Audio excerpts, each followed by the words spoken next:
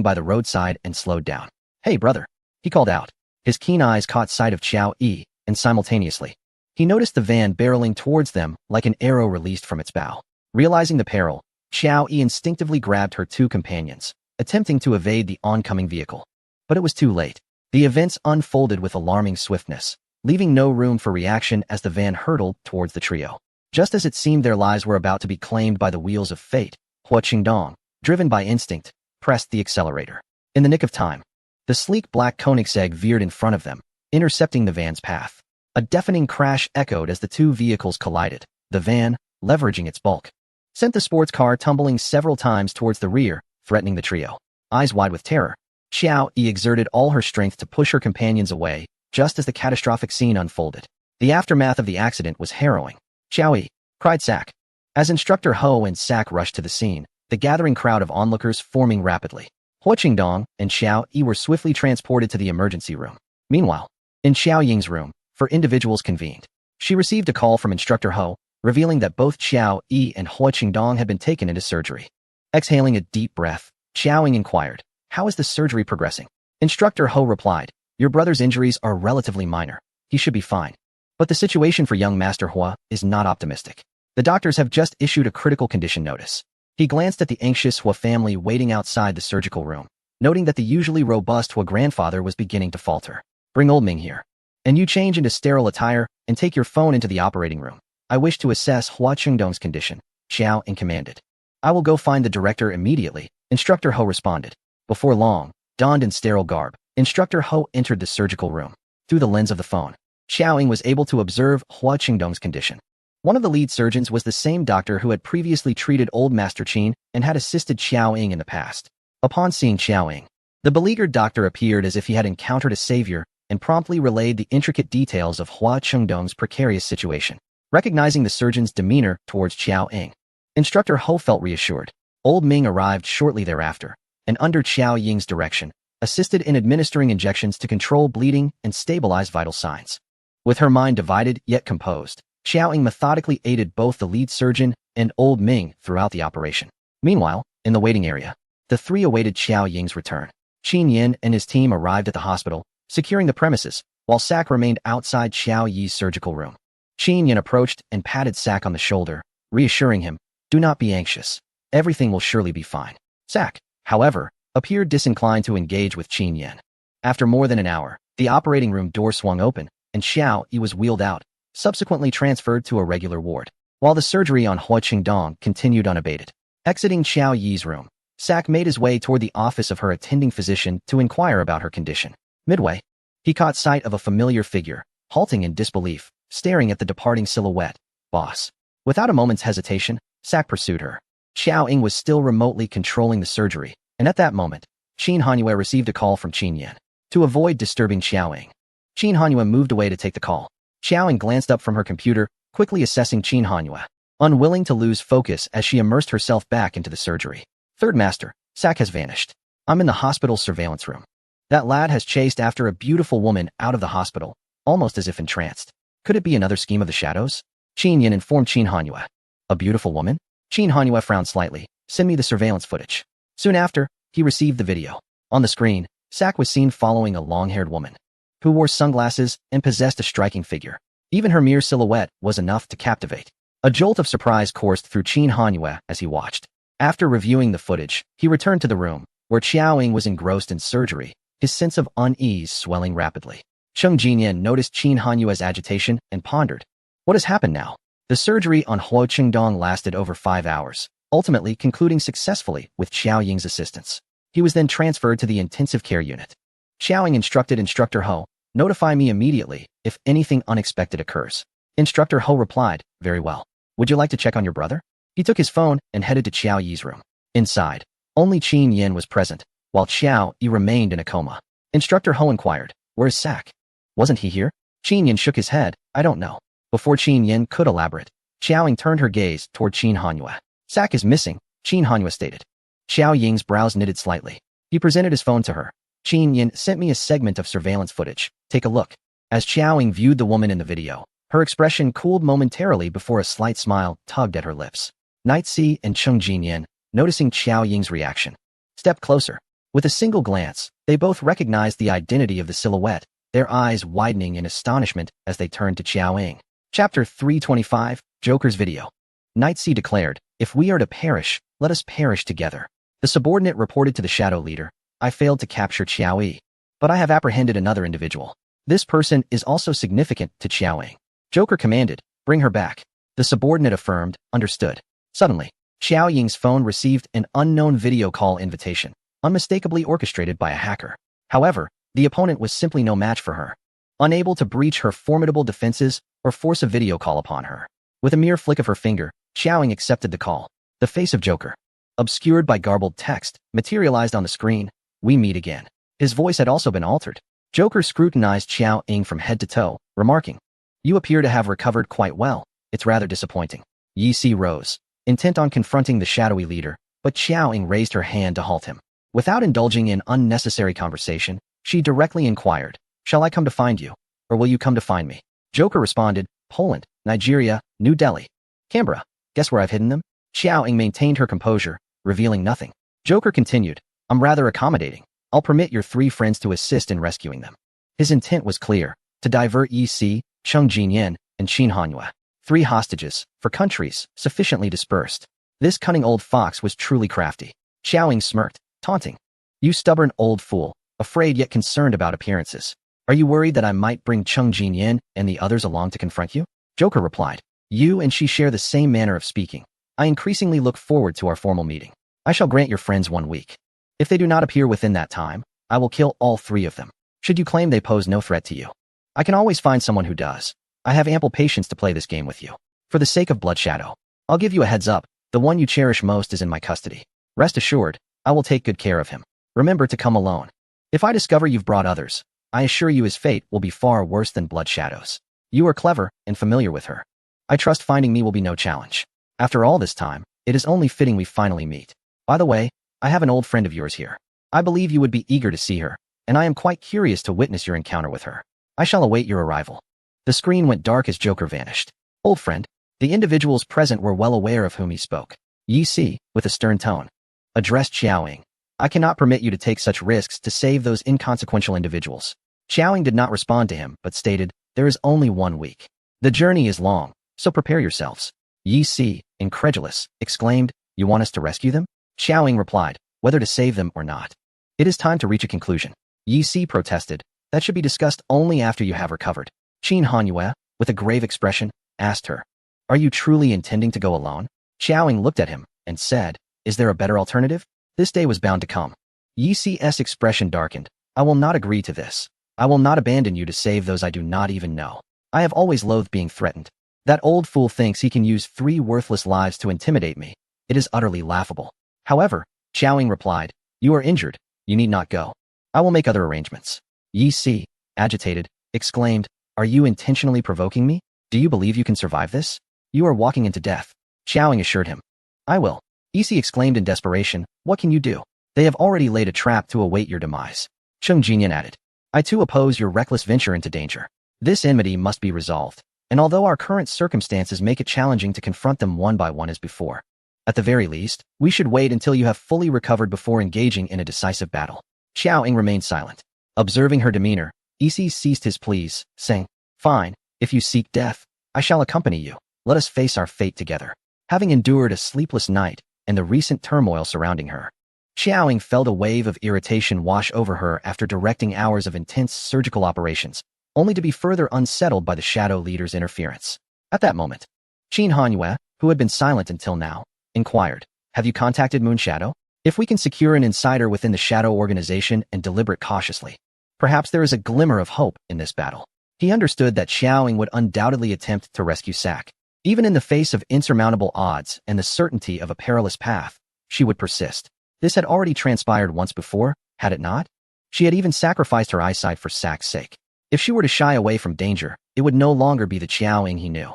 Thus, recognizing the futility of dissuading her, Qin Hanyue resolved to find ways to protect her life instead. Upon hearing his words, Xiao Ying turned to him and smiled, clearly resonating with Qin Hanyue's thoughts. "You did not rest last night, did you? You should take a break first.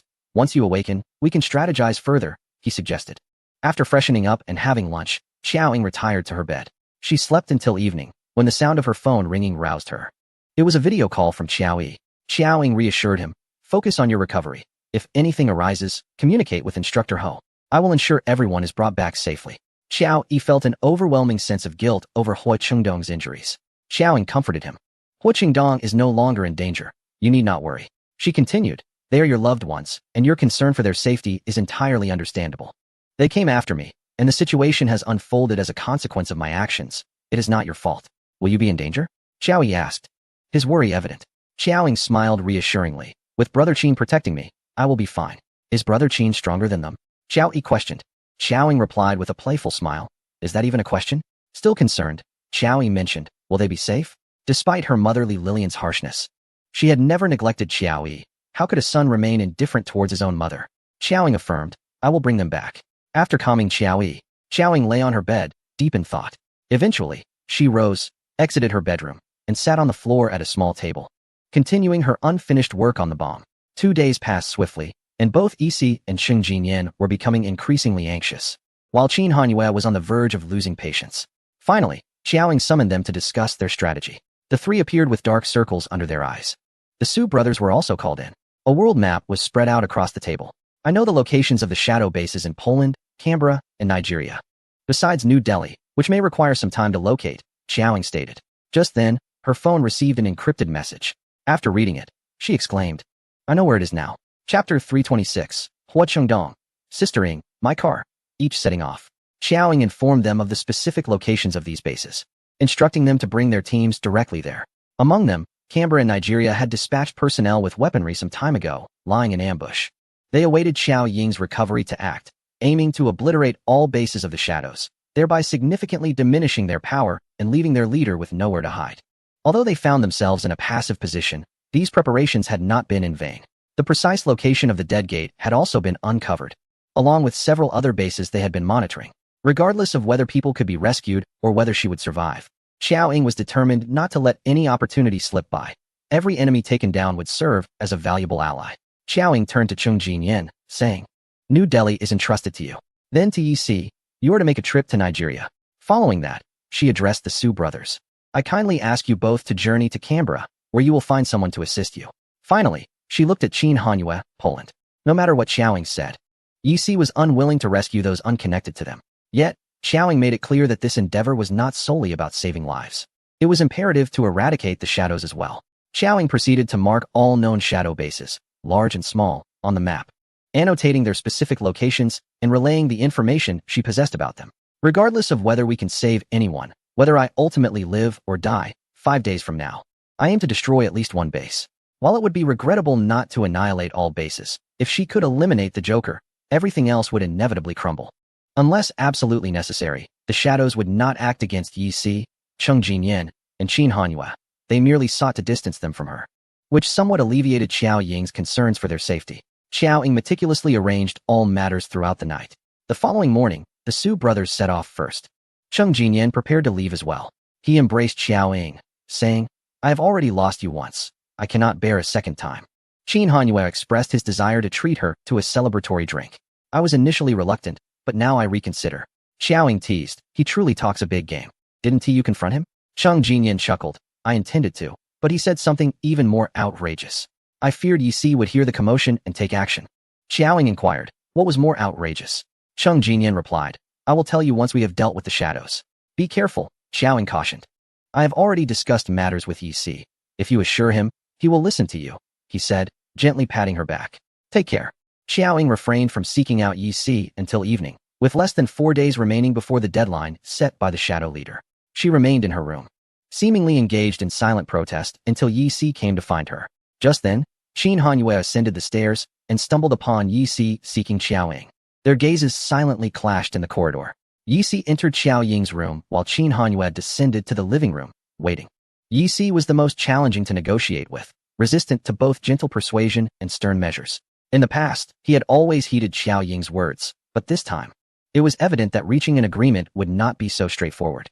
Uncertain of what Xiao Ying had communicated to him, Yixi ultimately acquiesced. Shortly after Yixi's departure, Xiao Ying received a video call from Hua Qingdong.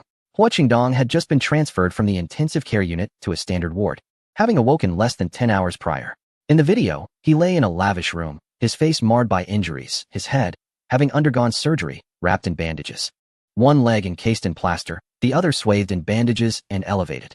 Both hands bore signs of injury. The mobile phone was provided to him by Hua Jinghua. Upon seeing Jiao Ying, Hua Chengdong, straining his voice, began to wail, "Sister Ying, my car." He endeavored to maintain his composure, cautious not to move too much, lest he aggravate his wounds. Jiao Ying reassured him, "I will find you a new one." Hua Chengdong insisted, "I don't want any other, I want a Koenigsegg."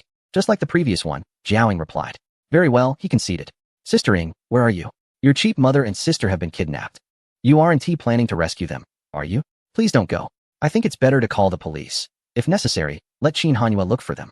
If it weren't for the fact that they are Jiao Yi's relatives, Hua Chengdong wouldn't even suggest Qin Hanyue getting involved. If something were to happen to them, it wouldn't be worth it. Just make it up to your brother later. As he continued to ramble at the screen, he suddenly scrutinized his own reflection. Why do I look so hideous? His expression turned pained, on the verge of tears at the sight of his disfigurement. I've lost all my hair, it's been shaved off. How will I face anyone like this?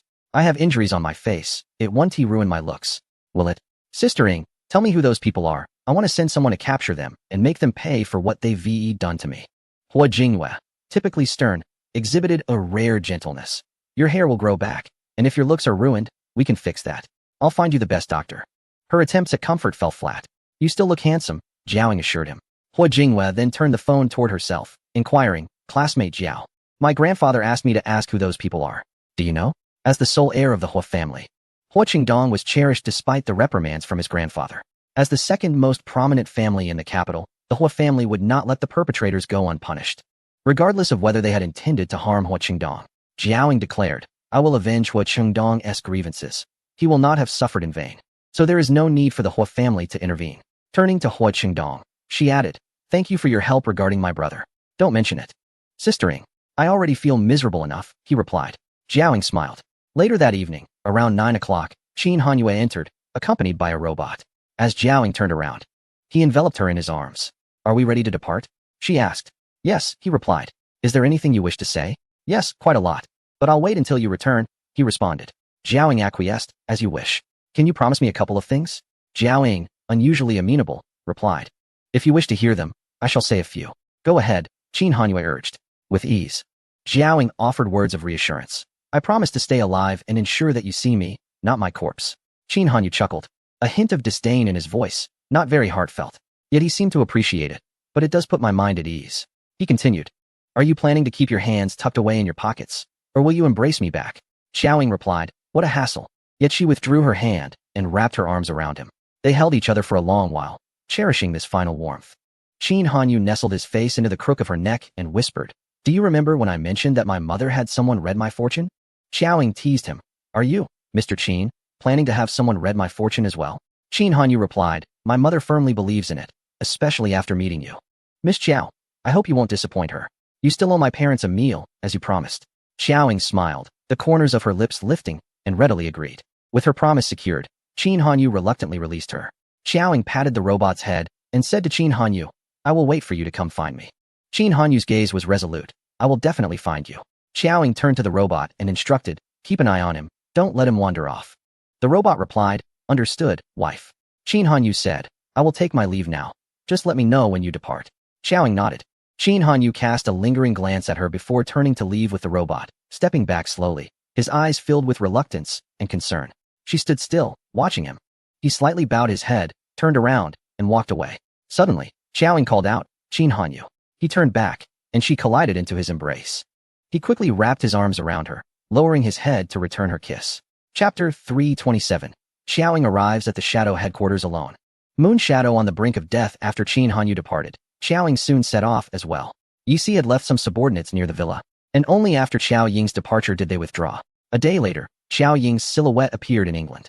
After a brief rest, she continued her journey, ultimately arriving at the autonomous British Overseas Territory in the North Atlantic.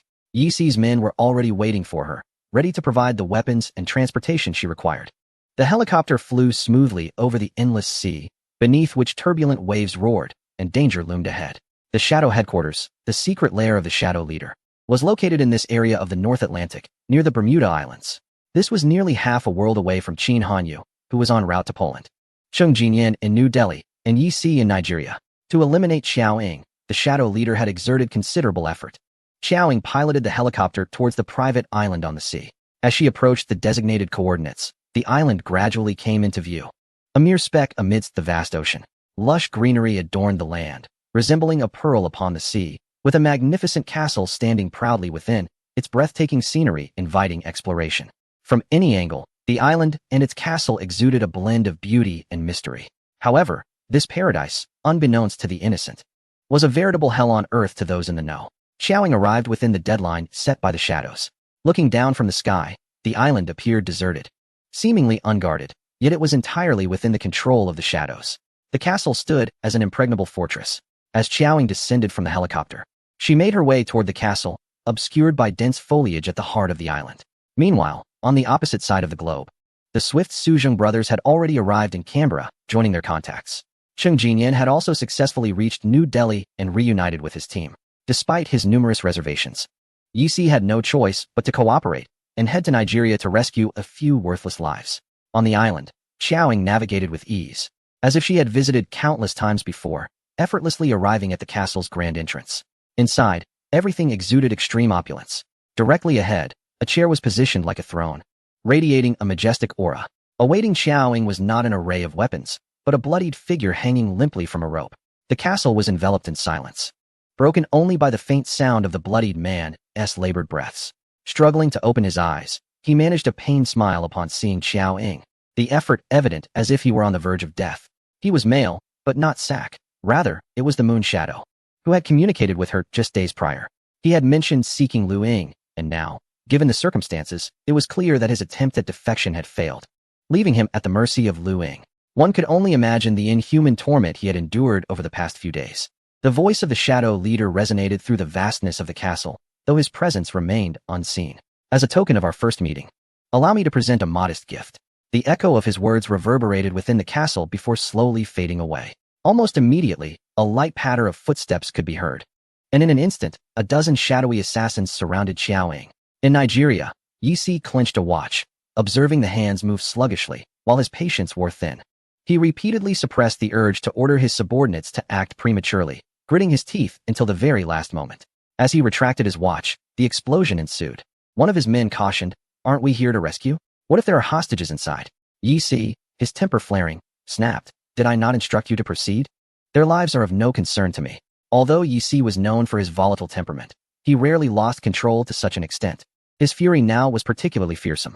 His subordinates were taken aback, hesitant to speak further, and promptly began their assault, disregarding whether Li Lilian, Xiao Lingling, or Sak were present in the factory. They unleashed a barrage of destruction. Simultaneously, the Suzhong brothers, Cheng Jinyan, and Qin Hanyue commenced their rescue operations in Poland. Only Yi Si, indifferent to the fate of the hostages, proceeded with the bombardment. As the explosions erupted, Yi Si made his exit, never once stepping out of the vehicle. The presence of hostages within the factory remained uncertain, yet not a single shadow figure was visible until the very end of the assault, which was to be expected. The shadow leader's intent was merely to forcibly separate Qin Hanyue and the others from Xiao Ying, leaving her to face her demise alone.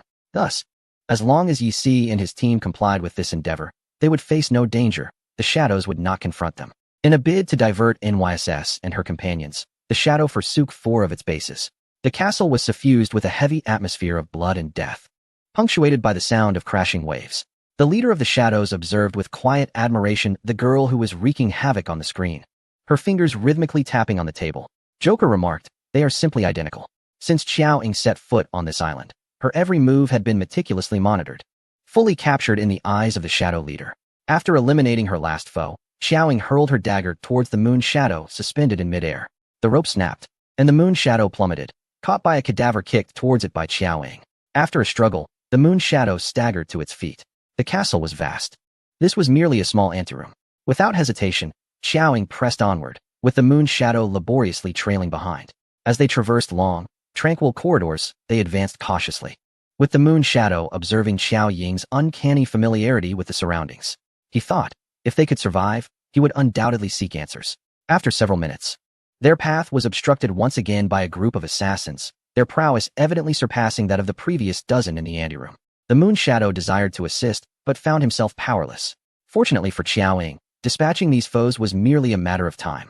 She swiftly executed them, then continued her advance. She was not aimlessly wandering through this palace-like castle, but rather seemed to know exactly where Joker was, her goal clear and her route defined. Along the way, they encountered wave after wave of assassins.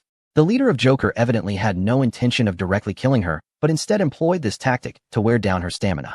He could have easily employed firearms, and countless methods existed to eliminate her as soon as she set foot on the island or even as she entered these waters. The frail human body could scarcely withstand the assault of firearms. Two figures materialized silently from either side. This time, the ones blocking their path were two other assassins marked by the shadow symbol, the only remaining ones besides the moon shadow and the flowing shadow, at least in their eyes. Initially, the elder had expressed disbelief at the notion of betrayal by the shadow. The sword shadow, wielding a gleaming sword, cast a glance at Xiaoying. Is it truly because of her? The assassin has become sentimental. The moon shadow retorted, shall we remain here, waiting to have our genes extracted to create clones, only to be obediently slaughtered? Upon hearing this, Sword Shadow and Blue Shadow exchanged glances, clearly perplexed by the Moon Shadow's words. I witnessed the clone of Wind Shadow with my own eyes.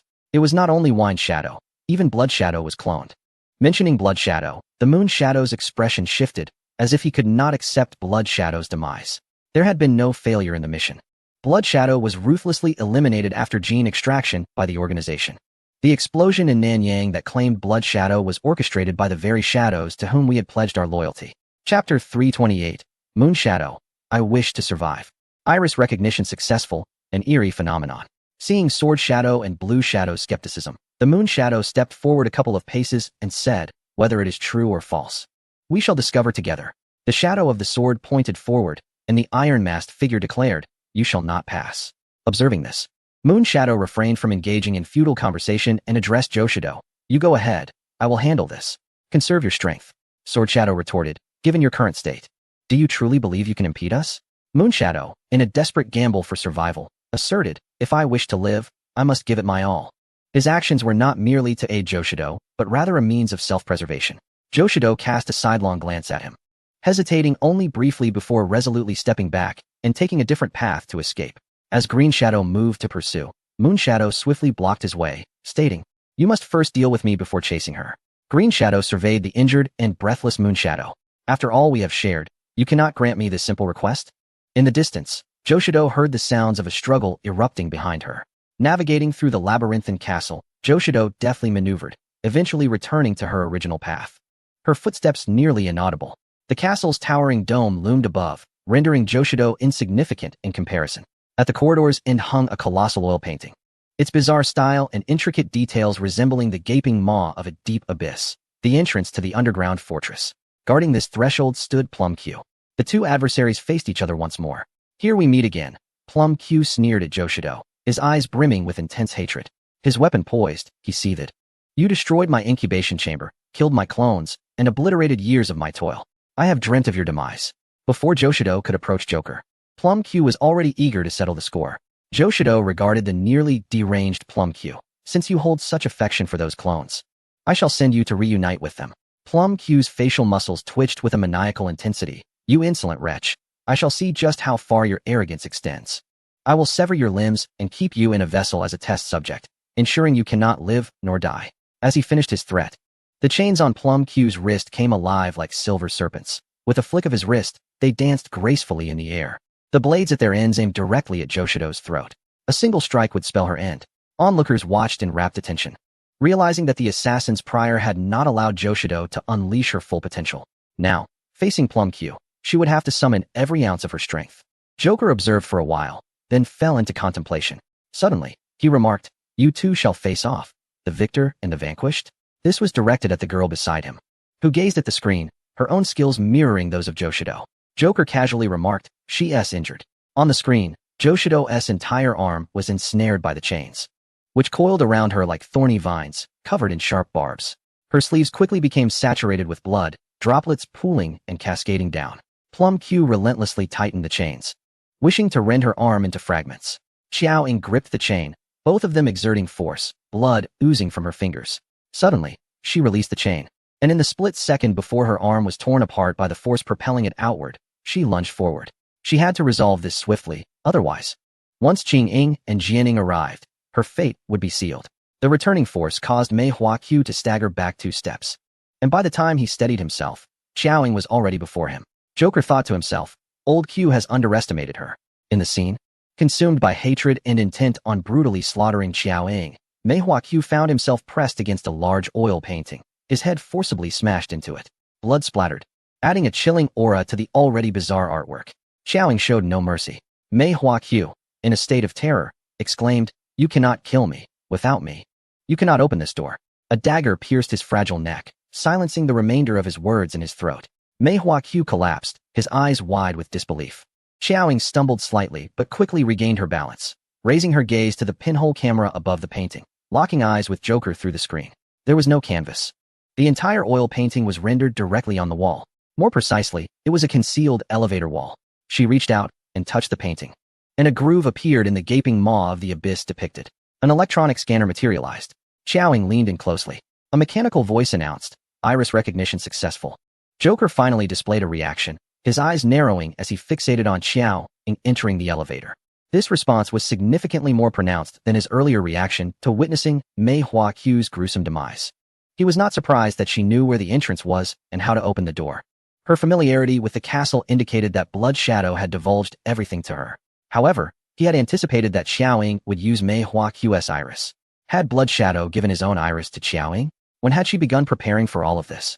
Xiaoying's identity. In addition to being a killer secretly trained by Blood Shadow and implanted with Blood Shadow's genes, what could the third possibility be? Joker pondered this and turned to glance at the girl just 2 steps away. The elevator doors opened, revealing Xiaoying in the corridor where she had just fought Mei Huaqiu. The elevator doors slowly closed behind her, and the oil painting seamlessly merged back into one. Strangely, there was no blood on the door.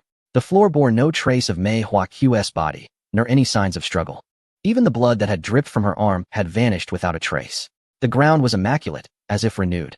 Had it not been for the blood and injury on her arm, one might doubt the encounter with Mei Huaqiu had ever occurred. Nevertheless, Xiaoying felt no sense of anomaly. Having finally traversed from the castle's foyer to this point, she now retraced her steps, heading back towards the foyer. The journey was eerily quiet.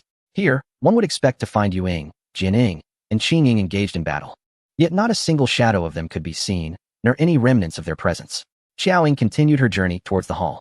Here, where 6 corpses were meant to lie, they had mysteriously vanished. The traces of her and Yu Ying's passage had completely disappeared. As she turned a corner, the wall that had once borne the blood from Yu Ying's palm was conspicuously clean. This was undeniably the first floor of the castle. Yet she had entered the elevator and descended underground. The sounds of the waves and the wind had diminished significantly, and the air here was far less circulated than before. All signs confirmed that she had not returned to her original position. She was indeed underground. Chapter 329. Xiaoying, I am truly beautiful, but alas. The old man lacks fortune. The castle was vast, and Xiaoying, having expended considerable energy, felt somewhat weary, her steps noticeably heavier than before. She ambled at a leisurely pace, gradually regaining her strength. At last, she returned to the hall. However, in contrast to before, there was now a chair positioned in the center, seemingly prepared specifically for her. A bit fatigued, Xiaoying walked straight to the chair and sat down. She tore off her blood-stained sleeve and, oblivious to her surroundings, bandaged her palm, which had been cut by a sharp blade. Afterwards, she lifted her gaze to the front. The chair, resembling a throne, was no longer empty. It was occupied by a person, no, more than one. As the perspective widened, the hall was filled with people. This was the underground level of the castle, identical to the ground floor, with every object placed exactly as before, as if reflected in a mirror. Yet, upon closer inspection, discrepancies became apparent. The lofty dome above was merely an illusion created by mirrors, and there was a conspicuous absence of a door through which one could catch the scent of the sea. Xiaoying's gaze shifted from the figure on the throne to a slender young man positioned at the lower right before him. He bore striking features and a sharp, handsome countenance, appearing to be of similar age to Xiaoying. It was indeed Xiao Xia and Xiao Yi. He had been poisoned, yet remarkably remained alive. Beside this familiar face, there was also a young woman, her features soft yet imbued with an innate aggressiveness. With a languid coldness and an inherent allure, she was a true beauty. Among all present, she was undoubtedly the one Xiaoying recognized best. It was this very girl who had driven Sack to a near frenzy as he left the hospital, intensifying the anxiety of Qin Hanyue and Yi Si regarding her clone. Xiaoying was taken aback to find herself observing her own body from an outsider's perspective. It was quite a marvel. She scrutinized the individuals before her, as if unable to gaze enough. Her wolfish eyes could easily render the emotionless clones uncomfortable. Had she not been a woman, she might have been mistaken for a rogue. Ah, how beautiful she was. It was a pity that Qin Hanyue was not present. Otherwise, she would have made him behold her in all her glory. The unfortunate old man, had he known her in a past life and engaged in romance with her own body, would have surely found boundless happiness. Xiaoying felt entirely at ease, as though she had returned home.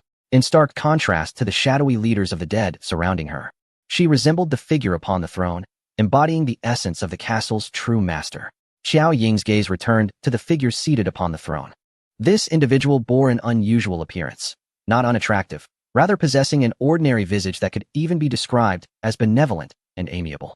Yet, an indescribable sense of discomfort lingered. For those familiar with the Ace of Spades, King of Hearts, Queen of Clubs, and Jack of Diamonds, the reason for Xiaoying's perception of his oddity would become apparent. This man possessed the eyes and brows of the King of Hearts, the nose of the Ace of Spades, the lips of the Queen of Clubs, and the chin of the Jack of Diamonds, creating a peculiar amalgamation of features. From his face, Xiaoying saw reflections of the deceased Queen of Clubs and her companions. Despite no familial ties, the Shadow Leader never revealed his true visage, having met Xiaoying twice through a screen, either obscured by glitches or shrouded in darkness. He was perpetually cautious, bordering on madness, forcing the four figures of the Queen of Clubs to mold their features to his will, intending to use them as substitutes in dire situations. The Shadow once had a higher-up, who, in this manner, shielded Joker from pursuers. Each time Xiaoying beheld his face, a sense of psychological discomfort arose, though fortunately, they seldom appeared before her simultaneously. Joker, at last we meet. Xiaoying, to be frank, I am quite unwilling to gaze upon a face adorned with another's features. Upon hearing this, Joker's gaze deepened, his sharp eyes seemingly penetrating through the form he had encountered only a handful of times, seeking a familiar essence within. To be honest, I do not wish to see an adult bearing another's visage. Blood Shadow had expressed identical sentiments to him.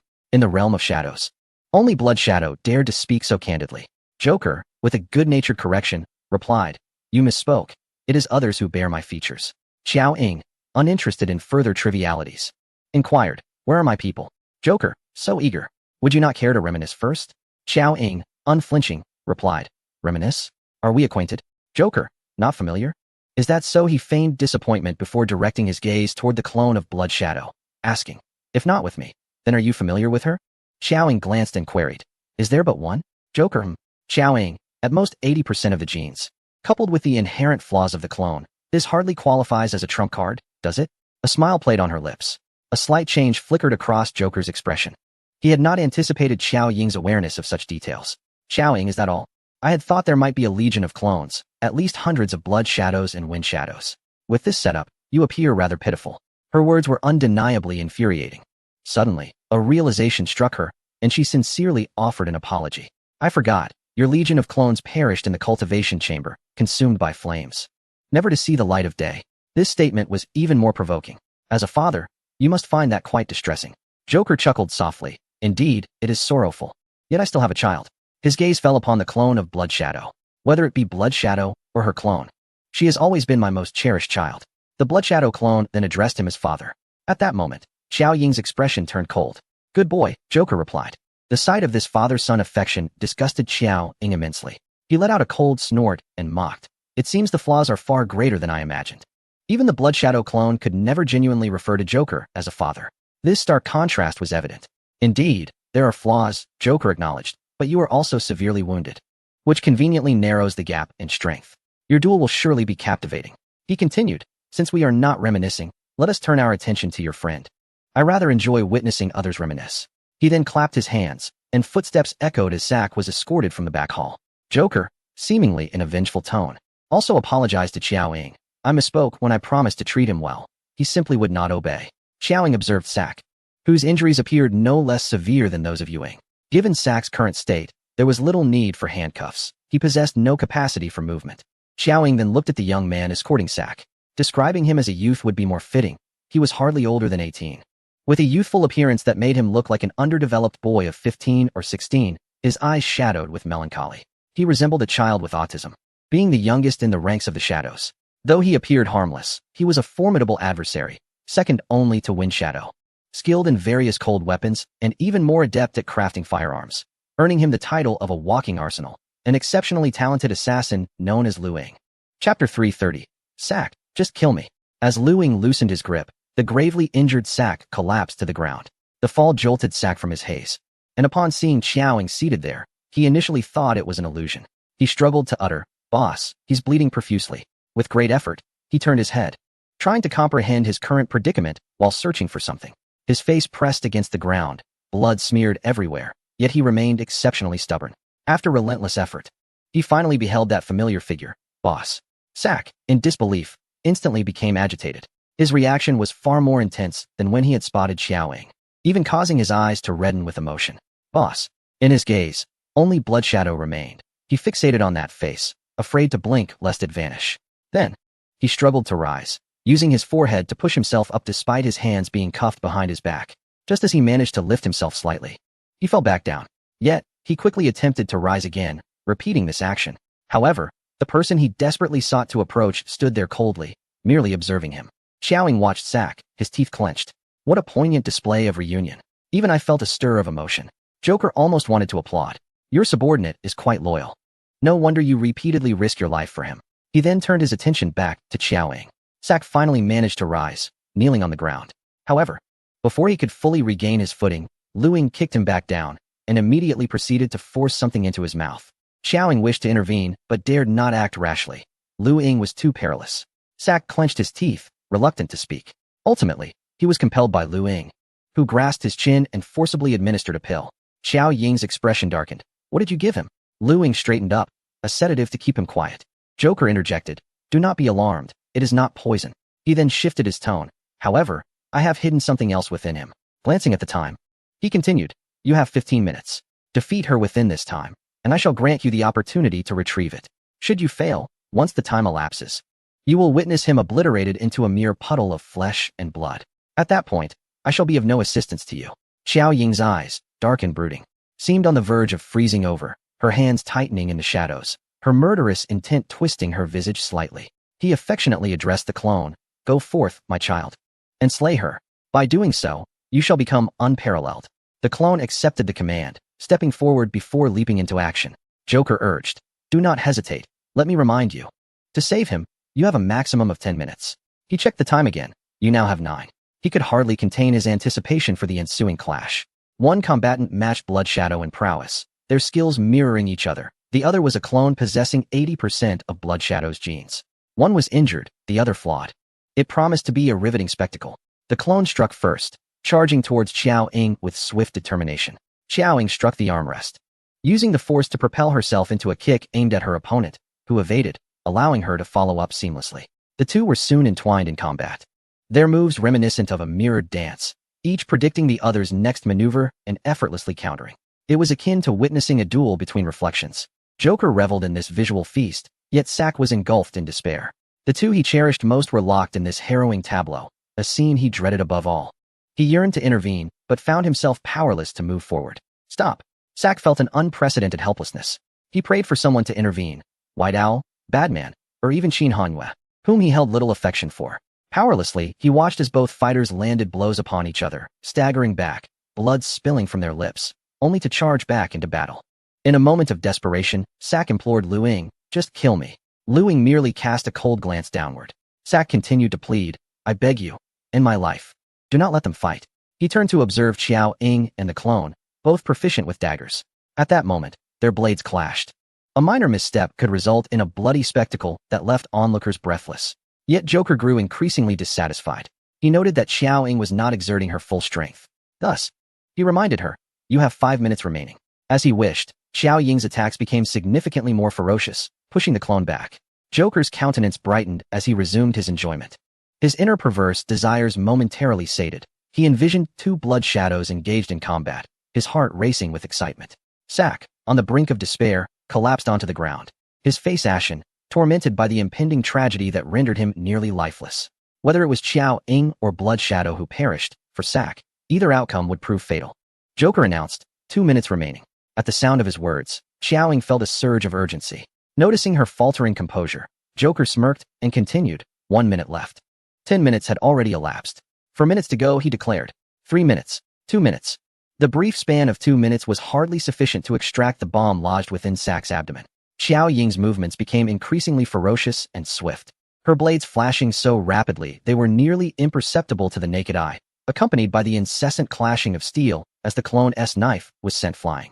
Possessing 80% of Blood Shadow's genes was indeed terrifying, both in theory and in practice. Yet, she was not confronting just any adversary. She faced the very essence of those genes. Even though Qiao Ying's physical prowess was not as formidable as in her previous life, she could, if she willed it, overpower her clone with ease.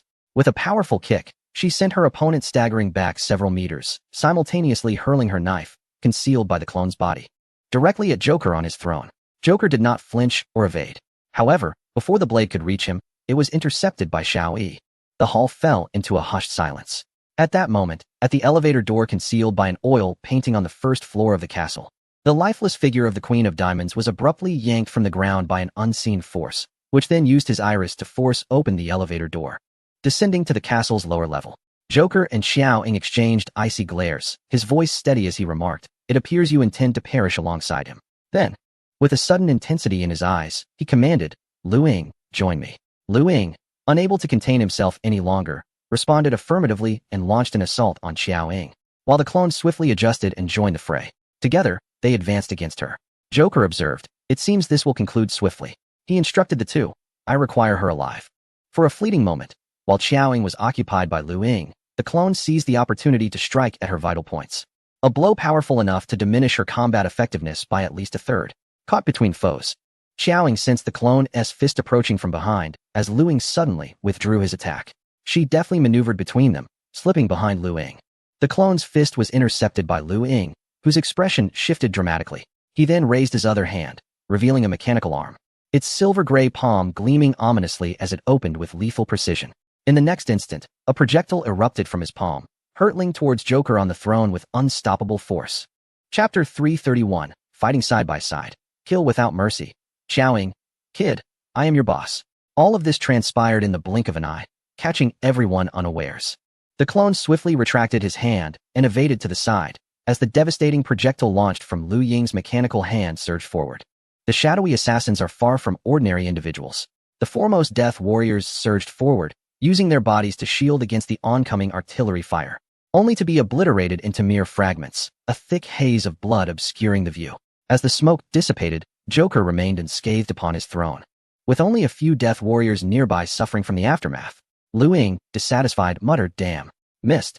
Xiao Ying, having stealthily approached Lu Ying's rear, turned slowly, his expression devoid of emotion as he fixed his gaze upon Joker on the throne. Footsteps echoed, heralding the arrival of Yu Ying. Despite his numerous wounds making movement arduous, he appeared remarkably unharmed, his steps steady and forceful. Apart from his bloodied attire, he bore no semblance of having endured severe torture. Yu Ying exchanged a glance with Lu Ying and deftly caught the dagger tossed to him. He then stood alongside Xiao Ying and Lu Ying. Joker spoke, "Lu Ying, even you have betrayed the shadows." His eyes burned with anger, yet he was not overly surprised. The bond between Lu Ying and Yu Ying was extraordinary. When Lu Ying brought Yu Ying before him and informed him of Yu Ying's defection to Xiao Ying, he had harbored doubts about its authenticity.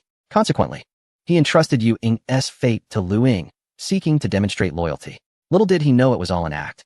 Lu Ying was the most gifted among them. Next to Shui Ying, and with the shadows now in disarray due to Qiao Ying's machinations, he had intended to cultivate Lu Ying as his right-hand man, to fill the void left by Mei Huaqiu and others. With yet another capable ally lost, an ominous chill enveloped Joker. His icy gaze shifted to the figure of Sack on the ground. 15 minutes had long since elapsed, yet the bomb embedded within Sack's abdomen had not detonated. He appeared entirely unscathed. In fact, Sack, who had been forcibly drugged and rendered immobile since his capture, now seemed to have regained his strength. Rising to his feet, Sack experienced a fleeting moment of confusion but quickly realized that the substance Lu Ying had compelled him to ingest was not the same debilitating drug he had endured before, but rather one that restored his vitality. His senses returning, he was astonished to find that his wounds were not as painful as he had expected.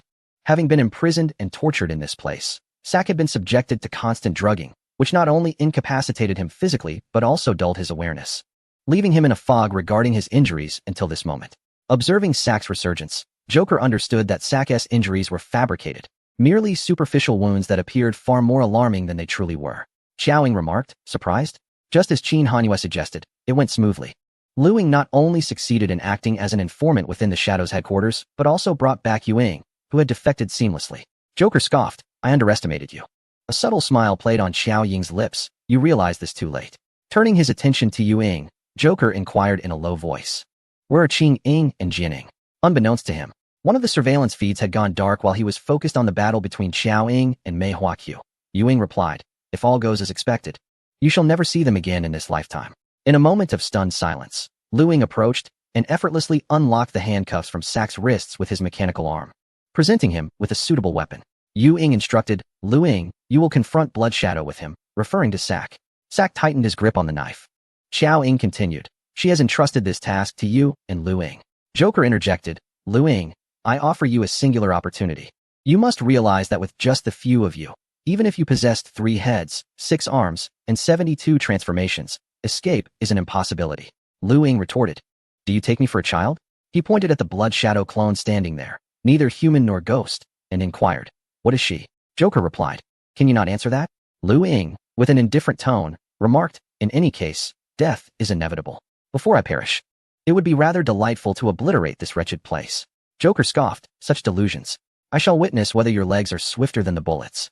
He then issued a command, show no mercy. Clearly, Joker was unwilling to sacrifice another soldier. Xiao Ying was even more formidable than he had anticipated. Her prowess utterly overshadowed that of the Blood Shadow clone. The earlier chaos caused by Sak was merely an act. Joker, now devoid of patience, wished only to eliminate her to prevent future complications. The assassins and warriors drew their firearms, aiming them at the 4. Lu Ying stepped forward, extending his mechanical hand. Let us see, he stated. Joker shouted, kill them. A synchronized sound of bullets being chambered reverberated, heralding the impending gunfight.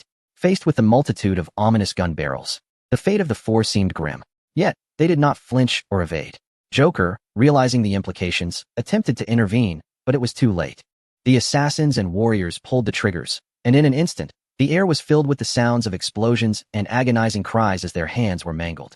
Lu Ying, despite having his authority temporarily stripped by Joker after bringing back Yu Ying, still had control over the weapon's cache. Manipulating their arms was no challenge for him. It's my turn, Lu Ying declared, as a shell erupted from his palm. With a resounding explosion, the true battle for survival commenced. Lu Ying and Yu Ying joined forces against the Blood Shadow clones, while Xiao Ying and Sak engaged the assassins and warriors. Although these foes were injured by the misfiring guns and Lu Ying's shell, such wounds were not lethal to these battle-hardened individuals. Their numbers were overwhelming. Despite Xiao Ying's formidable strength, she found it nearly impossible to approach Joker, especially while injured. Before long, all 4 bore wounds, with Sak, the weakest, suffering the most. The disparity in numbers was staggering. To Joker, their desire to attack rather than flee was tantamount to courting death. With the aid of her peculiar agility and mechanical arm, Lu Ying successfully vanquished the Blood Shadow clone in perfect synchrony with Yu Ying. As Yu Ying's dagger sliced through the clone's throat, Sak let out a desperate cry, no. He even attempted to intervene, pleading, do not kill her. Undeterred by Sak's frantic shouts, Lu Ying clenched her mechanical fist and delivered a fatal blow to the clone. In a frenzied state, Sak charged towards Blood Shadow, nearly collapsing before her, gazing at her blood-soaked, lifeless visage. Overwhelmed with despair, he cried out, boss, boss. He was oblivious to the dagger aimed at him by the enemy. Xiao Ying, having dealt with the adversary before her, swiftly joined Sak's side, repelling the assailant. Grasping Sak by the shoulder, she forced him to meet her gaze. Witnessing the murder of his comrade, Sak lost all rationality. With bloodshot eyes, Xiao Ying shouted, boy, understand this. I am your boss. She is merely a clone. As Sak locked eyes with Xiao Ying, whose gaze mirrored that of his fallen friend, he found a momentary calm. He looked at her, boss? A clone? How can she be a clone? Chapter 332. Qin Hanyue arrived with a battalion of armed helicopters. In a flash, a blade surged toward them with blinding speed. Sensing the imminent danger, Xiao Ying instinctively parried with her own dagger. The clash of weapons rang out with a resonant force. Yet, it was merely a feint. The assailant produced another dagger from his sleeve, aiming directly at Sak. The speed was too swift. Before Xiao Ying could react, she decisively blocked the attack with her arm. The dagger pierced through her forearm, mere centimeters from Sak's eye, splattering blood onto his face. Sak, still reeling from the chaos, froze momentarily. In the next instant, fueled by rage, he hurled the assailant aside, pinning him to the ground, and struck at the assassin's throat. The assassin coughed up a copious amount of blood and fell silent. Yet, Sak continued to pummel him several times before finally relenting. He turned to Xiao Ying, his expression one of confusion and helplessness. Xiao Ying admonished him, stop staring. With swift precision, she sliced her clothing, wrapping her injured forearm tightly and deftly tying a knot.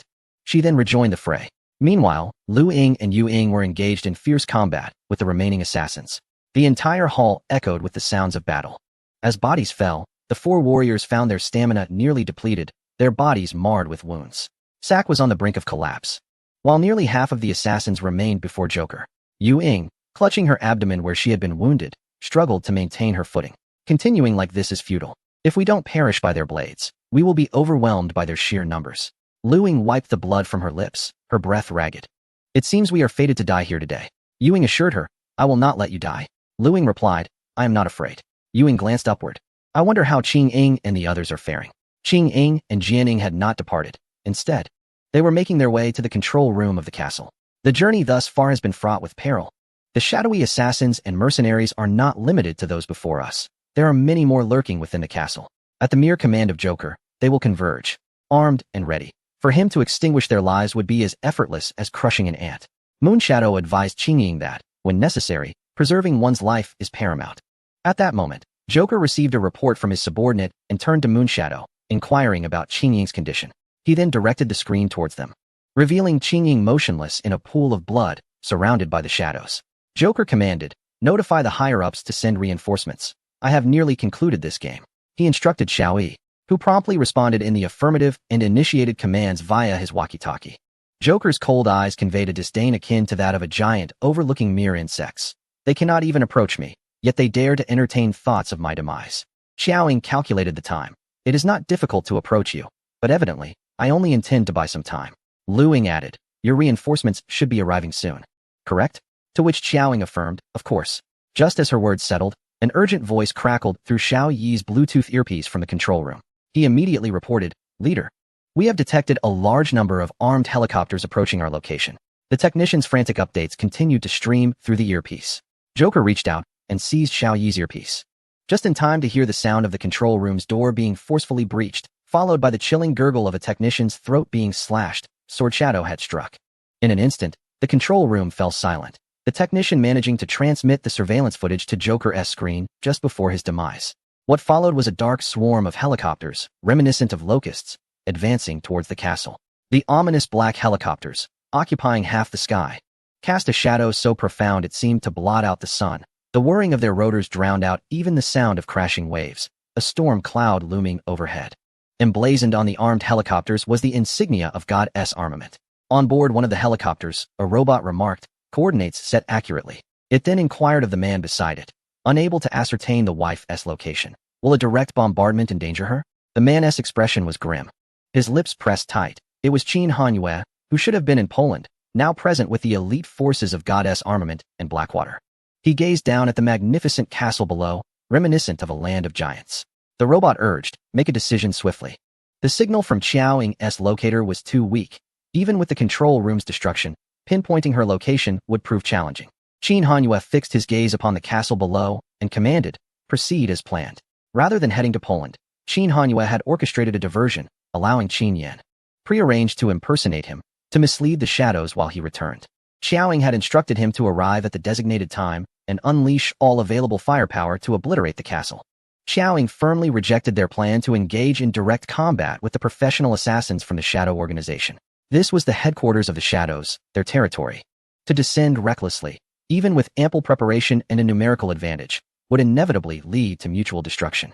Qin Hanyue could only pray that, as Xiao Ying had indicated, the underground castle was robust enough to withstand conventional artillery, and that she was indeed sheltered within its confines, thus evading the bombardment. This represented the sole opportunity to annihilate the shadows in one decisive blow. Unable to alter the strategy independently, Qin Hanyue had no choice but to place his trust in Xiao Ying and her assurances. The robots promptly relayed Qin Hanyue's orders. Target locked, prepare for launch. As the command was issued, countless shells erupted from the armed helicopters, descending like a torrent of meteors, striking the castle with an unstoppable force. A tremendous explosion ensued, shattering a corner of the fortress and reducing the assassins within to ashes. The earth-shattering detonations reverberated through the underground castle, causing it to tremble. Faced with the overwhelming aerial assault, Joker had no option but to abandon the stronghold. He commanded the remaining Death Warriors in a low voice. You stay behind. At all costs, eliminate her. Despite a flicker of anger, his visage bore no sign of panic. He then rose, dismissively waved his hand. and instructed his companion Xiao Yi, inform everyone on the ground to retreat immediately. He had no desire to see the fruits of his painstaking efforts perish in this place. With sword in hand, Xiaoying advanced towards the departing Joker. The Death Warriors, however, would not grant her the opportunity to approach, converging to obstruct her path. With the aid of the final shell from Yu Ying and Lu Ying, Xiaoying successfully carved a bloody route.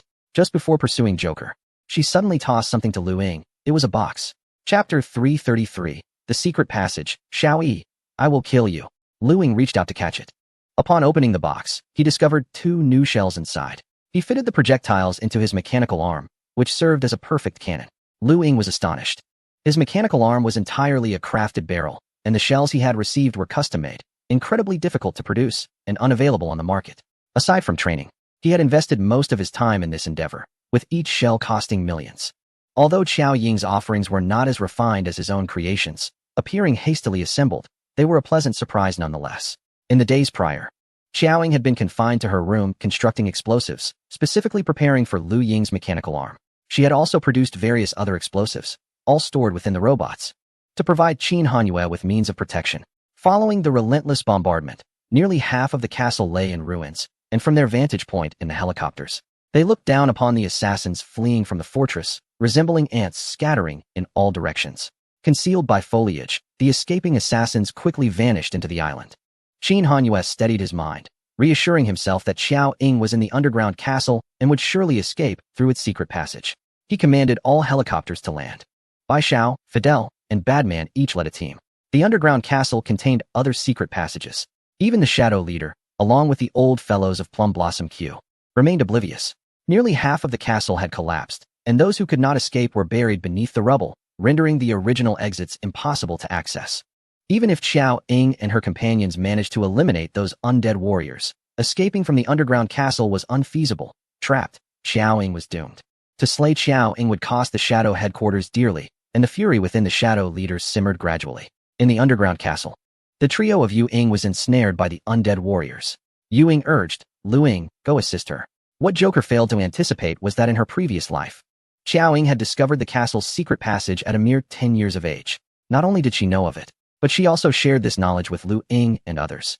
Lu Ying extended his mechanical hand, launching a projectile that injured most of the undead warriors. After glancing at Yu Ying, he turned to pursue the direction Xiao Ying had taken. The secret passage was riddled with traps. As Lu Ying pursued, he noticed that all the traps had been triggered, and it was evident that Xiao Ying had passed through. Fortunately, there were no large pools of blood or severed limbs on the ground, indicating that Xiao Ying had evaded harm from the traps. Lu Ying crouched down, rubbing a few drops of warm blood between his fingers. She must be just ahead. Yet, despite his brisk pace, Lu Ying could not catch up to Xiao Ying. The passage was excessively long and uncertain in its destination. Breathless and weary, he felt as though he had traversed half the island. Just when he was on the brink of exhaustion, he spotted a blinding white light. He quickened his steps, emerging from the passage. The darkness behind him was overwhelming. And as he stepped into the light, he struggled to adjust. At this point, he was several kilometers away from the castle, close to the shoreline, surrounded by trees. Turning around, he could see the distant castle emitting plumes of smoke. Squinting, he crouched to search for traces on the ground, soon determining the direction of Xiao Ying and then pursued her. Before long, Lu Ying heard the sounds of a skirmish ahead. Approaching, he discovered Xiao Ying fiercely battling 2 undead warriors, with one already lying on the ground. Lu Ying rushed forward to join the fray. Leave this to me. Once Lu Ying dispatched the foes, he caught up with Xiao Ying only to find himself before a precipice.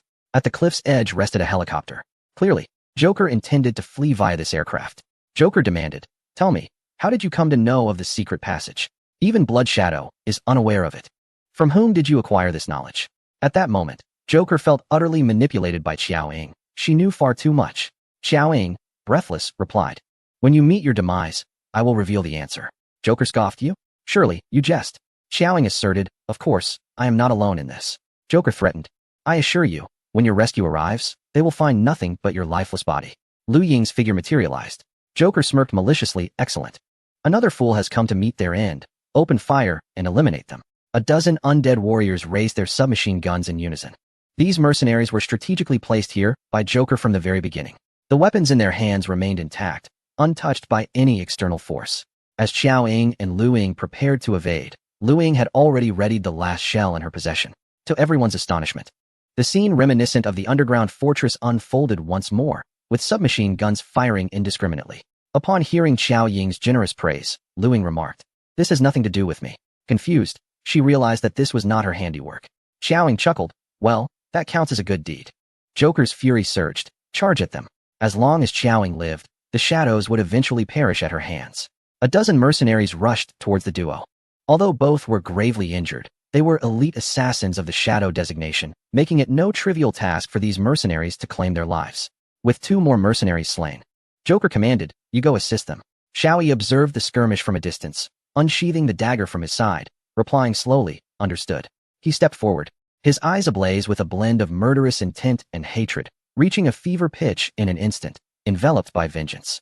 His previously expressionless face twisted into a grimace as he thrust the dagger toward Joker's lower back. In the next moment, however, Xiao Yi's expression shifted. The dagger met an impenetrable barrier, as if striking metal.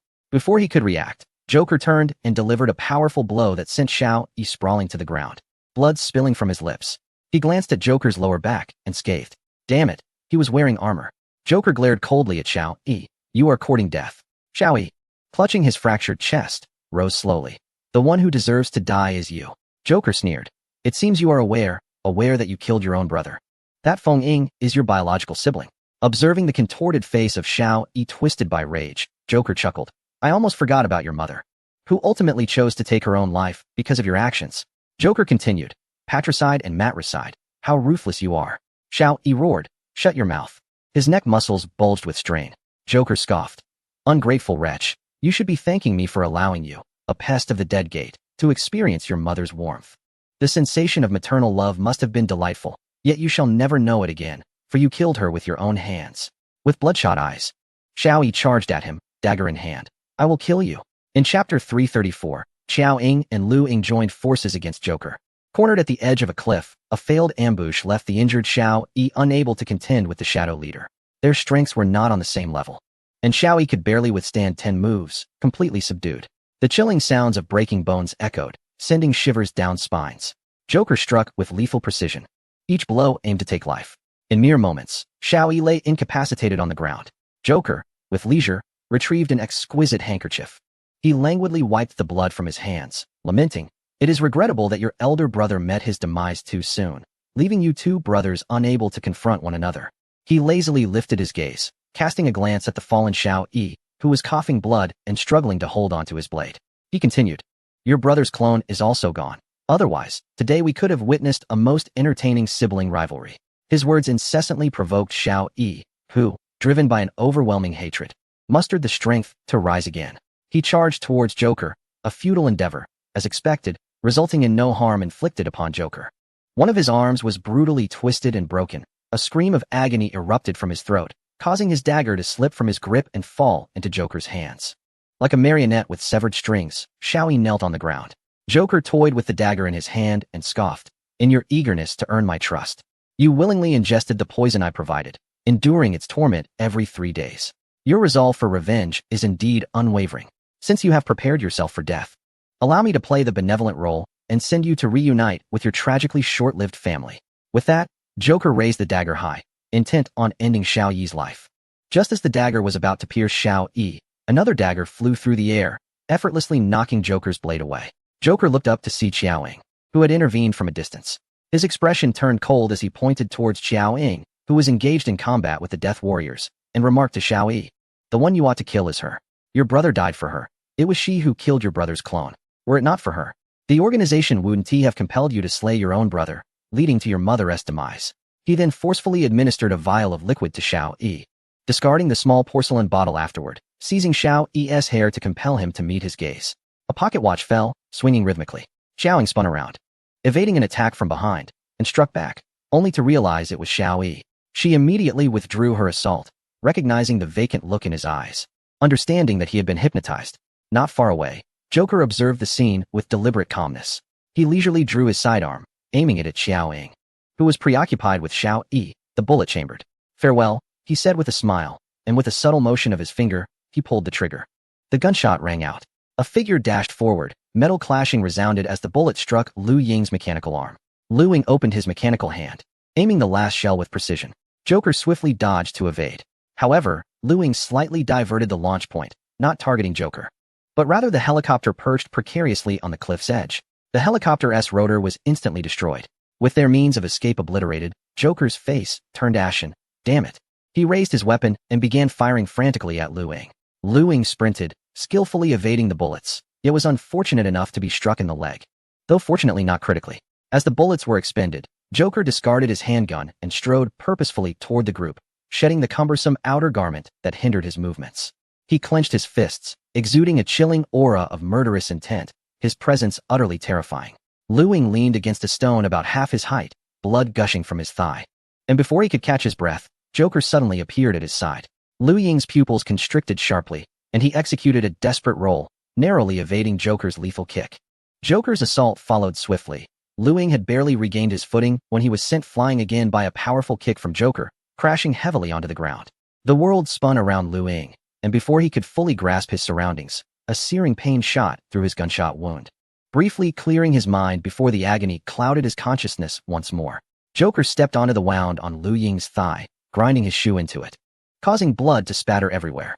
Lu Ying nearly lost consciousness from the excruciating pain, feeling as though he had been submerged in water only to be dragged back out, his body drenched in cold sweat. A silver needle shot through the air. Sensing the danger, Joker sidestepped, releasing Lu Ying. He turned, his cold gaze fixed on Xiao Ying, who was finishing off the last of the assassins. Xiao Yi lay on the ground, his life hanging in the balance. Joker delivered a brutal kick to Lu Ying's abdomen, propelling him several meters away, his eyes locked onto Xiao Ying as if to provoke her. Do you still have strength left? Joker inquired. As long as the assassin has breath left, the target remains in peril, as you taught me, Xiao Ying retorted. Joker narrowed his eyes slightly. Without giving him a chance to respond, Xiao Ying surged forward with renewed speed. Joker twisted his neck, loosening his muscles. In his prime, the Shadow Leader's strength was nearly on par with Shui Ying. However, Shui Ying's extraordinary talent and potential had yet to be fully realized in his past life. Although the Shadow Leader had aged, he remained one of the foremost experts. In a one-on-one confrontation, no one could surpass him except Shui Ying. If Xiao Ying were uninjured and in peak condition, even though her current physique was inferior to her own, she would still be capable of defeating Joker. Despite her efforts to conserve energy, she had little left, and all she could do was stall for time until reinforcements arrived. Though Xiao Ying was significantly fatigued, she managed to keep pace with Joker. The two engaged in a fierce battle, neither gaining the upper hand. Yet Joker, the cunning adversary, was clad in armor. Xiao Ying's strikes hardly affected him, forcing her to seek opportunities to target his legs, ironically, Joker's greatest asset. Gradually, Xiao Ying found herself at a disadvantage. A silver needle appeared between her fingers. Seizing the moment, she aimed to pierce Joker's neck, only to have her attempt thwarted. Joker's hand, like a talon, clamped down on her injured forearm, blood instantly saturating the bandages. With a flick of his wrist, he attempted to snap Xiao Ying's arm. Yet, with agility, she escaped his grasp and retaliated, aiming for Joker's lower body, but he effortlessly deflected all her attacks. Taking a moment to catch his breath, Lu Ying tore a strip of cloth from his garment to bind the wound on his thigh, before rushing to assist Xiao Ying.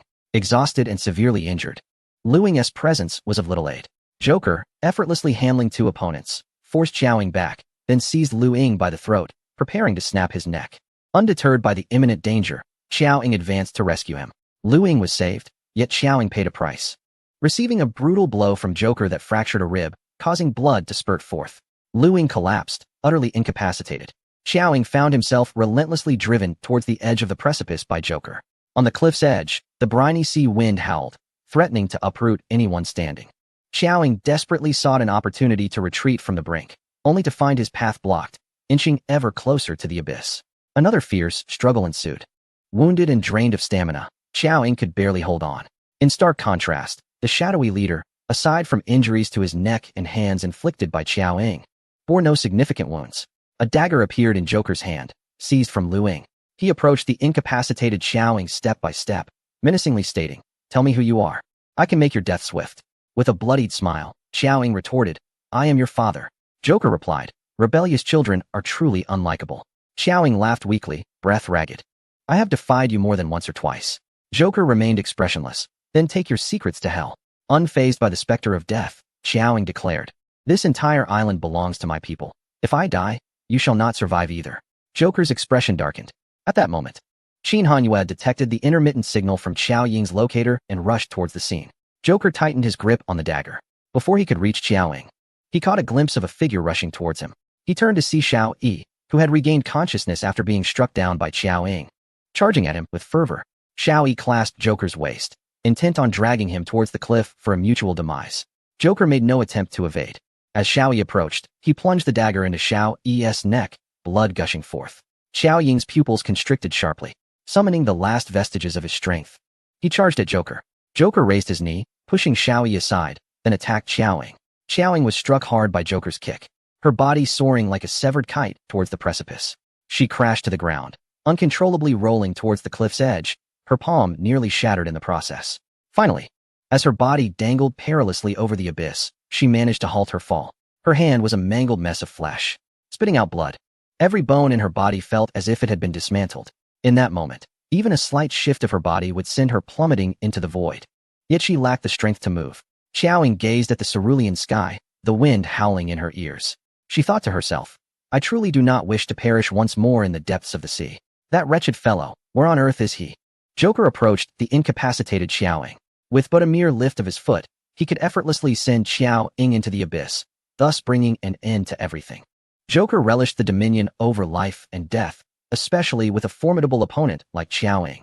Xiao Ying's arm, resting on the floor, stirred slightly as she prepared to drag Joker down with her. At that moment, Joker was within a mere 4 to 5 meters of Xiao Ying, his gaze akin to that of a corpse, filled with an unsettling hint of regret. Suddenly, a dozen figures emerged. Then, the sharp cacophony of submachine gun fire abruptly shattered the silence between the two at the cliff's edge, bullets striking the armor with a crisp sound, startling the birds hidden within the surrounding woods. The gunfire ceased. All returned to tranquility. The sea breeze howled as if nothing had transpired, yet Joker's advance halted. He slowly lowered his head, unable to believe that his legs had been riddled with bullets, and turned around, only to kneel upon the ground. A pool of blood rapidly formed beneath him. Although he arrived late, his timing proved crucial. Miss Chow would surely not hold it against me. Tung Yen, wielding a submachine gun, shouted loudly toward Xiao Ying at the cliff's edge. Xiao Ying, weakly blinking her eyes, silently cursed Tung Yan's 8th generation. Joker knelt, gazing at the suddenly appeared Tung Yen. Joker recognized Tung Yen as the adopted son of Red Heart K, the very individual who had once rescued Xiao Ying in the desert. He had yet to ascertain this person's identity when Tung Yen strode forward, halting about 10 meters away, and enthusiastically greeted him. My dear uncle, it has been quite some time. Do you still recognize me? Joker's expression shifted. It is you. As he spoke, blood flowed incessantly from his mouth. The wind howled, and Tung Yan's call of uncle reached Xiao Ying's ears. A flicker of surprise crossed Xiao Ying's heart. Tung Yen was, after all, the nephew of the Shadow Leader? Did the Shadow Leader indeed have a sister? Tung Yen was also a member of this operations plan. To prevent Qin Hanyue from evading the Shadow's surveillance, Qin Yen had impersonated him to assist her. Although she believed Qin Hanyue would devise a solution, Xiao Ying had prepared a contingency in Tung Yen, a dual safeguard. By Tung Yen risking the ire of the Shadow twice to assist her, she confirmed that he held a grudge against them. When she contacted Tung Yen in Chile, he informed her that the Shadow had slain his mother, creating a blood feud. However, she did not anticipate that his mother would be Joker's sister, which elucidated his familiarity with this island. Tung Yen remarked, I am still alive and well. Quite a surprise, isn't it? I imagine you thought my mother and I perished together. I must disappoint you, dear uncle. You must be curious about my current appearance. No. Tung Yen touched his face. All of this is learned from you, dear uncle. Tung Yen forcibly shared his journey of survival. The owner of this face is called Wu Ma Yen, a worthless young master born to the head of the Wu Ma family and a courtesan. I killed him, underwent plastic surgery to assume his likeness, and adopted his identity to survive until now. His voice suddenly deepened. It was the year you murdered my mother and your own sister. Tung Yen gritted his teeth, his expression contorting slightly. The hatred suppressed within him and the humiliation endured over the years erupted at that moment. Tung Yen declared, I once vowed that one day I would return to kill you, to slay those vile beasts. And I have done it. A joyful laugh escaped him as he raised his voice. Miss Chow, let me thank you once more. Had it not been for you, my grand revenge might have languished indefinitely. It took me 6 long years to earn the trust of that old coot, Red Heart K, yet you effortlessly dispatched him. And when I encountered Spade A and A Kinlan, I was overjoyed. You truly did not disappoint me, Miss Chow. In her heart, Xiao Ying cursed silently. Can we skip the pleasantries and save the person? But she found herself utterly drained. Tung Yen glanced back at Joker, feigning concern. With all that blood you've lost, does it hurt? It must hurt terribly, doesn't it? His expression suddenly shifted, his mouth twitching in a neurotic manner. Did you ever consider her pain when you imprisoned your own sister as a living experiment, treating her like livestock? Joker merely stared at him coldly, regretting not having eradicated him completely earlier. Miss Chiao, you must be furious that the first-ranked assassin, Blood Shadow, was taken for live experimentation. But there's no need for anger, for this beast is so envious of his own sister's talent that he subjected her to the same fate. Even I am but a product of genetic experimentation. Having spoken, Teng Yin burst into laughter, as if he had heard an exceptionally amusing joke. His laughter growing louder until his stomach ached, yet he showed no signs of stopping. Finally, when he had laughed enough, he proclaimed, "The suffering you inflicted upon my mother and me, I shall repay you 1,000-fold. You lot, bring him here. I want him to experience the taste of being a test subject." He commanded his subordinates. "Miss Chiao, Qin Hanyue should be arriving soon, so I shan't escort you to the hospital personally. I will take my leave now, as I must have a good chat with my uncle. I will pay my respects another day." Suddenly, Joker, kneeling on the ground, chuckled and tore open his shirt, revealing a row of explosives strapped around his waist. He raised the detonator high. Teng Yan's men immediately halted. Joker wore a victorious smile. "My fate is not for you, a mere test subject, to dictate." Teng Yan's expression grew cold in response. Just then, Qin Hanyue finally arrived with a large contingent, spotting Xiao Ying precariously perched at the edge of the cliff. "Xiao Ying!" he exclaimed, rushing toward the cliff's edge. Joker realized that he would not survive. Xiao Ying would not grant him or Qin Hanyue the opportunity for negotiation. His legs were incapacitated. Even if Qin Hanyue offered him a chance to escape, he could not flee this island. Despite the myriad of regrets swelling within him, it was futile. Sensing the impending danger, Xiao Ying instantly deduced what the cornered Joker would do. Gathering a modicum of strength, she attempted to rise and flee, only to hear Joker's frenzied voice. "Let us descend to hell together." He turned and lunged toward Xiao Ying at the cliff's edge. Countless bullets rained down upon him, yet none could impede his advance. Xiao Ying, utterly powerless to save herself, plummeted down the cliff alongside Joker. She heard Qin Hanyue's desperate scream, "Xiao Ying!" At the very moment Joker hurled them off the precipice, he detonated the explosives strapped to his body, unleashing a thunderous explosion. A massive conflagration surged upwards from below. Qin Hanyue dashed to the edge of the cliff. Chapter 336, Xiao Ying. To live again, Mr. Qin is my greatest surprise. Smoke billowed as artillery shells were unleashed with reckless abandon, approaching the enigmatic islands of the Bermuda Triangle. After enduring a final barrage, half of the island sank beneath the waves. The opulent yet perilous castle, rife with innumerable sins, descended into the depths alongside the island, vanishing completely from the world. The formidable assassin organization, Shadow, whose very name instilled terror, met its demise, along with its leader, in this cataclysm. This malevolent organization, which prided itself on being the harbinger of death, recklessly harvesting lives from its lofty perch, was toppled in a mere day. Few were aware that the one who orchestrated its downfall was the prodigious assassin rumored to have perished in the South Seas due to a failed mission. Concurrently, numerous Shadow bases were obliterated. Across the globe, indiscriminate explosions occurred simultaneously, garnering widespread attention. Except for the participants and the survivors of Shadow, no one could fathom the events that had transpired, instilling panic among the populace of multiple nations for an extended period. 2 weeks later, in the capital, the Qin residence. The late April chill still lingered in the capital. The lake before the villa lay as tranquil as a mirror, disturbed only occasionally by a gentle breeze, which stirred ripples that quickly subsided. Influenced by the villa's owner, it remained serene and desolate for years, lacking in visitors, rendering the servants nearly mute. Throughout the day, the silence was profound. After completing their tasks, the servants quietly retreated, leaving the vast villa devoid of human presence. On the second floor, Qin Hanyue emerged from his room, clutching several documents.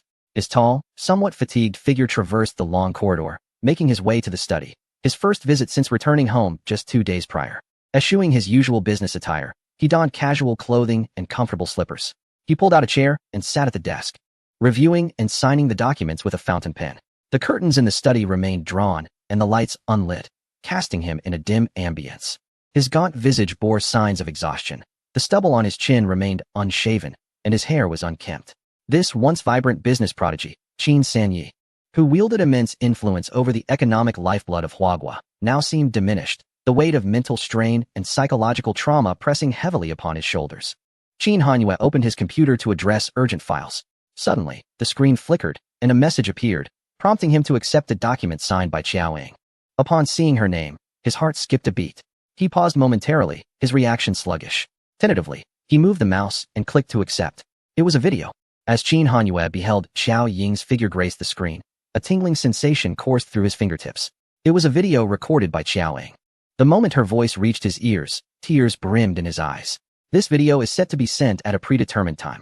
To prevent the possibility of my severe injuries rendering me unable to retract it in time, I have scheduled it for 2 weeks hence. And now, you have received it. She stated with an air of calmness. It seems my fate is sealed. She sat on the sofa, the backdrop of the video revealing her room in that villa in Chile. If his intuition served him right. This was recorded after she bid him farewell as he journeyed to Poland. She had prepared for the worst and accepted it with grace. Thus, was this video a farewell to him? A final testament? She had promised him not to let his mother down, yet she recorded this video, an inconceivable contradiction for Qin Hanyue. Xiao Ying gazed into the camera, seemingly looking past the screen to him. Struggling to articulate her emotions, she fell silent for a moment. After a considerable pause, she gently curled her lips into a smile and spoke again. I told you long ago, this business of yours will be a loss. A wave of bitterness surged in Qin Hanyue's throat, and he managed to smile, albeit a rueful one, responding softly across the divide of the screen, not a loss. This last remark may sound overly sentimental, but I still wish to convey it. After all, Mr. Qin, you are of an advanced age and possess a rather sensitive heart. Requiring more solace than most, she teased playfully. Observing her mischievousness, Qin Hanyue longed to laugh, yet found himself unable to muster the joy. He strained to listen. But before she could utter another word, merely gazing at her caused his emotions to spiral out of control. She paused, seemingly gathering her thoughts, to be reborn this time. Mr. Qin is my greatest surprise. A wave of bitterness surged from his heart, flooding his chest and racing to his mind, while Qin Hanyue's eyes grew moist, caught in a tumult of sorrow and joy. In that brief statement, devoid of declarations of affection, he sensed the unspoken love she harbored. Safe travels. And her eyes flickered, wishing you a fulfilling life. A fulfilling life? Qin Hanyue comprehended her meaning, yet her blessings incited his anger. Who was she implying he should seek fulfillment with? He felt abandoned, rising abruptly and hastening out of the study, his footsteps quickening as if driven by urgency. Soon, he found himself back at the threshold of her room. Qin Hanyue opened the door and stepped inside, traversing the living room to the bedroom. Though anxiety gnawed at him, he remained mindful to tread lightly, fearful of disturbing the girl lying on the grand bed. Her eyelids were shut tightly, her complexion as pale as a ghost, her frail form concealed beneath the blankets. And 4 stands stood beside the bed, and a faint scent of disinfectant and medication lingered in the air. Were it not for her weak breaths indicating the presence of life, one might easily assume she had departed from this world. Xiao Ying was not dead. In the instant Joker lunged at Xiao Ying, intent on taking her with him into oblivion, she chose to embrace death to seize life, flipping herself outward and letting herself fall. Joker was obliterated into dust as he plummeted into the abyss. Xiao Ying evaded the explosion and plunged into the sea, fortunate not to have landed upon the jagged rocks. In a moment of resolute determination, Qin Hanyue sprinted forward and leaped after her. Qin Hanyue sat by the bedside, gazing at her almost lifeless face, and recalled the lively demeanor she had displayed in the recent video. His heart felt constricted, teetering on the brink of explosion. For half a month, she had lain there, never regaining consciousness. Just this morning, he had bid farewell to 2 esteemed neurologists, both offering identical diagnoses. Qin Hanyue gently lifted the covers, pulling one of her hands free. He adjusted her sleeve to conceal the bandages adorning her arm, his fingertips gliding over the needle marks and bruises left from intravenous therapy. In a soft murmur, he confessed, I saw the video. It must have been a farewell letter. Yet here you are, alive and well. To me, it transforms into a love letter. A faint smile graced his lips, though it contained but a single phrase. He recalled Xiao Ying's words. In this new life, Mr. Qin, you are my greatest surprise. After enduring a fortnight of disheartening news at the hospital, Qin Hanyue felt her comforting presence rejuvenate him. I have said, besides you, no one else shall share my familial joys. Even on the island, I dared not voice that I could never seek another. The fortune teller's words had never swayed him.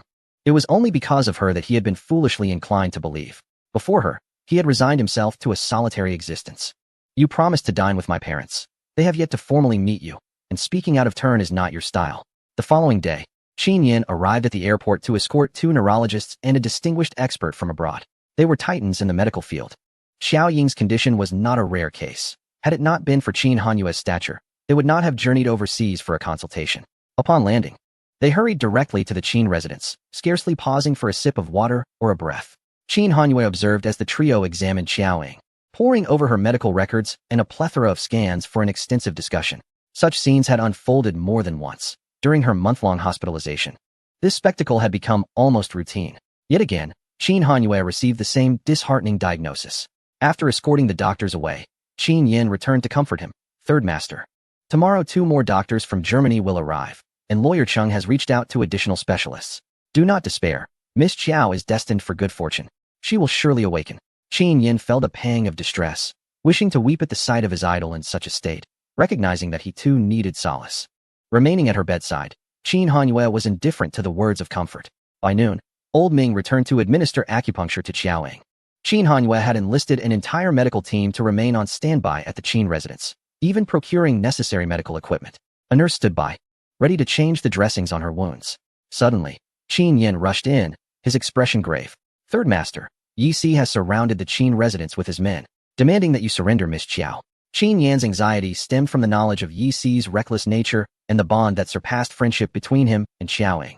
Qin Hanyue would consider Knight Si due to Qiaoying, yet Knight Si would not extend the same courtesy towards Qin Hanyue because of Qiaoying.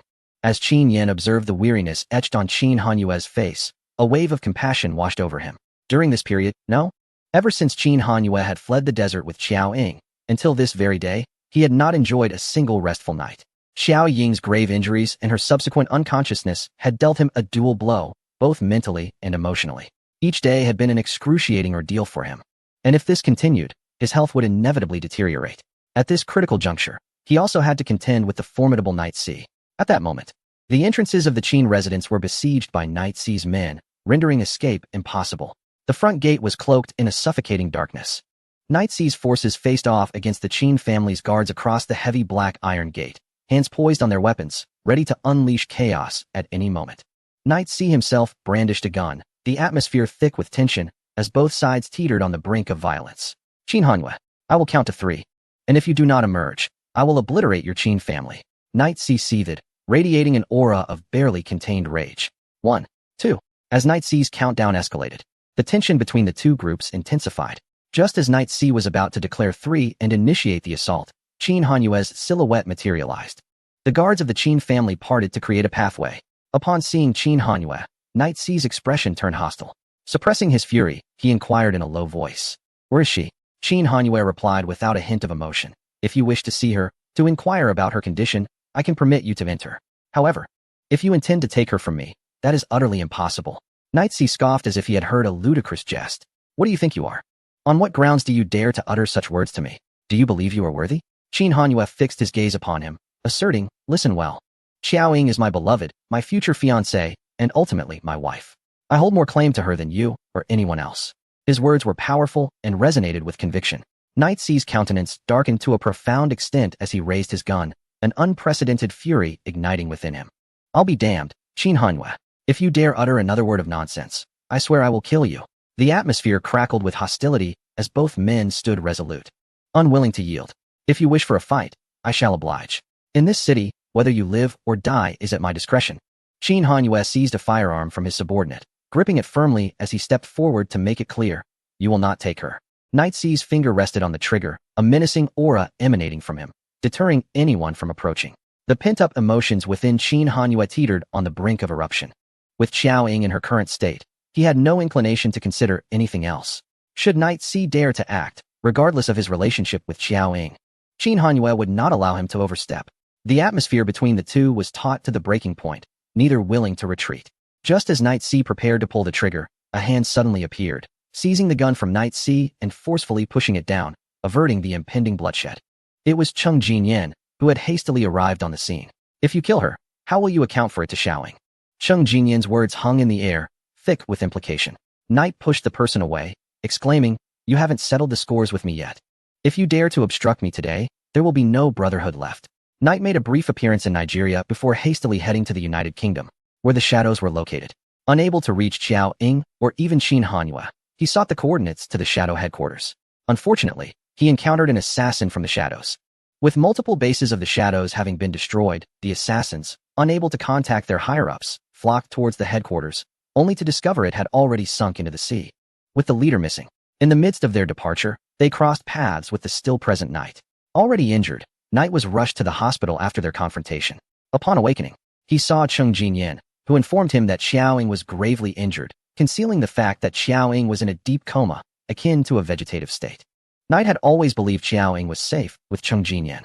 However, when he was finally able to walk and intended to visit Xiao Ying, Cheng Jinyan found various excuses to prevent him. During his bedridden period, when Knight requested to see Xiao Ying through a screen, he was also denied by Cheng Jinyan. It was then that Knight sensed something amiss. Under his pressing inquiries, Cheng Jinyan could no longer keep the truth hidden and revealed the entirety of Xiao Ying's condition, including that she had been taken back to the Qin family by Qin Hanyue. Enraged, Knight disregarded his injuries and immediately set off to the Qin family to rescue her. In a fit of anger, his wounds began to bleed anew, yet he remained oblivious. He cursed, "Cheng Jinyan, are you out of your mind? You handed her over to him. We've known each other for over 20 years. How long have you known him?" Cheng Jinyan replied. "Xiao Ying has been with him for a while." Knight was momentarily stunned, but his fury only intensified as he glared at Cheng Jinyan, hissing, "You must be insane." Cheng Jinyan responded. "Xiao Ying admitted it herself. She even told Qin Hanyue that she is Blood Shadow." Knight fell silent again, casting a skeptical glance at Qin Hanyue. Cheng Jinyan continued, "Do you think I agreed to let Xiao Ying recuperate with him because I couldn't care for her? Or do you think I fear Qin Hanyue?" As Xiao Ying's condition worsened, Cheng Jinyan was frantic, desperately searching for doctors worldwide to treat her. Chapter 338. Cheng Jinyan knocks out Knight. The vegetative state after Cheng Jinyan finished speaking, Knight remained silent for a considerable time, clearly struggling to accept the situation. He looked again at Qin Hanyue and then stated to both him and Cheng Jinyan, he doesn't deserve her. This was as much directed at Qin Hanyue himself. Cheng Jinyan anticipated this reaction. Knight derisively remarked, "Xiao Ying? You don't even know who she is. How do you think you deserve her affection?"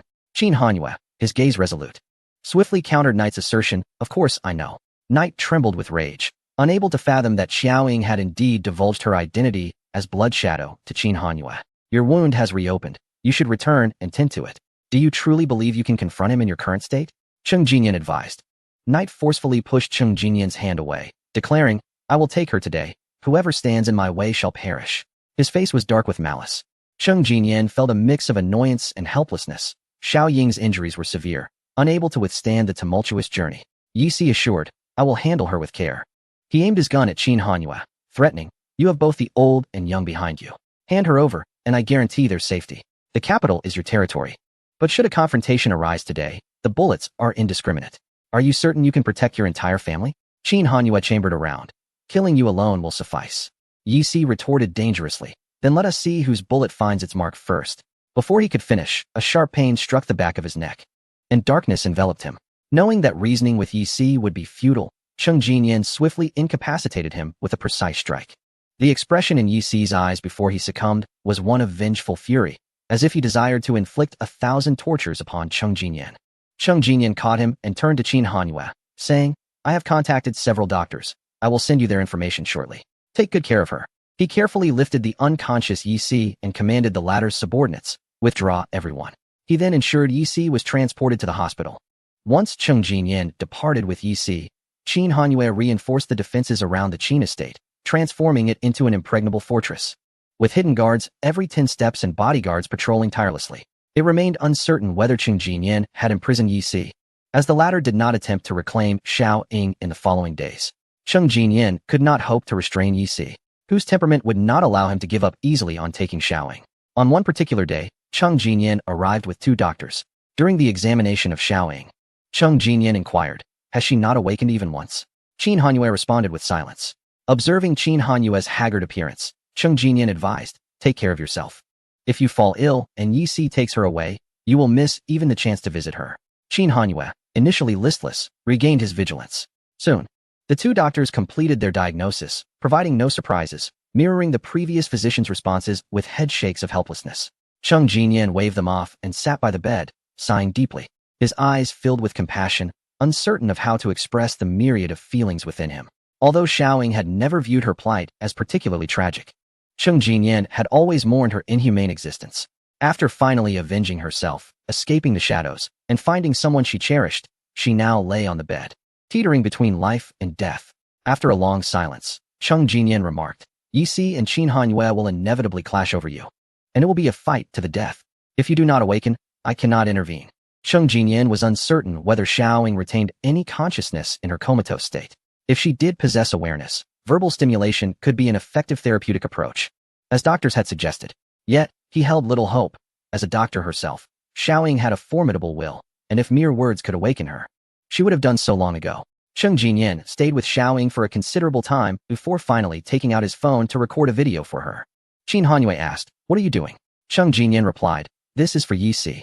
He recorded the video and glanced at his phone, uttering that he would not attempt to abduct anyone for the time being, but that was merely temporary. After all, that fellow Yi Si acted on a whim. What he promised today could be retracted tomorrow. Cheng Jinyan presented the footage to Yi Si. The video was brief, yet Yi Si could not watch it to completion, throwing the phone away in a fit of rage. Cheng Jinyan could hardly bear to witness Xiao Ying's current state, let alone Yi Si. Another fortnight passed, and Xiao Ying's wounds had healed remarkably well, though her appearance remained alarming. Once the bandages were removed, she no longer resembled a fragile porcelain doll. Yet the nurses attending to her dared not breathe too heavily, particularly during every dressing change, as the prominent figure stood nearby, watching intently. During this time, Qin Hanyue had summoned the finest neurologists from around the globe.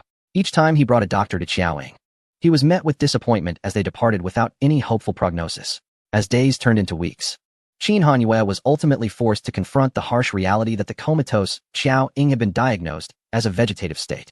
Upon hearing the term vegetative state, Qin Hanyue was left in a daze. An entire week passed without him recovering from the shock, reluctantly accepting such a fate. A vegetative state could last for years, even decades, or an entire lifetime. The mere thought that Xiao Ying might never awaken sent waves of panic through him, causing his limbs to tremble and rendering him unable to walk. What was even more terrifying was the possibility that Xiao Ying's consciousness remained aware while trapped in that state, enduring a life devoid of dignity, merely existing as a plaything for others. Each day spent lying in bed, she would hear his voice, acutely aware of her life ebbing away while being attended to like a doll. Unable to move or speak, she could do nothing but lie there, feeling the world around her. In a few years, her muscles would begin to atrophy, transforming her into a mere shadow of her former self. Qin Hanyue dared not contemplate further. For someone as strong-willed as Xiao Ying, this was a fate far worse than death. In such circumstances, death would indeed be a release. She had once stated that, should circumstances permit, she would rather sleep in a coffin than on a hospital bed. Yet now she found herself confined to that bed with no means of escape. Qin Hanyue clasped her hand within his own, pressing it to his lips. "If you are tired, please rest for a while.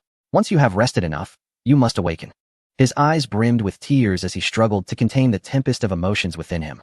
The sound of helpless panic softly filling the room. "No matter how long it takes, I shall wait for you to wake up, even if it takes a lifetime. I know you are uncomfortable lying there, but I implore you, for me and for those who care about you, to hold on." Chapter 339. Qin Hanyue. It's of no use to annoy me.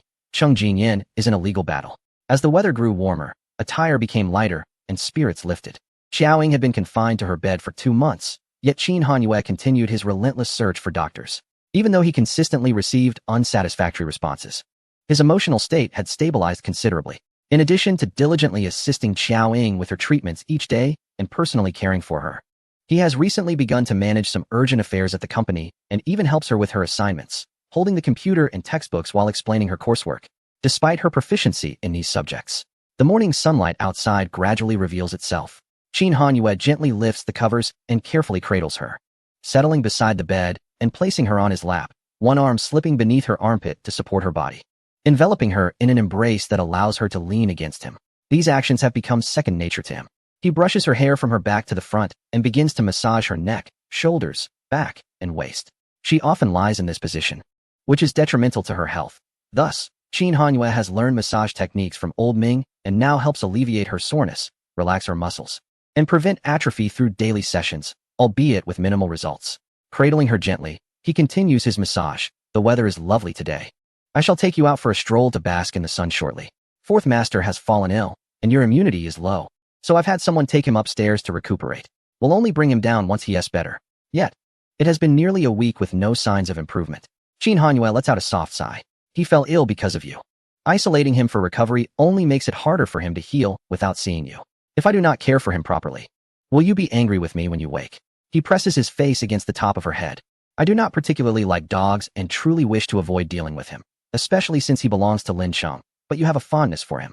He hopes she will awaken and be upset with him, allowing him to apologize, for he merely failed to tend to the dog, and it will not lead to its demise. "If I were to go upstairs and give him a good scolding, would that rouse you from your slumber? Can you hear me?" The doctor advised him to talk to her more, as such stimulation might awaken her, though the chances are slim. Even without this treatment, he finds himself yearning to converse with her at all times. Yet, he is inherently a man of few words, only verbose in her presence. Grateful that she does not find it tiresome, he chuckles softly and adds, "Even if you were to find me annoying, it would serve no purpose." His eyes, once light with gentle mirth, now reveal a growing concern. "I fervently wish you could hear me, for that would greatly enhance your chances of awakening. Yet I am equally terrified of the possibility that you might." He halts his massage, holding her frail form tightly to him. "Because I do not know how long it will take for you to awaken." He fears that she might hear him, yet remain unresponsive. An ordeal that would be unbearable for her. Thus, he has refrained from allowing Xiao Yi, Hua Qingdong, and others to visit her, fearing the sound of their voices would reach her. Qin Hanyue massaged her for an hour before carrying her out of the room. Taking the elevator downstairs and stepping outside the villa, he carefully pushes her in a wheelchair towards the backyard. The temperature and sunlight are just right at this hour. During this time, he often takes her outside to soak in the sun. The backyard garden is quite picturesque, though alas, Xiaoying cannot see it. Previously, when you visited twice, you left without exploring or taking in the sights. Qin Hanyue crouched before the wheelchair, gently clasping her delicate hand. "The ambience here contrasts starkly with your free-spirited city. Perhaps a transformation is in order? Otherwise, you might find it unappealing." The sun ascended swiftly, casting warmth over the scene. Qin Hanyue escorted them to a pavilion as Qin Yan's figure approached from the distance. "Third Master, Dr. Simon, whom Lawyer Chung commissioned, has arrived and is awaiting your instructions. Shall we take Miss Qiao back now?" At that moment, Qin Hanyue's phone buzzed with a message from Chung Jinyan. Chung shared the doctor's credentials and informed him of a legal matter he had taken on while abroad, assuring that he would expedite its resolution and return promptly. "I entrust Xiaoying to your care. Please keep me informed of any developments, especially good news." Over the past 2 months, apart from searching for doctors across the globe, Chung Jinyan had frequently been at the Qin residence, even spending a few nights there. His recent absence was due to his involvement in a lawsuit. Qin Hanyue put away his phone, noting the sun's intensity as fine beads of sweat appeared on Xiaoying's forehead. Finding the wheelchair too cumbersome under the sun, he lifted her effortlessly and strode toward the villa, with Qin Yan hurriedly pushing the empty wheelchair behind. In northern South America, upon disembarking from the plane, Chung Jinyan made contact with his client and arrived at their residence, listening intently as the distressed couple recounted their plight. The victimized girl, merely 15, hung her head in sorrowful silence. This was a case of rape. Following the incident, the girl, accompanied by her parents, bravely reported the crime to the police, only to be met with humiliation and scorn. The officers even informed the perpetrator of her report, for he was a figure of local power. With officials eager to curry favor, the collusion between the authorities and criminals left the family vulnerable to retribution. Now, the trio bore visible signs of their ordeal. Chung Jinyan, foregoing any legal fees, offered his services pro bono, eliciting immense gratitude from the family. While his actions seemed noble, he was not inherently a paragon of justice. To describe him as morally ambiguous would be a compliment. His willingness to take on this case, despite the grim circumstances, and to travel such a distance with his assistant, stemmed from a singular motivation. The vile perpetrator bore the name Wu Ma. The distraught mother wept, lamenting, "We possess no evidence to incriminate that monster. He wields immense local influence and behaves with impunity. Can we truly win this case and see him punished as he deserves?" Chung Jinyan maintained a relaxed posture, yet his demeanor remained devoid of sympathy for the family's harrowing experiences or outrage against the monster's abhorrent actions. His expression was calm, his smile distant, through his glasses. His detachment was palpable. "Trust me, if justice and God do not bring him to account, I shall personally assume their mantle and deliver judgment." With that, Chung Jinyan began to take action. Shortly thereafter, Wu Ma received a summons from the court. Wu Ma Qi furrowed his brow and tore the summons into pieces. However, just a few hours later, he found himself compelled to appear in court. On the day of the hearing, Chung Jinyan arrived at the courthouse with his family of 3. Everything unfolded with astonishing swiftness, leaving the family in a state of profound anxiety, repeatedly lamenting their lack of evidence to confront the opposing party. Chung Jinyan assured them, "There is evidence." Chapter 340. Chung Jinyan, Wu Ma Maria, reunited in the courtroom prior to the court appearance.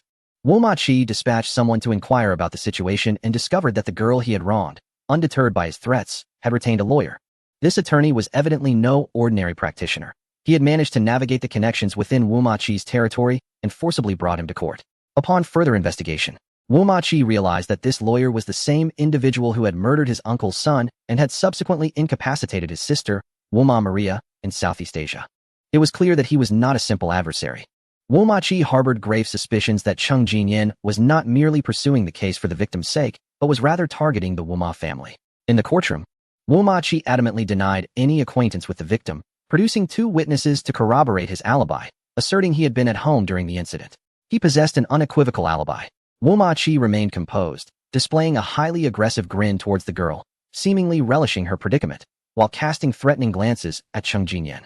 Even if evidence existed, Wu Ma Qi felt no fear. In that space, he was the embodiment of the law. Faced with Wu Ma Qi's brazen assertions, the victim was rendered speechless, gripped by terror and unable to defend herself. "You claim I assaulted you. Then pray tell, how did I assault you? What position did I use? Did you call out during the ordeal? Were you comfortable? Do share the details with us, haha." Wu Ma Qi's arrogance was palpable, his taunts nearly shattering the girl's composure, inciting her parents to the brink of violence. Cheng Jinyan, impeccably dressed in a tailored suit, interjected, "You assert you do not know my client. Yet a doctor has detected your DNA within my client's body." Wu Ma Qi scoffed, "What nonsense are you spouting?" The girl had already reported the incident, and when she requested a medical examination at the police station, Wu Ma Qi had forcibly taken her away, obliterating any evidence. However, Cheng Jinyan, before the eyes of all present, produced a forensic report as evidence and presented it to the judge. Not only was Wu Ma Qi taken aback, but his family was also left dumbfounded, as they had never undergone any medical examination. Where did this report come from? It was, in truth, a fabrication by Cheng Jinyan. In cases such as this, Cheng Jinyan never felt the need to follow conventional methods. He possessed myriad underhanded techniques to secure a conviction against the opposing party. He continued to unveil additional reports. This is the injury report of the victim and her parents. On the 20th, I have a witness who can attest that Wu Ma Qi forcibly dragged the victim into his car and committed the heinous act at 9 p.m. that night. This witness, of course, was also a mere invention. Moreover, I have 2 witnesses who can confirm that Wu Ma Qi assaulted and threatened the victim and her parents at the police station. Just then, 2 battered witnesses appeared, bearing the marks of their ordeal. It was indeed the personnel from the police station, one of whom was the deputy sheriff. The witness was genuine, yet they were not there willingly to testify. They had been coerced into compliance at gunpoint after being brutally beaten by Cheng Jinyan the previous night. Upon seeing the sheriff and his companion, Wu Ma Qi began to panic. When he heard that they were indeed accusing him, he was consumed by rage and attempted to charge at them, only to be restrained. The 2 deputies were terrified. They had no choice, as their families were held hostage by Cheng Jinyan. Cheng Jinyan adhered to a singular principle. When justice cannot prevail, he chooses to combat evil with evil. Wu Ma Qi exclaimed, "This is slander. That absurd report is entirely fabricated. I have done nothing. I demand a lawyer." His menacing glare threatened the judge. Fearing Wu Ma's influence, the judge could only call for a temporary recess before hastily exiting the courtroom. Wu Ma Qi erupted in fury at his subordinates, contemplating that if not for Cheng Jinyan's formidable power, he would have seized the opportunity during the recess to eliminate him. Recognizing Cheng Jinyan as a formidable opponent, Wu Ma Qi dispatched someone to procure a lawyer and instructed his men to inform his uncle, Wu Ma Yu. When court reconvened in the afternoon, equipped with a lawyer and a biased judge, Wu Ma Qi believed he could turn the tide. However, he soon realized that his lawyer was rendered nearly mute in the presence of Cheng Jinyan, showcasing the stark disparity between a seasoned titan and a novice. In the gallery, another figure appeared, Wu Ma Lia, expressionless, silently observing Cheng Jinyan at the defense table, impeccably dressed, and effortlessly silencing the opposing counsel, leaving them unable to interject. The courtroom had undeniably become his domain. Cheng Jinyan, sensing the scrutiny, glanced towards the gallery, locking eyes with Wu Ma Lia. In that fleeting moment of connection, he continued his unwavering pursuit of justice. Swiftly, he averted his gaze and addressed the judge, stating, "I have more than one victim. They are all willing to testify against Wu Ma Qi regarding his transgressions." Wu Ma Qi had long wielded power in the locality, oblivious to the countless innocent girls he had harmed. Cheng Jinyan had dispatched individuals to locate several of these victims to testify. Before long, Wu Ma Qi found himself besieged by accusations from multiple victims. Cheng Jinyan meticulously enumerated his crimes, which included not only rape, but also the murder of victims' relatives as a means of intimidation. Wu Ma Lia observed him recounting each offense, her expression unwavering, devoid of any sympathy or pity for the victims. Cheng Jinyan ultimately urged the judge to impose a life sentence without parole. The jury sat in silence, none daring to voice their opinions. Once again, the judge, intimidated by Wu Ma Qi's threatening gaze, retreated, calling for another recess. Cheng Jinyan understood that the proceedings would not unfold smoothly. He prepared himself for a protracted battle. However, before long, news broke that Wu Ma Qi had suddenly fallen gravely ill and was rushed to the hospital. The trial was forced to a halt. As Chung Jinyan exited the courthouse and entered his vehicle, he noticed Wu Ma Lia emerging from the building, standing on the steps and watching him. Chung Jinyan appeared oblivious to her presence as he proceeded to enter the car and close the door. Yet, just as the engine started, he abruptly turned his head, gazing through the car window at Wu Ma Lia, who remained standing there. In the evening, Chung Jinyan received a call from his subordinate while at the hotel and hurried to the victim's residence, only to find that he had arrived too late. The entire family of 3 had been brutally murdered, and 2 of the guards he had dispatched for their protection were also dead. The assailants had audaciously left the murder weapon, a short knife, at the scene, displaying utter disregard for the law. Upon returning to the hotel, Chung Jinyan discovered that his room had been doused in blood, on the walls, the floor, and the bed, evidence of the horrific fate that had befallen the victim's family and his 2 subordinates, revealing the formidable power of the Wu Ma family in the area. Meanwhile, Wu Ma Qi, oblivious to the chaos, was at home reveling in a celebration, surrounded by beautiful women and friends, toasting with champagne. In a state of intoxication, Wu Ma Qi indulged in narcotics, his exuberance filling the villa with raucous howls and heavy metal music, a cacophony that pained the eardrums. As he drank, he mockingly imitated Chung Jinyan's self-righteous demeanor in court, treating him as a source of amusement. Little did he know, Chung Jinyan was already waiting for him in his room. Chapter 341. Chung Jinyan takes Wu Ma Lia hostage. Chung Jinyan teaches insults. Would you like to hear something filthier?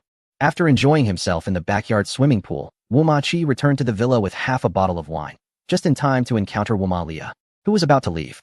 He called out to her and approached, draping his arm around her shoulder as he led her upstairs. That guy really did a number on your arm. If you beg me a little, I might just avenge you, he slurred. He had underestimated his opponent, dismissing Wu Ma Si and Wu Ma Lin as useless. I could easily handle him with a mere finger, he boasted. Wu Ma Lia, expressionless and clutching her arms, was led by Wu Ma Qi to his room.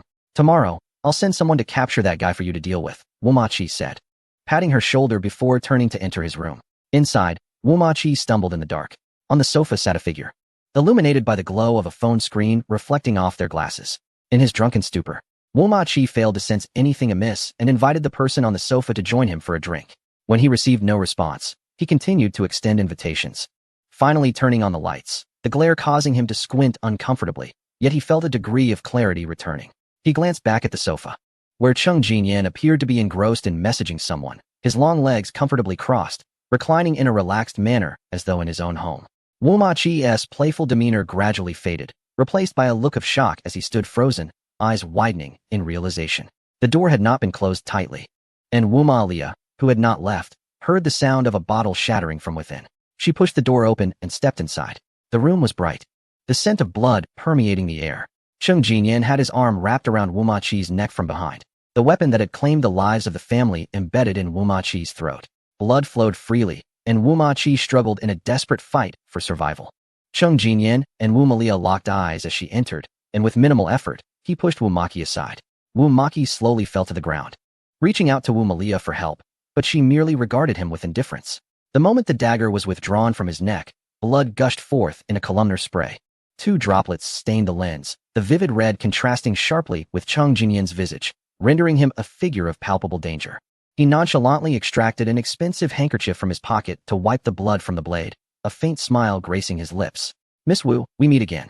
Wu Ma Lia swung the whip in her hand towards Chung Jinyan, shattering a vase on the low table, and the 2 engaged in a fierce scuffle. The commotion soon attracted the attention of the bodyguards within the villa. Chung Jinyan seized Wu Ma Lia by the neck, the dagger poised against her delicate throat, and he forcibly exited the villa with her in tow. Threatening the bodyguards with her life, he demanded a vehicle. Wu Ma Lia's hands were securely bound by her own whip, and Chung Jinyan thrust her into the car before starting the engine and speeding away, pursued by the gunfire of the bodyguards. Not long after, as the car sped along, Wu Ma Lia seized the opportunity to abruptly lunge at Chung Jinyan, causing the vehicle to skid dangerously, the tires screeching against the asphalt. Chung Jinyan's head collided with the glass, and ignoring the pain, he wrestled with the steering wheel to regain control. You reckless fool, are you out of your mind? Forced to act, he gripped Wu Ma Lia's neck with one hand, pushing her away and restraining her in the passenger seat. To his surprise, she bit into his arm, the pain searing as though she would tear flesh from bone. Release me, or I shall render you unconscious, he threatened, but the warning fell on deaf ears. She clung on fiercely, using her legs to kick him, her petite form moving with surprising agility in the confined space. With the Wu family in hot pursuit, Chung Jinyan gritted his teeth against the pain, wrenching his arm free from her bite, and swiftly rendered her unconscious with a calculated strike. He pressed the accelerator to the floor, escaping rapidly. Wu Malia awoke feeling discomfort, only to find herself slung over a man's shoulder. The solid muscle of Cheng Jinyan pressing painfully against her abdomen. With her hands bound behind her, she struggled feebly. Stay still, or I shall toss you into that filthy river, he warned, gesturing towards a nearby murky waterway. Wu Maki is my father's most cherished son. You have killed him, and my father will not let you escape unscathed, Wu Malia threatened. Cheng Jinyan chuckled derisively. Isn't the apple of your father's eye you? What has happened? Have you fallen from favor? His words struck a nerve, igniting her anger. I swear I will kill you, she retaliated. Foolish girl, do you not fear that by voicing your thoughts so freely, I might be the one to end your life first? Cheng Jinyan retorted. You dare? This is my family's territory. First, you killed my uncle's son, then my father's son. Your demise is inevitable. Wu Malia declared fiercely. Cheng Jinyan recalled something. You reminded me. Wu Malia, what do you mean? Cheng Jinyan replied with a hint of malice. Want to know? I want to tell you. Wu Malia, where are you taking me? Cheng Jinyan. Naturally, I intend to find a place to abandon you. I have no desire to flee with a burden like you. Cheng Jinyan pondered whether to toss you into a leopardess den or hand you over to traffickers, with your charming looks and delicate skin. Both would surely find you irresistible. Wu Malia, infuriated, exclaimed, I will kill you. Cheng Jinyan scoffed. You can only bite. After walking a while longer, Wu Malia could no longer endure it. Bastard, put me down. I feel like I'm going to vomit. Cheng Jinyan, dare to throw up on me, and I'll cut out your tongue. Wu Malia, you scoundrel. Cheng Jinyan, is that all you can say? You don't even know how to curse. Do you need me to teach you? Listen carefully, learn well. Waste, trash, beast, brute, fool, simpleton, wretch. Want to hear something more vulgar? Wu Malia, after walking along the narrow path for quite some time, Cheng Jinyan tied Wu Malia to a large tree beside the trail. Having been carried all this way, Wu Malia struggled for breath, her face flushed with anger as she glared at Cheng Jinyan. You better not fall into my hands, otherwise I will surely sever your head. Cheng Jinyan paused with the blade poised before her eye. I think I'll just gouge out your eyes first. Wu Malia, if you have the guts, go ahead. Observing Wu Malia's fearless demeanor, Cheng Jinyan muttered, little lunatic, before turning to leave. Wu Malia shouted, come back and release me, do you hear me? Cheng Jinyan walked away without looking back. Retracing his steps, Cheng Jinyan walked several hundred meters and encountered a group of local vagrants, who were heading in the direction he had just come from. Chapter 342 Cheng Jinyan. I advise you not to strike me all at once. The bindings were not too tight but difficult to loosen, and Wu Malia was struggling with great effort. Suddenly, she noticed 7 or 8 vagrants approaching from a distance. Knowing how high the crime rate was in this area, where women could easily be assaulted, Wu Malia's expression turned tense. She dared not seek their help. She frantically tried to loosen the bindings. The vagrants spotted her and rushed towards her like hungry dogs, quickly surrounding her. Speaking in the local tongue, they bore lewd expressions, with one reaching out to touch Wu Malia's face as if she were a prize fallen from the sky, their aggressive, predatory gazes sending chills down her spine. Get away, take your filthy hands off me. I am the young lady of the Wu family. My family will come for me soon. If you dare touch me, you'll regret it. Wu Malia shouted in the local dialect, attempting to intimidate them with her status. Yet they were entirely unconvinced, encircling her and reaching out with lewd remarks, reveling in their fortune at having stumbled upon her. Several individuals hastily released Wu Malia from the tree, unperturbed by the notion that a mere girl could escape. Although the whip binding her was undone, her wrists remained tethered, and the ravenous crowd had neither the time nor inclination to free her wrists as well. Wu Malia boldly charged past 2 of them and fled. Yet with her hands bound and facing overwhelming numbers, her attempt was futile. She had scarcely taken a few steps before her path was obstructed, after kicking one assailant. Another seized her waist. Soon, she was overpowered and brought to the ground, with others closing in, tearing at her garments. Such incidents were not unfamiliar to Wu Malia. She had witnessed them throughout her life. Just yesterday in court, she had even heard about her brother's violation of a girl, rendering her somewhat desensitized to such horrors. However, as she personally faced this ordeal for the first time, an unprecedented wave of terror surged within her. Held down, her legs pinned, she found herself utterly incapable of resistance. With a voice raised in furious condemnation against her assailants, tears flowed uncontrollably from her eyes, her mind blank with shock. In the midst of her desperate cries, a sudden lightness enveloped her as the man atop her was kicked away, followed by another. Returning, Cheng Jinyan swiftly dispatched the assailants. He glanced down at Wu Malia, who lay in deep fear, her clothes in tatters, hair disheveled, and face bruised. Cheng Jinyan draped his coat over her and helped her to her feet, then set about unbinding her wrists. However, the moment the bindings fell away, she retaliated with a slap that sent Chung Jinyan's face to the side. It was the first time he had ever been struck in such a manner. Rubbing his sore jaw, he cast an irritated glance at her, only to be met with her tear-filled eyes. Wu Malia glared at him with resentment. Chung Jinyan turned to leave. After walking a short distance, he looked back to see Wu Malia, wrapped in his coat, limping away in the opposite direction. Hearing footsteps approach, Wu Malia, like a startled bird, instinctively stepped aside, only to discover it was Chung Jinyan. He squatted before her and said, "Get on." Before she could react, he added, "If you wish to avoid a repeat of earlier events, do not waste time." Clenching her fists, Wu Malia eventually climbed onto his back. No sooner had Chung Jinyan hoisted her up than a sharp branch pressed against his neck. He paid it no heed, striding forward with purpose. "If you cannot guarantee that you will stab me, I would advise against making any rash moves," he cautioned. Wu Malia did not strike, but kept the branch against his neck as they continued. Chung Jinyan retraced his steps, arriving at a small clinic. Her ankle was severely injured and swollen, and the doctor provided anti-inflammatory medication and blood circulation ointment. After leaving the clinic, Chung Jinyan took her to a hotel, tossing her a set of new clothes. "I want to take a shower," Wu Malia stated. "What? Shall I carry you to the bathroom?" He retorted. "Get out," she demanded. "Who would care to look at you?" He shot back. Exhausted, Chung Jinyan remained motionless on the sofa. Wu Malia shot him a fierce glare. After a brief standoff, she limped into the bathroom, clutching her clothes, to take a shower. Chung Jinyan poured himself a glass of water, took a moment to rest, and later approached the window, where he spotted members of the Wu family on the street. They bore peculiar totemic markings around their necks. Wu Malia had a similar totem, though it was located on her waist, which he had noticed 2 hours ago when she had been scantily clad.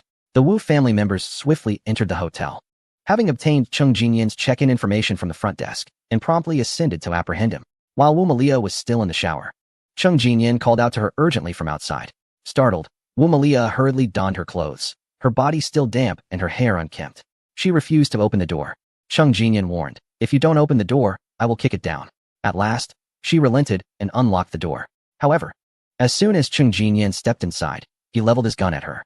Before Wu Malia could react to the intrusion, she realized that her family had come looking for her when Chung Jinyan forcibly led her out of the bathroom.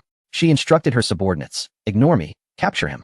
Chung Jinyan pressed the gun against her neck and remarked, "You may not fear death, but they are terrified of facing your father."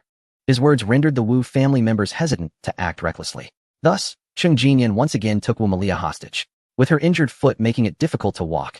Chung Jinyan, wary of her potential cunning, lifted her effortlessly, carrying her with one arm around her waist, and exited the hotel to hail a cab. Once inside, Wu Malia disdainfully pushed him away, declaring, "There are Wu family members everywhere. You cannot escape." Chung Jinyan retorted, "If I wanted to flee, I would have done so already. Do you truly believe your inept family could stop me?" Wu Malia was perplexed by his meaning. As night fell, Chung Jinyan checked into a modest inn, where Wu Malia accepted the medication he tossed her way. The medicine had been procured from a small clinic, which Chung Jinyan had carelessly stuffed into his pocket until now. Wu Malia commanded, "Pour me a glass of water." Chung Jinyan replied, "Do you honestly consider yourself a lady of high standing?" Wu Malia shot back, "Were it not for you, I would never have been bullied by those scoundrels, nor would I have injured my foot." Chung Jinyan chuckled lightly. "Why don't you blame your scoundrel of a brother?" Nevertheless, he obliged and fetched her a glass of water for her medication. As the night deepened, Chung Jinyan retrieved Wu Malia's whip from another pocket, preparing to bind her. "What are you doing?" Wu Malia asked warily from the edge of the bed, attempting to evade him but finding it futile. She continued to retreat, resembling a prickly hedgehog, as Chung Jinyan, with a mischievous glint, tugged at the whip in his hands. With a sardonic smile, he said, "Naturally, it's for sleeping." Wu Malia kicked at him, forcing Chung Jinyan to dodge. But as she recklessly thrust her injured foot towards him, he seized it. Subsequently, he tied her hands again, disregarding her struggles, and moved her from the bed to a chair. Chung Jinyan then reclined comfortably on the bed, removed his glasses, and drifted off to sleep. The legs of the chair scraped against the floor restlessly due to her fidgeting. Chung Jinyan, with his eyes barely open, issued a warning. "If you keep moving, I shall break your legs."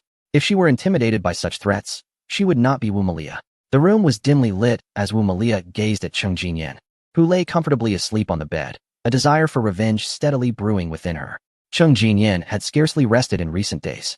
Having finally grown accustomed to the maddening sound of the chair scraping, he was on the verge of slumber when Wu Malia suddenly let out a shrill scream. Chung Jinyan jolted awake, his heart momentarily stilled by the unexpected outburst. Upon regaining his senses, he assumed that Wu Malia was having an episode, and he promptly rose, only to find her entirely composed. "I want water," she declared, her eyes clearly indicating her intent to provoke. Cheng Jinyan simply lay back down, turning his body inward. Yet, within half a minute, he sat up again. To prevent her from disrupting his sleep again moments later, he descended from the bed to fetch her a glass of water. As he brought the water to her lips, she insisted, "Not warm, I want it cold." Cheng Jinyan was not inclined to indulge her whims. He firmly grasped her cheeks, forcing her mouth open to pour the water into her. A successful half glass made it in, but the other half spilled all over her, causing her to cough violently. Before she could regain her breath and utter a few curses, he seized her cheeks again and stuffed a disposable towel into her mouth. Wu Malia glared at him furiously. Cheng Jinyan returned to the bed, while it was evident that Wu Malia was intent on provoking him, dancing on the edge of his patience, even with her mouth stuffed. She continued to produce an array of noises, incessantly wailing alongside the sound of the chair scraping. It was as if they were competing against one another. Cheng Jinyan lay with his eyes closed for an entire hour. Ultimately, he could endure no longer. Rising, all remnants of drowsiness vanished. He gazed at Wu Malia, whose eyes sparkled with triumph and defiance, pondering where this little madwoman found such boundless energy to torment him for an hour without fatigue. Cheng Jinyan stood up, contemplating the idea of incapacitating her for peace. Wu Malia seemed to anticipate his intentions, her eyes filled with threats and warnings as she continually pushed the chair back, her body radiating resistance. Inadvertently, she bumped her injured foot, and tears streamed down her face as she gasped in pain. Cheng Jinyan approached and yanked the towel from her mouth. "What on earth do you want?" he asked irritably, seeing Wu Malia grimacing in pain, her shoulders trembling. Unable to articulate her thoughts, Cheng Jinyan sighed in exasperation, crouching down to examine her foot, which had swollen to the size of a white radish. "Let me go? Who told you to touch me, you wild man?" Wu Malia attempted to kick him. Cheng Jinyan chuckled in disbelief, looking at her. "Wild man? I never taught you that phrase. Do you even know what it means?" He reached for the medicinal liquor on the table, opened it, poured some into his palm, rubbed it together, and applied it to her foot. Wu Malia winced in pain, cold sweat breaking out on her brow, doubting that he had intentionally exerted force. She gritted her teeth and vengefully threatened, "You wait, young sir. Should you fall into my hands, I shall whip you into a puddle of mud." Cheng Jinyan retorted, "Little madwoman, I could reduce you to mere filth at this very moment." As he spoke, his malicious side resurfaced. He pressed down slightly with his palm, causing Wu Malia to cry out in pain. Observing her tears, Cheng Jinyan coldly scoffed, "Is that all it takes for you to weep?" Despite the tears on her cheeks, Wu Malia clenched her jaw tightly, determined not to vocalize her anguish, glaring at him with fury. This exertion of force invited a series of retaliations from Wu Malia. She deprived him of sleep throughout the night, and the following day, bound hand and foot, she commanded him to feed her and provide water, relentlessly finding ways to torment Cheng Jinyan. Even when her mouth was muffled with a towel, she persisted in her defiance. "Very well. Continue to keep a close watch on Wu Mayu. Find a way to secure those establishments he desires," Cheng Jinyan instructed, comfortably seated on a narrow, worn-out sofa. His legs crossed, one long arm draped casually over the backrest as he directed his subordinates on the phone, his eyes concealed behind glasses radiating a perilous sharpness. Upon hearing Cheng Jinyan mention her uncle's name, Wu Malia turned to him, yet she could not comprehend his words. Cheng Jinyan ended the call. Wu Malia immediately inquired, "What do you intend to do to my uncle? You killed my uncle's son, and he has not sought vengeance. Why would you approach him, seeking a premature end?" Cheng Jinyan scoffed, "Your uncle is plotting to usurp power and eliminate your father. Why do you concern yourself with him?" "What do you mean?" Wu Malia asked. Cheng Jinyan, while messaging Qin Hanyue for updates on Xiao Ying's situation, leisurely replied, "Do you truly believe that a family of destitute commoners could learn of and reach out to me? A lawyer? I have no law firm here, nor am I so presumptuous as to think my reputation is known worldwide. My firm's contact number is certainly not akin to those trivial advertisements plastered in public restrooms. What are you implying? What does this have to do with my uncle?" Wu Malia pressed. Cheng Jinyan explained, "Your despicable brother has been ensnared by your uncle. It is your uncle who orchestrated everything from behind the scenes, sending someone to whisper my contact information into the ears of that unfortunate family of three, and it was indeed your uncle who facilitated their connection with me." From the moment Cheng Jinyan received this case, he sensed something amiss. Not only he, but even the employees at his firm were puzzled. How did they, separated by thousands of miles, find their way to our law firm, specifying that only Cheng could resolve their issues, claiming the other party had power and influence?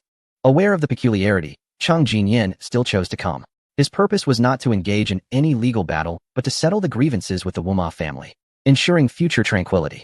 Woma Lia questioned. Since your uncle has lured you here, why has he not yet appeared to eliminate you? Cheng Jinyan retorted, you foolish little madwoman. It has already been stated that your uncle seeks your father's life. Chapter 344. A truly wicked man, Cheng Jinyan. Your fourth uncle, Woma Yu, used your beastly brother as bait to lure me here, plotting to kill him and then use his demise to scheme against me and your father. They aim for us to be mutually destroyed, allowing him to profit from the chaos, ideally culminating in my father's death at my hands, with him reaping the benefits. That family of three. The girl was slain by Woma Chi's orders, while her parents were dealt the fatal blow by Woma Yu's men. Woma Yu has coveted the position of family head for quite some time. Woma Lia was not particularly astonished by this revelation. She asked, if you knew from the start that Woma Yu was manipulating you, why did you still kill Woma Chi and fall into his trap? Realizing the implications of Cheng Jinyan's earlier phone call, she grasped the truth. Were you plotting against Woma Yu and my father? Cheng Jinyan, why are you upset? I am merely returning the favor in kind. He lifted his gaze slightly. Besides, I am merely assisting the flow of events. Your fourth uncle, Woma Yu, desires the position of family head. By helping him seize a few territories from your father, am I not fulfilling his wishes? Your father has always been aware of Woma Yu's treachery, but has struggled to find the right opportunity to wrest power from him. I have now created that opportunity for your father. They merely lack a spark to ignite their conflict. He wore an expression of innocent benevolence, as if performing a noble deed. Cheng Jinyan, just watch. They will soon turn against each other, and your Woma family will undergo a great upheaval. Woma Lia, you killed my brother directly on my family's territory. Do you not fear being caught and killed by my father? Would it not be more prudent to incapacitate him, achieving the same effect while preserving your life? Cheng Jinyan, if one is to play, one should play to the fullest. Merely incapacitating him is insufficient. Besides, your beastly brother deserves his fate. That is not a matter for a lawyer to decide, full of righteousness and morals. Were not your past victories in court achieved through similar means? Cheng Jinyan, first and foremost, do not question my professional capabilities. Tell me, when you encounter those thugs who bully you, what will you do? Woma Lia's eyes brimmed with murderous intent. Naturally, I would whip them to death. Cheng Jinyan, they deserve to die for bullying you, but does your brother not deserve the same fate for his transgressions against others?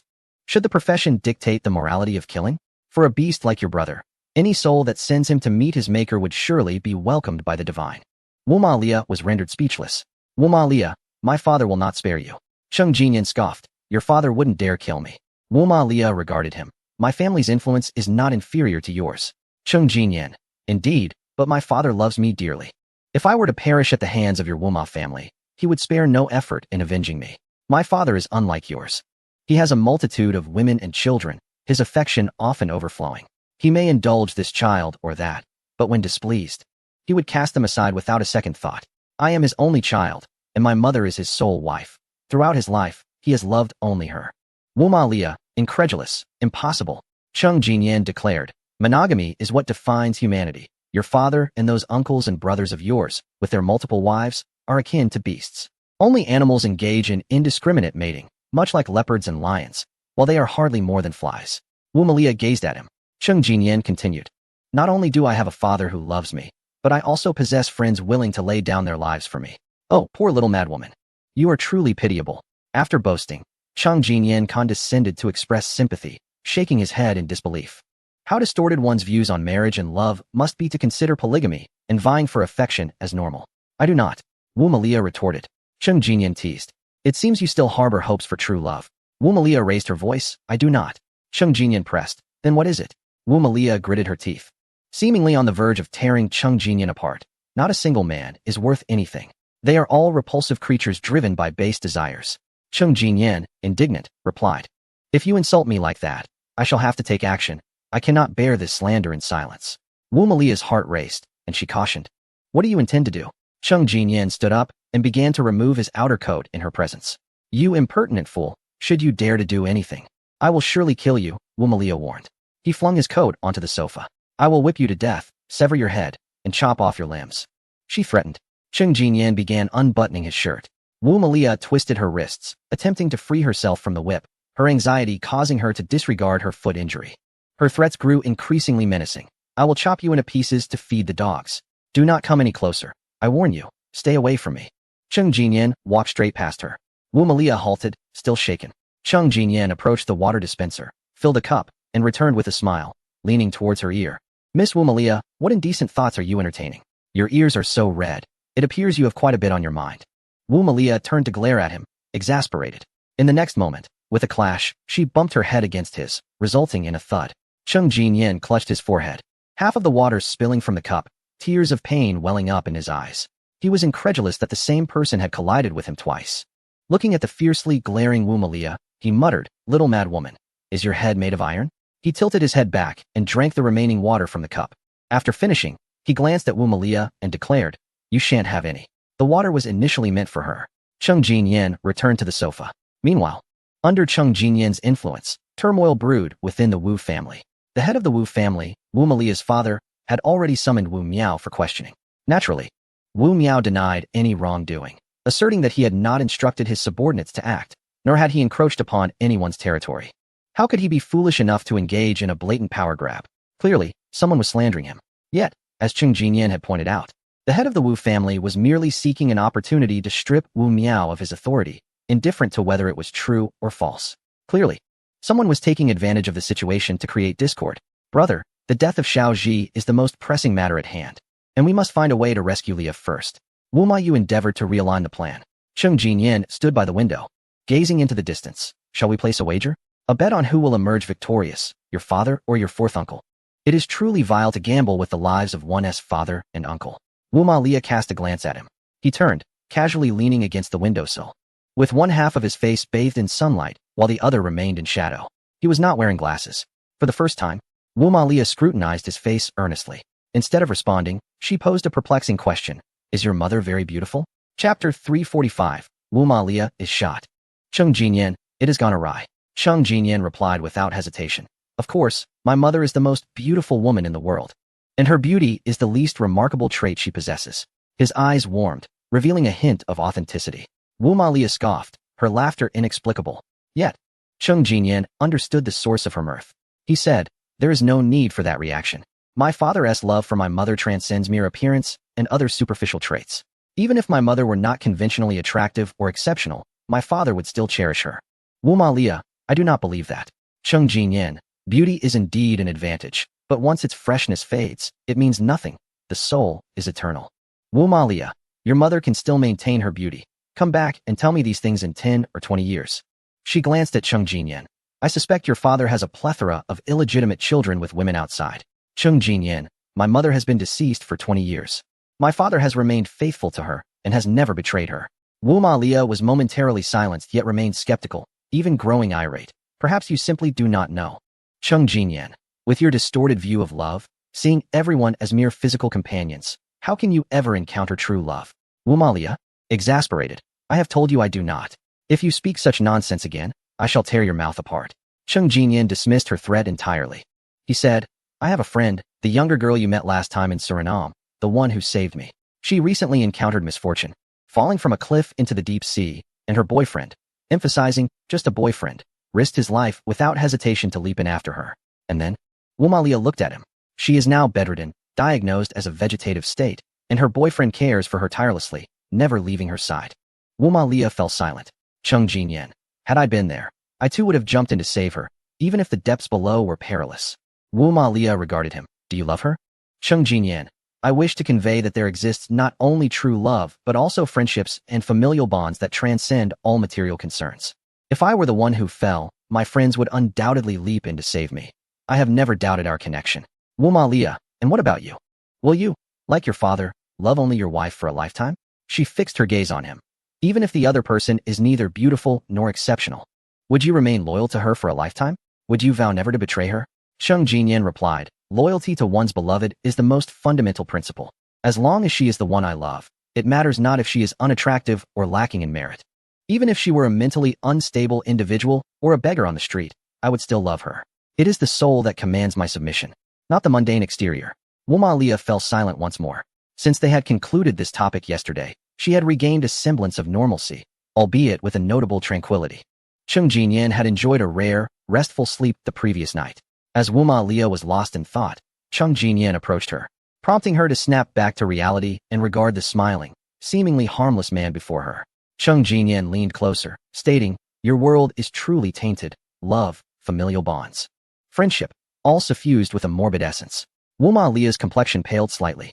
Your psyche, your thoughts, your beliefs are all distorted. You exhibit classic traits of antisocial personality disorder coupled with borderline personality disorder. You require treatment. Cheng Jinyan remarked, I am both a lawyer and a psychologist, Miss Wuma. Do you need psychological counseling? His voice was soft and soothing, yet it bore an unsettling quality, akin to a needle pricking the flesh, leaving one feeling uneasy. Fingers tingling with a desire to seek refuge, while simultaneously feeling a primal urge to flee. In his eyes, there was no trace of the benevolence expected from a healer. Rather, he resembled a hunter who had ensnared an intriguing prey, intent on nurturing, taming, and ultimately tormenting it, relishing its anguished struggle for survival. The darkness within him ran deep, while concealed, rarely revealing its abnormal facets, especially in the presence of strangers. Yet, among trusted friends and peers, he often unleashed this other side, recklessly indulging in his own emotional release. Wuma Lia retorted, I do not require it. Cheng Jinyan feigned disappointment, pursing his lips. What a pity. I have not encountered a patient with such severe afflictions in quite some time. Wuma Lia snapped back. You are the one who is unwell. Cheng Jinyan continued, absorbed in his own thoughts. Though you have forsaken the path to becoming a normal person, I shall still wish divine blessings upon you. He then retrieved his phone, continuing to manipulate events from behind the scenes. Meanwhile, the Wuma family persisted in their search for him and Wuma Lia. With two factions on the hunt, Wuma Yu and the family patriarch. Upon receiving word that the Wuma family was closing in, Cheng Jinyan led Wuma Lia away from the small inn to evade detection. The night gradually engulfed the earth. Wuma Lia clasped her hands before her, bound by two loops of rope at her wrists, while Cheng Jinyan effortlessly grasped her wrists, the gesture conveniently concealing the ropes. They walked down the street, appearing to onlookers as a young couple in love, hand in hand. Ahead, a group of men appeared. The astute Cheng Jinyan swiftly guided Wuma Lia to the side. Wuma Lia let out a cold laugh, informing him, those are my father's most formidable subordinates. You are doomed. Cheng Jinyan chuckled in response, unfortunately for you. They have already been bought by your fourth uncle, Wuma Yu. The smile on Wuma Lia's face faded. Cheng Jinyan, do you suppose he has come to kill me? Or you? Before Wuma Lia could respond, Cheng Jinyan immediately revealed a malicious grin. We shall find out soon enough. In the next moment, he brazenly exposed Wuma Lia to the gaze of their assailants. Gunfire erupted. Cheng Jinyan, while gripping Wuma Lia, retaliated by firing back. Bullets whizzed past his ears as he and Wuma Lia withdrew amidst the chaos, taking lives as they retreated. Wuma Lia's gaze was fixated on the most formidable subordinate of her father. He should have rushed to her aid upon seeing her, yet he did not. Instead, he concealed himself behind others, slowly raising his weapon, the barrel glaringly aimed at her before he pulled the trigger. Two shots rang out in quick succession. With no refuge available, the second bullet pierced Wuma Lia's shoulder, blood gushing forth and staining her garment crimson. Cheng Jinyan, witnessing the vast expanse of her bloodied shoulder, thought to himself, this has gone awry. The Cheng family arrived just in time. Cheng Jinyan swiftly lifted the unconscious Wuma Lia and departed the scene. The hospitals and clinics in the vicinity were unsafe. Wuma Yu desired Wuma Lia dead and sought to capture him alive, undoubtedly laying traps for their arrival. Thus, Cheng Jinyan could only take her to a hotel. Wuma Lia had succumbed to unconsciousness. As he untied the ropes around her wrists and pulled up her sleeve, he beheld the grotesque scars on her arm, remnants of the torturous punishment known as 3 cuts and 6 eyes. Her entire arm had become a terrifying sight due to these marks. Chapter 346. Lia was evidently enticed by that boy from the Cheng family. Cheng Jinyan's gaze drifted to her face, stealing a glance. He continued to untie her bindings, and with a dagger, he sliced away the fabric surrounding her wound, revealing the gaping gunshot wound that bled profusely. Wuma Lia lay unconscious on the bed. Cheng Jinyan cleaned the dagger before disinfecting it. As the blade pierced the wound, Wuma Lia awakened abruptly, her body thrashing in pain. Cheng Jinyan forcefully restrained her shoulder, summoning all his strength to extract the bullet from her shoulder. Wuma Lia fainted again from the agony. Cheng Jinyan set down the dagger and began to tend to her wound. His subordinates procured medication and gauze, bringing them to him. Once the wound was cleaned and treated, Cheng Jinyan propped her up, allowing her to lean against him as he bandaged her injury. Suddenly, Wuma Lia, still unconscious in his arms, murmured a word. Cheng Jinyan, who was wrapping her wound, instinctively glanced at her. She murmured again. As a psychologist, Cheng Jinyan had encountered numerous psychological anomalies, yet he still could not fathom, let alone dissect, Wuma Lia's twisted, pathological affection for her father. Having witnessed her father cast her mother to feed leopards, one would expect a descent into madness, yet she harbored no hatred towards him. Rather, she yearned for more of his attention and care. Anyone with a semblance of normalcy would not behave thus. After binding her wounds, Cheng Jinyan chose to sit beside her bed, ostensibly to rest, yet his gaze remained fixed upon Wu Malia. It was evident that something was amiss. Cheng Jinyan uttered aloud, "There is indeed something wrong." The following day, Wu Malia awoke from her unconscious state, finding the room empty save for herself. The wound on her shoulder had been treated, and Wu Malia faintly recalled that it was Cheng Jinyan who had removed the bullet for her. She lowered her gaze to the clean clothes she had changed into. Biting her teeth in frustration, her face flushed, whether from anger or embarrassment, she could not tell. The atmosphere in the Wu Ma household was tense. Once again, the family convened a meeting. Just as the conference was nearing its conclusion, the most formidable and trusted confidant of the Wu Ma patriarch returned, declaring before everyone that Miss Malia had been killed by Cheng Jinyan. No one doubted the words of the patriarch's confidant. The Cheng family had gone too far. First targeting Xiaolin, then Xiaoji, and now Malia, it seemed they sought to eradicate the Wu Ma family entirely. The second uncle slammed his hand on the table, filled with murderous intent. "Eldest brother, we tolerated the deaths of Xiaolin and the injury of Malia, but now they think the Wu Ma family fears them. And they have audaciously crossed our threshold." The third uncle, with a solemn expression, remarked, "Tomorrow, the Cheng family's guns will be at our throats." He pointed to his own head. "If we do not act now, even if we do not perish at their hands, we will be the laughingstock of the underworld. If we do not avenge this, I will have no face left to remain in the Wu Ma family." The second uncle could no longer contain his fury. Wu Mayu, who had been silent until now, timely added, "Eldest brother, do say something." He watched the unfolding drama with satisfaction, everything progressing according to his design. When the eldest, Wu Ma Qiong, engaged with the Cheng family, resulting in mutual destruction, it would be the perfect opportunity for him to ascend. The second uncle pressed, "Eldest brother, what are you hesitating for? Malia and Xiaoji are your most cherished children. What could he be hesitating for?" The head of the Wu Ma family, Wu Ma Qiong, cast a discreet glance at Wu Mayu. Before Wu Ma Qiong could offer a reassuring response, a voice suddenly rang out, "Father." Everyone turned to the source, and to their astonishment, it was Wu Ma Lia, who had supposedly met her demise at Cheng Jinyan's hands. "Lia?" Everyone gazed at her in disbelief. Wu Mayu's expression shifted. The formidable confidant of the patriarch also changed countenance. The second uncle, puzzled, asked Lia, "Were you not killed by Cheng Jinyan?" He cast a subtle glance at Wu Mayu, and their eyes met, clearly indicating a shared understanding. Wu Ma Lia strode forward, declaring, "Cheng Jinyan did not seek to kill me. The true perpetrator is him." With a pointed gesture, she directed her finger at her father's confidant. The man's face tightened. Yet he feigned innocence. "Miss Lia, are you claiming I intended to kill you?" The third uncle interjected, "Lia, your uncle has been your father's right-hand man, having watched you grow up. Surely, you must be mistaken?" The patriarch of the Wu Ma family demanded, "Lia, clarify this matter." Wu Ma Lia asserted, "I am not mistaken. It is indeed Uncle Qing who wishes to kill me.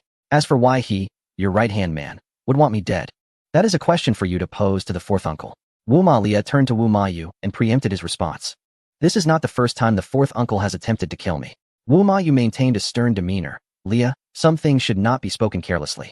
Do you understand the consequences of your words?" Yet Wu Ma Lia pressed on. "Xiaoji was not killed by Cheng Jinyan. It was the fourth uncle who sent someone to do it." Wu Mayu slammed his palm forcefully on the table, exclaiming, "This is utter nonsense. Wu Ma Lia, that day, I was also at my brother's villa, and I witnessed with my own eyes that Cheng Jinyan was framed by you. You harbor resentment against Cheng Jinyan while coveting the position of the head of my father's family. You deliberately lured Cheng Jinyan here, then murdered my brother, blaming it on him, intending to incite a feud between my father and the Cheng family, thus allowing you to seize power and usurp authority, achieving two goals at once. Seeing my father refrain from rash actions, you dispatched assassins to eliminate me, further implicating Cheng Jinyan and igniting their hatred. Uncle Qing has long been bribed by you." Wu Ma Lia accused loudly. The influential elders of the Wu Ma family were left in shock. "Wu Ma, you nonsense."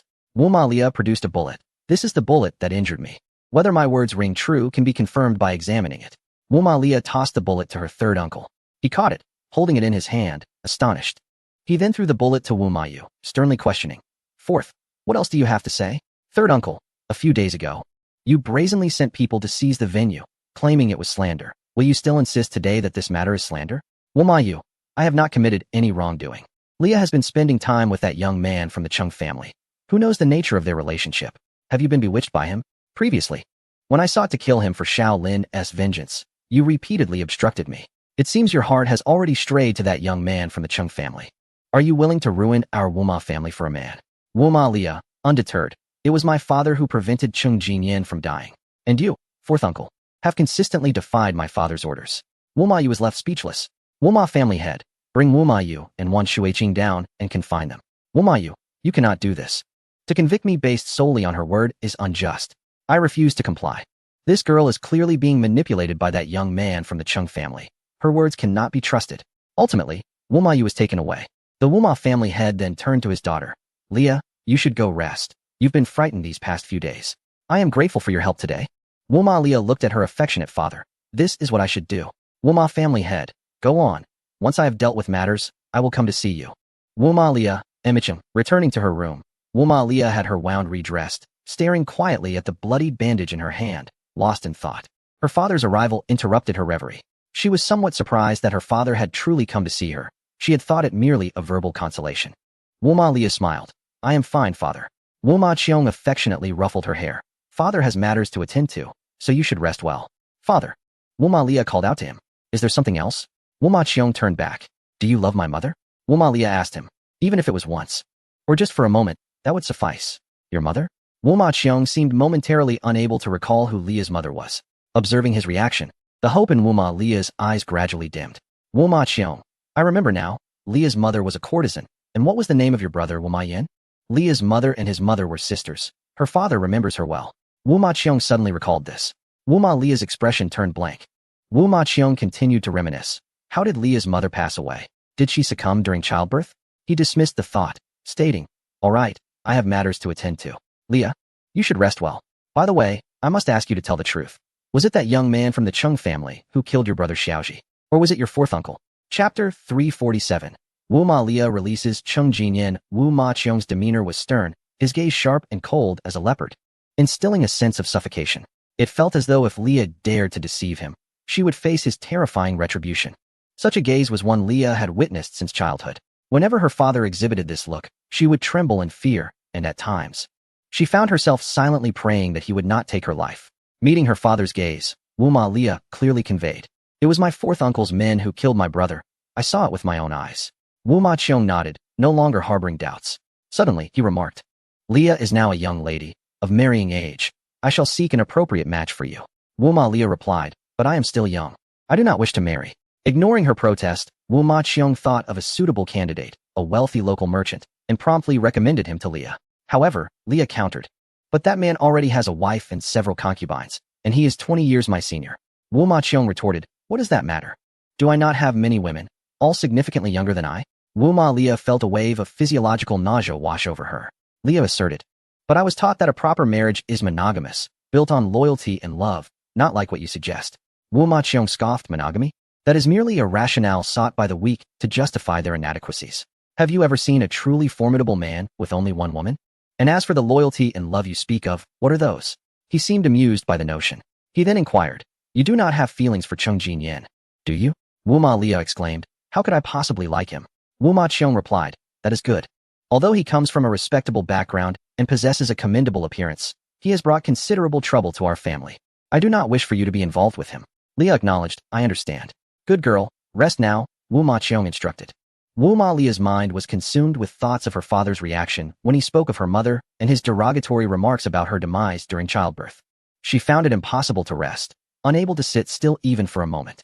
Rising from her seat, she left her room and proceeded to her father's quarters, only to find him and Wan Shuiqing emerging from the room one after the other. Hadn't he ordered for Wan Shuiqing and her fourth uncle to be confined together? Why were they not detained? They appeared to lack the animosity typical of a betrayer and the betrayed. Wu Ma Leah approached directly, father. Both turned to the suddenly appearing Leah. Wan Shuiqing hesitated, addressing her, Miss Leah. Observing the amicable atmosphere between the two, Leah inquired, father, have you forgiven Uncle Qing? Wu Ma Qiong. After all, Uncle Qing has served our family for many years. Leah interrupted her father's words for the first time. This is all part of your scheme, isn't it? Fourth uncle is the one who has been manipulated. Wu Ma Qiong turned his gaze toward her. Leah continued, Uncle Qing feigned being bribed by fourth uncle to injure me, meticulously orchestrating everything, waiting for my return to accuse fourth uncle in front of our kin. Wu Ma Yuan believed he could use the death of Wu Ma Leah to frame Chung Jinyan, inciting hatred between Wu Ma Qiong and the Chung family. Yet he was unaware that he had already fallen into Wu Ma Qiong's intricate trap. Wu Ma Leah gradually unraveled their conspiracy. In order to capture fourth uncle's misdeeds and justify his removal, You were willing to include me in your calculations. Aren't you afraid that Uncle Qing might truly kill me by mistake? Wuma Lia pressed on, questioning. Who urged Uncle Qing to pull the trigger, fourth uncle or you, father? Wan Shuiqing replied. Miss Lia, I did indeed feign allegiance to Wuma Yu. It was Wuma Yu who ordered me to kill you. If your father had not been prepared, you would have already been murdered by Wuma Yu and framed for it against the Chung family. Lia responded. If fourth uncle had no intention of harming me, father would still have sacrificed my life to scheme against him, wouldn't he? Wuma Lia felt a mix of sorrow and indignation. Wuma Qiong admitted directly, yes. He could not be bothered to weave a lie to spare Lia's feelings. In fact, he felt a twinge of impatience. You are intelligent, but your current demeanor displeases me. It is merely an injury. To sacrifice for the Wuma family is an honor. Besides, I am your father, and you have no right to question me thus. If I wished for your demise, your duty would be to willingly offer your neck to my blade. Do you understand? We shall depart. Wuma Qiong summoned his subordinates and left. Lia stood rooted in place, gazing at their retreating figures. That evening, after taking her medication, Lia fell asleep early. Her dreams filled with the distorted events of human nature she had witnessed throughout her life. In a haze, she felt a servant shaking her, desperately trying to awaken her, urgently mentioning something. She vaguely heard the name Cheng Jinyan, just as she dreamt of her mother lingering before the leopard's cage. Lia seized the opportunity to force her heavy eyelids open, escaping the terrifying nightmare. Startled and disoriented, she sat up, and before she could inquire about the servant's words, she heard a commotion outside. Lia immediately grew alert. What is happening? The two servants trembled in fear of their unpredictable mistress. It is fourth master and second master who have gathered people to pressure the head of the family to abdicate. Miss Lia, you should hide quickly. Lia asked, did you just mention Cheng Jinyan? The servant replied. He ordered the head of the family to capture him and confine him. Lia, drenched in cold sweat from her nightmare, immediately rolled out of bed, exited her room, and made her way toward the eastern courtyard where prisoners were held. She encountered no guards along the way, likely because they were in the front hall. Stealthily, she approached an old room. Lia took out her key, opened the door, and under the moonlight, she entered to find the room filled with torture devices, yet devoid of any presence. The chair in the center, meant for binding, stood empty. Is Miss Wuma here to rescue me? Cheng Jinyan's voice suddenly resonated, and a tall, dark figure swiftly emerged from behind the door, startling Wuma Lia, who hastily stepped aside. She glanced at Cheng Jinyan, who held a bundle of rope in his hand, the very same that had just bound him. His posture suggested an intention to strangle. In the next moment, he cast the rope to the ground before her. You care so much about your father's opinion. Are you not afraid of his wrath if you release me, that he might cease to favor you? Cheng Jinyan's tone was quite irksome. Lia retorted. How do you know I did not come here to kill you? If it weren't for you, I wouldn't be injured. Cheng Jinyan sighed sympathetically at Lia, saying, there exists a cruel truth. I wonder if I should let you know. Chapter 348. Cheng Jinyan observes as Lia falls into the leopard's den. Lia, however, voluntarily voiced. Are you aware of my father's and Wan Shuiqing's scheme against my uncle, using me as a pawn? Cheng Jinyan replied. You already know? You appear quite composed.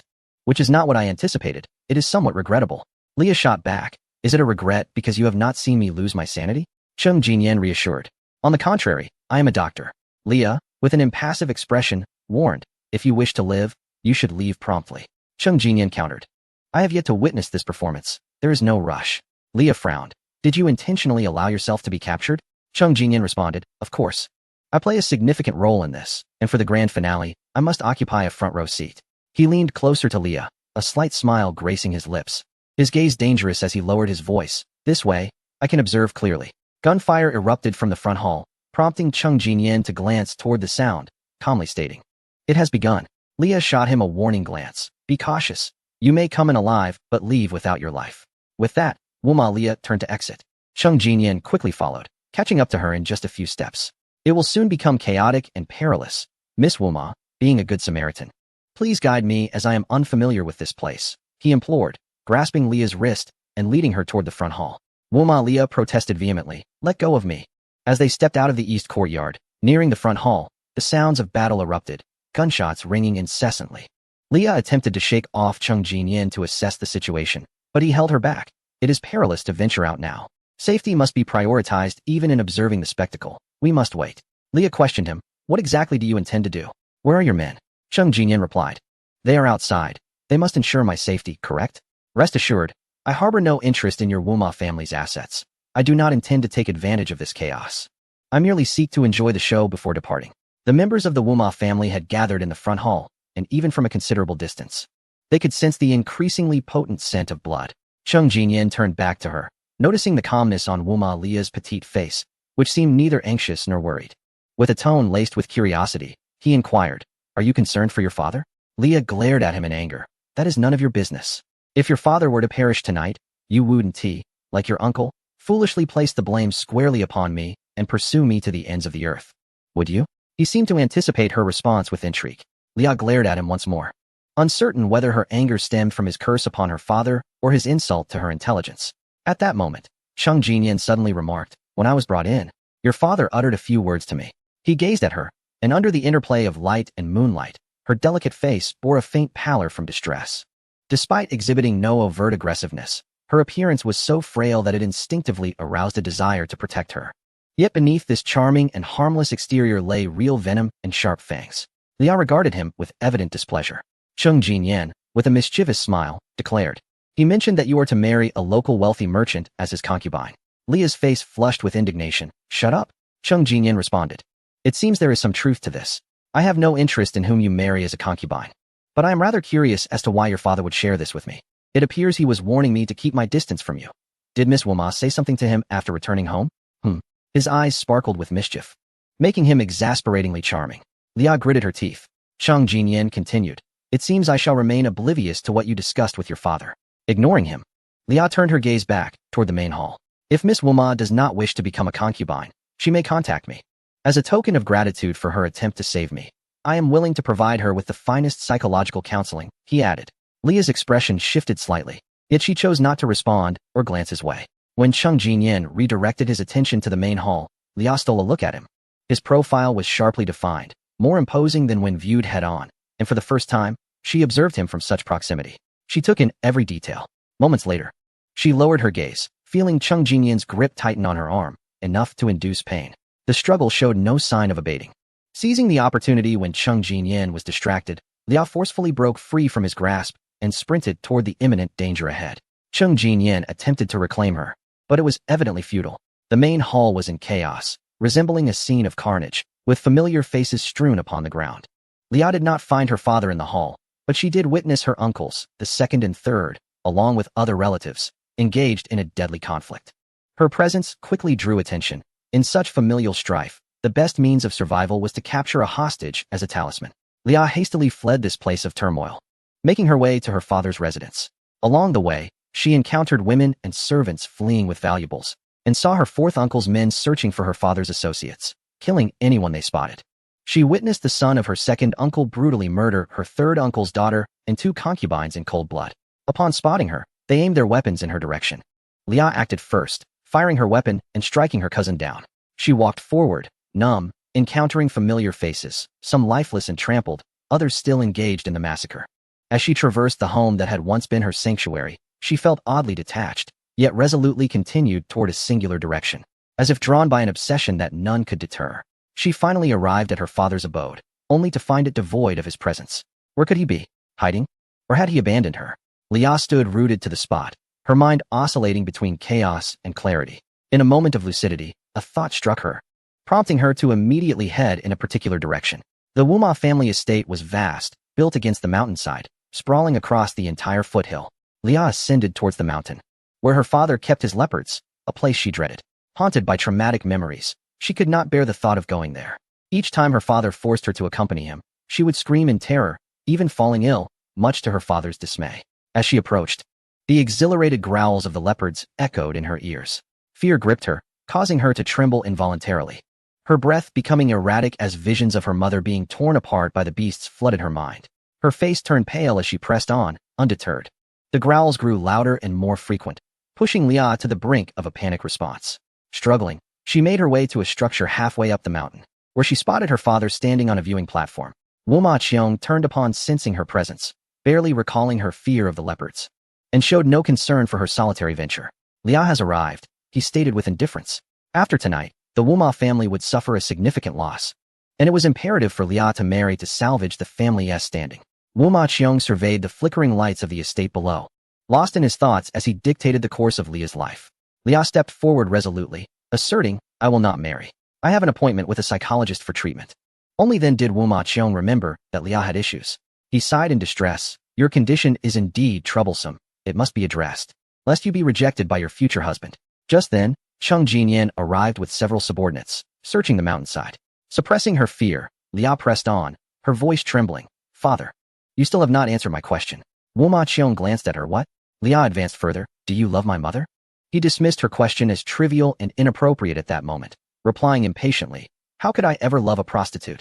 The very thought repulsed him. Lia halted 3 meters away, shaking uncontrollably, unable to take another step forward, for beneath their feet lay a dozen leopards. The mere thought of falling into their midst sent her spiraling into despair. Not even for a moment, she thought, does my father love me? Her voice quivered, almost in tears, as horrific images of her mother's demise flashed before her. Wu Ma Qiong, disinterested, eventually muttered dismissively, if Lia were a good child, naturally, I would love her. Lia gazed at her father's back, speechless, as the growls echoed ominously from below. Her mother had been killed by her father's leopards. Desperate to evoke some semblance of love or guilt within him, she reminded him. But he remained unmoved, merely responding with a nonchalant grunt. In that moment, Lia's heart sank entirely. With bloodless lips, she suddenly retorted, Father, if you were a good father, I would love you too. In the next instant, she found an unexpected surge of strength and dashed towards Wu Ma Qiong. He turned at the sound, but it was too late. In a moment of terror and despair, he was struck down by Lia, just as Cheng Jinyan arrived. He witnessed Wu Ma Lia and Wu Ma Qiong tumble from the leopard's nest amidst the excited growls of the leopard pack. Chapter 349, Desperate Measures? Rumors surrounding Qin Hanyue's mental state. Qin Hanyue, the chairman of the Qin Corporation, has not been seen at the company for over 6 months, having vanished since the end of last year. Employees inevitably engage in hushed discussions about his absence, yet they dare not voice their curiosity nor speculate carelessly about his whereabouts. Initially, they assumed their own insignificance, only to discover that even the influential figures within the capital circle have not encountered Qin Hanyue in any setting. Everyone knows Qin Hanyue's strict self-discipline and unwavering dedication to work. This is the first occurrence of such a prolonged absence since he took over the company. Previously, he might have been away on business for 3 to 5 months, but one could still catch wind of his whereabouts. This time, however, he has entirely vanished.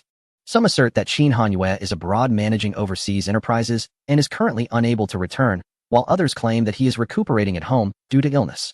These are the two most prevalent theories circulating. Given Qin Hanyue's youth and robust health, one wonders why rumors of a grave illness have emerged. This is largely attributed to the whispers amongst the elite in the capital regarding the Qin family's extravagant search for medical help. 2 months ago, an absurd tale surfaced. The Qin family, at their wits' end, allegedly turned to a Taoist priest, inviting him to their home to perform rituals and summon spirits. How this information leaked remains a mystery, yet some believed it, and those with grievances against the Qin family discreetly sought the truth, eager to hear news of Qin Hanyue's dire condition and the family's potential loss of leadership. Initially, many speculated that the elderly patriarch of the Qin family had reached an advanced age, and that the dutiful Qin Hanyue was preoccupied with seeking medical assistance for his father, neglecting his corporate responsibilities. However, upon hearing the tale of summoning spirits, consensus shifted. It was widely accepted that a well-educated and rational individual like Qin Hanyue would never engage in such superstitious practices. Thus, it became increasingly evident that Qin Hanyue himself was indeed unwell, leading the family to resort to such unorthodox measures in their search for a remedy. The truth of the matter, Qin Hanyue's whereabouts and the identity of those for whom the Qin family seeks treatment, remains known only to the family themselves. As the curtains were drawn open, sunlight streamed in, cascading onto the side of the bed. The girl lying on the bed appeared increasingly frail, her stillness evoking a sense of reverence, compelling those nearby to speak in hushed tones, lest they disturb her. Good morning. Qin Hanyue leaned down, softly kissing her forehead. I have matters to attend to at the company today, where I must preside over 2 meetings. I will expedite my tasks and return to keep you company. His tone was gentle as he informed her. He lingered by the bedside for quite some time, ultimately allowing breakfast time to slip away, and left with an empty stomach. Before departing, he cast a final glance at her, gently taking one of her hands from beneath the covers and kissing it before he stepped away. A gust of wind swept in from the balcony, causing a talisman affixed to the doorframe to flutter silently in the breeze. The rumors surrounding Qin Hanyue are not baseless. The more outlandish tales are, in fact, even more absurd. Among the most absurd incidents is the matter of inviting a Taoist priest to perform a ritual to summon souls. This ludicrous act was not only executed by Qin Hanyue, a man of higher education, but he also went further by seeking the expertise of eminent monks from Thailand. Qin Hanyue welcomed the Taoist priest into his home, where, In front of the villa, he conducted the ritual and positioned Xiao Ying before the ceremonial array. The elderly patriarch, who had always cherished Qin Hanyue, was nearly driven to slap him back to his senses, bewildered by the notion of summoning a soul when Xiao Ying was very much alive. Following that night, the entire Qin family grew increasingly concerned about Qin Hanyue's mental state. Even the gentle Qin mother and his aunt were convinced he had lost his sanity, leaving the family in a state of sleepless anxiety for several days. Not long after, Qin Hanyue summoned several enlightened monks from Thailand, who chanted scriptures and affixed numerous talismans around the Qin residence, further unsettling the household. Although Qin's mother respected the supernatural, she had never encountered such a spectacle and worried that Qin Hanyue might be driven to tears from his distress for 2 consecutive days. The patriarch refrained from intervening, thinking that once Qin Hanyue had exhausted his antics, he would eventually settle down. However, after bidding farewell to the monks, Qin Hanyue procured an array of peculiar instruments and consulted various experts to study magnetic fields, all in the name of soul summoning. He employed both metaphysical and scientific approaches. The patriarch initially reassured himself that Qin Hanyue was merely desperate and grasping at straws. Yet as the bizarre occurrences continued, he began to believe that Qin Hanyue was indeed suffering from emotional turmoil. Yet, Qin Hanyue was remarkably lucid and not simply acting out of desperation. Upon hearing of his outrageous endeavors, Cheng Jinyan and Yi Si merely labeled him as insane without attempting to intervene, for they alone understood that Xiao Ying was experiencing a rebirth of the soul. In this state, Qin Hanyue could not help but entertain wild conjectures. Was it possible that her soul no longer resonated with this body? Had this severely injured vessel ceased to harbor her spirit? It was a challenge for Qin Hanyue, a mature thinker, to compel himself to explore the fantastical theme of soul rebirth. Once imagination took flight, it spiraled out of control. He even conjured the most terrifying scenario. What if her soul had already departed this body? This thought left Qin Hanyue in a state of panic, prompting him to call Cheng Jinyan immediately. Fortunately, Cheng Jinyan offered rational reassurance. The true Xiaoying had indeed passed away. If the soul of the blood shadow had vacated this body, it would have long since shown no vital signs, rather than remaining in its current comatose state. Just as Qin Hanyue began to feel reassured, another thought struck him. If the soul of the blood shadow could inhabit this body, could it not be possible for another soul to do the same? What if, upon awakening, she found her soul replaced by another? Perhaps, just perhaps, the spirit residing in this body was no longer hers. This notion not only terrified Qin Hanyue, but also startled Cheng Jinyan, for theoretically, it was indeed plausible. Thus, Qin Hanyue spent 2 months in a state of fright, exhausting himself with worry, before finally regaining a semblance of normalcy. After several months of absence from the company, Qin Hanyue returned today to preside over 2 meetings. In his fervent desire to expedite matters, he spent the entire day in the conference room without a moment's respite. He left before all subsequent affairs were fully addressed. Even with his mobile phone continuously connected to the room's surveillance, his unease lingered. It was only after he returned home around 6 in the evening and saw Xiao Ying that his anxiety began to dissipate. After listening to the reports from the doctor, nurses, and servants regarding Xiao Ying's condition throughout the day, Qin Hanyue finally sat down for dinner. Later that evening, he completed the remaining work in his study, took a shower, and tidied himself before approaching the bedside. Noticing that Xiao Ying's nails had grown long, he gently took a nail clipper and meticulously trimmed them. Lowering his head, he attended to each nail with great care, smoothing the edges with his fingertips to ensure they were neat and devoid of sharpness. His proficiency in this task indicated that he had performed it numerous times before. After trimming her fingernails, he proceeded to tend to her toenails as well, conversing with her all the while. In the villa, while there was no shortage of servants to care for Xiao Ying, almost all tasks outside of bathing and changing her clothes were undertaken by Qin Hanyue. Even when a servant was bathing Xiao Ying, he remained stationed outside the bathroom, apprehensive that the servant might lack the strength or inadvertently cause her to fall. His attentiveness was evident. Xiao Ying, lying in bed, received care far superior to what one would expect from a self-sufficient individual like himself. As summer's end approached and the weather began to cool, Qin Hanyue carefully transferred Xiao Ying to her wheelchair and positioned her on the balcony before returning to fetch a hair tie and comb. During their escape in Peru at the end of last year, Xiao Ying had expressed a desire to cut her long hair, but time had never permitted it. Qin Hanyue, reluctant to part with her tresses despite the effort involved in washing them, had allowed her hair to grow nearly to her waist. He gently combed her hair, gathered it to one side, and began to braid it. Beside him, the dog Sai sat, initially watching attentively before languishing on the ground, lacking energy. In this vast, quiet villa, Sai had visibly descended into a state of gloom over the past 6 months. Though only 2 years old, he seemed to have taken on the demeanor of an elderly dog, listless and devoid of interest in life. Occasionally, Qin Hanyue would indulge Sai by playing with the ball to stave off his depression, yet Sai would only carry the ball to Xiao Ying's bedside, barking in vain as she remained unresponsive. Qin Hanyue finished braiding a simple twist in her hair, having styled it neatly. Dressed in a floral maxi dress complemented by a beige knitted cardigan, Xiao Ying appeared exceptionally gentle with her braided hairstyle, even without taking her for a walk. Qin Hanyue ensured that the servants dressed her in beautiful attire. Given her discerning taste and emphasis on quality of life, he would never allow her to remain in her pajamas all day, even though, to him, she looked beautiful in any form. Qin Hanyue knelt before the wheelchair, gently arranging her braid, adorned with an endearing cartoon hair tie. He touched it lightly and smiled. You might find it unappealing, but I think it looks lovely. If you were awake, you probably wouldn't agree, so I'll take this opportunity to use it for you. He adjusted the collar of her cardigan and caught sight of her prominent collarbone, which filled him with a pang of sorrow. No matter how well he cared for her, Xiao Ying, sustained solely by nutritional fluids, continued to wither away under his watchful gaze, growing increasingly gaunt. Qin Hanyue silently gathered his thoughts and began to knead her legs. The new year is approaching. Xiao Ying, I feel as if I am truly aging. He spoke slowly. Autumn is a melancholic season, and the increasingly sensitive Qin Hanyue found himself influenced by the desolation that accompanied it. He gazed at her, discomfort washing over him. Do you truly intend to awaken only when I am old and wrinkled, with gray hair? The mere thought of such a long wait enveloped him in despair, and he murmured, What will I do if you come to find me unworthy then? His worries were evident, though they were not solely about that. He softly added, If it takes so long, and you remain like this, how will you cope? His voice quivered with emotion. He counted the days, each one stretching endlessly. How can I assist you? Qin Hanyue gently laid his head on her legs, seeking solace, as if offering her encouragement. In foreign lands, euthanasia is practiced, with those in a vegetative state undoubtedly bearing the heaviest burden. One can only imagine their suffering. This autumn felt particularly protracted. Throughout the season, Qin Hanyue's spirits would often dip into despondency. Cheng Jinyan visited him a few days prior, sensing his emotional turmoil, and stayed at the Qin residence to prevent any psychological distress from escalating. Fortunately, Qin Hanyue was not in such dire straits as to require Cheng Jinyan's psychological guidance.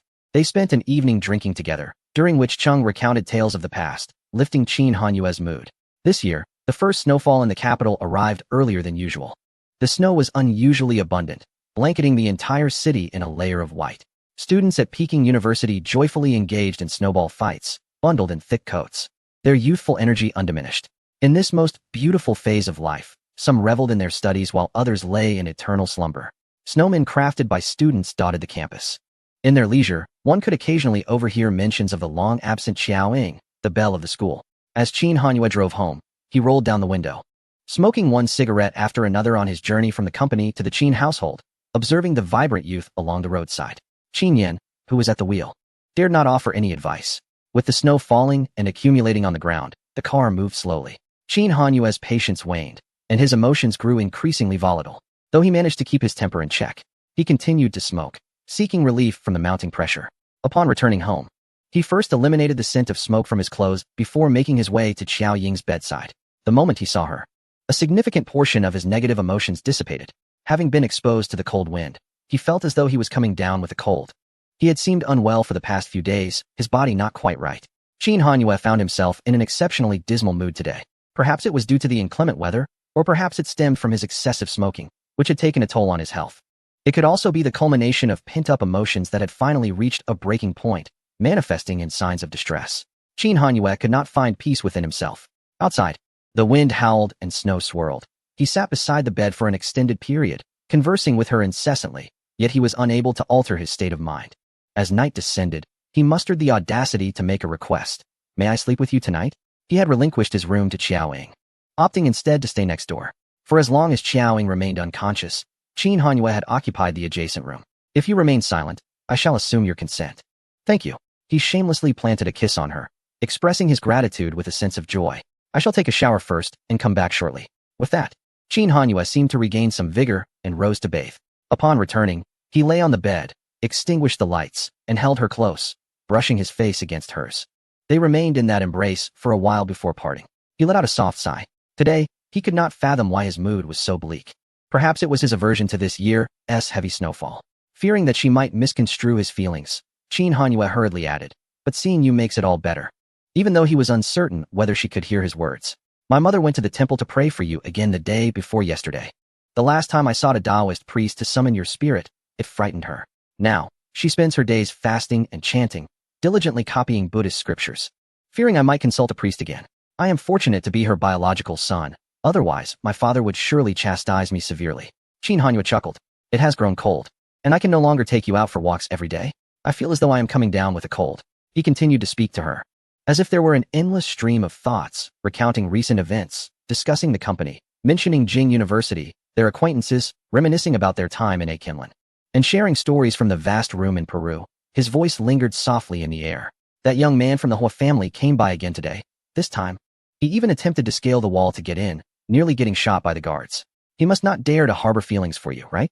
He used to look at me like I was a ghost, and now, for the sake of finding you, he dares to invade the Qin residence. Why are there so many who like you? Qin Hanyue felt a pang of jealousy. Still, you remain unresponsive. He glanced at Xiao Ying, who was indifferent to his presence. Feeling a twinge of annoyance, in a moment of playful punishment, he bit her cheek gently, reluctant to apply too much pressure. After a brief pause, he released her and tenderly kissed the mark he had left, his lips making a soft sound. At last, he began to feel drowsy. He turned off the lights. Good night. Outside, the shadows of trees swayed in the breeze. Qin Hanyue drifted into a restless sleep. He dreamt that Yi Si had taken Xiaoying away, and no matter how hard he tried, he could not retrieve her, never to see her again. He dreamt that Feng Ying had survived, and Xiaoying had been with Feng Ying all along, while he remained a mere observer, watching them together. He also dreamed that Xiao Ying's soul had departed from her body, and he was left caring for a soulless shell. In another dream, Xiao Ying awoke but did not recognize him, treating him with cold indifference. He yearned to explain their connection but found himself at a loss for words. He even dreamt that Xiao Ying had married someone. To whom she was wed, he could not ascertain. He never caught a glimpse of the groom's face, only certain that the man was not him. In the end, he dreamt back to the cliff's edge, witnessing Xiao Ying fall, and he failed to rescue her from the sea. The sound of an explosion echoed, leaving Xiao Ying's remains obliterated. Qin Hanyue awoke in terror, his eyes flying open. Emerging from the nightmare, he felt utterly drained, raising a hand to press against his aching temples. Upon opening his eyes, he realized the day had already dawned. Suddenly, his hand halted on his temples, and he widened his eyes, a moment of clarity rushing over him. Something stirred in his memory, a realization dawning. He abruptly turned to look beside him, only to find the space empty. Chapter 351. Qin Hanyue's frantic search. Awakened, Xiao Ying's heart in turmoil. Xiaoying? Qin Hanyue leapt out of bed, neglecting to put on his shoes, and hurriedly dashed outside in his pajamas, barefoot. His mind was a tempest. Having just escaped the clutches of a nightmare, his limbs weary and unsteady. Had Yi Si arrived? Had his nightmare become reality? Had Yi Si taken her away? The panic and despair of losing her in his dream morphed into a tangible dread, nearly overwhelming him. His face pale, he rushed outside, only to find a talisman on the floor that had fallen from the doorframe. It had not been blown away by the wind, nor had it simply dropped. The talisman was crumpled, evidently torn down by someone. In a state of confusion, Qin Hanyue had no time to ponder.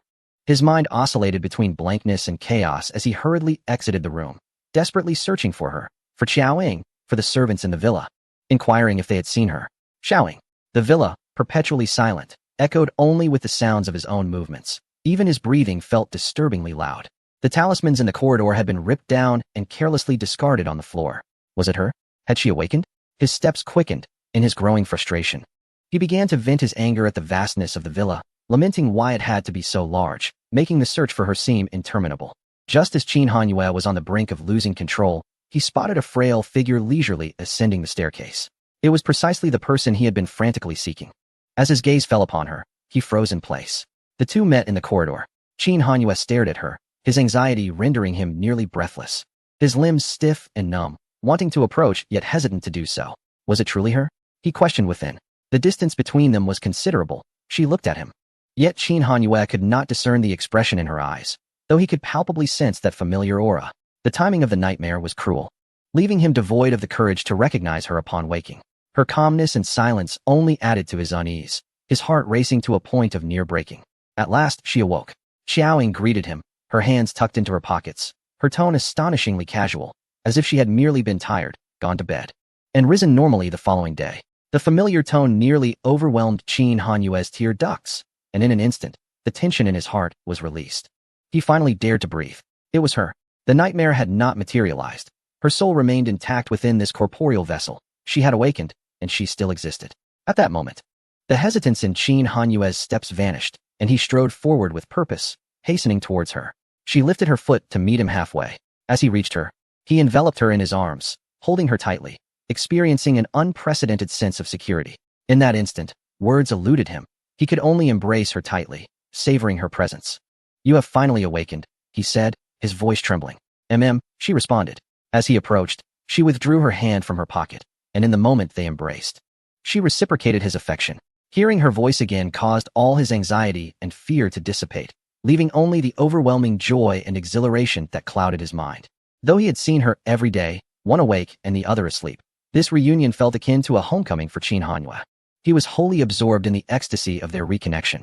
He clutched her tighter, with such force that it felt as though he wished to meld her into his very being. Their height difference placed Xiao Ying's face against his shoulder, making it difficult for her to breathe.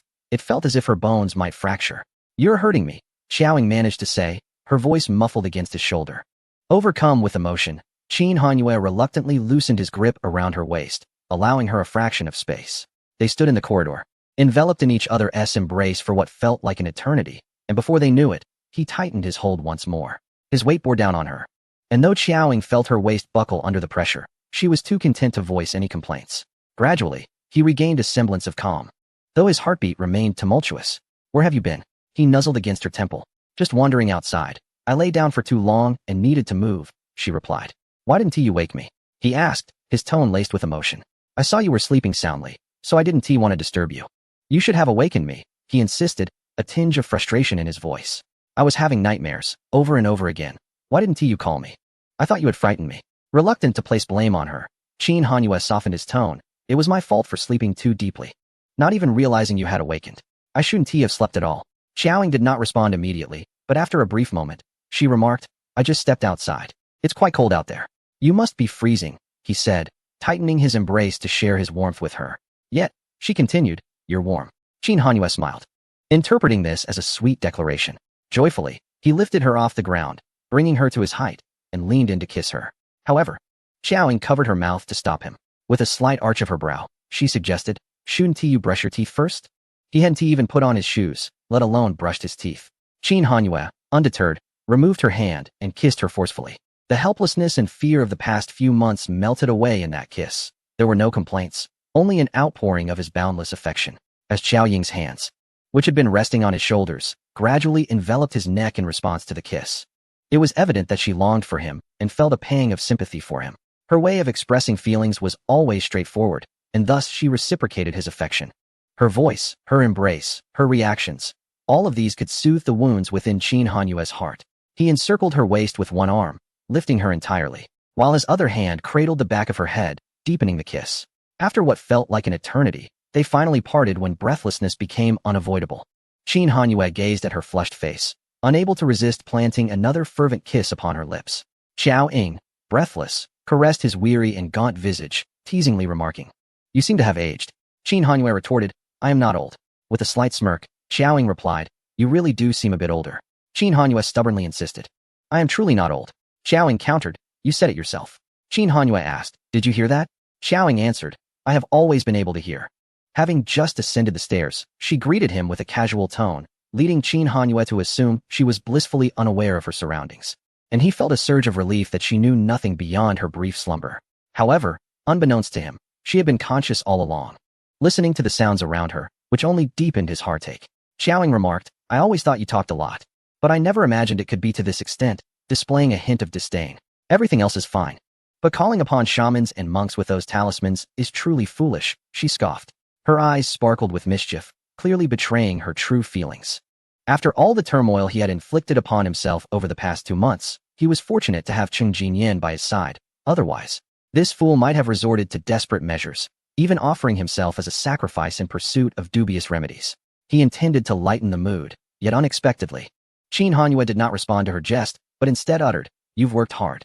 As Xiao Ying gazed into his eyes, filled with gratitude and concern for her, her hand resting on his face stilled, and her gaze became fixed. She looked at him, feeling her heart flutter with a clarity and intensity she had never experienced before. This was a sentiment she ought to express to him. "Thank you," he continued. "Thank you for not allowing me to lose you." Qin Hanyue never doubted his resolve. He had long prepared himself to cherish her for a lifetime. 8 months and 12 days. though not excessively long. Each second had been an agonizing trial. Yet throughout, even during moments when he could barely contain his emotions, his only concern was for Xiao Ying, fearing her suffering. "Thank you for your perseverance," he expressed simply. Words that resonated far more deeply than any grand declarations of love that might induce cringes. He placed her needs above his own, failing to notice his own waning strength while he only saw her growing frail upon the bed. How could one not be moved, not feel a stirring within? Xiao Ying gazed at him for an extended moment. Qin Hanyue, witnessing her expression for the first time, felt an unexpected nervousness mingled with anticipation. Just when he expected Xiao Ying to say something sweet, perhaps even initiate an affectionate advance, the moment hung delicately in the air. With a playful smile, Xiao Ying remarked, "You ought to thank me for waking you up before you reached the age of 70, with wrinkles and gray hair." Qin Hanyue found himself both amused and exasperated, fully aware that this was how things would unfold. Each time he hoped for something different, he was met with disappointment. And he couldn't help but acknowledge that he truly was forgetful and obstinate. Yet, the arm she had wrapped around his neck tightened slightly as she leaned onto his shoulder, whispering softly into his ear, "You are not old." Her voice was so faint that Qin Hanyue could barely hear it. He chuckled, lowering himself to set her back on the ground, then buried his face into her neck, his large hand caressing her waist. "I've received your confession video. Could you repeat that line of affection for me?" he asked. Xiao Ying raised an eyebrow. "Confession video? Affectionate words?" "Yes. Don't you remember? You said I was the greatest surprise of your rebirth." "That line," he reminded her. Xiao Ying countered, "From what peculiar angle do you interpret those words? And how do you analyze their meaning? Isn't that what it means?" Qin Hanyue pressed. "Absolutely not," Xiao Ying firmly denied. Upon hearing this, Qin Hanyue released her, his expression turning serious. He was certain he had not misinterpreted her words. "That is indeed a confession of love," he asserted. "Not at all," Xiao Ying replied, her face impassive. "Yes, it is," he insisted, his gaze locked onto hers. "Absolutely not," she maintained. "Indeed, it is," he persisted. After a moment of silence, Xiao Ying finally said, "On October 28th, you cried." Qin Hanyue was taken aback and immediately denied it. "I did not." "Yes, you did. You rested your head on my lap," Xiao Ying stated confidently. "That is not true," he retorted, maintaining his stoic demeanor. "It absolutely is," she insisted, both of them engaging in a childish exchange of banter. "I did not," he repeated stubbornly. "All right then," she said, seemingly ready to let him off the hook. As she turned to leave, she added provocatively, "You did." Qin Hanyue followed her. "I did not." With a smirk, she walked towards the room. Behind her, Qin Hanyue's face broke into a broad smile. Meanwhile, Fourth Master woke up and dashed upstairs, spotting Xiao Ying and excitedly leaping into her embrace. His tail wagging like a fan, seemingly rejuvenated from his old age. His melancholy seemed to vanish. Fourth Master joyfully circled around Xiao Ying, and even the typically aloof dog rushed over to greet the robot, playfully jumping up to give it a kick before sprinting back to Xiao Ying, barking happily. As the robot entered, it was met with a swift kick from Fourth Master, nearly triggering its self-defense protocol to retaliate. Upon seeing Xiao Ying, the robot's threatening electronic eyes softened, and it approached her with teary eyes, saying, "Darling, you are awake." Qin Hanyue was in the bathroom, getting ready. The room was filled with liveliness from one person, one dog, and one robot. Xiao Ying knelt on the floor, cradling Fourth Master's head in her hands.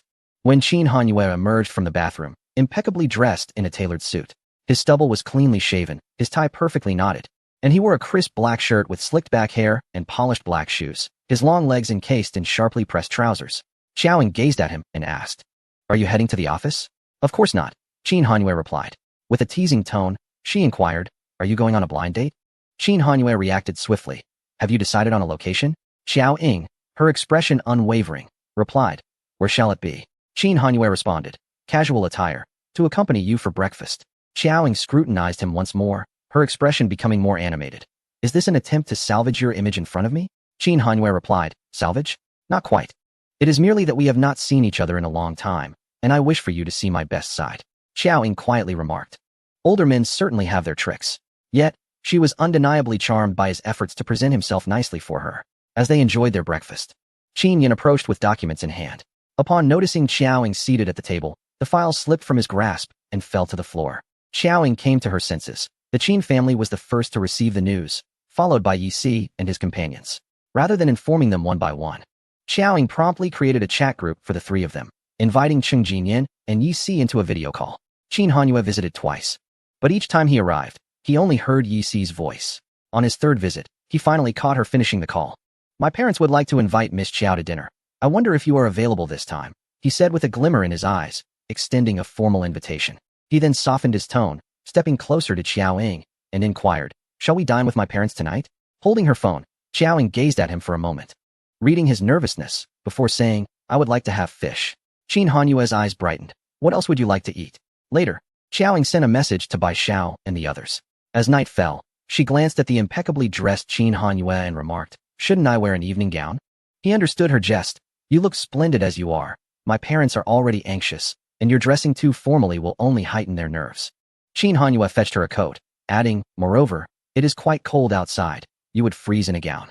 Standing at the entrance of the villa, snowflakes began to fall from the sky. Qin Hanyue asked, "Shall we drive there?" Qiao Ying replied, "I've lounged too much. Let us walk." Qin Hanyue said, "Then I will fetch an umbrella. Wait for me." He held a sleek black umbrella, wrapping an arm around Qiao Ying's shoulders as they stepped into the flurry, heading towards his parents' residence. The Qin household was brightly lit as they approached, the ground free of snow, freshly fallen. Qin Hanyue introduced Qiao Ying to the Qin family much like he had when introducing Qiao Yi. Qin's mother appeared somewhat anxious. She had not been this way when meeting her other daughters-in-law. She frequently checked her attire and ensured that the food did not grow cold. Noticing her husband's stoic demeanor as he sat in his chair, Qin's mother chided him. "When the guests arrive, you must smile, understand? Miss Qiao is young. Do not frighten her." The elder Mr. Qin nodded in response without speaking. Chapter 353. Qin Hanyue. She has slain the shadow leader. Elder Mr. Qin. Before they had even approached, a servant dispatched to greet them hurried over with news. Qin's mother quickly walked to the entrance to welcome them. Catching sight of the two approaching, hearing movement behind her, she turned to find her husband standing silently behind her. Qin's mother remarked, "Now this is more like it." As she approached, Qin's mother greeted her with a warm smile. "Welcome." Qiao Ying found it particularly challenging to interact with kind-hearted elders, especially those steeped in traditional values.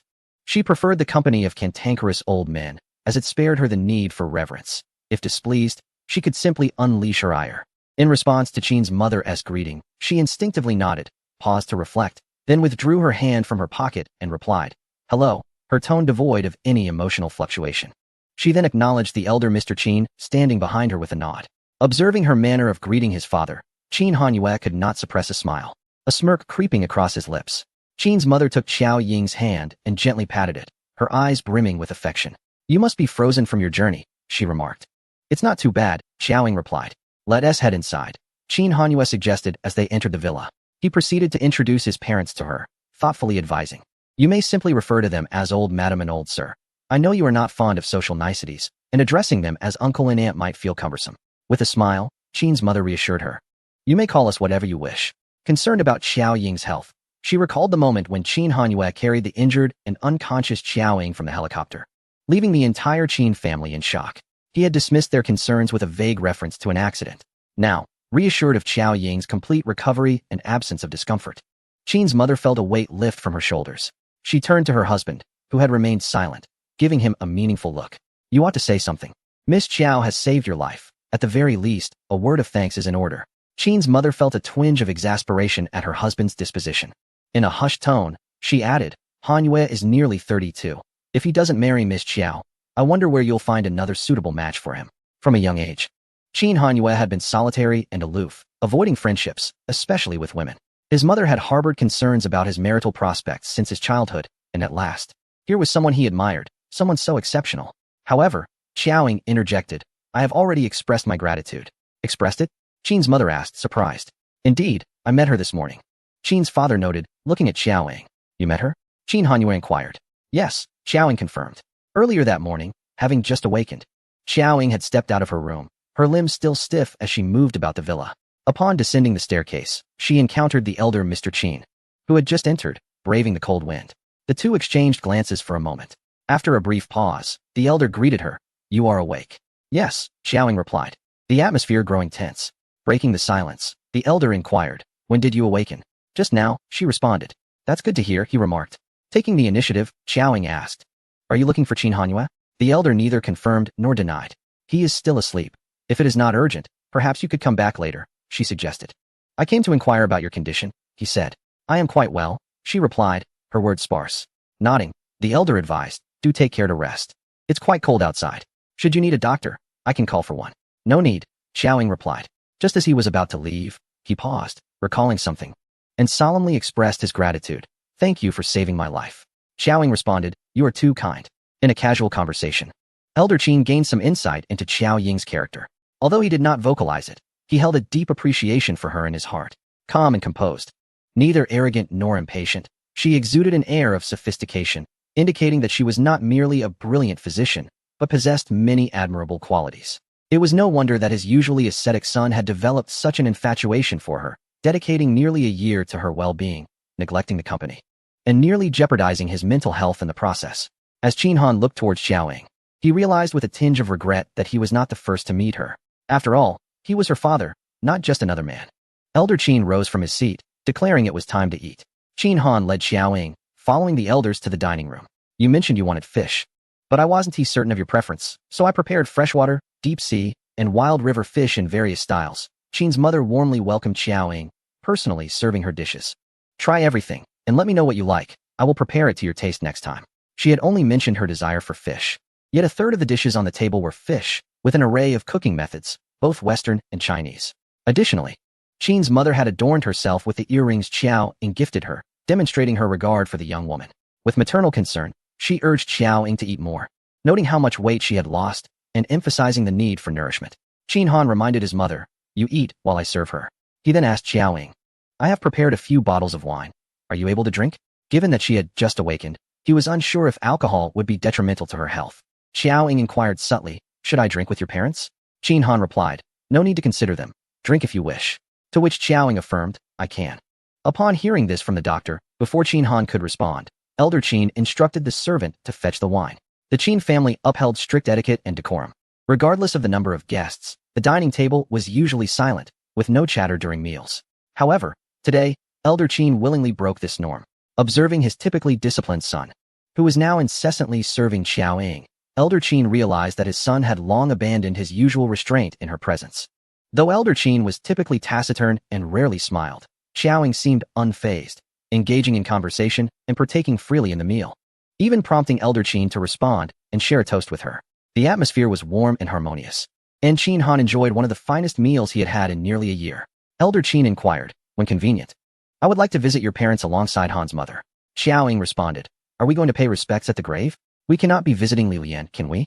Qin's mother dropped her spoon into the bowl, taken aback by the child's startling words. She exchanged glances with her husband, thinking, "Aren't her parents and siblings present?" Qin Han replied, "It's a long story." He succinctly recounted to his parents that Xiaoying was the eldest child of the Su family. Upon learning of the difficulties Xiaoying had faced, Qin's mother felt a surge of compassion. Elder Qin detected a rising anger. What kind of matters is the Su family involved in? After the meal, Elder Qin summoned Qin Han to the study upstairs for a discussion regarding Xiaoying's injury and coma. "Was it an accident?" he queried. "Those injuries are clearly not from a mere crash." In the midst of the circumstances surrounding Qin Hanyue, they refrained from inquiring too deeply. Now that Xiaoying has awakened, it is only natural to ask a few questions, particularly since Qin Hanyue has been missing since the end of last year, with no word even during the festive season. After several months of absence, he returned with the comatose Xiaoying, accompanied by an entourage of hidden guards. Old Master Qin remarked, "If it is inconvenient to discuss, then let it be. I merely wish to inquire if the matter has been resolved." Qin Hanyue replied, "It should be resolved. She has eliminated the leader of the shadow." Old Master Qin was taken aback. Meanwhile, Xiaoying remained downstairs with Qin's mother, unaware of how much Qin Hanyue had shared with his father. She sensed a shift in Old Master Qin's gaze towards her. It had transitioned from that of a senior observing a junior to one that bore a hint of peer recognition. Chapter 354, Yi Si asked, "What is it that you find appealing about him?" Xiaoying responded, "I find him appealing in every way." As they departed from the residence of Qin Hanyue's parents, he inquired on their way back, "Are you accustomed to the food?" Xiaoying replied, "Yes." Qin Hanyue continued, "Did you enjoy your conversation with my mother?" Xiaoying answered, "It was quite pleasant." Feeling reassured, Qin Hanyue then presented her with a red envelope containing a black card. "This was initially a gift prepared by my father for you. However, he later deemed it unsuitable and instructed me to present it as a token of blessing for your recovery. He will prepare another gift for you in due course." He placed the envelope into the pocket of Xiaoying's coat and inquired, "My mother must have also prepared a gift for you. What is it?" Xiaoying raised her hand to reveal a jade bracelet adorning her wrist, showcasing it to Qin Hanyue. Surprised, he asked, "Do you understand the significance of this bracelet from my mother? Did she explain it to you?" There was a hint of tension in his demeanor. Xiaoying responded, "It is quite beautiful." Yet Qin Hanyue remarked, "Both of my sisters-in-law possess one." Xiaoying quipped, So it was mass-produced? Qin Hanyue suggested. Shall we return so I can have my mother clarify it further for you? As he spoke, he slowed his pace, feigning a desire to head back. Xiao Ying retorted. No, I'm too lazy. Qin Hanyue pressed. So, has it been clarified? Xiao Ying pondered for a moment. Perhaps. Qin Hanyue raised an eyebrow. Perhaps? The bracelet was a custom piece made by Qin's mother for the future daughters-in-law, having been treasured for many years. Both of Qin Hanyue's sisters-in-law received theirs upon engagement, and Qin's mother had assumed that this one would never find a suitable recipient. Xiao Ying responded, yes. Qin Hanyue chuckled. A general understanding is sufficient. He took her hand, noting its chill. Are you cold? Xiao Ying confirmed, yes. Qin Hanyue opened his coat, enveloping her slender frame within its warmth, shielding her from the wind. Fourth Master awaited at the entrance of the villa, rushing over with enthusiasm, fearing he might unintentionally kick Qin Hanyue in his excitement, reminiscent of his earlier treatment of the robot.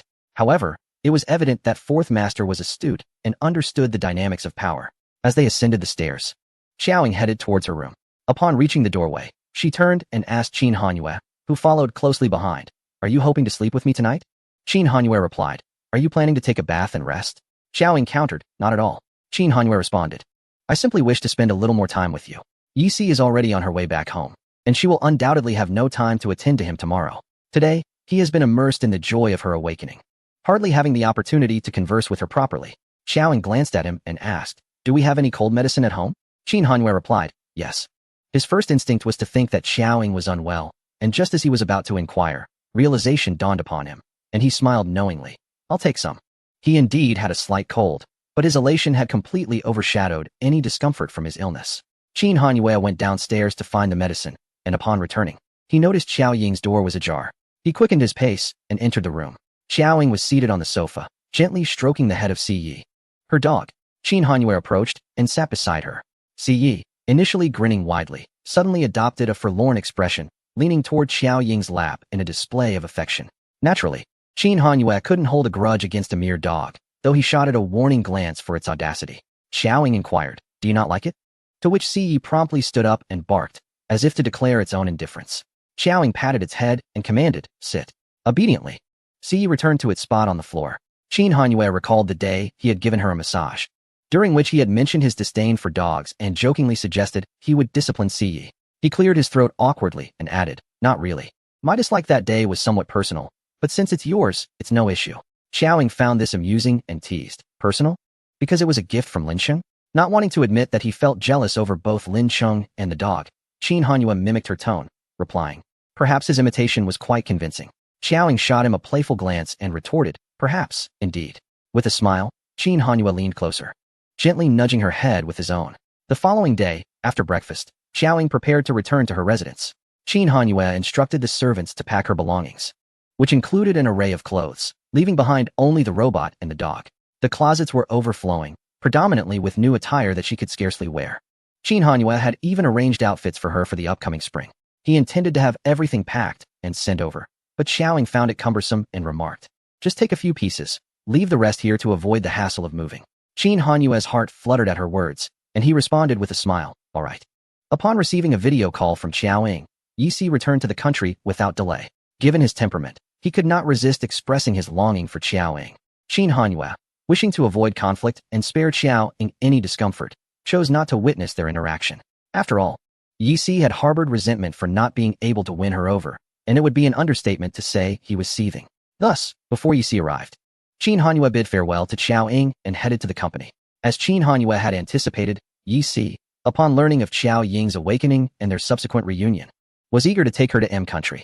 However, this was evidently unfeasible. When the topic of Qin Hanyue concealing her at the Qin residence arose, Yi Si's suppressed anger ignited once more. For the first time, he donned a serious demeanor and questioned Xiao Ying about the authenticity of her feelings for Qin Hanyue.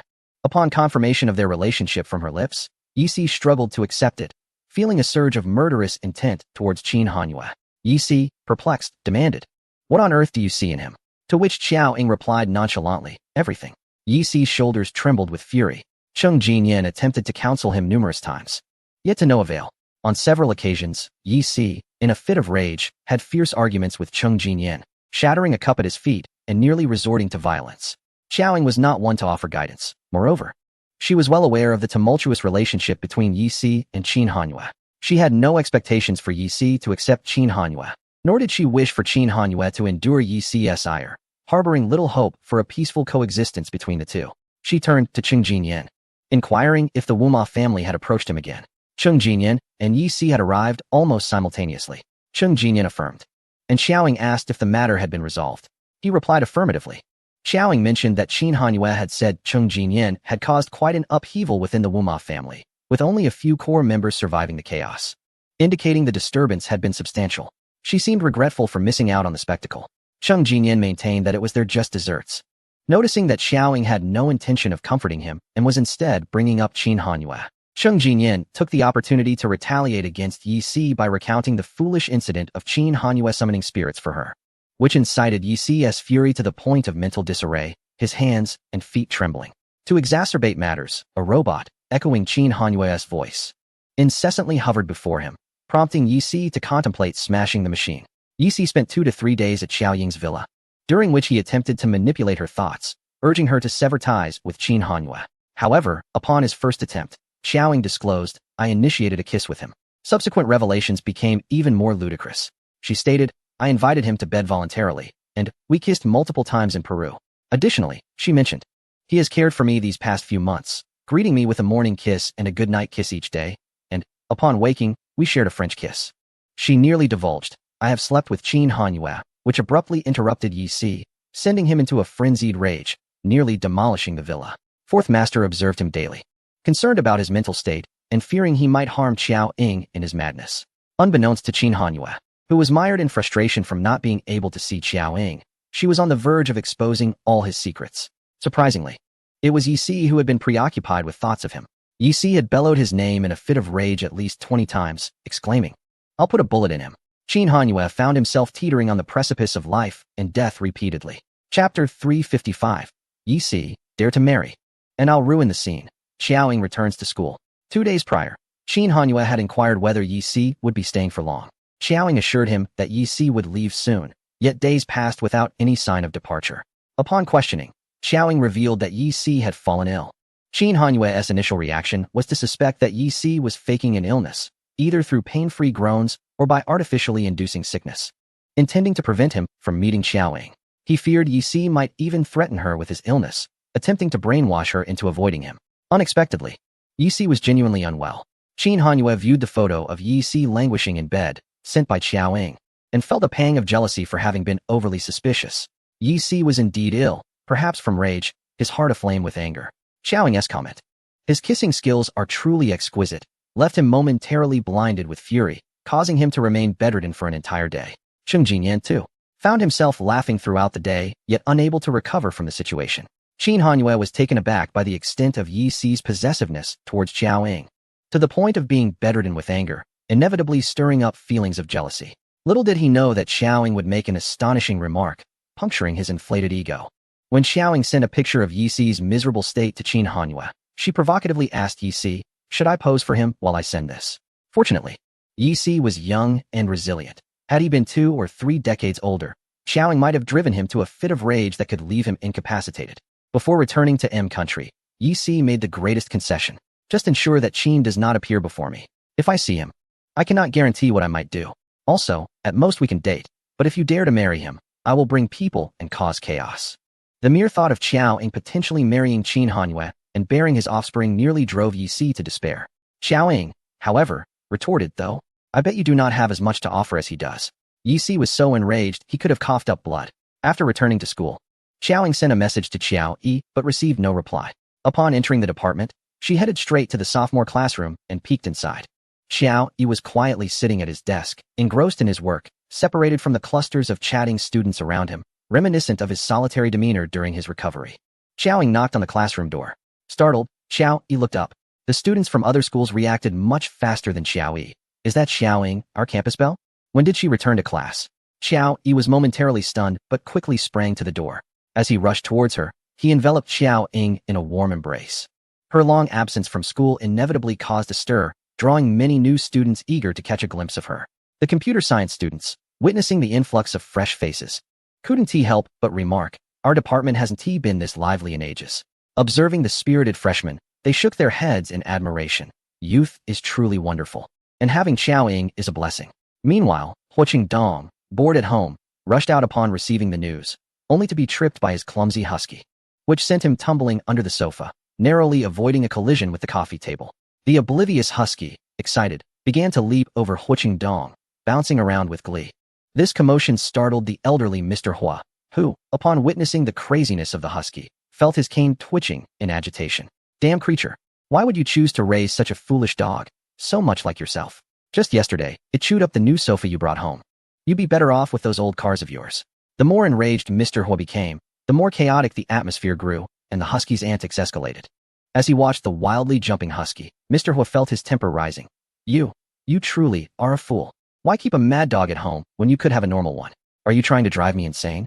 Huo Dong called out as he dashed out. Grandpa, I'm heading to school. Please keep an eye on Fifth Master and don't let him run wild. Just don't hit him, or he'll become even more foolish. As he ran out, he vanished in an instant. Mr. Hua, fuming, shouted after him, Fifth Master? Huo Dong, whom are you mistreating? As Xiao Ying and Xiao Yi strolled down the corridor, they spotted a tall figure approaching, reminiscent of a gorilla entering the animal kingdom. The familiar, resonant voice rang out, Ying Jia. An overly excited Huo Dong extended his arms toward Xiao Ying. She deftly sidestepped, her hands tucked into her pockets, left empty-handed. Huo Dong turned around and exclaimed, Ying Jia, why didn't you inform me of your return? Xiao Ying replied, has your hair grown back? Huo Dong touched his head, casually draping his arm over Xiao Yi's shoulder as he inquired, looking handsome, right? Xiao Ying questioned, why are you still in school? If her memory served her correctly, Huo Dong should have graduated from his 4th year. Huo Dong replied, I'm pursuing my master's. Xiao Ying responded with surprise. With a sudden seriousness, Huo Dong leaned in and lowered his voice. Ying Jia, tell me the truth. Has Qin Hanyue kept you under house arrest? Just say the word, and I will gather people to seek vengeance for you, risking my life to restore your honor. Xiao Ying retorted, what would be the motive for such a crime? Huo Dong analyzed thoughtfully, to coerce you into submission. I dare not imagine the process. Given Qin Hanyue's ruthlessness, he could resort to murder and dismemberment. I heard he even invited monks to chant, likely out of fear that his past misdeeds would come back to haunt him. Look at how thin you've become. Has he been mistreating you? Xiao Ying countered, and yet you dare to accept the car he gifted you. She agreed to procure a new Koenigsegg one for Huo Dong, a gesture made by Qin Hanyue during her period of unconsciousness. Huo Dong insisted, that is a separate matter. He then pressed, Ying Jia, where on earth have you been for the past year? I turned the Qin family's walls upside down searching for you. My grandfather nearly broke his leg when I asked him to send someone to the Qin residence. It wouldn't be that you encountered some misfortune while trying to save your mother and sister, would it? Realizing Xiao Yi's presence, he quickly added with a sheepish grin, I didn't mean you, little brother. Xiao Ying shifted the topic, asking Xiao Yi, did you not see my messages? Xiao Yi pulled out his phone, refreshed it, and found no response. I didn't receive anything. It seems the signal is acting up again. Xiao Ying questioned again. Huo Dong chimed in, Ying Jia, you might not be aware, but our university, no, the entirety of Huagua, has been terribly bullied by those foreign scoundrels. Just because you claimed that hackers X and Y were from Huagua, those foreign miscreants went into a frenzy, refusing to believe it and accusing you of insulting Hacker X. They've been provoking us at our doorstep, and our school's security system has been under constant attack from hackers. Even the slightest proficiency invites them to intrude, sometimes. In the middle of class, obscene gestures appear on the screen. Huo Dong animatedly raised his middle finger. Numerous datasets from the Research Institute were destroyed, leaving the university president with hair as white as snow. Several neighboring schools also suffered the repercussions. Chapter 356, Zhang Chengyong. You are Hacker X? Xiao Ying, a little return gift, Huo Dong lamented. The security system of my family's branch in City A has been subjected to indiscriminate attacks. These foreign pests are simply outrageous. The news that Hacker X was a Huagua national spread like wildfire, sparking astonishment among hackers around the globe. Their initial reaction was one of derision, soon followed by vitriolic condemnation. The hackers formed an unprecedented united front, mercilessly attacking the fanciful notions of the Chinese individuals involved, accusing them of delusions and self-aggrandizement. They unanimously believed that Xiao Ying's actions were an affront to Hacker X and the entire hacking community. As the news spread, the security system of Peking University was the first to bear the brunt of the hackers' onslaught.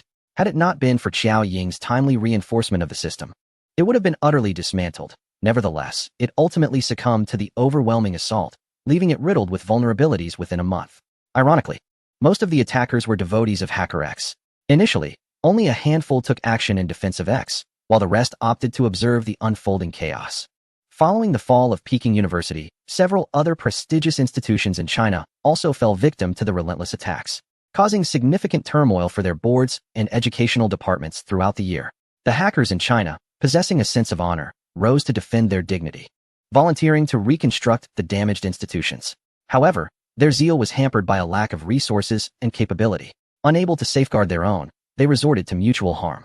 Thus, the latent hackers in China emerged, retaliating in kind, banding together to counter the onslaught, believing that even a single act of retribution was worthwhile. As tensions escalated, not only educational institutions, but also numerous iconic landmarks in China faced malicious attacks from hackers. Initially, some rational hackers harbored skepticism about the mysterious X's identity as a Chinese national and refrained from participating in the tumult, choosing instead to be mere spectators. Yet, as nearly a year passed without Hacker X stepping forward to defend China, his silence unequivocally denied his Chinese identity, emboldening the hackers to act with increasing impunity. This was a war devoid of gunfire. As the situation grew more dire, the Chinese hackers faced repeated provocations, culminating in a global challenge from hackers worldwide. The challenges ranged from online competitions to large-scale international contests. The Chinese hackers rose to the occasion, fighting valiantly even in defeat. Zhang Qingyong sighed deeply as he took out his phone, contemplating once again seeking assistance from Qin Hanyue, now beyond retirement age.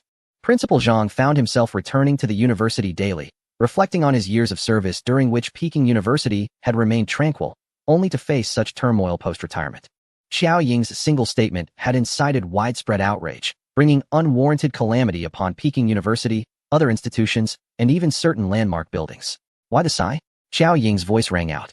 Turning around, Zhang Qingyong was startled to see Xiao Ying appearing with a laptop. Xiao, when did you return? He stood in surprise, an uncontainable joy illuminating his face. Why have you lost so much weight? What has happened? I've sought you out repeatedly, inquiring about Qin Hanyue, yet I couldn't even find you. Xiao Ying approached with her laptop. I just wandered around a bit. Consider it a form of travel. As Zhang Qingyong observed her, he noted the toll time had taken on him. Xiao Ying settled onto the sofa, opening her laptop and commencing the creation of an entirely new security system. Inquiring of Zhang Qingyong, the University of Kyoto has been under siege for an entire year. Why not seek out Qin Hanyue? Zhang Qingyong replied, I have sought him out, but he is utterly unreachable. Shortly after you took your leave last year, I went to find him. His father informed me that he was on a business trip. Months later, I heard he had returned, yet still, I could not meet him. Xiao Ying acknowledged this and remarked, oh, I forgot. He traveled with me.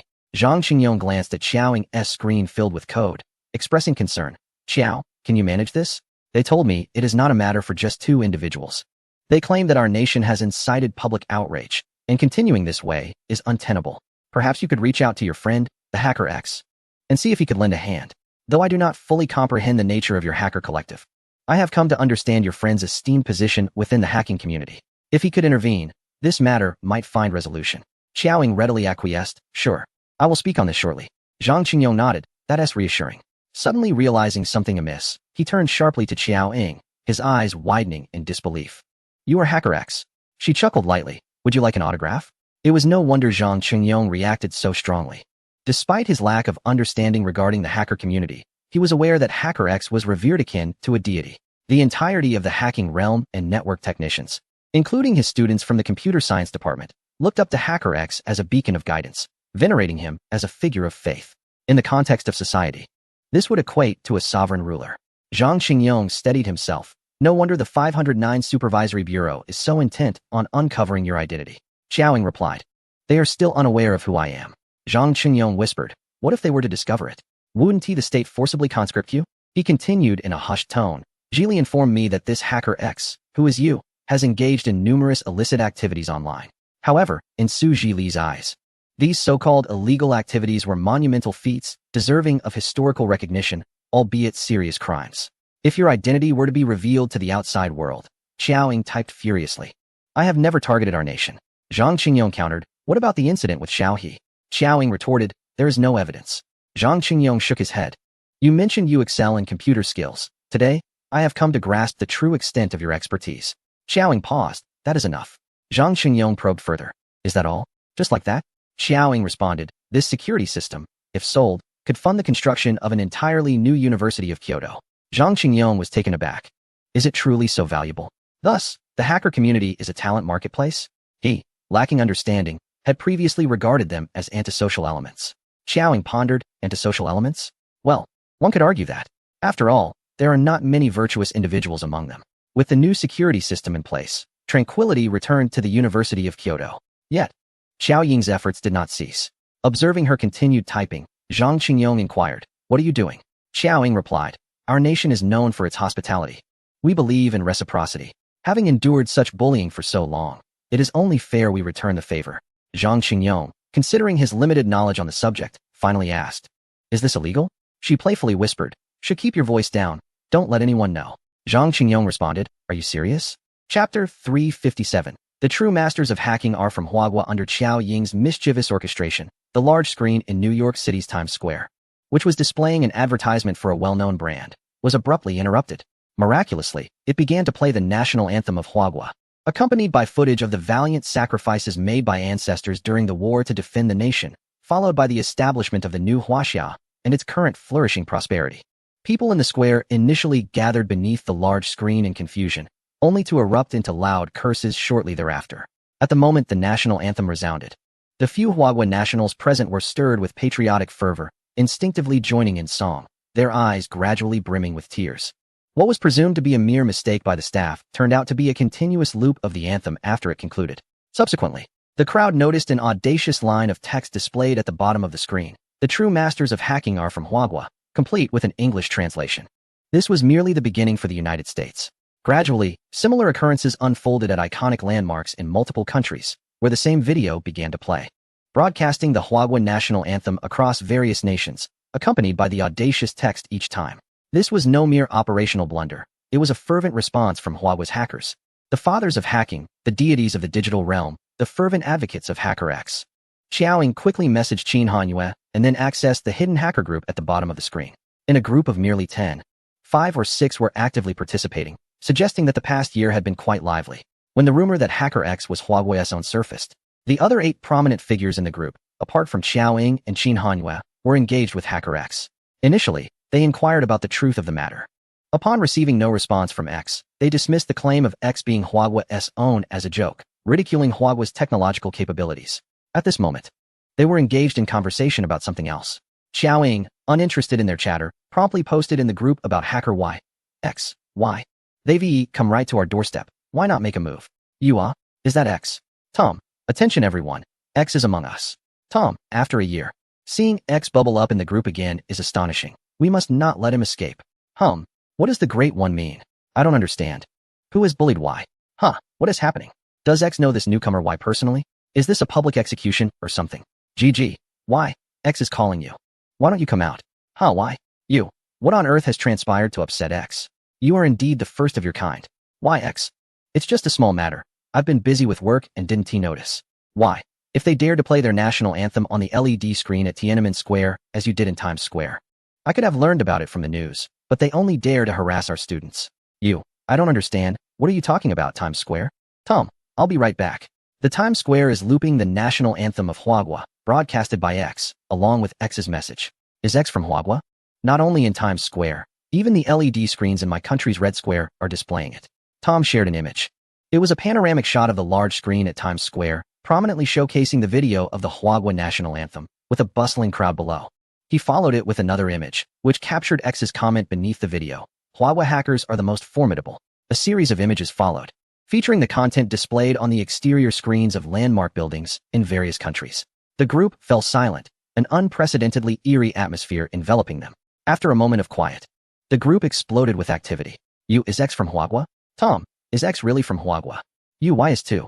Tom, how is that possible? X, if you are being held against your will, just blink, and I will surely rescue you. What the hell? GG, I find this hard to accept. I always thought X was from Russia or M country. X, whose apprentice is lazy? Who? I don't know. Everyone claimed not to recognize him. At that moment, one person stepped forward claiming, Kiev, that's mine. Kiev was originally ranked second on the hacker leaderboard, displaced by Qin Hanyue. X, that technical approach. I can guess it is you. Tell him, if he comes to Huagua, he must abide by our rules. During the computer competition between Jingda and Hanxi, Xiaoying only mentioned knowing X and Y, adding ambiguously that there was more than one Huagua hacker in the top 10 of the hacker ranking. However, Lazy, motivated by a desire for revenge, deliberately distorted Xiao Ying's words, spreading the rumor that Hacker X was from Huawei throughout the hacker community. Xiao Ying and X, unable to clarify the situation, were perceived by others as guilty. The two of them shared a similar disposition. Kiev had always looked down upon Huawei hackers and had engaged in minor conflicts with X and Y in the group. Throughout the year, he contributed significantly to the ridicule and bullying of Huawei hackers. The revelation that X was indeed from Huawei left Kiev feeling a burning shame. He had not held back in humiliating Huawei hackers in the group, only to now witness the public censure of X. Before Kiev could respond to X, the screen before him abruptly went dark, having been hacked by X. Furious, Kiev smashed his keyboard. Kiev was quite a provocateur in the group. Let me clarify. I have never participated in that. Neither have I. Regardless of which country you belong to, X, I will always be your most devoted follower. GG. Who was it that said they would bow and apologize if X turned out to be from Huawei? It was Tom. He had made Q feel so self-conscious back then. Haha. This must be quite a slap in the face. Tom, bow? I'm packing my bags to travel to X's country and bow to Q. Shall we meet, X? The revelation of X's nationality sent shockwaves throughout the hacker community. X's remarkable maneuvers captivated half the world, and the news quickly made headlines across various countries. X's audacious comment, "Huawei hackers are the most formidable," was fervently reported by major news outlets. Especially in Hua country, the trending topic has surged, capturing the nation's attention. Even those who have never engaged with or been exposed to this matter have begun to voice their opinions. The comments beneath the trending topic have exploded. One commenter expressed, "Damn it. Even though I have no prior involvement, I will support anything that brings glory to our nation." Another chimed in, "Let our national anthem play in Times Square. This is simply astonishing. Haha, how incredibly cool." A third remarked, "It's true. I am currently in Times Square, and I was moved to tears upon hearing our anthem." A more cautious voice asked, "Isn't this illegal? What if they hold our country accountable?" To which another responded, "Illegal? What do you mean? This is cultural exchange, fostering friendship between our two nations." A user added, "Bro, you understand the essence of peace." Another declared, "From today onwards, Hacker X is my idol. I've made my decision to major in computer science at university." One user proclaimed, "Damn it. As someone in the industry who has been following this matter, I am beyond frustrated. After being oppressed for so long, I am thrilled to see Hacker X finally take action. It's incredibly satisfying." Another exclaimed, "Hacker? Which deity is this? Truly impressive." Another added, "Hua country's hackers are the absolute best." One suggested, "The country should promptly protect Hacker X, recruit him into national departments, and perhaps let him speak to us. I've never encountered a hacker in my life and would love to hear from him." Hua country's hackers have long faced unfair treatment due to their technical prowess, with international communities even using the phrase "you're from Hua country, right?" to belittle less skilled hackers. Hua country's hackers have always been self-aware, but the reckless actions of Xiao Ying, who foolishly inflated her own reputation, turned her into a laughingstock and the target of ridicule. Throughout the year, Hua country's hackers have battled their counterparts from various nations. Following defeats, they vented their frustrations on Xiao Ying, the provocateur, with some even threatening to educate her at Kyoto University. Upon discovering that she was the individual responsible for the nationwide network paralysis, they begrudgingly fell silent. Today, however, Hacker X has publicly asserted his identity as a Hua country citizen through this powerful retaliation. He has delivered a resounding slap to the face of all detractors. There is no sense of embarrassment, only a sense of vindication. It is utterly gratifying. In Chapter 358, Xiao Ying reflects, "This version is the most absurd." Chat records from the hacker group reveal Zhang Qingyong asking, "Xiao, what kind of gift did you reply with?" He expressed concern, wanting Xiao Ying to exercise caution. Xiao Ying replied, "It's been reported in the news." Zhang Qingyong was taken aback, checking his phone. "This is already in the news? It's only been a few minutes. Which country's news? You can't be serious." Xiao Ying responded, "Global." Zhang Qingyong.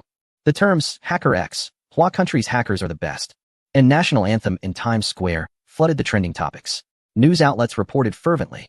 Xiao Ying's audacious act prompted Hua country's hackers to cheer and rally in front of their screens, chanting Hacker X, long live Hua country.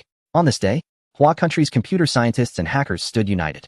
Regarding the matter of Hacker X being a Chinese national, it may not carry profound implications for the layperson, who might only perceive it as akin to the notion of global football icons Messi or Ronaldo being from China. However, for the realm of hacking, the significance is far more profound. Various short video platforms have been flooded with related content, while numerous overseas Chinese flocked to the iconic buildings that had been hacked, engaging in live broadcasts. These live streams attracted audiences numbering in the hundreds of thousands, even reaching into the millions, with gifts showering down like confetti, all witnessing this historical moment. The entire nation shared in this momentous glory. Hackers are inherently enigmatic figures, their mystique serving as a filter that elevates their status in the eyes of the public. Hacker X has undoubtedly been deified in the hearts of the masses, with netizens fervently proclaiming their desire to marry him. The atmosphere is more electric than during the New Year celebrations. Despite the frantic efforts of technicians, the screens could not be restored to normalcy, and ultimately, to prevent further chaos, the power had to be cut. Meanwhile, in the United States Times Square, after a series of extreme measures taken by technicians and a handful of hackers who could no longer tolerate the affront to their dignity, they too decided to sever the power.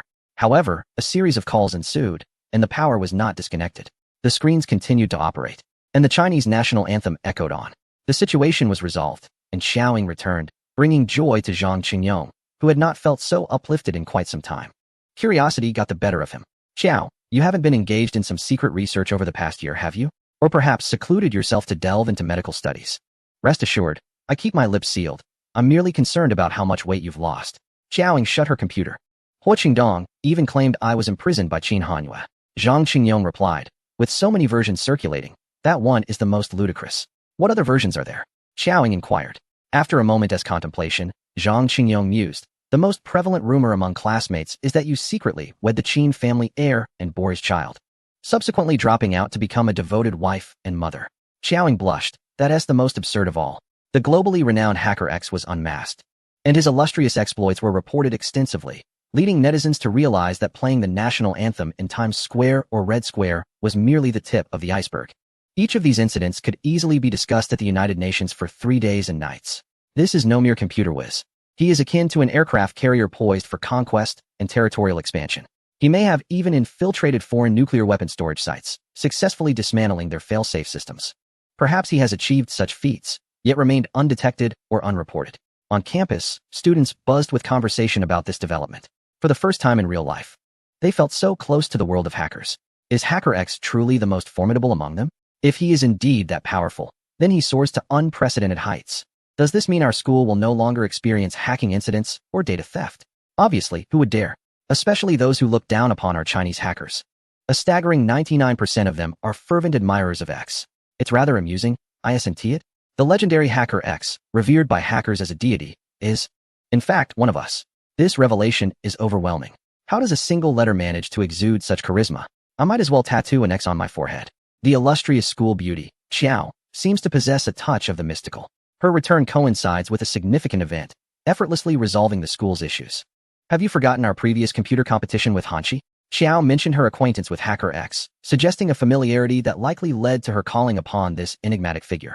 Is it possible that the prior misjudgment against Xiao, along with the nationwide network outage, was not orchestrated by the notorious Qin, but rather facilitated by Hacker X on her behalf? Surely, Xiao's computer skills must be a testament to the teachings of this legendary hacker. Having a hacker friend is impressive enough. Yet Xiao's connection is with the most formidable one of all. Where on earth does she forge such formidable friendships? Am I the only one who perceives a resemblance in temperament between Xiao and Hacker X? I too believe that if a national anthem were to be played in Times Square, Xiao could accomplish it, as like attracts like among friends. Indeed, regardless of how handsome or impressive a person may be, they ultimately fall under the law of Xiao, the true titan among titans. Xiao has returned? Wasn't it said she dropped out and secretly wed Qin, bearing a child who has since vanished? Huo Qingdong rushed in, exhilarated. Sistering, your friend is simply extraordinary. Playing the national anthem in Times Square, what a thought. Was that your idea? Truly magnificent. Huo Qingdong was utterly in awe of this remarkable feat, sistering. Could you share her WeChat with me? I promise not to bother her. I just wish to have a prominent figure in my contacts. Xiaoying replied. Isn't it already there? Huo Qingdong glanced at his phone. What do you mean? Xiaoying responded. Shall I ask her to send you a message? Huo Qingdong eagerly agreed. Absolutely. He promptly set his phone down, rubbing his hands together, filled with anticipation and nervousness. Is she going to hack my phone? No sooner had he spoken than his phone chimed, making him widen his eyes. Is it here? For real? Xiaoying confirmed. Yes. Huo Qingdong, dubious yet increasingly eager, thought to himself, as expected of a top-notch hacker, her speed is astounding. He picked up his phone to find everything functioning normally, with no mysterious messages or unexpected new friends appearing in his contacts. Instead, there was a new message from his beloved sistering. Sistering. Huo Qingdong, what does this mean? Xiaoying, what do you think? Huo Qingdong was momentarily stunned, his pupils constricting as he gasped in disbelief. Meanwhile, reports on Hacker X proliferated, with the legendary exploits of this figure still being uncovered. Chat records from hacker groups had leaked, propelling the situation to a new zenith. Hackers are indeed unique. Even their chat groups are extraordinary. Laughing out loud, anyone plucked from this group is a big shot, yet they all chase after Hacker X, calling him Big Boss. These hackers are excessively sycophantic. No way, I want to allow them to fawn over me. Hacker X is mine. Hacker X tagged Y, questioning why no action was taken when trouble approached their doorstep. I adore this dramatic irony. YS response is equally brilliant, huh? The chat records from the hacker group spread across the campus. Who is this Hacker Y? Not merely a hacker from Hua Nation. But should there not also be a private friendship with the enigmatic X? This inquiry ought to be directed towards the well-acquainted Xiao, the campus belle. Chapter 359, Hacker Y, Qin Hanyue. With such looks, I demand the individual known as Kiev to swiftly emerge and offer his apologies to X while bowing in contrition, along with several other esteemed figures. Since then, Kiev has remained silent. Is it fear, or has his computer been compromised by X? Let us safeguard this individual who has defended X. In the realm of hackers, X's stature is undeniable. Is Hacker X truly Xiaoing? Ho Qingdong swallowed hard, unable to quell the tumult of his emotions. Were all those online reports indeed the work of sistering? Some of the incidents occurred when she was but a mere child. In the classroom, Ho Qingdong struggled to keep his voice down, yet his excitement was palpable. His features contorted in astonishment. Xiaoying remarked, the incident involving the Pentagon's system modification is noteworthy. The rest, she cast a glance at Ho Qingdong's phone screen, lacks challenge and hardly merits attention. Ho Qingdong's eyes widened in disbelief. Is this truly how you speak? Is this the disparity of humanity? He had always believed himself to possess numerous commendable traits, aside from his academic shortcomings. Yet, it appeared he must first prove himself worthy. Sistering, what did you engage in during your childhood? Solving calculus at 1, studying medicine at 2, slam dunking at 3, engaging in brawls and street racing at 4, and hacking computers at 5? I considered it impressive that Su Zi could solve a problem. You seem to excel in every conceivable skill. What occupies your mind? Xiaoying humbly replied, it's not that remarkable. I hadn't even touched a computer at 5. She raised an eyebrow. I was handling firearms. Ho Qingdong. Truly absurd, yet the credibility of her words stood at an astounding 99%. One could only wonder whether to be infuriated or to believe her. Ho Qingdong inhaled deeply and glanced at his phone, where he discovered the leaked chat records from a hacker group. Holding the screenshot, he inquired, sistering, who is this Y? A friend of yours? I sense a familiar tone in his speech. Without looking up, Xiaoying replied, the one who imprisoned and tormented me. Ho Qingdong. In the neighboring Hanxi, Lazy observed the fervently circulated chat records, witnessing his master Kiev being questioned by X, listening to classmates fervently discuss Hacker X. Some even deliberately approaching him to proclaim that X was indeed from Hua Nation. They appeared more exhilarated than if they had won a world championship. In truth, they had triumphed over the entire globe. A year later, Lazy was confronted with a harsh reality, for he too was a devoted follower of X. He diligently studied hacking techniques, dreaming of the day he could join his master's hacker group, believing it to be the closest he'd ever be to X. He never anticipated that the idol he had venerated, Hacker X, would turn out to be the very Hua individual he had previously scorned. Long live the idol. Qin Yin cheered excitedly in the office. Unable to contain himself, he mused, had I known this chat group would be so lively. That Hua hackers would have a day to stand tall. I would have shamelessly remained in the group. If everyone knew that Miss Qiao is Hacker X, how thrilling that would be. Qin Yin lost himself in imagination. On this day, the entire nation became aware of and remembered the name of the illustrious Hacker X from Huagua. The reputation and exploits of Hacker X resounded across the globe. The national anthem of Huagua was played on repeat in the Times Square of M Nation for an entire day, with the power supply left untouched, as technicians were unable to rectify the situation. This relentless broadcast persisted for 5 days, leaving the citizens of M Nation utterly nauseated. Beneath the grand screen, Huagua citizens streamed live content continuously. On the 6th day, a new song and video replaced the previous ones. Had the divine Hacker X relinquished his powers, restoring the system to normalcy? No. The grand screen began to play the Yellow River Cantata, not initiated by X, for the audacious comments below had transformed, now embellished with additional content. Huagua hackers are the most formidable XY, proclaimed Hacker Y. He had substituted the song and video, appending X's famous quotes. Throughout these 5 days, the domestic media fervently reported on Hacker X. Netizens, regardless of gender, found themselves utterly captivated by this enigmatic, cool-headed patriot, Hacker X, who was also protective of his own. Following this, Hacker Y escalated the situation to a grand climax.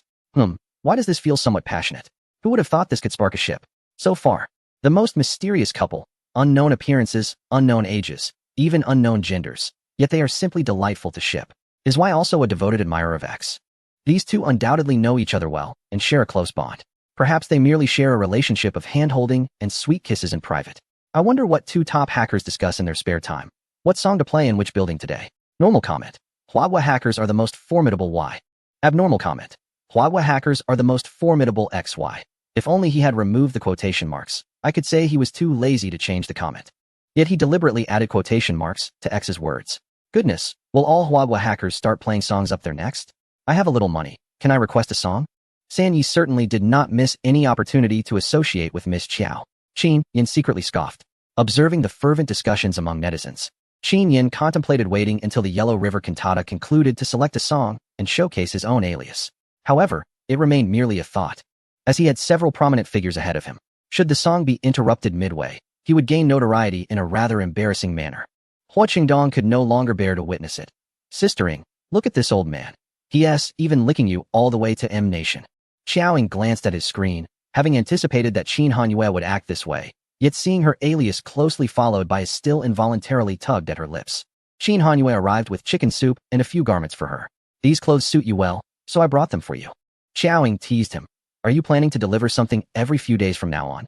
Caught in his thoughts, Qin Hanyue did not disguise his intentions. I want to see you, and also wish to bring you clothes. He opened the thermos. I brought you chicken soup. Xiaoying accepted it, and, before tasting, inquired, did you make this? As Qin Hanyue poured the soup into a bowl, he responded, yes. I mentioned in the slums that I would remake it for you to taste once we returned home. He handed her the spoon, inquiring if she could taste the progress. After a sip, Xiaoying raised an eyebrow, clearly pleased. Did you cheat by consulting a recipe? Qin Hanyue replied, I did not. Xiaoying was skeptical. Unless he had failed 99 times prior, accompanied by a cacophony of chickens and a heap of ginseng. The chef was guiding me, he clarified. Not wasting ingredients is also a virtue, she remarked. Qin Hanyue chuckled, noticing her bare wrist, and asked, why aren't you wearing your bracelet? I put it away. She responded. He nodded slightly, that's wise. You vanished for so long, and suddenly returned to school. How did you explain your absence? He inquired. Principal Zhang said I was studying medicine, while Hua Qingdong claimed I was imprisoned and mistreated by you. Mr. Qin, you know the truth better than they do. Could you help me choose a suitable version? Qin Hanyue asked. Are those the only two narratives? Principal Zhang is elderly, and Hua Qingdong is a reckless young master with a bias against me. Their perspectives are easily skewed from reality. Haven't you sought out the more conventional accounts? Xiaoying shot him a nonchalant glance, aware of the unspoken words behind his inquiry. Indeed, Qin Hanyue continued. The students from Jingda have a rather fitting and unified version, a secret marriage and a child. That's the most absurd notion. Does that imply I am abnormal? She retorted. You've fallen into your own trap, he replied, unfazed and composed. It is indeed ludicrous for someone of school age to drop out and marry. But if the spouse were me, would it not seem more reasonable? Xiaoying smirked. Mr. Qin, you are quite confident. He chuckled softly. After all, Miss Qiao has claimed I possess good looks. Qin Hanyue then asked, there are countless men and women online wishing to marry you. What do you have to say about that? While sipping her soup, she lazily replied, if someone surpasses your looks, I wouldn't mind. Chapter 360. Can I kiss your ear? Qin Hanyue asked. No, Xiaoying replied. His silence lingered, and after a moment, he said, in my heart. You are not a superficial person. Xiaoying bluntly stated. The truth is undeniable. She then glanced at his face. Be grateful, had it not been for your appearance. I wouldn't have shared a roof with you during your divine masquerade. Finding beauty in his words both amusing and absurd, Qin Hanyue chuckled. I must thank my parents for their genes. Indeed, you should, she agreed. He pressed on. What if you encounter someone more attractive than me? He scrutinized her, unwilling to miss any response. Without even looking at him, she replied, didn't I just say that? Qin Hanyue took a deep breath. His self-comforting skills finally honed. Though it may not be heartfelt, is it truly insincere? Xiaoying glanced at him, suppressing a laugh. This older man was quite adept at finding solace and an escape for himself. How do you know it isn't sincere? She teased, leisurely sipping her soup. What kind of man do you desire that you cannot have? If it's merely about appearances, I have more than enough romantic experiences to rival any. Is it not quite indicative that, having encountered so many remarkable men, you ultimately chose me? Xiaoying let out a soft scoff, her head swaying slightly. Qin Hanyue found her dismissive glance and reaction utterly charming, extending a hand to caress her face. As Xiaoying turned her head away while sipping her soup, she did not entirely evade him. His thumb grazed her delicate cheek. Qin Hanyue's eyes resembled a tranquil spring, capable of ensnaring one's heart. He wished to utter something further, but a tickle in his throat prompted him to turn away and cough a couple of times. Xiaoying observed him, inquiring if his cold had not yet subsided. Qin Hanyue replied, "The company has accumulated numerous matters. I've been rather occupied these past few days, neglecting my health. Rest assured, it is not severe." With an overwhelming workload since Yi Xi's departure, Qin Hanyue had scarcely found time to visit Xiaoying, only managing to carve out some moments today. Xiaoying set down her bowl and jested, "No wonder you are so well-behaved. You not only maintain some distance from me, but also keep your lips sealed." Qin Hanyue contemplated defending himself, but realized it was entirely unnecessary. This very demeanor afforded him the opportunity to be naturally unruly. He chuckled, pouring her another bowl. "Have some more." Xiaoying replied, "I am full. You drink it. I shall give you 2 injections." "Very well," Qin Hanyue replied, as the robot retrieved a needle pouch from its belly. "Wife, be quiet," Xiaoying retorted. Holding back his laughter, Qin Hanyue removed his coat and suit, loosening 2 buttons of his shirt to expose the nape of his neck. He remarked, "You may use this robot. I shall send another as compensation for Xiaoyi." While Xiaoying administered the injection, she paid him no mind. After a while, she mused, "It seems that in the future, not only those with superior looks than yours, but also those younger and more robust than you will be rather appealing." Qin Hanyue responded, "I shall take good care of my health, even though my physical constitution has always exceeded that of the average person. Thus, you need not worry." Xiaoying replied, somewhat irked, "What does your strength have to do with me?" "Of course, it concerns you, and solely you," Qin Hanyue said. A sudden pain in his neck made him cautious about his words, not out of fear of the discomfort, but out of concern for her feelings. Xiaoying remarked, "Catching colds frequently suggests your physical condition is rather lacking." Qin Hanyue countered, "Frequently? It has been at least 2 years since my last cold, which was during that time when Yi Si returned to find you, and that was due to my own folly of taking a cold shower for an entire night. Though I cannot disclose that to you. So it was merely a coincidence that you fell ill then?" she inquired, as she initiated the conversation. Discussing physical health was akin to lifting a stone only to harm oneself. Qin Hanyue remained silent, instead reaching for a bowl of chicken soup on the table. Taking a sip and masking his words, "It seems I added too much ginseng." Hearing Xiaoying scold him, "You have potential." Qin Hanyue did not find himself embarrassed by his past mistakes. He seized the opportunity to affirm, "Thus, my health is indeed quite robust. I have not fallen ill in years." Xiaoying swiftly finished the injection and resumed her seat. Qin Hanyue grasped one of her hands, holding it gently, his thumb caressing her knuckles. "Yet," she urged, "if there is nothing pressing, you should return to rest early." "Indeed," he replied, though his gaze remained fixed upon her. "What do you intend to do?" Xiaoying inquired, meeting his eyes. Qin Hanyue candidly expressed his longing to kiss her, yet he feared transmitting his cold to her. After lying in bed for so long, her immunity had weakened. Throughout the past 6 months, Qin Hanyue had bestowed upon Xiaoying at least a good morning kiss and a good night kiss each day. After being apart for several days, he finally found some time today, but alas, he could only gaze at her without the privilege of a kiss. Xiaoying responded, "Then hold it in." "How heartless." Qin Hanyue retorted. Unwilling to accept this, he promptly seated himself beside her, wrapping his arms around her and resting his chin on her frail shoulder. His voice softened. "If I cannot kiss you, surely a hug will suffice." He tightened his embrace and gently inhaled her scent. As he leaned closer, his cheek brushed against her ear, and he was momentarily captivated by the delicate curve of her ear. Her fair, exquisite ear drew his attention, and he felt a dryness in his mouth. When he shifted his gaze towards her ear, Xiaoying sensed his movement but remained oblivious to his intentions, choosing to ignore him. His warm breath grazed her skin, and before she could comprehend his actions, he pressed his lips against her ear. A mischievous smile curled upon his lips, reminiscent of a sly fox that had stolen a treat. He withdrew slightly, nuzzling her ear with his nose before resting his chin back on her shoulder, his prominent nose brushing against her ear. "This way, I cannot infect you," he assured her. His lips hovered tantalizingly close to her neck, his breath cascading over her skin. Xiaoying's brows knitted together slightly, and she instinctively turned her neck as if to escape, but Qin Hanyue held her firmly. A flicker of displeasure appeared in her eyes. "Qin Hanyue," she exclaimed. Noting the sudden change in her tone, Qin Hanyue asked with a hint of impatience, "Is it forbidden to kiss your ear?" "Not that," she replied, her voice still somewhat agitated, before pushing him away. Puzzled, Qin Hanyue queried, "What's wrong?" Xiaoying raised a hand to her neck, her previously pristine ears now slightly flushed. "It's nothing," she quickly reassured him, her tone regaining composure. Observing his confused expression, she added, "It feels a bit ticklish." "Ticklish?" Qin Hanyue's expression shifted, curiosity glinting in his eyes as he glanced towards her neck. Xiaoying shot him a look. "What are you staring at?" As if he had uncovered a secret, his gaze turned ambiguous, a smile playing on his lips. "I'm not looking at anything." Xiaoying, unimpressed by his grin, urged him away. Stop your nonsense. Just leave. Chapter 361. Lin Sheng arrives Beijing International Airport. A private jet from country C landed smoothly. A man with a serene demeanor and an air of aloofness emerged from the VIP passage, cradling a pure white Maine Coon cat, its glassy eyes narrowing as it nestled into his embrace. Noticing the cat's reaction to the unfamiliar surroundings, the man gently stroked its fur, offering comfort. Trailing behind him was a small entourage. A dozen cats and dogs were each attended by at least one servant. The cats were held in their caretaker's arms, while the dogs were led by leashes. A few servants at the back carried luggage, accompanied by several stern-looking bodyguards clad in black suits.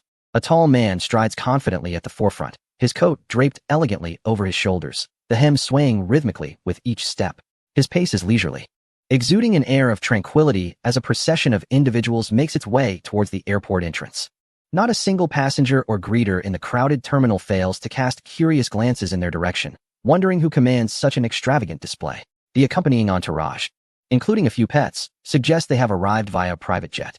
Passengers remark that despite their numerous flights, they have never witnessed such a spectacle, reminiscent of the royal processions of medieval Europe. The man leading the group resembles a noble from a grand castle, exuding an indescribable opulence. Even the cat cradled in his arms seems to embody this lavishness. Outside the airport, a fleet of cars awaits. A butler, clad in a tailcoat and adorned with a blue bow tie, approaches with an umbrella, bowing respectfully. Your Grace, please. The car door stands open, having been arranged a week in advance by the butler upon returning to the country. Lin Sheng's gaze briefly surveys the scene ahead before casually drifting to the side, appearing to admire the view, yet his expression remains detached, lending him an air of cold indifference. Passers-by steal glances, but none dare approach, instead keeping their distance out of reverence. A group of young girls discusses Lin Sheng animatedly. While the light snowfall contrasts with his demeanor, he appears unbothered by the chill, almost radiating a warmth that belies an underlying frostiness. Lin Sheng retracts his gaze, remarking, the scenery is quite pleasing, though your bow tie clashes with the snowy backdrop. Without diverting his eyes, he finishes his thought and bends down to enter the vehicle, cradling the cat. The butler glances down at his bow tie, then promptly removes it, tucking it away in his pocket. Indeed, his attire is rather ostentatious for an outing. The convoy smoothly departs the airport, making its way towards their destination. The villa stands with its doors wide open, where Fourth Master excitedly paces by the sofa, occasionally darting to the entrance to check for arrivals, his footsteps echoing in the hallway.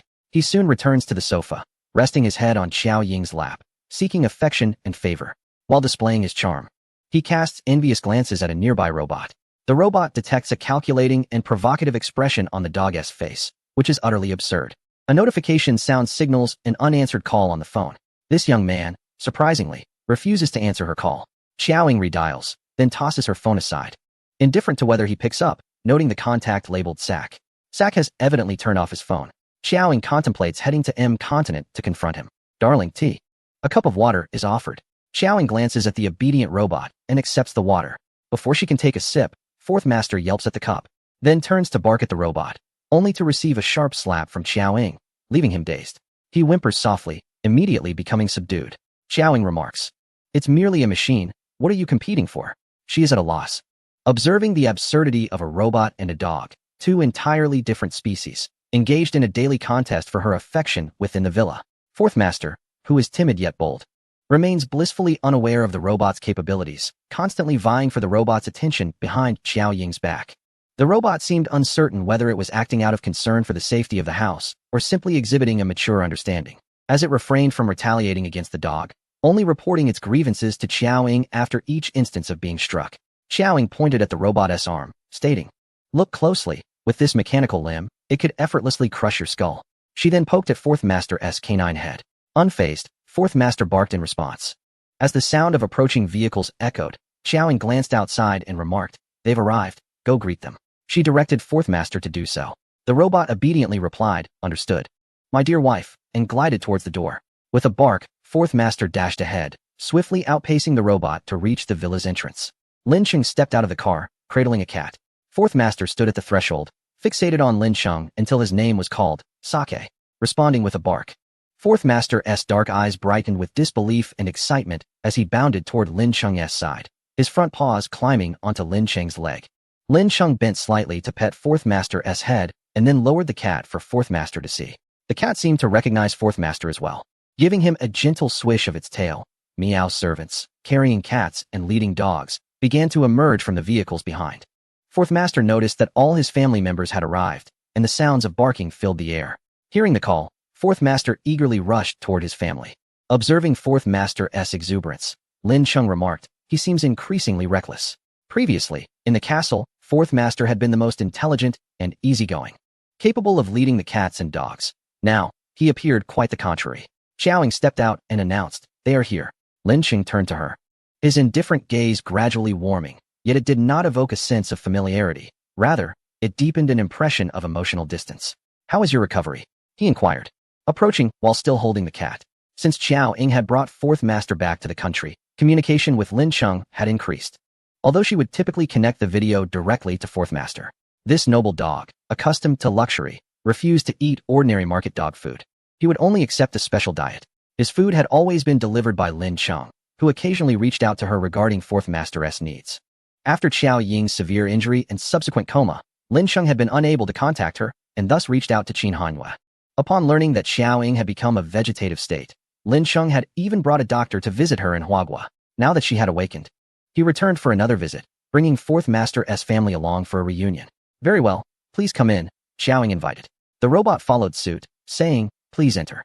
Qin Hanhua's steady voice drew Lin Cheng's attention to the robot, prompting him to smile and ask, "Is this a gift from Mr. Qin?" "Yes," Xiaoying affirmed.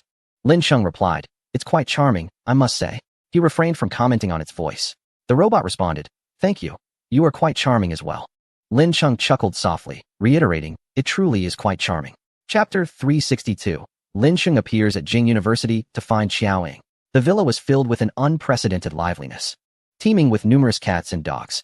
Lin Cheng stood in the center of the hall, cradling a cat while surveying the villa. Finally, he candidly remarked, "It is somewhat smaller than I perceived in the video." Xiaoying replied, "I apologize for the inconvenience caused to your young master."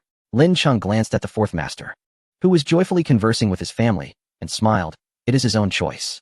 Xiaoying's unconsciousness had rendered the Fourth Master melancholic and listless, affecting both his mental and emotional well-being. Lin Cheng had initially intended to take the Fourth Master back to Country C, waiting for Xiaoying to awaken before deciding further. After much contemplation, the Fourth Master opted to remain by Xiaoying's side. For pets, it matters not whether one resides in a villa or a castle, as long as they are with their owner. Lin Cheng settled onto the sofa with the cat. Xiaoying, not lacking in wealth, would have welcomed a larger luxurious residence for the Fourth Master, but Lin Cheng had no qualms about this arrangement. A robot brought forth a glass of water. Lin Cheng expressed his gratitude. "Thank you." The robot replied, "You are welcome." Lin Cheng chuckled. "Is this robot still available? I wish to procure one for Country C. Similar to yours." He paused. The voice need not be identical. The robot responded, "This is the only one." Xiaoying interjected, "If Mr. Lin desires it, I shall send you one in due time." Lin Cheng replied, "No need, I will pay the full price." Xiaoying insisted, "It is customary to reciprocate. After all, Mr. Lin has sent so many expensive supplements for the Fourth Master." Lin Cheng nodded slightly. "Mutual exchange fosters friendship. Thus, I shall graciously accept." The Fourth Master approached Xiaoying, nuzzling her leg, and then barked twice at Lin Cheng, seemingly attempting to convey something. Lin Cheng remarked, "Miss Xiao has a boyfriend, so please do not be mischievous." He then lifted his gaze to meet Xiaoying's. Xiaoying quipped, "To understand dog barks could be considered a special skill." Lin Cheng smiled lightly. "In truth, it is not difficult to interpret. With time spent together, one naturally comprehends their forms of expression." Zack is particularly intelligent and has undergone training. Previous tests indicated that he possesses the cognitive ability of a 7-year-old child. Xiaoying raised an eyebrow at the Fourth Master, 7 years old. The Fourth Master straightened his posture, eagerly awaiting praise. "If Miss Xiao wishes to learn more about Zack and establish a rapport with him, I can provide some insights," Lin Cheng said, gently stroking the cat in his arms. Xiaoying replied, "No need." Lin Cheng beckoned to the Fourth Master, who immediately approached and presented his head for Lin Cheng to pet. Lin Cheng praised, "He is rather adorable."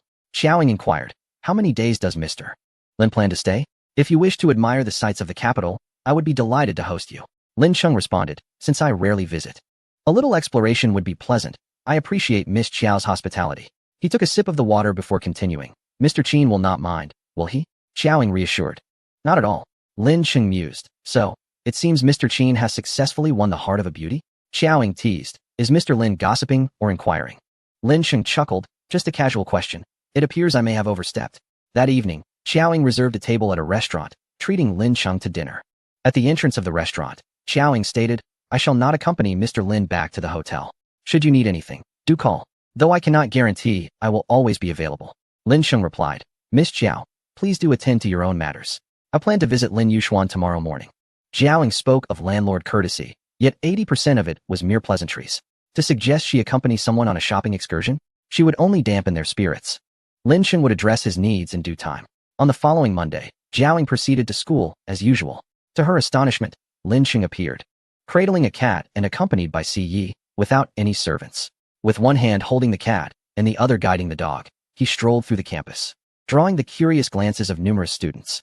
In no time, photographs of Lin Sheng circulated wildly among student groups, gracing the confession wall, where he became the object of admiration for many young women. Standing before a map, Lin Sheng sought directions to the computer science department. Once located, he made his way towards it. It was noon, and as Jiaoing concluded her class and prepared to head for lunch, she received a phone call that necessitated a change in her course. Undoubtedly, he had timed his arrival perfectly. Lin Sheng, with the cat in his arms and the dog at his side, awaited her under the teaching building, successfully halting the footsteps of girls en route to their meals. Is that a prize-winning work of Nuwa? How does one look like that? If this were a new teacher, I might fail my courses at Jing University for a lifetime. Since Jiao Ying, the campus beauty, had taken leave to return home and have a child with San Yi, it had been far too long since anyone had beheld such an exquisite and handsome figure. Thanks to Jiao Ying, I have become indifferent to the painted idols of the entertainment industry. They are far too superficial. That familiar sensation returned. Indeed, the Jiaoing law holds true, without a doubt. One could tell he was wealthy just by his demeanor. Which sister was fortunate enough to have such a striking gentleman waiting for her in the bitter cold? The cat appeared so adorable. How I longed to kiss its owner. If he were my boyfriend, I wouldn't just keep him indoors. I wouldn't even let him leave my bed. At that moment, Lin Sheng was politely declining the advances of a bold girl, further piquing the curiosity of onlookers. Who could he possibly be waiting for? Don't tell me it's really Jiaoing again. As Lin Sheng noticed Jiaoing approaching, he smiled gently and offered the dog leash to her, asking, Am I interrupting you? With candor, Jiaoing replied, You've delayed my lunch. Curses. I knew it. It's indeed Jiaoing, the unchanging law of nature, came the collective thought. Just how many stunning friends does Jiaoing have hidden behind her? This is a question worthy of serious consideration. Once again, gratitude fills the air for the benefits Jiaoing brings to everyone. Although there have been several instances of prior experiences to learn from, the arrival of someone with such beauty and charisma warrants another moment of astonishment, does it not? Lin Sheng inquired. Lunch? Is there anything worthwhile to eat at school? Jiaoing, leading Si Yi, replied, There is only one French restaurant worth mentioning. Let us take Boss Lin to see it. Lin Sheng, still cradling the cat, followed her. Is that a handsome guy? What caliber is he? A friend of the campus beauty, what do you think? Lin Sheng's presence was unsurprisingly yet profoundly impactful on the forum. The moment he handed the dog leash to Jiaoing was captured, giving birth to yet another iconic image. Suddenly, I felt disinclined to see Jiaoing with San Yi anymore. Perhaps we should establish a harem, leaving none behind. Have they gotten together? Surely not. Aren't these merely figments of our imagination? I still prefer the charming lawyer, Chum. I wonder if the busy San Yi ever finds a moment to glance at the forum, or if the mature and composed San Yi might feel a twinge of jealousy. Lin Sheng remarked, Your classmates are particularly enthusiastic. Jiaoing retorted, Surely, you're not implying that I lack enthusiasm?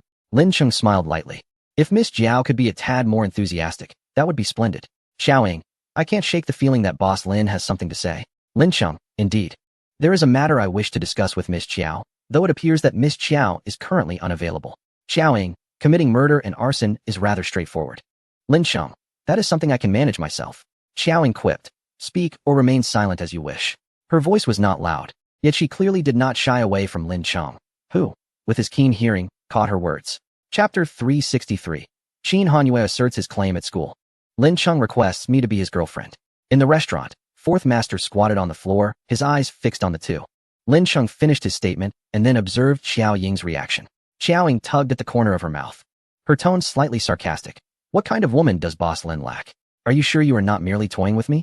Seeing her lack of strong reaction, Lin Sheng replied, There truly is no one as capable and intelligent as Miss Chiao. Xiaoing quickly declined. As you can see, Boss Lin, I am rather inconvenient at the moment. It would be best to seek someone else for this favor. Lin Sheng was undeterred. If Miss Chiao and Mr. Qin were not together, would you be willing to assist with this matter? Xiaoing pursed her lips and candidly replied, I am not one to be overly enthusiastic. She picked up a glass of water and took a sip, her tone leisurely. While I do enjoy the spectacle, I do not wish to become the spectacle myself. With the conversation reaching this point, Lin Sheng inquired. Very well. Then do you have any friends you could recommend? The terms are negotiable. Xiao Ying, none. She did not even glance at the students around them who were paying attention. Lowering her voice, she added, I do know a few assassins. If Boss Lin is willing to pay, I can ensure a permanent solution for you. Just as Lin Sheng was about to respond, Xiao Ying continued, I almost forgot. Murder and arson are tasks that Boss Lin can handle himself. Lin Sheng raised his hand to halt her, a wry smile on his face. Forget it. Since Miss Chiao is not in a position to assist, let us enjoy our meal. He gently placed the cat on the chair and soothed it. Then, he picked up his knife and fork, moving with deliberate grace, his eyelids half lowered, exuding an innate elegance and nobility. The ordinary Western restaurant transformed under his presence into a scene reminiscent of a grand, mysterious castle, elevating the commonplace ingredients on the plate to an extraordinary level. The cat, licking its paws on the chair, bore a striking resemblance to him. As they dined, an uninvited guest arrived at Jing University, having reached the southern gate, and was now making his way toward the Computer Science Institute. His arrival sparked considerable excitement.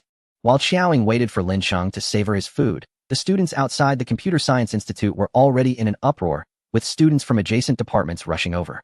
And the focus of discussions in forums and groups shifting from Lin Sheng to this newcomer. Clearly, compared to Lin Sheng, a nameless figure whose appearance alone had been noted, this person had already garnered a reputation throughout Jing University and even the entire capital. Finally, once Lin Sheng finished his meal, the two exited the restaurant. And Xiaoying immediately spotted the tall man approaching them. She glanced briefly before returning her attention to Lin Sheng, though her pace slowed. Soon, Lin Sheng noticed the newcomer as well, stopping to greet him. Mr. Qin, it has been a long time. I hope you have been well. As Qin Hanyue reached Xiao Ying's side, he extended his hand towards Lin Sheng, Duke Lin. The two exchanged a handshake. Surrounded by students admiring handsome men, the pupils in the cafeteria crowded by the glass. Lin Sheng retracted his hand and, with a half-joking tone, remarked, was this prearranged with Miss Chiao? Or did you perhaps catch wind of my arrival? Qin Hanyue, wearing a polite smile, responded, the president of Jing University is both my mentor and friend. I merely came to pay a visit. His gaze then shifted towards Xiao Ying, the smile deepening. I also came to see her. This statement was met with skepticism. Woof. Fourth master barked at Qin Hanyue. Sack, be respectful, Lin Sheng admonished lightly. The interplay of Lin Sheng's dog training and fourth master's compliance rendered the atmosphere somewhat delicate. The dog, after all, belonged to Xiao Ying, creating a peculiar dynamic between Qin Hanyue, the boyfriend not accepted by the dog, and its current and former owners. Qin Hanyue maintained a neutral expression as he conversed. Duke Lin, have you come to visit Xiaoying? That is indeed thoughtful of you. Lin Sheng nodded slightly. Just to see her. His gaze then turned to Sack, playfully mimicking Qin Hanyue, and to check on him as well. It seemed to be a jest aimed at Qin Hanyue. Previously, during Xiao Ying's coma, Duke Lin had shown great care, visiting specifically to inquire after her well-being. Feeling a sense of obligation, Qin Hanyue seized the initiative. Allow me to arrange a hotel for you. Shall we head there now? I have already dined with Miss Chiao. Lin Sheng replied. Of course, Qin Hanyue was aware of their prior meal. Otherwise, he would not have been able to locate them accurately. Then we shall have to wait until next time, Qin Hanyue said. Next time it is. Miss Chiao is quite considerate. We just had a delightful meal, Lin Sheng remarked. Glancing at Xiaoying, Qin Hanyue remained impassive outwardly, yet internally mused. Is this merely his way of speaking, or is it deliberate? He nodded slightly. That is good. As he spoke, he naturally took hold of Xiao Ying's hand. Lin Sheng exhibited no reaction to this declaration of possession, appearing as if he had not noticed. Meanwhile, the surrounding students grew restless. Lin Sheng addressed Xiao Ying. Then I shall take Sack and the others back, so as not to disturb Miss Chiao's class. Xiao Ying extended the dog leash towards Lin Sheng. Just as she did, Qin Hanyue took it from her and then passed it back to Lin Sheng, stating, the Duke will hold it. Lin Sheng accepted. Goodbye. Qin Hanyue watched Lin Sheng lead the dog away, then turned back only to find Xiao Ying observing him with an amused gaze. Shall we go see Principal Zhang now? She inquired, attempting to withdraw her hand, urging him to proceed. Next time, Qin Hanyue insisted, holding her hand firmly. I still have homework, Xiao Ying mentioned. You can do it later. I will help you. He replied. Xiao Ying regarded him with a leisurely expression. I haven't eaten, he added. I have already eaten, she replied. Then accompany me for a meal, he urged. Xiao Ying remained silent, seemingly contemplating. Qin Hanyue smiled. Let us go, and he led her back to the cafeteria. This unremarkable little eatery had garnered a certain fame, having attracted the attention of two prominent figures. Holding the menu, Qin Hanyue, with his long legs crossed beneath the table, found little space and angled himself toward the aisle. Dressed in a tailored suit, he appeared less like a man perusing a menu and more like someone evaluating a priceless contract. He casually flipped through the pages, seemingly unconcerned, yet asked nonchalantly, "What did you have to eat?" Lin Cheng seemed to enjoy it immensely. Xiaoying sat up straight, reached out to flip through the menu in his hands, pointed to 2 pages, and then settled back down, casting a glance at the students gathered outside the restaurant. That old man certainly knew how to seek attention. Qin Hanyue turned to a page, smiling as he asked her, "There's a couple set meal here. Do you think you can manage it?" Xiaoying replied, "I can't. It's all right, I'll eat it alone." He stubbornly ordered the couple set meal, indifferent to whether he could finish it. After placing the order, he inquired, "Is the 4th master missing you?" "You can just ask directly," Xiaoying replied. Qin Hanyue continued, "What does Lin Cheng want with you at school?" Xiaoying candidly informed him, "He wants me to go to Country C with him and be his girlfriend." Lin Cheng wants Xiaoying to be his girlfriend? Qin Hanyue, who was pouring her warm water, paused, raising his gaze to her. "You're not joking with me, are you?" His tone remained unchanged, yet his expression had shifted. After all, Xiaoying had been injured and lay unconscious in his home. How could Lin Cheng not recognize the depth of their relationship? What were his intentions? Chapter 364 Xiaoying, you should go be Lin Cheng's boyfriend. Qin Hanyue placed the water in front of her, maintaining his composure as he asked, "How did he propose to you? Was it a direct confession? What else did he say?" Before Xiaoying could respond, he continued, "If it was a direct confession, he wouldn't have brought you flowers, would he? And how did you reject him? Is he giving up?" Xiaoying observed his feigned calmness and felt a smile tugging at her lips. "He just wants me to pretend to be his girlfriend. Why are you so anxious?" "Pretend?" Qin Hanyue felt a sense of relief, yet inwardly he mused, "Pretending won't suffice." He tempered his tone, "Please elaborate." Xiaoying replied, "It involves the royal family and its members. The situation is rather complex, and I'd rather not discuss it. In any case, I've already turned him down." Qin Hanyue pressed, "So you accepted?" Xiaoying was always loyal to her friends. Just moments earlier, Lin Cheng had reprimanded his dog in front of him. And now it seemed to Qin Hanyue that it had escalated to a provocation. He even began to think that perhaps, due to Xiaoying's acquiescence, Lin Cheng had begun to develop feelings and was getting carried away. After all, Xiaoying was exceptionally outstanding. Seeing his anxious demeanor, Xiaoying's lips curled into a slight smirk. "Guess." Qin Hanyue responded, "I don't want to guess." Xiaoying remarked, "This topic isn't particularly pleasant. Let us not discuss it." Qin Hanyue insisted, "Let us talk. This subject would only dampen his spirits." Xiaoying sighed, "You wouldn't dare to guess." Qin Hanyue asked, "You rejected him?" Xiaoying replied, "Of course." Qin Hanyue's expression relaxed, and just as a smile began to form, he heard her say again, "Do I seem like someone with such a warm heart?" Qin Hanyue queried, "So you turned him down simply because your relationship isn't deep enough, rather than because of me? Would you have accepted if it were ye see?" Xiaoying's tone was light, yet inexplicably vexing. "No. It's also because I need to focus on my studies." Qin Hanyue remarked, "That question shouldn't have been asked." Xiaoying replied, "Are you upset?" Qin Hanyue denied, "No. The reason for rejection isn't important. Let us not involve ourselves with the royal family." Xiaoying raised her eyes. "We?" She seemed to think of something. Her expression animated. "Why don't you accompany him in this charade? It would settle a debt." Qin Hanyue, puzzled, asked, "What would I act as?" Xiaoying replied, "Pretend to be his boyfriend." Qin Hanyue looked at her, bewildered. "Are you serious?" Xiaoying straightened her posture, resting her elbow on the table, supporting her chin with one hand as she gazed at him. Lin Cheng has always maintained his integrity, and his sexual orientation remains undisclosed. If you assist him, not only will Lin Cheng benefit in perpetuity, but given your status as a royal member, even if the royal family disapproves of you and Lin Cheng, they would hesitate to act against you. I believe this is entirely feasible. I have no objections. Qin Hanyue articulated each word with emphasis. I have significant objections. Pretending to be annoyed, he pinched Xiaoying's cheek. What on earth do you think about every day to come up with such a ludicrous idea? Xiaoying turned her face away, glancing at the restless students around and outside the door. She took a sip of her water and reminded him. Be mindful of your influence, Mr. Qin. University encourages students to engage in romantic relationships. If he were mindful of influence, he wouldn't have come, he replied with a smile. Continuing, if one can marry and have children, there are also academic credits to gain. Just eat your food, Xiaoying retorted. While Qin Hanyue indulged in his couple's meal, Xiaoying was preoccupied with her phone. She lifted her gaze to Qin Hanyue across from her, her fingers inadvertently opening the campus forum. As Qin Hanyue wished, the students at Peking University had not disappointed him with their exuberance. Her eyes fell upon the very photo of Qin Hanyue pinching her cheek moments ago. Amidst the excited comments from students, she casually scrolled through the messages.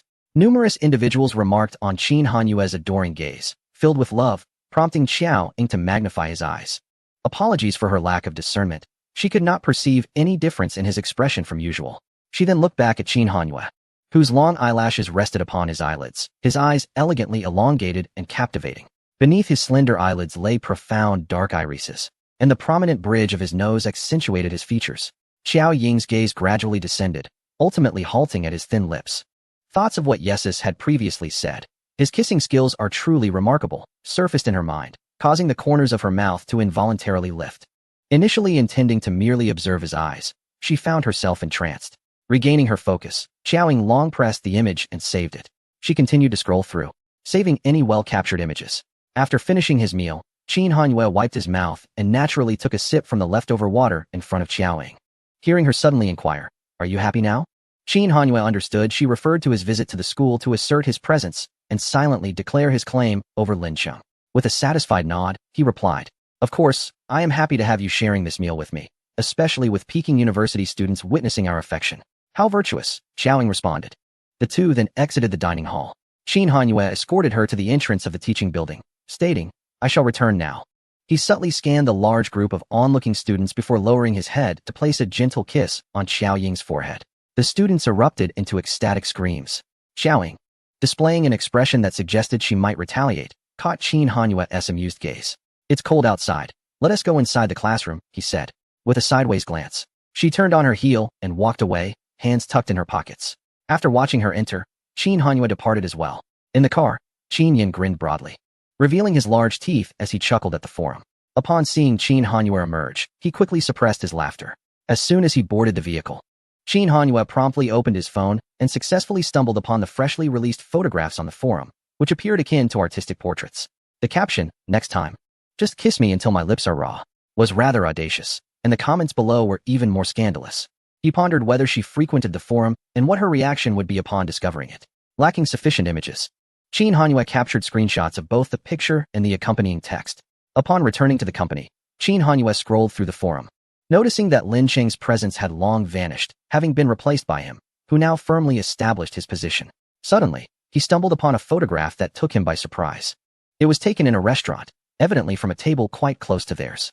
In the image, he was seen eating, while opposite him, Xiaoying held her phone. Yet upon closer inspection, her gaze transcended the device, fixated upon him. Her eyes were unguarded, and a distinct smile graced her lips. That look pierced directly into Qin Hanyue's heart. The caption was equally intriguing, an exploration of what it's like for the aloof Xiao schoolflower to date. Qin Hanyue repeatedly viewed the photograph. Xiaoying's furtive glance coupled with her smile felt akin to her whispering sweet nothings to him. He saved the image and captured the caption, forwarding both to Xiaoying. Holding his phone, he awaited her response, clearly seeing the notification at the top indicating, "The other party is typing," yet he waited all afternoon without a reply. Qin Hanyue mused that she had likely muttered a curse at the screen before shutting her phone. Lin Cheng departed after a mere 2 days. In the evening, Xiaoying returned to the villa from school. Upon opening the door, a dart came flying straight at her. As she deftly sidestepped, she expertly caught the dart.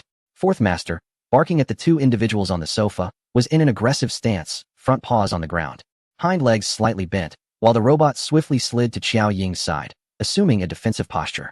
Noticing Xiaoying approaching the sofa, Fourth Master anxiously called out to her.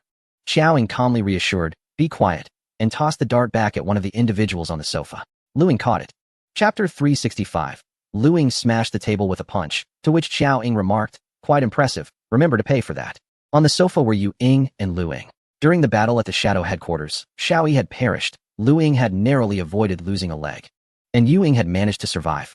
Sak had retreated back to M continent, unable to cope with the cloning of Wuming and Xiaoying's condition as a vegetative state.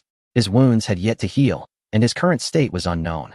Xiaoying cast a disapproving glance at Lu Ying's legs resting on the table and coldly commanded, "Feet. Put them down." Lu Ying, toying with the dart in his hand, remained unmoving. Before Xiaoying could speak again or take action, Yu Ying lightly tapped Lu Ying's legs and stood up. Reluctantly, Lu Ying lowered his legs. Xiaoying inquired, "Have you found the J of Spades?" The 5 high-ranking members of the Shadows had never encountered the J of Spades. Not even during the death of the Shadow leader did he make an appearance. She lay in a comatose state for over half a year, yet there was no sign of her adversary seizing the opportunity to take her life. Even if he had completely withdrawn from the Shadows, it was implausible that not a whisper of information would reach her ears. Xiaoying began to suspect that Fang Pianjie might have perished. However, Yu Ying was certain that he was still alive. In Country C, we have only uncovered a tenuous connection to the royal family. Beyond that, we know nothing, Yu Ying remarked. After spending over 6 months, they had managed to find merely a trace of him. Country C? The royal family? Such coincidences were truly uncanny. Xiaoying muttered a curse under her breath. Yuying inquired, is there a problem? None, Xiaoying replied curtly. When do you plan to depart? You all go ahead, she stated. Regardless of whether Fang Pianjie was hiding out of fear or had genuinely severed ties with the shadows, she was determined to kill him, herself. How about you? Luing asked. Xiaoying poured herself a glass of water and settled into a single armchair on the left. I have classes, I'm busy. There's still half a month until winter break. Classes? What are you studying? Your skills are on par with Blood Shadow. Do you still need to learn? Who could possibly teach you? Given her prowess, even the top-ranked assassin organization could not provide her with guidance. What could those of lesser caliber offer? Xiaoying lazily responded with 2 words, knowledge. Luing was taken aback. You mean school? Studying? Is there an alternative? Luing straightened up, seeking confirmation. You mean that university in the capital? Care to visit? Xiaoying asked. You're actually a student. Yuying couldn't help but scrutinize Xiaoying. While her age was indeed appropriate for schooling, Luing crossed her arms, unsure whether to commend her or not. Do your teachers and classmates know you kill without a second thought? Surely no one dares to provoke you at school. Xiaoying remained noncommittal. I am a good student. That does seem somewhat plausible, Luing conceded. In a tone reminiscent of a model student advising a wayward youth, Xiaoying remarked, at your age, you should be studying as well. Luing raised her mechanical arm and scoffed. You mean using this to read and write? She clenched her fist. The formidable iron gauntlet alone exuded lethal potential. Luing then slammed her fist onto a table of unknown material, causing several cracks to radiate under the impact. Retracting her hand, she wiped her knuckles. Quite impressive, Xiaoying noted. That table costs 730,000. After our collaboration, I'll knock a zero off the price and send you the account number shortly. Luing looked at her, bewildered. Are you serious? 730,000. Why not just rob a bank? I am in the process of doing just that, Xiaoying retorted.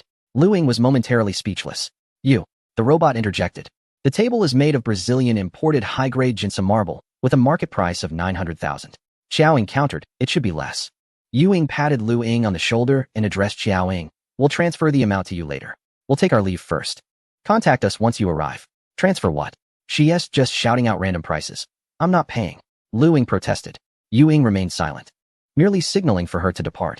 Luing left reluctantly, seething with frustration. Close the door behind you, Xiaoying instructed. Yuying complied and shut the door. After taking a sip of water, Xiaoying parted her lips slightly, addressing the robot that had approached her with a hint of disdain, merchant of deceit. Not only is there deceit, but also a facade of earnest nonsense that ensnares others. The robot, employing Qin Hanyue's voice, responded to her. Thank you for the compliment. My dear. Xiaoying curled the corners of her mouth, placing her hand upon its head, giving it a gentle pat reminiscent of a child. Half a month later, the winter vacation arrived as scheduled. A private plane departed from the capital, headed for Country C. On board, Xiaoying reclined on a luxurious sofa, resting her head upon Qin Hanyue's lap, a soft blanket draped over her head. A notebook lay upon the armrest, while Qin Hanyue acted as her pillow. Attending to company affairs, she was a light sleeper. He endeavored to avoid typing, creating noise, or making any unnecessary movements. Fourth Master lay nearby, stealthily glancing at Qin Hanyue, once again plotting to approach Xiaoying while he was distracted. However, Qin Hanyue seemed to possess an uncanny awareness, catching him before he could fully rise. With a mere glance, Qin Hanyue commanded him to return to his place. The person resting on his lap suddenly stirred, but soon fell still again. After a short while, her head turned slightly, indicating her troubled slumber. Noticing this, Qin Hanyue gently lifted the blanket that covered her head, revealing her furrowed brow, ensnared in a nightmare. Xiaoying. Xiaoying. Qin Hanyue caressed one side of her face, forcibly rousing her from her slumber. Xiaoying awoke from her nightmare, her eyes wide with alarm. Xiaoying. Qin Hanyue brushed aside her hair from her forehead, feeling the cool sweat upon her brow, his thumb reassuringly stroking her forehead. She exhaled a breath she had been holding, gradually returning to reality, then sat up straight, her entire being exuding fatigue, her shoulders drooping for a few seconds. Fourth Master immediately rushed towards her, calling out in concern. Xiaoying turned slightly, resting her head against the back of the sofa, her strength entirely depleted, appearing even more fragile. Her long hair cascaded down, obscuring her face. She simply sat there, attempting to calm herself. Qin Hanyue rose and moved closer to her, his large hand resting on her head, softly inquiring, "Did you have a nightmare?" "I'm here," he gently reassured her. After a moment of quiet, she suddenly shifted her position, leaning into Qin Hanyue, her small face buried in his shoulder. Qin Hanyue embraced her, leaning down to kiss her, his large hand patiently stroking her back. After a while, he asked, "Are you feeling better?" She did not respond. But after some time, murmured, "You smell so good," her voice muffled against his shoulder. Qin Hanyue, taken aback, thought he had misheard. "I smell good?" She moved her head closer to his neck. There was an indescribable cool fragrance about him. It was not an artificial perfume, but rather a comforting scent that harmonized with his mature masculine essence, instilling a sense of peace. Observing her actions, Qin Hanyue smiled and asked, "What fragrance can you discern?" Chapter 366. Qin Hanyue, you can gradually get accustomed to me. Xiao Ying initiated a kiss with him. Qin Hanyue was unaware of the fragrance emanating from him. If it were a hormonal scent, it could be explained. Xiao Ying replied, "I don't know." She then lifted her face to gaze at him, while Qin Hanyue reached out, carefully tucking away the hair that obscured her face. She remained silent, her gaze fixed upon him, devoid of any emotional fluctuations. She always regarded others in this manner, her eyes particularly faint, making it impossible for anyone to discern her thoughts through her expression. As time passed, a sense of unease and anxiety began to stir within him. The moment Qin Hanyue met her gaze, he found himself utterly unable to resist such an invitation, whether it was temptation or a beckoning. He leaned down and kissed her, their lips and teeth mingling. She reciprocated, and Qin Hanyue realized he had not misinterpreted her intentions, even if her response was rather perfunctory and required his effort. It appeared she was merely using this act to release her inner emotions. When the prolonged kiss ended, she buried her face back into his chest. Qin Hanyue pressed a kiss to the crown of her head, silently wishing that she would no longer suffer from nightmares. If that wish could not be fulfilled, he hoped that upon waking from her nightmares, she would seek him out immediately, rather than habitually processing her feelings alone despite his presence. She had not yet grown accustomed to him. Qin Hanyue fully understood. She was a killer, having lived this way for over 20 years. And accepting his feelings was evidently beyond her preordained plans. "I will always be by your side. You can gradually grow accustomed to my presence," he assured her. Upon hearing this, Xiao Ying merely curled the corners of her mouth, wanting to respond, not to that extent. She rarely experienced nightmares, and the chances of dreaming of Feng Ying were even slimmer. Disinclined to verbalize her thoughts, she simply chose not to respond. Xiao Ying nudged him, "Wash your face." Qin Hanyue released her and bent down to fetch her shoes. After washing her face, she approached the wine cabinet and selected a bottle. Though Qin Hanyue's private jet stocked wine, it did not feature a dedicated wine cabinet, as he was not particularly fond of alcohol. This cabinet had been hastily arranged for her by Qin Hanyue overnight. Xiao Ying poured a glass for him first. "Join me for a drink." Qin Hanyue accepted the glass. She then filled her own cup, clinking it against his. The sound of the glasses colliding was melodious. Regardless of her mood, she enjoyed drinking. After taking a sip, she settled onto the sofa, comfortably resting her legs on the table while petting the head of Si Ye's dog. Qin Hanyue inquired, "Have you made a decision regarding collaborating with Lin Sheng?" Xiao Ying replied, "If it truly involves the royal family, it's highly likely." Qin Hanyue probed further. "To what extent must it be executed?" Xiao Ying looked at him, a mischievous smile gracing her lips. "I already mentioned that my association with Yue Ying and Lu Ying is sufficient. You insist on tagging along to complicate matters." As she drank heartily, depleting her glass in just a few sips, Qin Hanyue asked, "Regretful?" She reclined back against the sofa. Qin Hanyue rested an arm on the back of the sofa, turning his body towards her and bringing his drink closer.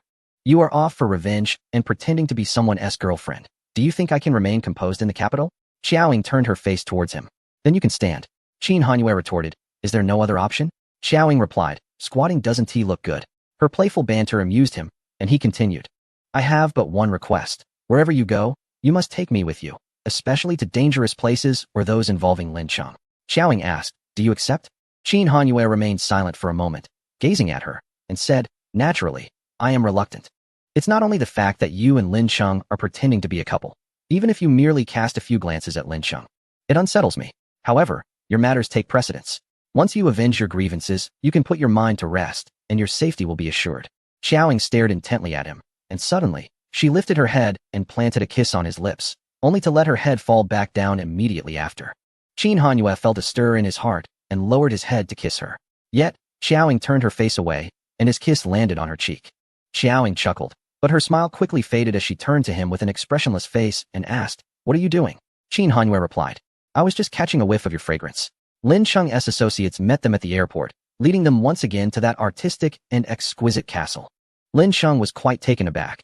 Xiao Ying had rejected him half a month prior, yet she had now returned to country C so promptly. Observing the striking robot, standing at an impressive height of 1.70 m, which Xiao Ying had brought, Lin Sheng inquired, "Is this a gift for me?" Xiao Ying replied, "Of course." Unlike the toy-like robot from Xiao Ying's home, this one, in terms of its system and appearance, truly embodied the essence of a robot. Lin Cheng was pleasantly surprised. He had not anticipated Xiao Ying would present him with such a remarkable gift, especially one delivered personally by her. Lin Cheng exclaimed, "I really like it." Xiao Ying responded, "I'm glad you do, Mr. Lin." This robot was merely a defective item that Xiao Ying had casually retrieved from her warehouse in the seaside villa in Country M. Yet, even as a flawed piece, it represented a pinnacle that few in the industry could reach. Should this robot ever be publicly unveiled, it would undoubtedly sweep all international awards effortlessly. Lin Cheng remarked, "I appreciate it, Miss Qiao. You've gone to great lengths." Although the materials were indeed valuable, to Xiao Ying, it was of little significance. Had she deemed it costly, she would not have gifted it. Of course, Lin Cheng remained unaware that this impressive, high-value robot was one of Xiao Ying's failures. Lin Cheng continued, "Miss Qiao has traveled such a distance. Surely, it is not solely to deliver this robot?" Xiao Ying replied, "With the winter break upon us, I'm simply wandering around with Qin Hanyue and decided to deliver the robot while also bringing Sak back home for a visit." At that moment, the fourth master was playing with his siblings. Lin Cheng glanced at Qin Hanyue, absent-mindedly stroking the cat in his arms. With an impassive demeanor, he asked, "So how long do Miss Qiao and Mr. Qin plan to stay here? What is your next destination?" Xiao Ying answered, "We haven't decided yet. We'll see." Having just rejected Lin Cheng and now approaching him again, Xiao Ying, with her unyielding nature, was certainly not going to reveal her intentions outright. Even in a potential collaboration, she aimed to hold 60% of the negotiating power. Thus, she needed Lin Cheng to once again solicit her assistance. Lin Cheng was no fool. He saw through Xiao Ying's seemingly reasonable rhetoric and was not easily deceived. Given his limited knowledge of her, he could trust her words at most 20%. He remained uncertain about her sudden visit after having previously rejected him, and while he did require her help, he was not magnanimous and still cared about his pride. This opportunity presented itself, yet Lin Cheng had no intention of eagerly seizing it. Instead, he opted to observe the situation, striving to avoid becoming the subordinate party. After all, Xiao Ying was not someone to be trifled with. Should he approach her with desperation, she would undoubtedly take advantage of him. Thus, neither of them spoke. Lin Cheng smiled and stated in a rather formal manner, "On behalf of Country C, I extend a warm welcome to both of you. If you require a guide, I can make the necessary arrangements, and I am also willing to accompany you if needed." Qin Hanyue replied, "Then I shall trouble you, Duke." Lin Cheng then inquired, "Will you be staying together, or?" Should they choose to stay together, he would arrange a larger room for them. Qin Yin silently scoffed inwardly, "Stay together? Just like that time at the M Continent Hotel, where Third Master had to sleep on the sofa." Chapter 367. Xiao Ying interjected, "He is rather traditional. We shall sleep separately. I apologize to Mr. Qin." Qin Hanyue did not respond to Lin Cheng, but instead looked at Xiao Ying, seeking her opinion. Of course, this was merely a performance for Lin Cheng, as they had not yet reached the stage of sharing a bed. Xiao Ying affirmed, "Let us keep it separate. He is rather traditional." Qin Yin discreetly pinched his thigh, his expression contorting as he struggled to suppress a laugh. "Third Master, traditional? Third Master, traditional? Third Master, traditional?" He repeated this phrase thrice in his mind. If it were any other woman, he might believe it, but facing Miss Qiao, he could not fathom that the eager Third Master could truly be traditional. It must be a forced tradition. Qin Hanyue coughed discreetly, his fist against his lips. In front of the man who coveted his beloved girl, he did not perceive his respect and gentlemanly demeanor towards Xiao Ying as a virtue. Instead, he felt a sense of embarrassment and shame. Moreover, he was not genuinely traditional. Had he known she would respond in such a manner, he would have spoken up himself. Lin Cheng chuckled, casting a meaningful glance at Qin Hanyue. "Mr. Qin is truly a gentleman." He repeated the word rare twice. Qin Yin retorted, "That is certainly not a compliment." Qin Hanyue responded with composure, "The outside world is not like home. In the Duke's residence, it is wise to be mindful of appearances." He managed to regain a modicum of dignity. Lin Cheng nodded slightly. "Then we shall stick with the previous 2 rooms. I hope you both enjoy your stay and have a delightful time." This subtle probing yielded no significant results for Lin Cheng. The two settled in the castle under the pretext of tourism and bringing the fourth master back to his hometown. Each day, Lin Cheng observed them as they entered and exited together, while he could only converse with the cats and dogs. The robot that Xiao Ying had sent was capable of conversation, and its system and functions kept Lin Cheng occupied for a couple of days. But once he became familiar with it, he found himself at a loss for activities. At that moment, Lin Cheng sat on the sofa, watching as they returned from outside, with Qin Hanyue embracing Xiao Ying and carrying items in hand. "This pastry is quite delightful, low in sugar. Duke, do taste it." Lin Cheng stroked the cat in his arms, glancing at the items he handed to the servant, and replied, "You both are very thoughtful." Qin Hanyue nodded in acknowledgement. then took Xiao Ying's hand as they ascended the stairs, conversing softly. Both parties exhibited remarkable patience, waiting for the other to speak first. However, it was evident that Lin Cheng's situation was more urgent. The following morning, he departed early and was gone for the entire day. He returned just in time for dinner, where Qiao Ying and Qin Hanyue were already seated at the table, and Lin Cheng joined them shortly thereafter. Qin Hanyue greeted, "Duke, have you finished your matters?" Lin Cheng replied, "Yes, I have." Qin Hanyue raised his glass and expressed, "I appreciate your hospitality over these past few days, Duke." Lin Cheng raised his own glass in response, clinking it with Qin Hanyue's before taking a sip and inquiring, "Are you two preparing to leave?" Qin Hanyue responded, "Yes, we are departing tomorrow." She mentioned taking me to the east to explore the scenic beauty and local culture, which is quite remarkable. Lin Cheng remarked, "Indeed.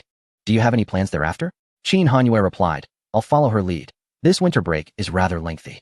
The two engaged in a casual conversation while Qiao Ying enjoyed her meal. Once she finished, Qin Hanyue set down his chopsticks, ready to leave the table with her. When Lin Cheng spoke up, "Miss Qiao, please wait a moment. I have something I wish to discuss with you privately. Is that convenient for you?" Lin Cheng, aware that the two were attempting to draw him into their game of subtle manipulation, felt compelled to comply. After a stalemate lasting several days, Lin Cheng ultimately conceded, relinquishing control of the collaboration. Qiao Ying offered a slight, almost imperceptible smile, maintaining her composure. "It is convenient, though a private discussion is unnecessary."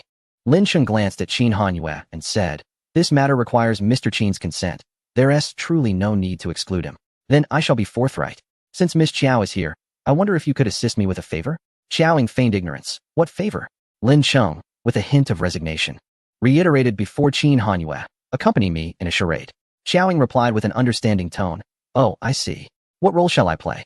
"I need you to portray his girlfriend to help him decline a marriage proposal from a royal princess, which carries considerable risk," she explained. Lin Cheng understood the implication of Qiao Ying's words and added, "This is a task that would indeed challenge most." Qin Hanyue's voice turned cold. "Are you jesting, Duke? This is not a game. It strikes at the heart, and even if I were aware, it does not ease the discomfort." Lin Cheng did not wish to prolong the matter, stating, "You both possess wealth and power. I lack any leverage. I can only appeal to the camaraderie we share in hopes you might assist." He then shifted the conversation. "Of course, I believe I am not solely at a disadvantage. You must have matters you wish for me to assist with as well. Shall we consider a collaboration?" Qiao Ying responded, "My trivial matters pale in comparison to those of Lin. Truly, we are merely passing through for tourism." She smiled, albeit her tone remained subdued. "However, since the Duke has sought my help twice, I cannot be entirely unyielding, especially since we have made the journey. Having spent more than half a month in pursuit of the elusive Fang Pianjie, both Lu Ying and Yu Ying sought contact with royal members, and Lin Cheng represented a shortcut." Lin Cheng mused, "Are you not being unyielding? Had there not been a situation, you would not have set foot in Country C at all." Qiao Ying replied, "I will consider it and discuss it further." Lin Cheng smiled lightly. "Then, do deliberate well. I await good news from Miss Qiao." In the room, Qiao Ying busied herself at her computer while Qin Hanyue quietly observed, occasionally glancing at the face gradually forming on the screen. She was completely engrossed in her computer, entirely neglecting Qin Hanyue. It was quite late. Yet Qin Hanyue showed no inclination to return to his room. He felt wide awake, while Qiao Ying's temperament evidently offered no consideration for his feelings. Consequently, Qin Hanyue could only brood in solitude. The following morning, Lin Cheng inquired, "How did your discussions fare?" Qiao Ying replied, "Let it be regarded as a favor to Boss Lin." Lin Cheng, graciously accepting, remarked, "I shall owe you a considerable debt of gratitude, Miss Qiao. I shall be at your service should you ever find yourself in need." He continued, "I am yet unaware of the matter concerning you, Miss Qiao." Lin Cheng did not perceive her situation as trivial. Qiao Ying handed him her phone, revealing a digitally synthesized face on the screen. "Have you seen this individual, Duke Lin?" To his surprise, the visage belonged to Fang Pianjie. Lin Cheng scrutinized the image and replied, "I have not." "Is there anyone resembling her among the members of the royal family?" Qiao Ying inquired. Lin Cheng offered, "I can assist in discreetly investigating." Qiao Ying insisted, "It must be conducted covertly." Lin Cheng nodded. "Is this person an adversary of yours, Miss Qiao?" Without hesitation, Qiao Ying stated, "Indeed. Hence I must clarify that I may often find myself in unpredictable situations and may not consistently cooperate with your theatrics." Lin Cheng assured her, "An occasional performance is permissible, as long as you do not openly expose me." Qiao Ying reassured him, "Rest assured, I guarantee I shall not kiss Qin Hanyue in the presence of those royal members." Lin Cheng, well acquainted with the intricacies of society, responded, "That is reassuring." He then turned to Qin Hanyue, saying, "I apologize for the inconvenience, Mr. Qin." Qiao Ying added, "Additionally, I require one more item." Chapter 368. The Human Skin Mask. Xiaoying. The scale is too great. Having just finished breakfast, a messenger arrived from the royal family. The royal princess had sent someone to invite Lin Sheng to a concert. Lin Sheng, lounging on the sofa with a cat in his lap and legs crossed, regarded the messenger with indifferent eyes, his tone as frosty as his voice. Regrettably, I must decline as I am accompanying my girlfriend on a shopping excursion today. Please convey my apologies. The messenger, taken aback, asked, when did the Duke acquire a girlfriend? Lin Sheng maintained his composed demeanor, yet his words bore an oppressive weight. My personal affairs are not within the purview of a servant. The inscrutable gaze that clouded the remnants of his smile left the messenger visibly shaken. The messenger hastily apologized. I meant no disrespect, Duke. I hope you do not take offense. Lin Sheng, glancing down at the cat, replied with a mild tone, it is of no consequence, though it seemed more directed at the feline than the messenger. The messenger departed, crestfallen. In the afternoon, a contingent from the royal family arrived at the castle. A stunning woman with golden hair and blue eyes emerged from an opulent carriage, her heavy gown trailing as she ascended the steps to the castle. Lin Sheng did not greet her. Instead, he remained in the art studio, admiring a recent acquisition. Eventually, the butler approached, stating, Princess Karina has taken her leave. Lin Sheng responded vaguely, seemingly disinterested as he focused on the artwork, his languid posture reflecting an air of nonchalance. The butler continued. Princess Karina was enraged upon learning that the Duke was out shopping with his girlfriend, as she does not believe you have one. Lin Sheng did not respond verbally, as if he had not heard, but instead instructed, have them expedite the items Miss Qiao requested. The steward replied affirmatively. Lin Sheng continued. Inquire whether Miss Qiao has any particular cravings for dinner. And while you're at it, do ask Mr. Qin as well. The steward acknowledged. Lin Sheng added, also, check if they wish to view the paintings or attend a concert. The steward nodded in agreement. Lu Ying and Yu Ying were summoned to the ancient castle by Xiaoying. Lu Ying remarked, since you are acquainted with royalty, why did you not mention it sooner? You've made me and Yu Ying toil for nothing. Xiaoying retorted, the terms for collaborating with this individual are quite demanding. I have been magnanimous enough not to burden you further. Besides, your futile efforts reflect your lack of capability. Lu Ying shot back. There's no need for you to take all the credit. This grudge is ours to share equally. State your price. Xiaoying scoffed, in a place like this. Do you think you would lack for your meager funds for shells? Lu Ying insisted, regardless of your dealings, both Yu Ying and I will contribute half. After Lu Ying made his declaration, he noticed Xiaoying was not responding, but rather scrutinizing him with an odd, somewhat roguish gaze. If the genders were reversed, it would unmistakably resemble a dandy, teasing an innocent maiden. Lu Ying's mechanical arm twitched restlessly. What are you staring at? His voice was deep, laced with a hint of menace. Xiaoying continued his appraisal, commenting, quite handsome, with large eyes, a petite mouth, and delicate skin. Qin Hanyue interjected. His build is not overly imposing either. Xiaoying suggested, with a bit of makeup, a wig, and a dress, he would likely surpass many women in beauty. Qin Yin remarked, these two conniving hearts, bullying a child. Lu Ying remained expressionless. Speak plainly. Xiaoying continued. Did you not agree to share the burden equally? Lin Sheng has asked me to pose as his girlfriend to navigate the royal marriage. I have provided the connections, and this arduous task is now yours. The prospect of acting, especially as a girlfriend, was something Xiaoying was eager to delegate. Qin Hanyue contemplated. This arrangement would be ideal. Among the 10 assassins of the Ying faction, aside from Blood Shadow, Lu Ying was undoubtedly the most vengeful and temperamental. Noting Lu Ying's darkening expression, Xiaoying unabashedly pressed on. Although Lin Sheng has never publicly disclosed his orientation, you are quite appealing. His character is commendable. So it is unlikely he would take advantage of you under the guise of acting. You need not worry. Unbeknownst to them, Lin Sheng had arrived. Cradling a cat as he approached, his eyes questioning Xiaoying, as if asking, With Lin Sheng's presence, Xiaoying showed no signs of retreat. Observing Lu Ying's increasingly sullen demeanor, she smirked, her tone indifferent. Even if he were to take advantage of you, Lin Sheng possesses wealth, power, charm, and physique. You would not suffer, and he would certainly not mistreat you. Lu Ying's fists clenched in response. Xiaoying kindly warned. The items here are considerably more expensive than those at my home. As tensions escalated, Yu Ying deftly shifted the topic. Once matters were settled, Xiaoying prepared to ascend the stairs for rest. When Lin Sheng's languid voice drifted, I prefer girls. Before Xiaoying could respond, Qin Hanyue interjected. The Duke's private affairs are of little concern to us. Lin Sheng smiled gently, replying, Mr. Qin, there is no need for haste. I merely wish to clarify my orientation.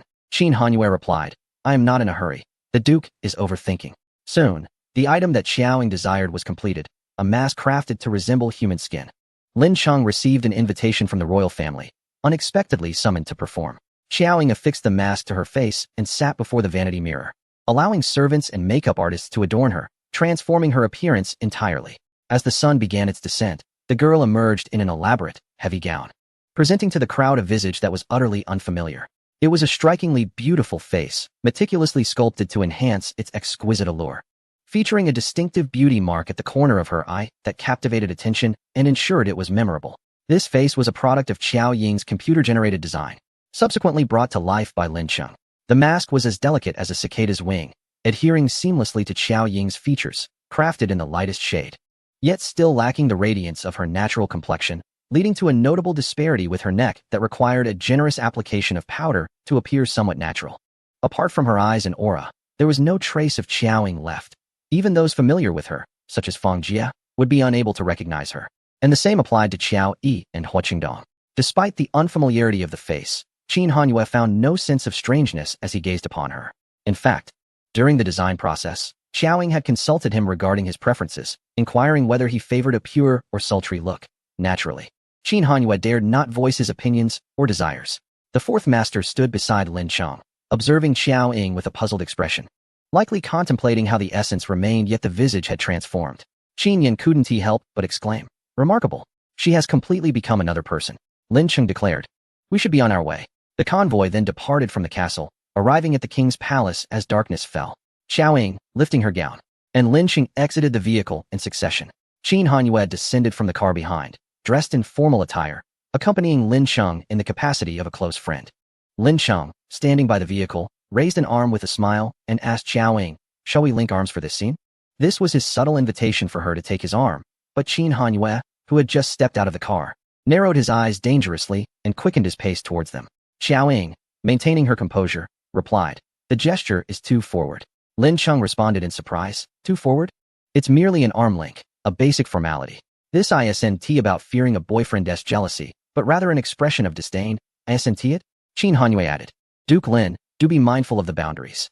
Lin Cheng, ignoring the main subject of the discussion, feigned regret and remarked, "Very well. This was not merely a banquet, but a private invitation from the king. The purpose of this gathering was likely to ascertain whether Lin Cheng truly had a girlfriend." Chapter 369, Xiaoying, the naive charm of a large bust, introducing a match for Qin Hanyue. This was a gathering reminiscent of a banquet of the Hongs, where the opulence of the palace, emblematic of status, exuded the scent of wealth both inside and out, as the three of them walked amidst it, completely blending in. The butler led the way for the trio, while Lin Cheng occasionally introduced the two to the surroundings he frequented. Upon entering the grand hall, a cat suddenly darted out, pursued by several servants attempting to corral the frenzied feline. The butler glanced at the chaotic scene, furrowing his brow slightly, then composed himself and respectfully addressed Lin Cheng, "Please. Duke, this way."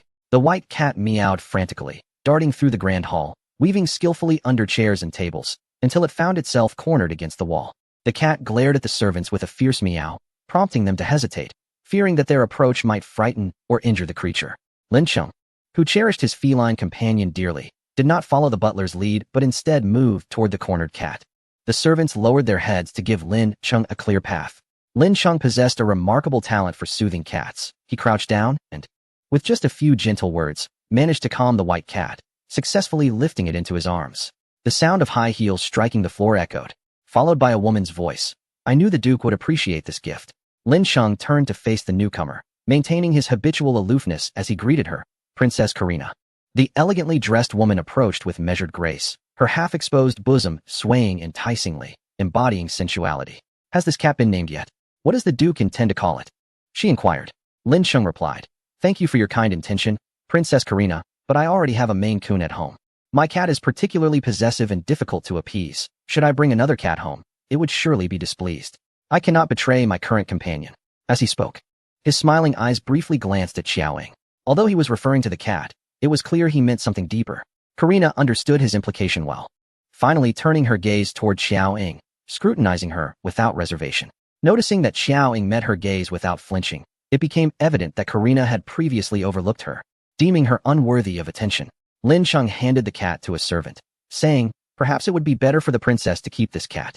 He then returned to Xiaoying's side. Karina, momentarily diverting her attention from Xiaoying, shifted her gaze to Qin Hanyue, who stood conspicuously close to her. After a moment, she remarked, "She does possess some charm." Lin Cheng responded, Thank you for the compliment, princess. Karina continued. Did the Duke decline my invitation the other day because of her? Lin Cheng replied, she is my girlfriend.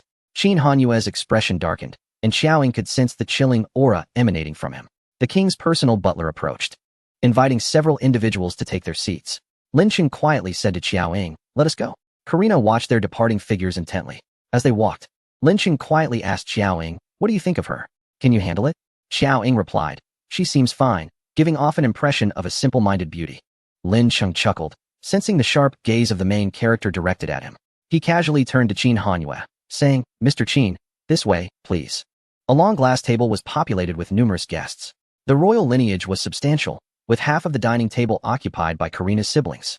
The king, with his graying beard and somewhat stout figure, greeted Lin Cheng with a warm smile, resembling a kindly elder, making him seem quite approachable. The atmosphere at the table was amicable. The king raised his glass to Lin Cheng from across the table and suddenly inquired about Xiaoying, who was in the midst of her meal. Miss Xiao, are you of Chinese descent or here for studies or work? Lin Cheng responded on her behalf. She studies in Huagua. This is her first time abroad, and she came here to accompany me during the winter break. The king exclaimed, oh, Miss Xiao is from Huagua? I find myself curious about how you two met and fell in love. Lin Cheng once again spoke on behalf of Xiaoying. In June of this year, I traveled to Huagua to find Mr. Qin and serendipitously encountered Xiaoying. We experienced an instant attraction and swiftly established a romantic relationship. Naturally, a new face requires a new identity. Thus, Xiaoying adopted the name Xiaoyin. Lin Cheng spoke with a gentle gaze directed at Xiaoying. His recent journey to Huagua was also for her. I am immensely grateful that she chose to accompany me to this unfamiliar land for the winter holiday. Karina's eyes glimmered with coldness. She was taken aback to discover that Lin Cheng indeed had a girlfriend. Xiaoying was smitten at first sight. They quickly confirmed their romantic entanglement. Xiaoying even traveled to Sea Country to spend the winter holiday with him. Qin Hanyue lifted his glass, subtly casting a glance at Lin Cheng, feeling discontented while wanting to convey the notion that it was utterly unrealistic, a fanciful daydream. At that moment, Karina interjected, Miss Xiao, with such appearance and grace, must come from a distinguished background. I wonder where her parents hold esteemed positions. Lin Cheng replied, Princess Karina, if your intention is to befriend my girlfriend and learn more about her, she would be more than welcoming. Karina retorted, I was merely inquiring. Why has Miss Xiao remained silent? Is it due to an inability to understand or speak, or perhaps fear? Xiaoying meticulously savored her food, taking her time to finish amidst everyone's gaze. She then lifted her glass of red wine, sipped to moisten her throat, and with her crimson lips parted, spoke fluently in French. I recognize Lin Cheng's excellence, but as a princess of a nation, does your fervent interest in him not compromise your stature? Her words were shocking, and Karina felt publicly humiliated, her expression darkening while the other royal members also appeared displeased. Karina exclaimed, how dare you speak to me in such a manner? Xiaoying replied lazily, in my Huagua, all beings are equal. Presently, only animals are still categorized by their worth. In the knowledge I possess, has not slavery been abolished long ago in Sea Country? Xiaoying's tone was rather courteous. Had the circumstances been different, she might have resorted to physical confrontation or uttered vulgarities. A princess? What significance does that hold? Those who presumed Xiaoying to be a delicate flower were surprised to find her sharp-tongued, a commoner daring to speak to her in such a way. Just as Karina was about to erupt, the king intervened. The king observed with a smile, allowing Xiaoying and Karina to spar verbally. Even as Lin Cheng watched the confrontation unfold with amusement, he remarked, Miss Xiao speaks quite rightly. The king then praised, it is commendable that Miss Xiao, on her first trip abroad, speaks such authentic French.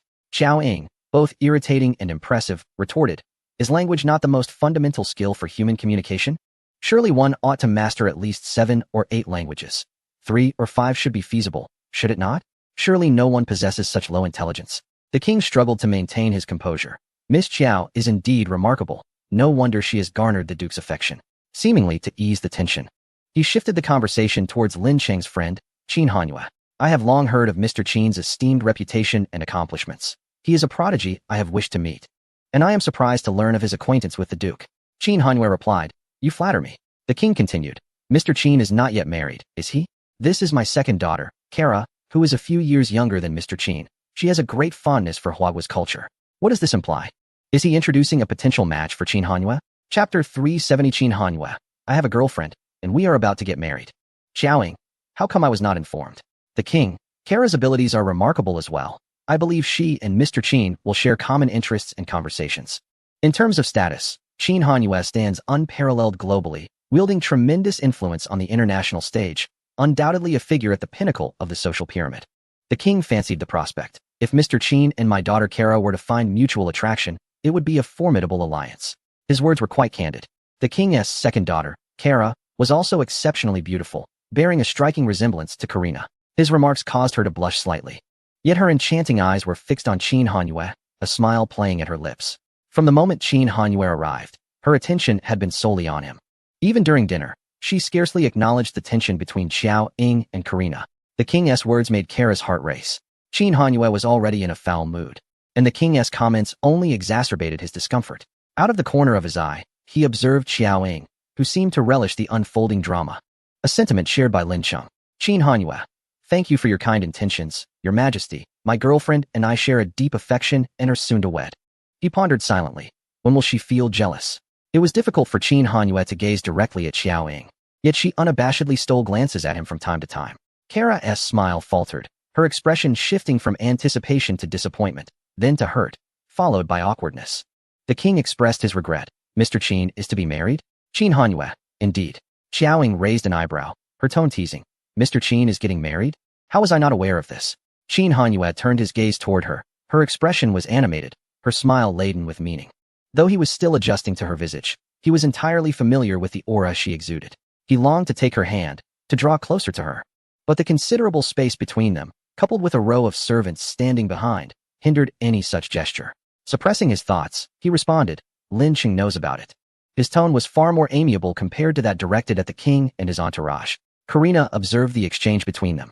Lin Cheng interjected, I shall prepare a splendid gift and attend your wedding with Xiao Ying. Qin Hanyue cast a discerning glance at him. Suspecting Lin Cheng was being deliberately provocative, surely considering Xiao Ying's feelings and thus refraining from being too overt. Qin Hanyue could only respond, You are most welcome. Xiao Ying inquired further. Mr. Qin's girlfriend must be quite beautiful, I presume? Qin Hanyue looked at her again, his gaze subtly suggestive, seizing the opportunity to profess, Indeed. She is unparalleled in my heart. He then added, I have yet to propose to her, and am uncertain if she will accept. He gazed into her eyes, silently inquiring, Will you agree? Xiao Ying appeared unfazed, a hint of languor in her demeanor. Who knows? I wish you the best of luck, Mr. Qin. Seizing the moment to propose, Lin Cheng considered reminding them to temper their display of affection, but he realized Xiao Ying would likely refrain from publicly kissing Qin Hanyue. Thus, he swallowed his words, wishing only that they would not involve him in their entanglement. Qin Hanyue, I shall take Miss Xiao's well wishes to heart. The king sighed. It appears my daughter Kara and Mr. Qin are not destined to be. It is uncertain which fortunate young lady has captured Mr. Qin's affections. Qin Hanyue remarked, My girlfriend surpasses me in excellence. I am indeed fortunate to earn her affection. His eyes sparkled with admiration as he spoke of Xiao Ying. She replied, There is truth in your words. It is rather comforting to hear. Carla, observing the heartfelt exchange between Qin Hanyue and Xiao Ying, felt an increasing sense of discomfort. The king expressed his surprise at Mr. Qin's remarkable qualities and his serious approach to relationships. The dinner proceeded in relative tranquility. The king, not intending to let them depart, cited urgent matters to discuss with Lin Cheng and, given the late hour, kept the three of them within the palace. Accommodations were arranged for them. Qin Hanyue was given a room of his own, while Lin Cheng and Xiao Ying shared another. When Lin Cheng was summoned by the king for discussions, Xiao Ying and Qin Hanyue were escorted to their respective chambers, which were not far apart. As they parted, Xiao Ying playfully wished, Good night, Mr. Qin, a remark laden with intention. Qin Hanyue, feeling vexed yet helpless, replied, Good night, Miss Xiao, watching as she was led into her room with Lin Cheng. Inside her room, equipped with a computer, Xiao Ying hacked into the surveillance system, catching sight of Lin Cheng and the king in conversation. Though the content of their discussion did not pique her interest, she felt a twinge of boredom. As they spoke about her, she listened attentively while nibbling on a fruit platter. I hope the Duke contemplates this thoroughly. Your girlfriend offers no assistance in terms of your status and power. Does the Duke not wish to solidify his position in Country C? The ideal match for the Duke would undoubtedly be Karina. Although the Duke has many offspring, none of his sons are capable of great achievements. Lin Cheng has always been his favored son-in-law, not wanting to relinquish his position to the children of his siblings. The Duke aims to pass it on to Lin Cheng. Though he is a son-in-law, Karina is his beloved daughter. Entrusting her to her husband is preferable to handing her over to those nephews. What is paramount is Lin Cheng's capability and virtuous character. My mother has always regarded the Duke as family, her greatest wish being for him to marry Karina. With her days numbered, could the Duke bear to deny her this? Karina has cherished the Duke since childhood. He must be aware of this. Lin Cheng, with his cool demeanor and refined grace, appears loyal yet is, in truth, unencumbered by emotions. Thus, even when the king mentioned the affection of Lin Cheng's mother, the queen, Lin Cheng's expression remained unchanged. He did not hesitate to declare, I am grateful for the love shown by the king, the queen, and Princess Karina. I deeply love my girlfriend, and marriage should be founded on emotional connection. Even without my girlfriend, I cannot accept a marriage devoid of love. Princess Karina is admirable, and I trust the king will select a truly suitable partner for her. Before the king could respond, Lin Cheng interjected, my girlfriend is timid and unfamiliar with this place. I must return to accompany her. I wish the king a restful night. Without waiting for a reply, he politely took his leave. The king observed Lin Cheng's retreating figure, his expression shifting from amiable to cold and piercing. Xiaoying, having caught only a glimpse of their exchange, switched the screen, oblivious to the king's transformation. The surveillance footage shifted to the entrance of Qin Hanyue's room. Although the corridor was equipped with cameras, none were positioned directly in front of the door, limiting Xiaoying's view of the entire scene outside. Kara, holding an exquisite tray with a small bowl whose contents remained a mystery, was gently knocking on Qin Hanyue's door, expecting to see Xiaoying. Qin Hanyue's expression transformed in an instant upon opening the door, radiating an aura that commanded distance. Is there something you need? Kara, somewhat bashful, replied, Mr. Qin. I have brought you a warming soup, especially prepared for you. I noticed you consumed quite a bit of alcohol at the dining table, and I thought this would soothe your stomach. Also, I wanted to inquire if there is anything you require. Please feel free to tell me. Xiaoying, observing from the screen, remarked with a playful tone, the wolf brought food to Little Red Riding Hood. I wonder if there are any hidden ingredients in that soup? Qin Hanyue responded curtly, no, thank you. Kara attempted to persist, but Qin Hanyue coldly interrupted, do I need to repeat myself? I have a girlfriend. Please conduct yourself with respect. After speaking, he retreated to close the door. However, Kara stepped forward, placing a hand against it. From the angle of the camera, her action appeared as though she had intruded upon Qin Hanyue's private space. Xiaoying's gaze fixed on the screen as she heard Qin Hanyue's frosty voice, laced with menace. Is this how your royal family treats their guests, by forcefully disturbing their rest? Chapter 371.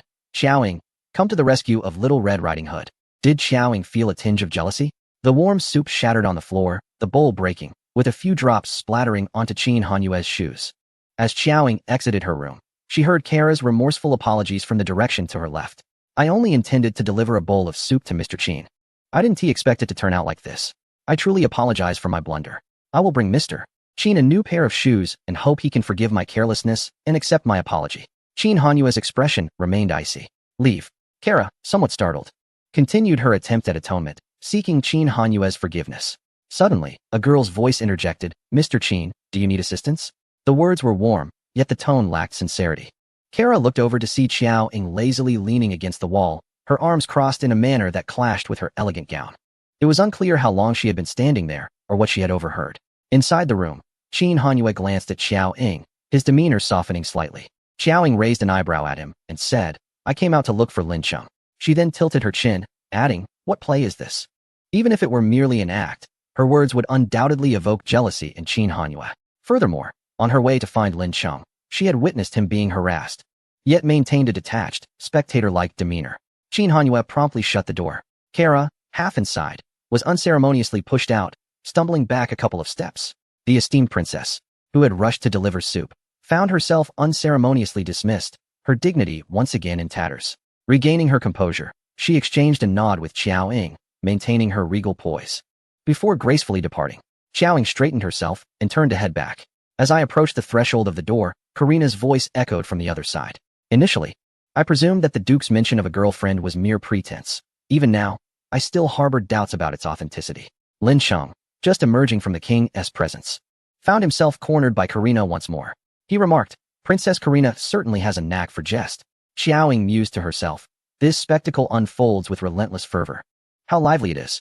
The two sisters were indeed formidable, one intruding upon her genuine boyfriend while the other obstructed her counterfeit suitor. Karina declared, I cannot fathom how she could be worthy of the Duke. I am convinced she pales in comparison to me in every aspect. What does her status hold against mine?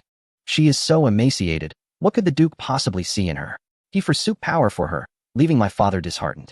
Karina's remarks about Xiaoying's slenderness reminded Lin Cheng of Xiaoying's quip about Karina's simplistic allure of being both ample and empty-headed, causing a fleeting smile to surface on his lips, only to be swiftly suppressed. Lin Cheng asserted, I would appreciate it if the princess could show respect for my girlfriend. To which Karina retorted, has the Duke shown me respect?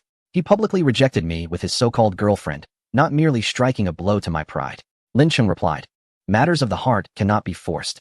Karina continued, I hope the Duke understands this is not merely a personal affair. It concerns the entire royal family and the nation. She added, even if she is indeed the Duke's beloved, I shall not yield, as long as you remain unwed.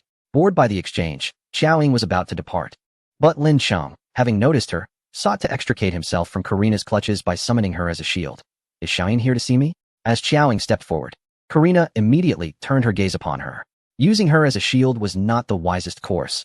Lin Cheng regretted his decision the moment he saw her emerge. Indeed, Xiao Ying retaliated against him on the spot. With Karina's noble status and deep affections for him, if he could not refuse, he would not mind a three-way arrangement, provided he held the dominant position. Karina scoffed. Humph, it seems the Duke's girlfriend does not truly harbor such strong feelings for him. Lin Cheng insisted, no, our relationship is quite strong. Xiao Ying simply has a playful nature. Xiao Ying's two statements struck hard, as the king and Karina realized that Xiao Ying's affections were not unwavering, which would only embolden their resolve. Moreover, they would likely take measures against Xiao Ying moving forward. Frustrated, Xiao Ying might utter something unpredictable or even withdraw from the scene, leading to further complications. Lin Cheng felt a headache brewing, wishing desperately to rewind time to 2 minutes prior, assuring himself he would refrain from speaking imprudently. Fearing Xiao Ying might further undermine him, he wished to escort her back to his quarters. However, Karina interjected. The Duke holds a prestigious position while she is merely an ordinary student. I hope she can withstand the pressures and confront them alongside the Duke. This was not a mere reminder, it was a veiled threat. The royal family would not relent easily. Xiao Ying, who obstructed this union, would become a thorn in their side that they would seek to eliminate. Lin Cheng was unconcerned for Xiao Ying's safety. I have faith in Xiao Ying's feelings for me, so there is no need for the princess to fret. In fact, he hoped the royal family would take action against Xiao Ying, placing them in the wrong and thereby benefiting him. Lin Cheng inquired, is Miss Xiao here to see me? Xiao Ying responded with a childlike innocence. I'm here to rescue the poor little Red Riding Hood, who is being pined for by the wolf grandmother. Lin Cheng replied, I am not quite sure who the wolf grandmother is, but I hope that this unfortunate little Red Riding Hood is not me. Xiao Ying retorted, of course not. The room was spacious and adorned lavishly. Xiao Ying changed out of her heavy and ostentatious dress to take a shower. Her phone, resting on the bed, chimed with a message from Qin Hanyue. Has Lin Cheng found you? The jealousy emanating from the screen seemed to pervade the entire room. While Xiao Ying enjoyed her shower, Qin Hanyue, growing increasingly anxious, could not sit still and began pacing the room. He sent another message. Are you asleep? Still, there was no reply. He grappled with whether it was necessary to explain the entanglement with the princess to Xiao Ying, who seemed utterly unconcerned. Moreover, he was overwhelmed by his emotions at that moment. Lin Cheng was in the living room, perusing a magazine, when someone knocked at the door. The door swung open, revealing intricate patterns and embedded jewels, with both handles gilded. Recognizing Qin Hanyue, Lin Cheng feigned ignorance. Mr. Qin, have you not yet washed up or rested? Qin Hanyue, too weary to even address him as Duke, inquired. Where is she? Lin Cheng, puzzled by his sudden hostility, replied, Xiao Ying is currently in the shower. You may enter.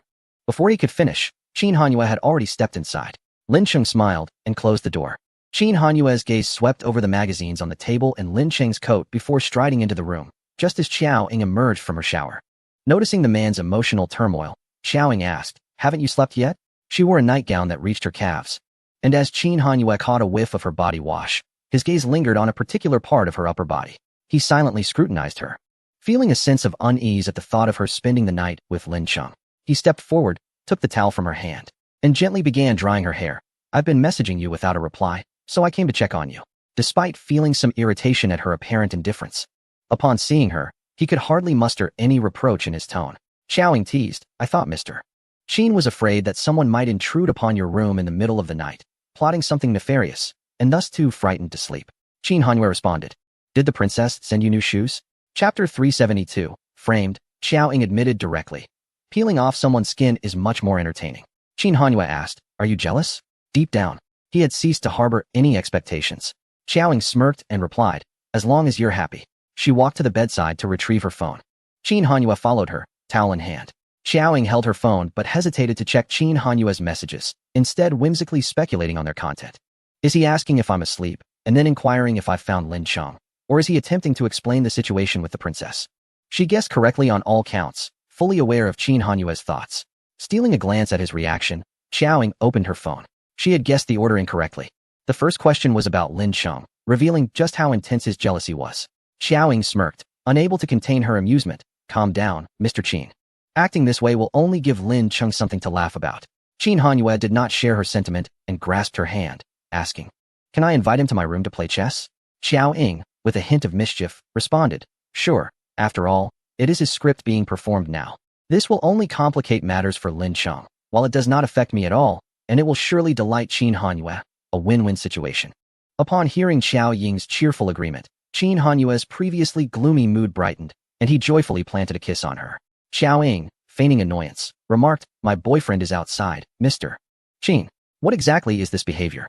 Qin Hanyue gently pressed his forehead against hers, applying just a touch of pressure. "I am the one who should be addressed that way, even if it is merely a pretense." He then turned his attention to Lin Cheng. "I have a chess set in my room. I suddenly feel the urge to play a few rounds. Would you indulge me, Duke?" Lin Cheng, seated comfortably on the sofa with a magazine in hand, maintained his composure. "Might you both extend a modicum of sympathy towards me? Though I was the one to solicit your assistance, you too have your needs. Mr. Qin, being a businessman, a touch of contractual spirit would be appreciated." Lin Cheng's sincerity was palpable. "Are we indeed playing just a few rounds?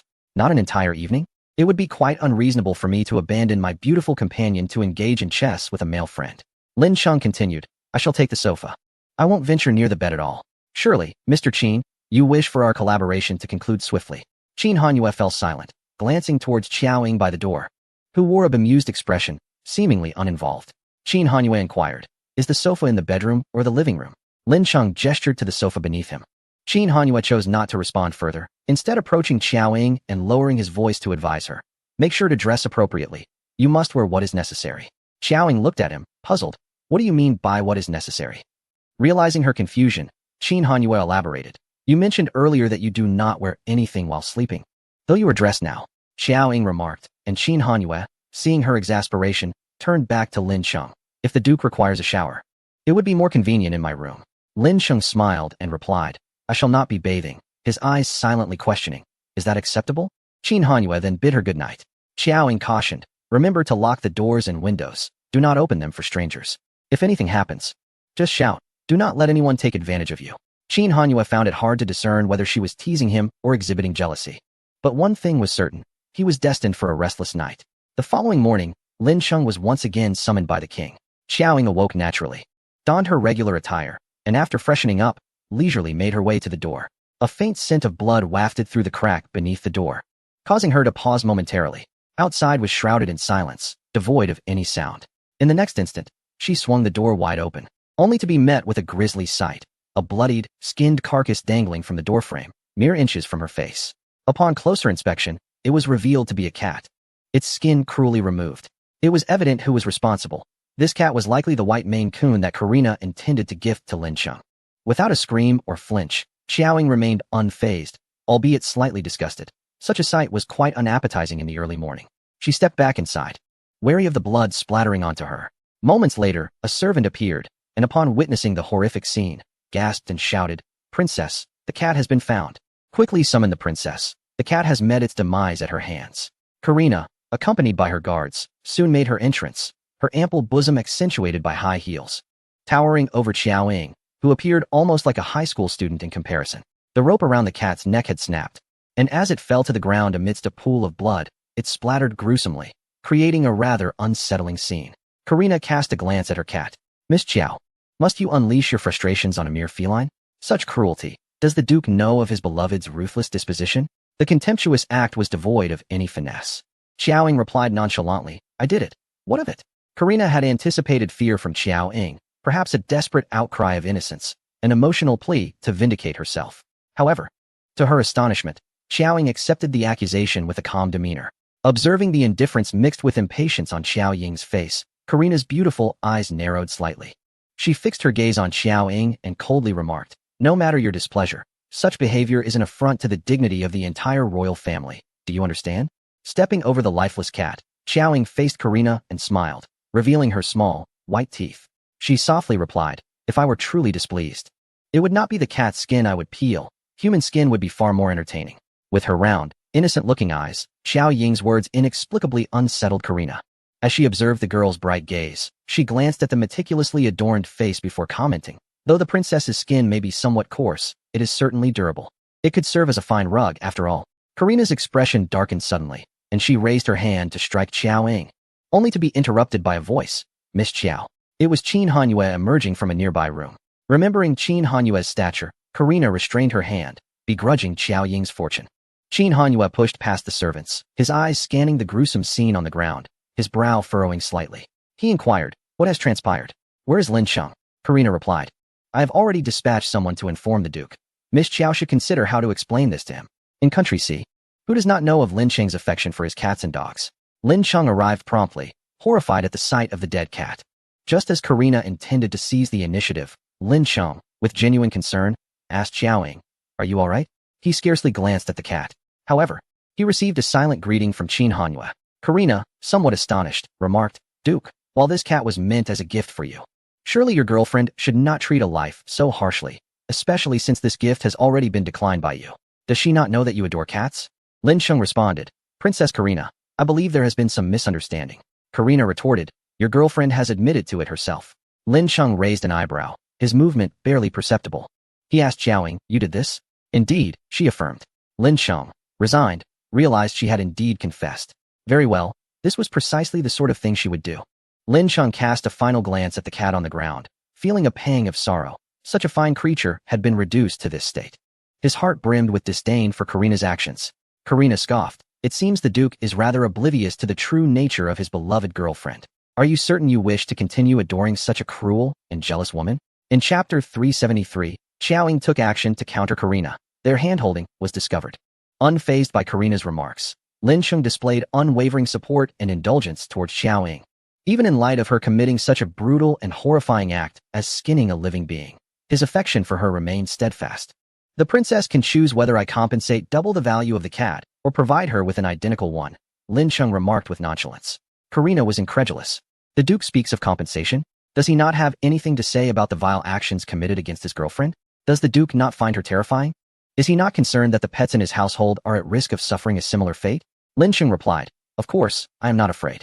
While such cruelty is wrong, as long as she is happy, I shall perform good deeds to atone for her sins." Karina was momentarily taken aback. "What?" Someone interjected. "It's merely skinning a cat, after all. Is it really such a big deal? You seem rather timid and overly dramatic." Qin Hanyue's voice was cold, his gaze fixed on Karina, exuding an invisible pressure. "Isn't the butcher in a slaughterhouse deserving of eternal damnation?" Karina retorted, "But that cat is mine. It belongs to the royal family. This is not merely the killing of a cat. It is a provocation against the dignity of the entire monarchy." At that moment, Qin Hanyue caught a glance from Qiao Ying, who seemed to convey a silent message. After pondering for a moment, he turned to Karina and asked, "What do you propose?" "I demand an apology, and I want her to carry the cat's lifeless body through the most bustling streets of Country C as a means of atonement." After such a procession, she wished to see how Lin Sheng would withstand the pressures from both his household and the nation to marry this venomous woman. Qiao Ying then spoke up, "Is that all? Doesn't that seem too lenient? Shouldn't we consider more severe repercussions, like severing a hand or something?" Her tone was casual. Karina replied, "If you can truly atone for the cat in such a manner, that would be splendid." She mused that Qiao Ying was either recklessly ignorant of her own standing or had ulterior motives. Lin Sheng glanced at Qiao Ying, wondering if she was concealing evidence. Qiao Ying subtly nodded, as if in agreement, then shifted her gaze from Karina to the surveillance camera above the corridor. "That camera," Karina's servant immediately chimed in. "When we searched for the cat earlier, we discovered that the camera had ceased functioning this morning." Karina dismissed, "Even if it were operational, you cannot simply investigate at your whim." She thought to herself that she had overestimated Qiao Ying, assuming she had some cunning plan. But now it seemed foolish to think she could investigate the surveillance on her turf. Qiao Ying replied, "No worries, you lack it, but I possess it." Karina was bewildered. "You have?" Qiao Ying turned back to her room, retrieving a computer. With one hand cradling it, she began typing. Qin Hanyue offered, "Allow me, Miss Qiao. My status affords me the privilege to undertake this task without objection." After all, should it be words from Qiao Ying, Karina might seize the opportunity to exploit any misstep. However, with Qiao Ying's fearless disposition when confronted by others, she naturally rejected him. Qin Hanyue then suggested, "Let me assist Miss Qiao." Lin Sheng interjected, "I shall take care of it." Qin Hanyue's outstretched hands halted midair, a rather unfriendly gaze exchanged silently with Lin Sheng, who responded with a cordial smile. Lin Sheng took the laptop from Qiao Ying. Karina observed Xiao Ying's fingers flying over the keyboard, perplexed about her intentions. Did she imply she had surveillance? How could she possibly possess such evidence? As she glanced at Xiao Ying, who remained unfazed and composed, an unsettling feeling began to stir within her, echoing the rhythmic clattering of the keyboard. In the midst of her contemplation, the typing ceased. Xiao Ying, with one hand gripping the laptop, pivoted the screen towards Karina. This cat thief bears a striking resemblance to someone beside the princess, she remarked, casting a glance at the servant adjacent to Karina. Karina focused intently, her expression shifting. The screen displayed multiple surveillance feeds, clearly revealing the servant stealthily approaching Xiao Ying's door while clutching a box. Although the camera angle failed to capture the servant hanging the cat on the door, Xiao Ying had unearthed footage of the servant slaughtering the cat elsewhere, which now glaringly occupied the screen. She had not only accessed these two surveillance feeds, but also traced the servant's route from the backyard to the palace, and ultimately, to Xiao Ying's door, documenting it with meticulous clarity. Lin Cheng's gaze turned icy. Does Princess Karina have anything to say? Though his tone remained largely unchanged, it was evident that his anger simmered beneath the surface. Karina struggled to maintain her composure, her face stiffening. The servant beside her suddenly knelt on the ground, predictably taking full responsibility for the situation. It was I who could not bear to see the princess in distress. Hence, I devised this scheme to seek vengeance for her. It was all my doing, the servant stammered, fear evident in her trembling voice. Yet she understood that failing to take the blame would lead to a far worse fate. Karina kicked the servant over with considerable force, as if using the servant as a stand-in for Xiao Ying. Turning to Lin Cheng, she proclaimed, "It is my failure to discipline her adequately. I shall ensure she receives the punishment she deserves. Excuse me." With that, she turned to leave with her entourage. "Not so fast," Lin Cheng called out. "Princess Karina's people have so brazenly slandered my girlfriend, and now that the truth has been revealed, you intend to walk away without even an apology?" After stating this, he commanded his subordinates, "Fetch the king." Karina inquired, "What does the duke intend to do?" Lin Cheng replied, "Xiao Ying, please speak." Xiao Ying regarded Karina coldly. "You will apologize to me, and she will parade through the streets with the cat. Afterward, her hands will be delivered to me." Karina scoffed, "Apologize to you? Absurd." Xiao Ying countered, "An apology is not mandatory. However, within 5 minutes, these video clips, including everything that has transpired, will be broadcast on the largest LED screens in your city. The citizens of Country C will ensure justice is served." Karina's expression soured. "Do you dare to threaten me?" Karina realized she had underestimated her adversary. She had not anticipated that Xiao Ying possessed such capabilities. Xiao Ying stated, "I have spared you the loss of your hands and feet, which is already a concession to Lin Cheng. Qin Hanyue, it is understandable for a servant to seek vengeance for their master. Yet to choose to slay the master's cat as a means of framing another seems excessively audacious, does it not? Such actions appear rather unreasonable, especially as they pertain to Miss Qiao's reputation and the dignity of the royal family. I suggest we investigate further to ensure that no innocent person is wrongfully accused." Upon hearing Qin Hanyue's words, Karina cast a sharp gaze in his direction. The truth of whether this was solely the servants' doing or if they were acting under orders was evident to all present.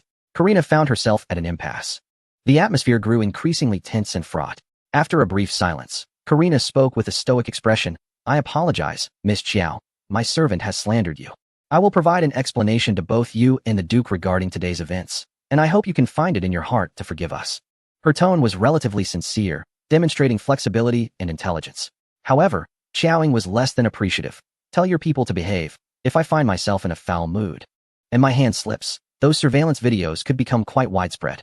Karina stared at Xiao Ying for a moment, and though she said nothing, it was clear that she harbored a desire to eliminate Xiao Ying in her heart. With indignation, Karina departed. The second princess, Carla, arrived upon hearing the commotion. Upon seeing Qin Hanyue, she was about to approach when she noticed him discreetly grasping Xiao Ying's hand. Carla paused in surprise. Chapter 374. Qin Hanyue. "I am merely innocent and naive. Lin Cheng, what do you desire?" Upon returning to her chamber, Karina wreaked havoc, throwing objects about the room, causing her accompanying servants to tremble in fear. Just as she began to catch her breath, Lin Cheng sent someone to inform her of the punishment for the errant servant, insisting they be paraded through the streets, and that the servant's hands be severed and delivered to Xiao Ying for inspection. Karina was taken aback. When Xiao Ying declared that a public display was too lenient and that the hands must be removed, she found it amusing and dismissed Xiao Ying's words as inconsequential. She had no intention of demanding Xiao Ying's hands. Little did she expect Xiao Ying to be so ruthless as to truly pursue such a course of action. Karina inhaled deeply, gritting her teeth. After the parade, have that wretched servant's hands cut off and delivered to her, so she can witness it firsthand. After the deed was done, Karina inquired of her guard, did she see it? What was her reaction? The guard replied, she saw it, but had no response. Karina finally realized that Xiaoying was not a simple character. The balcony door was wide open, allowing a cold breeze to sweep through the room, dissipating the lingering scent of blood as the three sat together. I didn't expect Miss Qiao to possess such exceptional computer skills, Karina remarked. It reminds me of a recent feat by a hacker from Huagua. Lin Cheng turned to Xiaoying, his eyes filled with curiosity. Could that remarkable and formidable mysterious hacker X possibly be you, Miss Qiao? Xiaoying replied, let's not go so far as to call it remarkable. Lin Cheng, taken aback, asked, is it truly you, Miss Qiao? After his initial surprise, he offered lavish praise. He then jested, no wonder Mr. Qin is so anxious about you, with such excellence. Who wouldn't he feel insecure and wish to keep a close watch? Qin Hanyue examined the mask of artificial skin on Xiaoying's face, casually remarking, the Duke has misunderstood. Our relationship is quite solid. I am merely innocent and somewhat naive. Xiaoying glanced at him. Qin Hanyue fully comprehended the meaning in her gaze, ambitious. Lin Cheng chuckled and nodded in agreement. Qin Hanyue inquired, how did the discussion between the Duke and the King go? Everything proceeded smoothly. Before I even had the chance to speak, the King took the initiative to announce that this year's state banquet would be held a week earlier than usual. Xiaoying was seeking assistance, while Lin Cheng intended to decline a marriage proposal, and the three of them conspired to channel their plans towards the annual state banquet. At that event, all members of the royal family would be present, including several princes. Xiaoying would find her allies more efficiently, and Lin Cheng could publicly acknowledge Xiaoying, thereby clarifying the reality to the royal family. Ultimately, the king approached Lin Cheng regarding the banquet as well, but his intention was to use the occasion to apply pressure on Lin Cheng, hoping to dissuade Xiaoying, an ordinary student, from pursuing her ambitions. Qin Hanyue was quite displeased. You mean she has to endure a week in your company? Sharing a room for an entire week? And let us not forget that princess. On the very first day, she left a dead cat at Xiaoying's door. After a week, how many troubles will arise? Lin Cheng replied. The king has entrusted me with certain responsibilities regarding the banquet. If she is to participate, the performance must go on as planned. Noticing Qin Hanyue's displeasure, Lin Cheng added, at least you two have a bed to sleep in. I will have to endure a week on the sofa. Qin Hanyue suggested. The Duke could arrange for them to open another room. Lin Cheng insisted, I think I will stick to the sofa. Xiaoying interjected. Please send me a copy of the guest list for the banquet, including their information. Lin Cheng nodded and continued, I have looked into it. Among the royal family, only one count's son underwent cosmetic surgery due to an accident that scarred his face, and that was when he was 8 years old.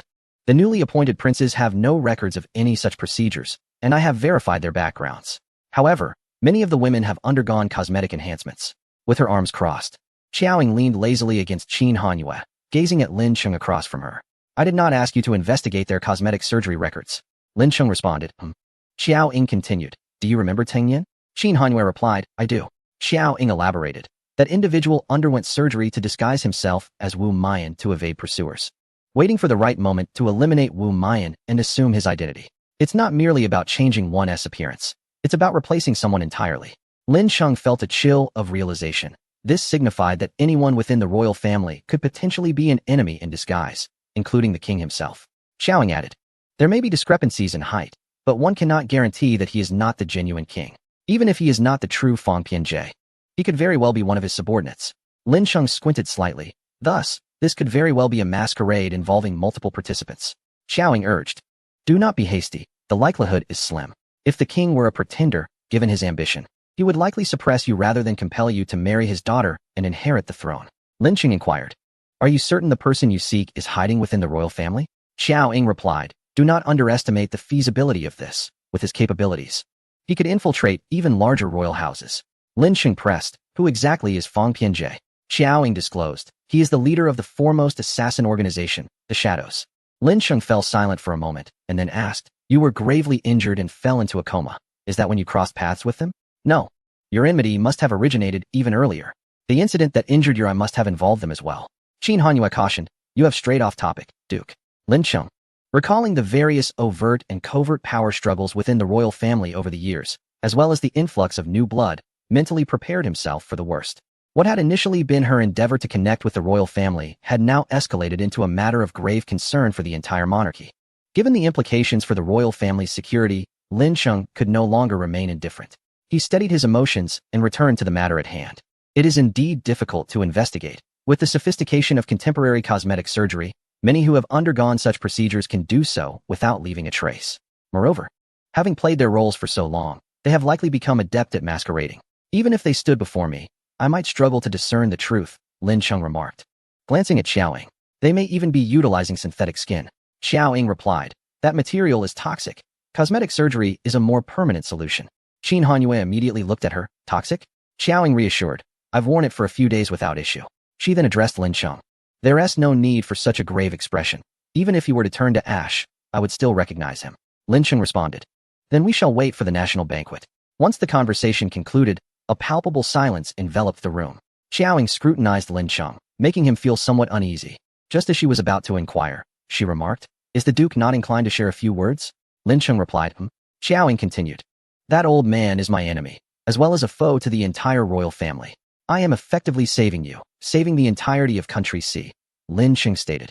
If Miss Qiao wishes to hear expressions of gratitude, I can certainly oblige, countless times if need be. However, should Miss Qiao's information be erroneous? He smiled. I could just as easily convey my sentiments. Lin Cheng's tone and smile irked Qin Hanyue. He interjected, the Duke may not yet grasp the gravity of the situation.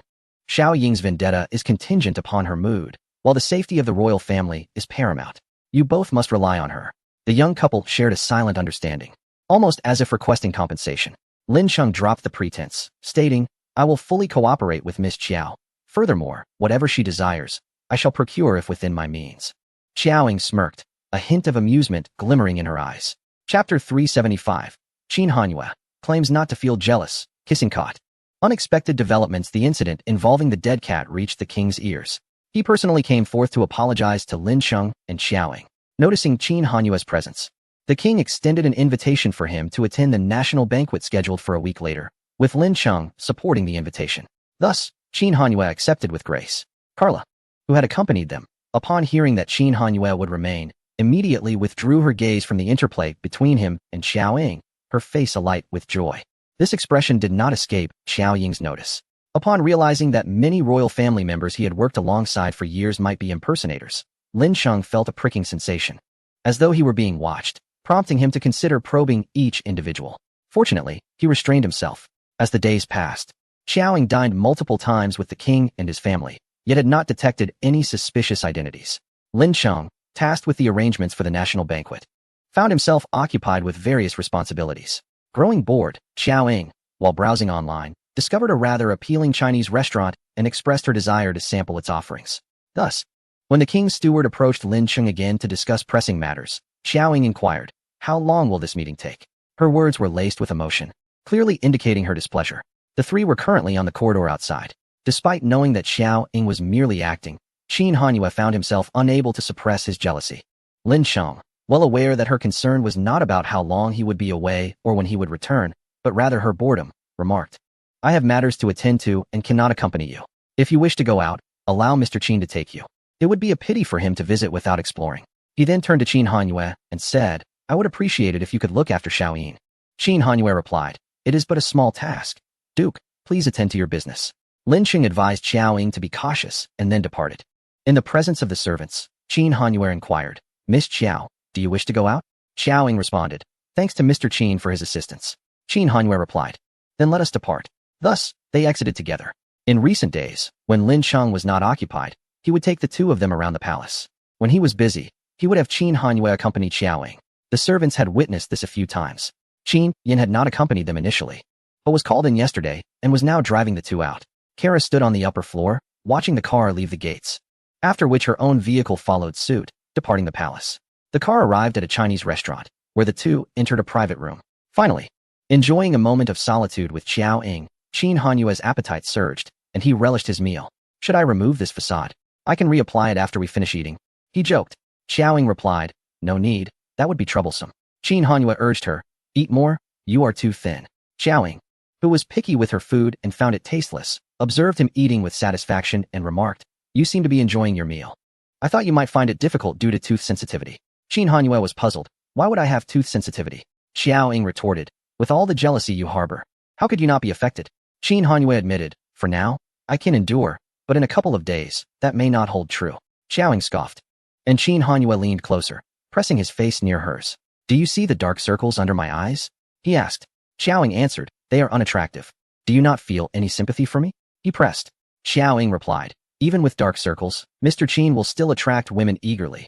What is there to worry about? Qin Hanyue countered. Are you mocking me? She responded. Not at all. From princesses to servants, they all gaze at you with longing. She tapped her fingers on the table, the sound echoing. Straightening her posture, she picked up her chopsticks and took a bite, inquiring, Does Mr. Qin not notice this? Qin Hanyue laughed and asked, Miss Qiao, are you feeling jealous or settling a score with me? Xiao Ying smirked slightly. Not to that extent. What do you mean by not to that extent? He probed. She continued to eat, leaving him momentarily speechless. Qin Hanyue turned towards her, placing a hand on her chair, grasping her hand that held the chopsticks, and brought the food from her chopsticks to his own mouth, asking once more, What do you mean by not to that extent? He pondered whether it was due to her trust in him, her disregard for those women, or perhaps that she simply did not care whether women approached him. Xiao Ying remained silent, continuing her meal. Qin Hanyue, with no other option, turned her face towards him and called softly, Xiao Ying. With a sense of resignation, Xiao Ying finally replied to him. If you want to be jealous, that's your affair. You needn't concern yourself with whether I am jealous or not. Qin Hanyue, feeling increasingly agitated and frustrated, suddenly lost his appetite. Being out was a rare occasion, and he did not wish to spoil the mood. He composed himself and asked, Have you thought about what conditions to present to Linqing? Xiao Ying replied, Not yet. Do you have any desires? Upon hearing her query, Qin Hanyue's spirits brightened. I lack neither spiritual nor material possessions. Xiao Ying's lips twitched slightly. She was both speechless and somewhat helpless at his insinuation, suppressing a smile. She inquired, Are you implying that you lack emotional fulfillment? Qin Hanyue candidly admitted, Yes, I am in need of love. The distinguished third master of the Qin family, earnestly stating his need for affection. Xiao Ying could no longer contain her laughter. You should return home and let your parents shower you with affection. Qin Hanyue clarified. It is not familial love that I lack. Xiao Ying responded with an O, realizing that he was referring to emotional intimacy. Mr. Qin, with your abundant romantic prospects, do you truly have such a great need? Qin Hanyue teased, and yet you claim not to be jealous. Within the private room, the two exchanged playful banter while dining. As they exited the room, Qin Hanyue instinctively reached for her hand, but Xiao Ying withdrew it. He reflexively attempted to reclaim it. Mind your boundaries, Mr. Qin, she jested. Qin Hanyue lowered his head and placed a firm kiss on her lips, cheerfully replying, Very well, Miss Qiao. Concealed around the corner, Kara witnessed this scene in disbelief. Covering her mouth to stifle a gasp, her eyes widening in astonishment. The girlfriend of the Duke and Mr. Qin, she had not been mistaken. Mr. Qin had indeed surreptitiously taken the Duke's girlfriend's hand. After leaving the restaurant, they did not hurry back. Qin Yin drove them leisurely, taking in the surroundings. As the vehicle ambled along, he remarked, That architecture is rather intriguing. Suddenly, with a mischievous tone, Qin Yin asked, Miss Qiao, are you planning to take the third master to the casino? His words were laced with caution, fearful of revealing his underlying intentions. Xiao Ying raised an eyebrow. Is Assistant Qin in need of funds? Qin Yin froze, pondering if he had been too obvious. He denied, Of course not. I was merely concerned you and the third master might be bored and thought to offer a suggestion. Xiao Ying retorted, Indeed, times have changed. Even you, Assistant Qin, have grown less innocent. Qin Yin grew anxious. Miss Qiao, please don't say that. I was simply asking, with no ulterior motive. Qin Hanyue interjected. So you were indeed thinking of splitting the earnings. Qin Yin felt on the verge of tears. I didn't mean it that way. Third master, please let me explain. Just then, two vans suddenly emerged, approaching them from different directions. Qin Yin swerved the steering wheel to evade them, but they collided with one of the vehicles. The sound of metal meeting metal piercing the air as the tires screeched against the pavement. In a reflexive act, Qin Hanyue shielded Xiao Ying. Their vehicle came to a halt, shaken but unharmed. After the collision, a group of over a dozen individuals emerged from the offending vehicles, brandishing iron rods. Chapter 376, Xiao Ying's Deception. Xiao Ying, let me take you to see a show. On the street, bystanders distanced themselves, witnessing this heart-stopping spectacle. Xiao Ying sat in the car, twisting open a bottle of mineral water and taking a sip. Outside the vehicle, chaos reigned, accompanied by incessant screams as Qin Hanyue and Qin Yin valiantly confronted a dozen assailants armed with clubs. Xiao Ying lowered the window and leaned out, quietly admiring the tall and agile Qin Hanyue amidst the tumultuous crowd. In a moment of desperation, one assailant, abandoning his employer's instructions, drew a gun aimed at Qin Hanyue. Poised to pull the trigger, suddenly, a bottle of mineral water struck him, causing his weapon to clatter to the ground, and he was swiftly dispatched by a powerful kick from Qin Hanyue. In the blink of an eye, the remaining attackers fled, nursing their injuries. What did you say? With so many of you, you cannot defeat a single Qin Hanyue? Upon realizing that Xiao Ying was unharmed, Having remained in the car throughout the ordeal, Karina was infuriated. She hurled her phone in frustration, exclaiming, "Useless. All of you are utterly useless." Quickly regaining her composure, she instructed her attendants, "Ensure that those incompetents leave country C immediately. Do not allow Lin Cheng to trace this back to me." Understood. Lin Cheng and the king were conversing as they walked, when one of Lin Cheng's subordinates hurriedly approached. "Duke, Miss Chiao and Mr. Qin were attacked while out. They have just returned. You should go check on them." Karina, arriving late, saw that Xiaoying was indeed safe and let out a cold snort internally. She remarked, "The Duke should know better than anyone. You do not dwell in the same world. Your marriage is a matter of the entire royal family and country C. Today, Miss Chiao was fortunate, but next time may not be the same. You must protect her carefully." Lin Cheng fixed his gaze on Karina, asserting, "I will not let today's incident pass without consequence. He had better pray I do not uncover the truth, for regardless of who it is, I will ensure they pay dearly." Karina felt little fear. Even if Lin Cheng discovered the truth, what of it? Everything she did was for the royal family. She did not believe Lin Cheng would oppose the entire royal family for the sake of one woman. Everyone knew who was truly responsible. If this incident had occurred previously, Lin Cheng would have seized the opportunity to confront the king and sever his engagement with Karina. However, he could not afford to act so recklessly now. He had more pressing matters than his own marriage to resolve. He needed to uncover the hidden traitor within the royal family. With the situation unclear, he refrained from impulsive actions. On the sofa, Xiaoying impatiently declared, "I wish to rest, let them leave." Karina frowned in displeasure, about to reprimand the impudent girl when the king intervened. He looked at Xiaoying, saying, "Miss Chiao, please rest well, we will not intrude further." He then offered his apologies to the returning Qin Hanyue. Once away from Lin Cheng, the king lowered his voice to Karina, instructing, "Next time you resort to violence, remember to be more ruthless." Karina replied, "It is not that I lack ruthlessness. Rather, I did not anticipate that Qin Hanyue would be so formidable." She had intended to eliminate Xiaoying, but Qin Hanyue had thwarted her plans. The king cautioned, "We cannot afford to provoke Qin Hanyue's status. In the future, avoid him when taking action. I still hope to facilitate a match between him and your sister, Kara." Karina acknowledged, "Understood." The king continued, "Did you not send someone to investigate that girl's background? What did you find?" Karina was taken aback that her father was aware of this as well. Her background is unremarkable. She is merely a student with a family that is considered upper middle class in Huagua. I cannot fathom what the Duke sees in her. Xiaoying's new identity had been meticulously arranged by Lin Cheng. Lin Cheng remarked, "I expected you to confront Karina directly after retrieving her, but I did not anticipate your consideration for the greater good." Xiaoying replied, "Confrontation? I typically take action against those I dislike without the need for evidence." Lin Cheng inquired, "Is that due to a favorable mood? Were you merely not inclined to pursue it?" Xiaoying questioned him, "If I were to incapacitate her, would I still be able to attend the national banquet?" Lin Cheng pondered, "That is uncertain." Suddenly, a thought struck him, "You're not planning something underhanded, are you?" That night, Xiaoying emerged from her chamber, once again encountering a scene that felt eerily familiar. "I heard Mr. Qin was attacked while out today. I came to check on him. Is Mr. Qin all right? Not injured, I hope?" Since arriving, Qin Hanyue's gentlemanly demeanor had noticeably diminished, to the point where he could hardly be bothered with superficial pleasantries. It was his gentlemanly charm that had initially drawn Xiaoying's attention. Yet now, upon recognizing her, Qin Hanyue said nothing and promptly shut the door.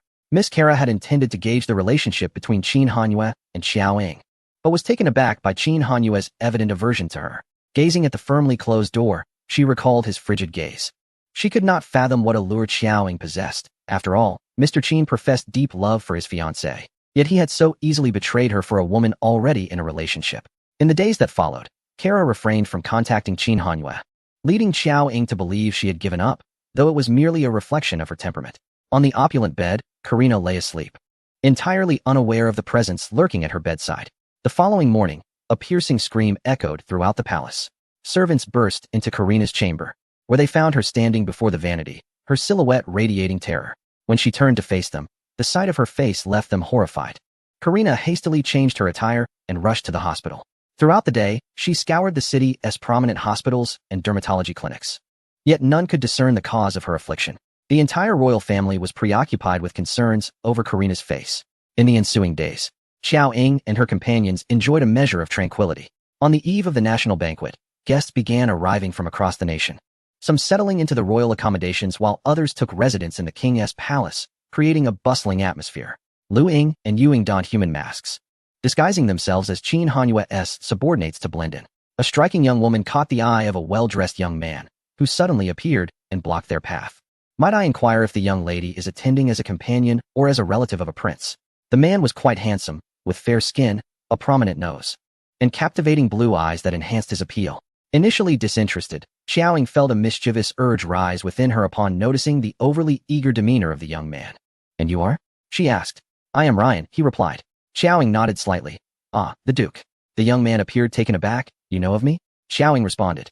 I have heard of you, but did not expect you to be so youthful. I was just about to visit Princess Karina. Would the Duke care to join?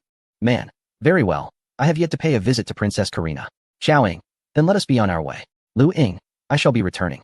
Xiaoying returning? No, I am taking you to see a play. Chapter 377 Xiaoying. Here for a rendezvous? Qin Hanyue. Quite exhilarating. Ryan. Xiaoying Miss Qiao. Your name is truly melodious.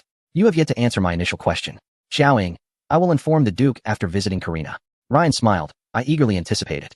The group promptly arrived at Karina's chamber. Upon seeing Ryan, the servants bowed and did not dare to obstruct their passage. The group ascended the stairs unimpeded, just in time to encounter a servant carrying a bowl of dark concoction. Recognizing the scent, Xiaoying discerned it was medicine meant for Karina. She was indeed consuming traditional medicine. Since we are on our way to visit the princess, hand us the medicine. Xiaoying took the bowl, her assertive demeanor sending the servant away. Arriving at Karina's door, Ryan hesitated, feeling it inappropriate, but considering Xiaoying's presence and Karina's discomfort, he thought it would not be amiss to check on her. Ryan raised his hand to knock on the door. Suddenly, someone shoved him forcefully, causing Ryan to stumble through the door and fall into the room. Karina was seated on the sofa, applying medicine to her face with a small mirror. The abrupt intrusion startled her greatly. Ryan was equally taken aback, momentarily believing he had encountered a specter. Observing Karina hurriedly covering her face with a cushion, Ryan tentatively called out, Princess Karina? Karina, get out. Karina had not clearly seen who had entered. Xiaoying placed the medicine on the flower pot. Stand by the door. The medicine is here for the princess. Remember to drink it while it is warm. Xiaoying. Upon hearing Xiaoying's voice, Karina revealed her resentful gaze from behind the cushion. Noticing two men behind Xiaoying, Karina's humiliation intensified her fury. It is you, isn't it? Had it not been for her disfigured appearance, Karina would have confronted Xiaoying directly. Xiaoying replied lazily, as you have stated, where there are those who oppose this marriage, there are also those who support it. Your attempts to thwart it will only incite others to assist it. While some wish to harm me, there are naturally those who seek to counter your meddling. Karina, infuriated and disregarding her royal status, do not play coy with me. It was you, wasn't it? Xiaoying feigned innocence. I am merely a student. I possess no such power. Karina insisted it was Xiaoying's doing. Hand over the antidote and the treatment method, and I, the princess, may spare you. Xiaoying, truly magnanimous. I, however, shall not be so forgiving. Regardless of whether you surrender that rabble, I will not let you off the hook. With that, she turned and departed. Ryan stood by dazed. He glanced at the departing Xiaoying and then at Karina, offered a hasty apology, and quickly exited the contentious scene. Ryan caught up with Xiaoying. You almost landed me in dire straits. Xiaoying dismissed him with a perfunctory remark. The Duke came of his own volition. Ryan reflected on how he had initiated the conversation with her, and found himself at a loss for words. You should say that I voluntarily walked into this trap. Xiaoying did not respond. Ryan, can you finally disclose your identity? Quite bold of you to provoke Karina. She is notoriously formidable. Ryan, do not remain silent. You just promised me. Is there not a saying in Huagua that a gentleman's word is his bond? Xiaoying, who said I am a gentleman? Ryan, so? I have been deceived? Xiaoying, do not follow me. Ryan, this is not your territory. If you choose not to reveal your identity, we can still discuss other matters. Can't we? Xiaoying continued walking. I have a boyfriend. Ryan's enthusiasm was doused. What a pity. He then added, is your boyfriend here? If he is absent, may I invite you to be my companion tomorrow? Xiaoying turned to him, pausing her steps, and smiled. Seeing her smile, Ryan beamed back, believing there was hope. Xiaoying moved closer, gazing intently into his eyes. The Duke possessed beautiful eyes, like glass beads. My boyfriend adores collecting such lovely things. Ryan. In the room, unexpectedly occupied by Qin Hanyue, who had a peculiar penchant for plucking out eyeballs, a video conference was underway when he suddenly sneezed. Qin Yin adjusted the air conditioning to a warmer setting. Ryan smiled as he watched Xiaoying depart. Huagua girls are quite intriguing. Xiaoying, keep an eye on this Ryan. Ying, have you discovered anything? Xiaoying, not at the moment. Ying, I will keep watch then. Lu Ying, is this the performance you wanted me to see? I thought you intended to eliminate her. Xiaoying, to kill her so soon would deprive us of much amusement. The show has only just begun. The following morning, royal members arrived in a steady stream, and the palace quickly became lively. The annual state banquet was finally commencing. Outside, Lin Cheng was busily engaged, while inside, Xiaoying slept soundly until midday. Awakening to find Qin Hanyue seated by her bedside, Xiaoying closed her eyes again. Are you here for a clandestine rendezvous? Qin Hanyue, that sounds rather thrilling, but it is quite unflattering. The rightful owner has become the one seeking an affair. Xiaoying smirked slightly. Qin Hanyue leaned closer, brushing against her cheek. Shall we rise for breakfast? Xiaoying, be a little more restrained. I feel as though I am entirely imbued with your scent. She had been lying in Qin Hanyue's room for over half a year, and her body carried all his essence. Indeed, let me take a whiff. Qin Hanyue chuckled as he leaned toward her neck. Xiaoying evaded him, her gaze warning. Qin Hanyue dared not press further. Suddenly, he called her name, Xiaoying. He asked, his tone ominous, who is Ryan? Without a moment's hesitation, Xiaoying replied, I do not know. Qin Hanyue do not know? He is inquiring about you everywhere. Xiaoying responded nonchalantly. Ah, Ryan, I remember now. He is a duke, fair-skinned and tall, with blue eyes. Possessing the allure of a mature man, yet the innocence and enthusiasm uncommon among his peers. The mirth in Qin Hanyue's eyes did not wane. Yet his question bore a menacing edge. Do you fancy this type? Xiaoying met his gaze. Does liking him mean I can have him? Qin Hanyue, no? Xiaoying, then why bother asking? Qin Hanyue, I was merely inquiring. You truly vex me. Qin Hanyue felt a sense of frustration when other women fawned over him. He felt uncomfortable and anxious, yet when other men courted her, the same feelings plagued him. Xiaoying, you brought this on yourself. Qin Hanyue lightly tapped her forehead with his, applying a bit of force to express his discontent. As twilight gently embraced the sky, the grand banquet commenced. The hall resonated with soothing melodies, and the royal attendees adorned themselves in exquisite attire. Some gentlemen wore elaborate court suits, while the ladies, dressed in voluminous, intricately designed gowns, topped their ensembles with a variety of elegant hats. The opulent palace, filled with men and women in courtly garb, truly mirrored the essence of a medieval European court. Xiaoying, donning a simple yet striking red off-the-shoulder gown and her long, cascading curls, stood out conspicuously, capturing the attention of all. Chapter 378, Finding Fang Pianjie, Mr. Qin's girlfriend bears a striking resemblance to Duke Lin's girlfriend. Xiaoying, linking arms with Lin Cheng, made a stunning entrance. Her attire, complemented by Lin Cheng's presence, rendered her the focal point of the royal soiree. The gown was chosen by Lin Cheng intentionally, foregoing the royal attire to ensure Xiaoying's radiance outshone all, as they were, after all, the stars of this year's banquet. Upon her arrival, Xiaoying quickly spotted a tall figure. Qin Hanyue, holding a glass of wine, stood apart from the revelry, gazing out from the floor-to-ceiling windows. His dark, patterned suit heightened his already formidable presence, accentuating his chiseled features. His intense gaze fell upon Xiaoying's hand entwined with Lin Cheng's. After taking a sip of his drink, he seemed to suppress a torrent of emotions. The lively chatter of the guests gradually hushed, the once vibrant palace sinking into an eerie silence as all eyes turned to the two entering the hall. Soon, whispers filled the air. As Xiaoying had noted, there were factions supporting the union of Karina and Lin Cheng, and those opposing Lin Cheng's marriage to Karina for the throne. Consequently, individuals who typically maintained a distant relationship with Lin Cheng now approached him, exchanging pleasantries and inquiring about Xiaoying, followed by their blessings for the couple. Karina, resplendent in her attire and veiled in black, concealed her face. Yet her piercing eyes beneath the veil burned with envy, seemingly wishing to obliterate Xiaoying, who basked in the limelight. Ryan observed Xiaoying beside Lin Cheng, a subtle smirk gracing his lips as she appeared to search for someone, her gaze sweeping the hall until it paused momentarily upon him. Seizing the moment, Ryan raised his glass enthusiastically towards Xiaoying, his radiant smile exuding warmth and approachability. From his vantage point by the window, Qin Hanyue watched the silent exchange between the two, his grip on the glass loosening. Behind him, his father's voice redirected Ryan's attention. Is that girl Lin Duke's girlfriend? Ryan turned to his father, affirming, indeed, a Chinese girl, remarkably beautiful and exceptionally interesting. An interjector remarked, alas. She is Lin Duke's girlfriend and has already planned to marry him, even rejecting Princess Karina for this reason. Ryan responded dismissively, and what of that? Another individual followed suit, remarking, indeed, what of it? Who is unaware of the Duke of Ryan's prowess in seducing women? It matters not if they are someone else's girlfriend or even their wife. Should the Duke take an interest, his intentions are unmistakable. The glances exchanged among the group signified a tacit agreement to abandon the topic. Clearly mere idle chatter without any genuine desire to witness the Duke's enticement of Lin Cheng's girlfriend. Lu Ying and Yu Ying stood a short distance away from Qin Hanyue when a count, resembling a dashing prince, passed by and unceremoniously thrust his empty wine glass into Lu Ying's hands. As Lu Ying regarded the vacant glass, a dangerous glint sparked in his eyes. The two had been mistaken for attendants on more than one occasion. Yu Ying quickly seized the glass from Lu Ying's hand, averting a potentially violent confrontation.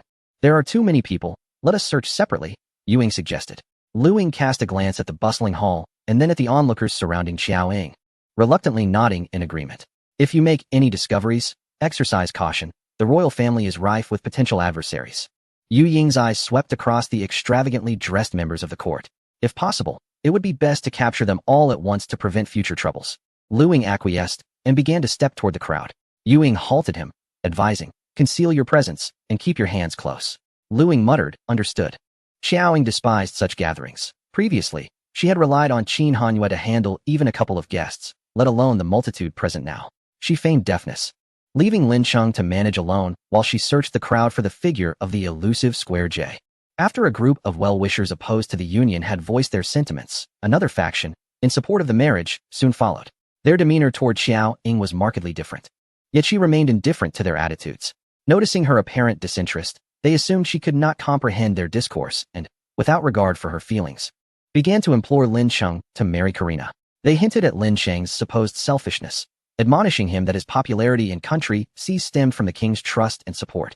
He must not betray the king. Lin Sheng interjected, my girlfriend is quite capable of understanding, and I would appreciate it if everyone could extend her the respect she deserves. The atmosphere turned oddly silent for a moment following his declaration. Xiao Ying, drawing her gaze from afar, surveyed the crowd, intensifying the awkwardness. One individual attempted to break the silence by inquiring about Xiao Ying's familial background, seeking to underscore the disparity between her and Lin Sheng, hoping to dissuade her. However, Xiao Ying countered, urging them to recognize the reality. He does not fancy Karina, nor does he wish to inherit the throne. If not me, it will be someone else. Rather than persuading Lin Sheng, it would be wiser to assist the king in selecting a suitable heir. The tension thickened once more. Out of respect for Lin Sheng, no one dared to express anger toward Xiao Ying. Ryan's amused voice broke the tension. Miss Xiao is absolutely correct. Her words resonate profoundly. Ryan's enthusiastic agreement with Xiao Ying's statement was evident, nearly prompting applause. The crowd's expressions shifted dramatically upon the sight of Ryan, revealing their disdain for him, an unmistakable sign that they were not allies. Meanwhile, it seems that Ryan and Lin Sheng are not on amicable terms. Ryan and Lin Sheng are the two youngest dukes within the royal family of Country C, which is quite telling. Xiao Ying's gaze traversed over Ryan's shoulder, seeking another figure, whose back was turned, obscured by the presence of others. This individual had been standing alongside Ryan, their back facing her. Xiao Ying could only discern a profile that suggested a familial connection to Ryan, given their similar features and age. Ryan remarked, Duke Lin's refusal of power for the sake of his beloved is truly admirable. I find myself at a loss in comparison. Lin Sheng replied, your words are overly generous. Duke Ryan, I merely wish to marry the woman I love, not to oppose the royal family. Ryan conceded, I misspoke. Please do not take offense, Duke. He smiled before turning his attention to Xiao Ying. Miss Xiao, do you remember me? His smile broadened as he raised his glass to gently clink with hers.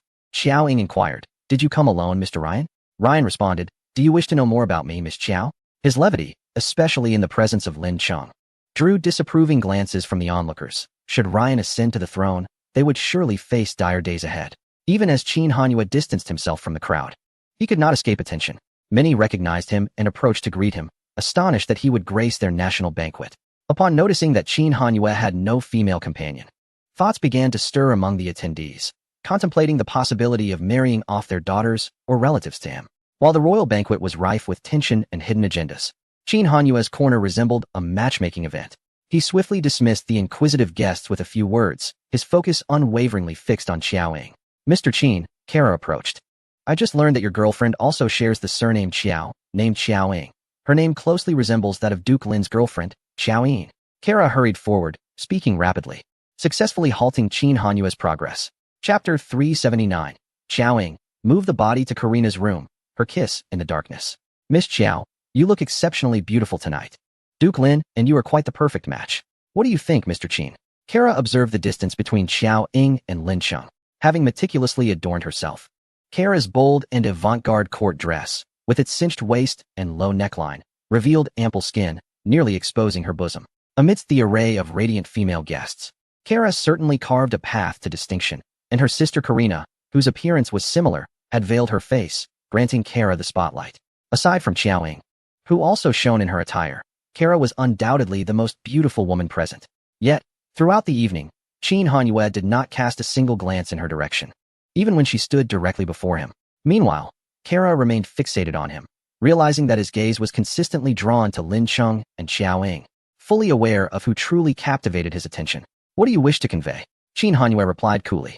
He was neither a citizen of Country C nor a member of the royal family. Thus, he felt no obligation to observe the customary courtesies. The persistent Kara compelled him to disregard even the most basic politeness. He had not even a name for Carla, particularly as he sensed the threat woven into her words. Mr. Qin, please do not be upset. I am merely surprised by this coincidence, Carla remarked. Noting that Qin Hanyue remained unresponsive and disinterested in her, she added, perhaps I am overthinking it. After all, there must be countless girls named Xiao Ying and Xiao Yin in Huagua, and many named Carla in Sea Country. Her tone was gentle, her smile soft. Yet it must be said, Mr. Qin and Duke Lin truly are kindred spirits, as even their choices and partners share such striking similarities. Xiao Ying casually glanced towards the floor-to-ceiling window, observing Qin Hanyue and Carla standing opposite each other, engaged in conversation. Narrowing her eyes slightly, she unconsciously lifted her glass and took a sip of red wine. The cool liquid glided over her palate, rousing her senses, leaving a lingering sweetness in her mouth. Her gaze was as cool as the champagne in her glass. Miss Chiao, are you listening to me? Ryan's voice pulled her attention back. She casually inquired, will Mr. Ryan's father be returning soon? I would like to see if I should greet him. Ryan replied, of course. You're most welcome.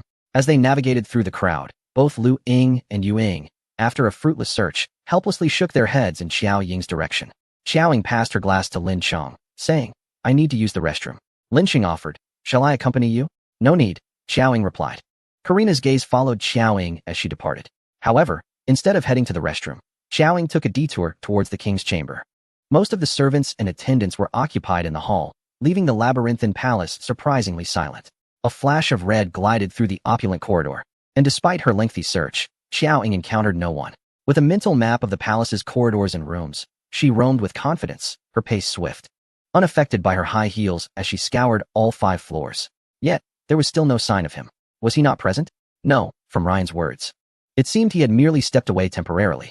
Unbeknownst to her, Xiao Ying exited through the palace's rear door, where the cold wind, laced with rain and snow, rustled the leaves. The thin fabric of her attire sent shivers down her spine. Just as she decided to return, she noticed a faint sound from the left, the ground seeming to shift as if someone had passed. Curiosity piqued, Xiao Ying followed the sound, eager to uncover its source. Behind the palace lay a vast garden and several elegantly placed buildings, where soldiers should have been patrolling. It was unclear whether they had all been reassigned to the front hall or were intentionally withdrawn. The garden was cloaked in darkness, as if wild beasts lay in wait, poised to strike. Xiao Ying moved with stealth yet maintained her speed, heading leftward. Finally reaching a corner, she sensed something amiss. In the next moment, a glimmer of cold steel descended upon her. Xiao Ying deftly stepped back, evading the attack with ease. 5 or 6 unidentified men emerged from the shadows, surrounding her. They remained silent, brandishing their weapons with lethal intent, their purpose clear. They sought her life. It has been quite a while since Xiao Ying last engaged in a brawl or took a life, and she felt an undeniable itch for action. Unfortunately, these inept individuals were hardly worthy opponents, and they were blissfully unaware of their impending demise. Xiao Ying's heel pressed firmly upon the throat of the last man standing. Did Karina send you? She inquired. Faced with the specter of death, he conceded. With so many attendees at the state banquet, seizing this moment to strike at her was indeed a clever ploy. After all, countless individuals opposed Lin Cheng's marriage to her, and the royalists were likely hoping for her misfortune, perhaps even scheming in the shadows on how to eliminate her. Do you wish to live? Xiao Ying asked. The man dared not breathe, his body slick with cold sweat despite the frigid air. He gazed at Xiao Ying with a fear akin to that of encountering a ghost. His back aching from the unforgiving floor, yet he dared not move an inch. Dispose of these bodies in Karina's quarters, she commanded. The terror in his eyes widened, and he instinctively shook his head.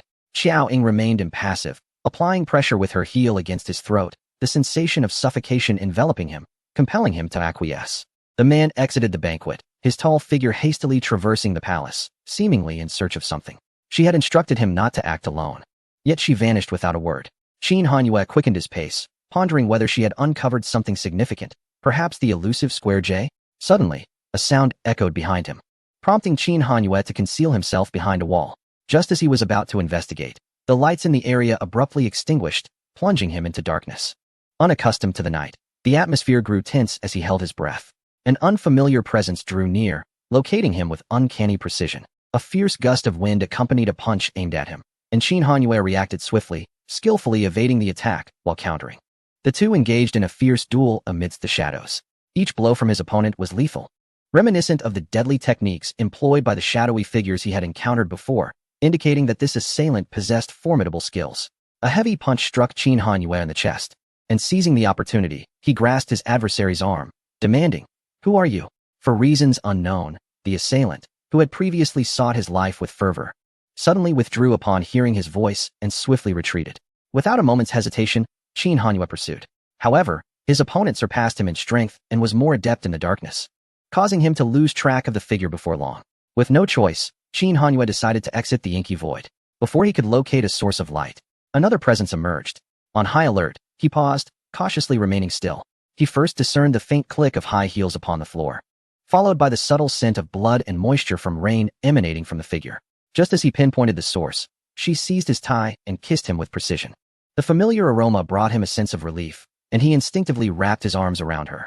The adjacent door swung open, and they entered an unoccupied room, their passionate embrace guiding them inside. Qin Hanyue was led by her from the threshold to the sofa, where she abruptly pushed him down, momentarily jolting him back to awareness. Before he could react, her soft form descended upon him. Chapter 380, A Deadly Kiss. Qin Hanyue found himself the victim of Qiao Ying's revenge. In the blink of an eye, he transitioned from a fierce struggle to an unexpected tenderness. The abrupt shift left him somewhat disoriented, as he had yet to fully extricate himself from the oppressive darkness that had enveloped him moments before. Qiao Ying's sudden ardor was overwhelming. He was pushed down, landing on the sofa, and before he could react, she followed suit, kneeling on the sofa between his legs. One hand rested on his shoulder while the other grasped his chin, her soft lips once again finding his, exuding a sweet, intoxicating fragrance of wine. Though her actions were somewhat forceful, she was still a girl, and her lips lacked the strength he might have preferred. Qin Hanyue did not perceive her force as excessive.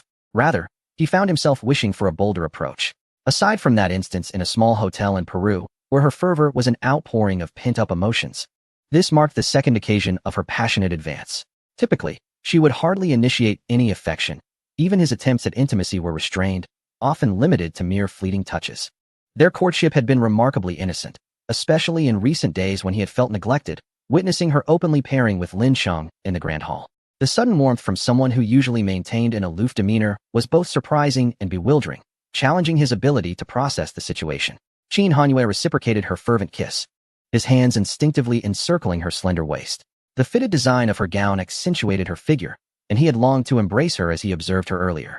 As he pulled her closer, seeking to assert himself, she released her grip on his chin and pushed gently against his shoulder, a clear signal for him to remain still. This effectively halted his advance. Struggling against the urge to overpower her, Qin Hanyue tightened his embrace, his large hand tenderly caressing her waist, drawing her nearer, yearning for intimacy. Yet, Xiaoying seized his hands, pulling them away from her waist, and in his moment of passionate confusion, he instinctively wrapped his arms around her once more, only to have her swiftly detach him again. Her other hand followed suit, removing his hand from her waist. She was resolute in denying him the embrace, and it became clear to him that she was displeased. What could have caused this? A flicker of concern ignited within Qin Hanyue. He had caught a faint whiff of blood on her, but it seemed unrelated. After all, those capable of harming her were nearly non-existent. If she were injured, she would likely seek vengeance rather than engage in an unusual display of affection with him. Struggling to maintain a semblance of rationality amidst the rising heat, Qin Hanyue pondered whether his conversation with Kara in the Grand Hall had sparked her jealousy. Before he could solidify his thoughts, she disrupted his contemplation, leaving him bereft of clarity, wholly engrossed in the moment. As she denied him the embrace, he made a concerted effort to control his hands, presenting himself as a figure resigned to her whims, ready to be toyed with. She brought her other leg up onto the sofa, kneeling between his legs, her hands gripping his shoulders, a clear invitation to escalate their intimacy. This gesture sent a rush of blood to Qin Hanyue's head. Having practiced restraint for 32 years, he found himself utterly unprepared for such tantalizing provocation. He envisioned her current appearance, the crimson gown, skin as fair as snow, and an unrestrained desire surged within him. At that moment, a wild thought ignited in his mind. He yearned to leave his mark upon her, to possess her entirely. Once he surrendered to this impulse, the scene materialized, and the kisses shared on the sofa grew increasingly fervent. Their breaths intertwined in a frenzied dance, nearly merging into one another. While Qin Hanyue experienced profound ecstasy within, his body was engulfed in torment, the ache in his chest intensifying. His mind became a tumultuous mess, entirely led by her and his desire, his blood boiling and clamoring for release. Yet, in that moment, Xiaoying unexpectedly pulled away. Immersed in passion, Qin Hanyue forgot to grasp her, leaning back on the sofa, panting heavily, his gaze fixated on her. Her obsidian eyes brimmed with a desire to dismantle him completely. Light poured in from the balcony, illuminating the room. Xiao Ying's chest rose and fell with her breaths as she casually tossed her long hair back, her gaze gliding down from Qin Hanyue's face. She lingered on his Adam's apple, chest, waist, and further still. A smirk graced her lips, her eyes glinting with a sense of vindictive pleasure. Then, she callously abandoned him, turning to drift away without uttering a single word, leaving Qin Hanyue aflame with desire. Bewildered on the sofa, grappling with his unquenched yearnings. Her smile confirmed to him that she was indeed jealous. Qin Hanyue's breaths remained erratic as he cast his eyes downwards, then sighed, closing his eyes in resignation, facing the ceiling, silently enduring the consequences of the tumultuous relationships he had cultivated. Her method of venting her dissatisfaction was undeniably cruel, verging on torturous. Just moments ago, he had foolishly wondered whether she intended to engage in something substantial with him at that very moment. Torn between excitement and frustration over the prospect of their first encounter occurring in such an unseemly place, he found himself both exasperated and amused, his temples throbbing. The heat coursing through his body was far from settling. Qin Hanyue felt on the verge of tears. The lights outside flickered back to life. Xiaoying first retreated to the restroom to refresh her lipstick before returning to the grand hall, where couples were dancing. She scanned the room, but failed to spot Lin Cheng. After a brief exchange with Yu Ying, the two departed quietly from the hall. Her gaze met Ryan, who approached her with a gesture of invitation. "May I have the honor of inviting Miss Qiao to dance the first dance of the evening?" Before she could respond, Ryan continued, "Everyone is watching me. Miss Qiao, please grant me this favor." Unmoved, Xiaoying replied, "I am waiting for Lin Cheng." With a mix of disappointment and reluctance, Ryan asked, "Then may I reserve the second dance with you?" Xiaoying felt Qin Hanyue's lingering essence in her mouth. She took a glass of wine from a passing servant, sipping to wash away his taste. "I only dance with my boyfriend," she stated softly. Ryan had no choice but to concede. "Shouldn't you be inviting Karina to dance instead, Mr. Ryan?" The gaze shifted to Karina. Ryan found himself in a dilemma. Indeed, "Miss Qiao, you are aware that her current visage raises questions.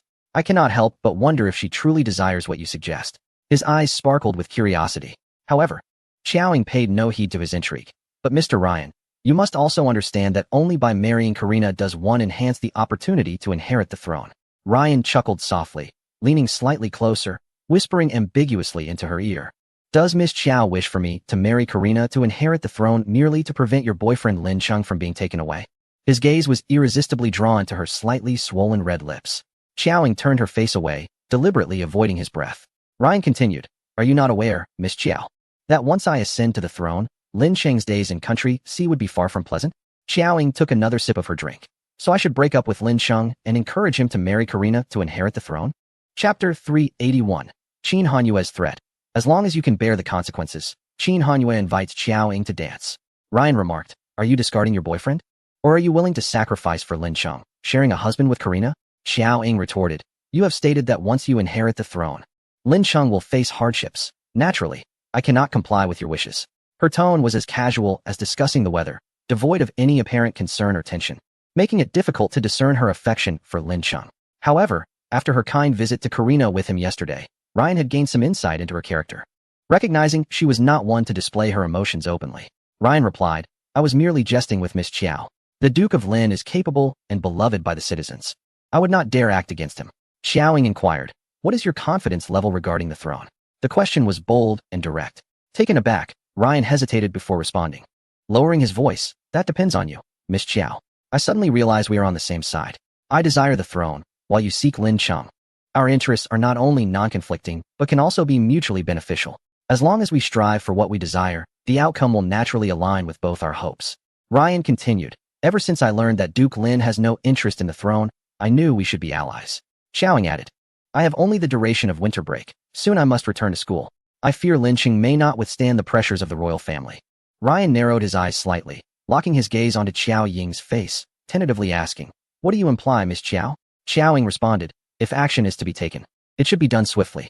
Ryan replied, "I do not comprehend your meaning." She looked at him, "Do you not understand? Is Duke Ryan planning to sway the royal family and the citizens of country C with his loyalty?" Ryan responded, "Certainly not.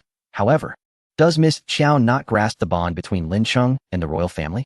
Xiaoying stated, since Lin Cheng has chosen me, it signifies that in his eyes, the royal family and power do not compare to me. Ryan smiled and nodded slightly, taking a sip of his drink. He first glanced at Xiaoying and then turned his gaze to the distance, seemingly deep in thought. Finally, he preemptively extended his congratulations. As long as Lin Cheng harbors no desire for the throne, everything will proceed smoothly. He clinked glasses with Xiaoying without greeting her, wishing that both Miss Qiao and he could obtain what they desired. Xiaoying replied, "You are celebrating prematurely. I cannot place Lin Cheng in a predicament. Let us draft an agreement, as I need to secure both Lin Cheng's future and my own interests." Ryan regarded her. "What assurances do you seek from me?" Xiaoying responded, "I need to discuss this with Lin Cheng. Shall we arrange another meeting? You are not in a hurry to return home, are you?" Ryan countered. "And what of Miss Qiao's sincerity?"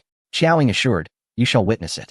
Qin Hanyue returned to the grand hall after a considerable time. Just as the dance was nearing its conclusion, his gaze swiftly locked onto a figure clad in crimson. Upon seeing her, the suppressed impulse he had managed to quell began to rekindle. Qin Hanyue subtly adjusted his breathing. "Mr. Qin, may I invite you to dance?" The persistent Kara reappeared. He was gazing into the distance when she observed his dark eyes slowly shifting towards her. Kara felt an overwhelming tension, yet she maintained her composure, focusing intently on Qin Hanyue, wary of inciting his ire. His expression remained impassive and cold, exuding an imposing presence. "Indeed, I and Xiaoying have entangled ourselves behind Lin Cheng's back." Kara was momentarily taken aback by his unabashed admission. "You may inform Lin Cheng at any time, as well as your family, provided you are prepared to face the consequences," Qin Hanyue stated. Kara's breath caught in her throat, her expression stiffening as she regarded this perilous man. He appeared unperturbed by her potential as a threat, even daring to intimidate her. After finishing his words, he strode towards the center of the hall, moving purposefully towards the crimson figure. Kara stood frozen, watching him approach Xiaoying, seemingly untroubled by the prospect of his secret being exposed. Without hesitation, he extended an invitation to dance before her. "May I invite Miss Qiao to dance?"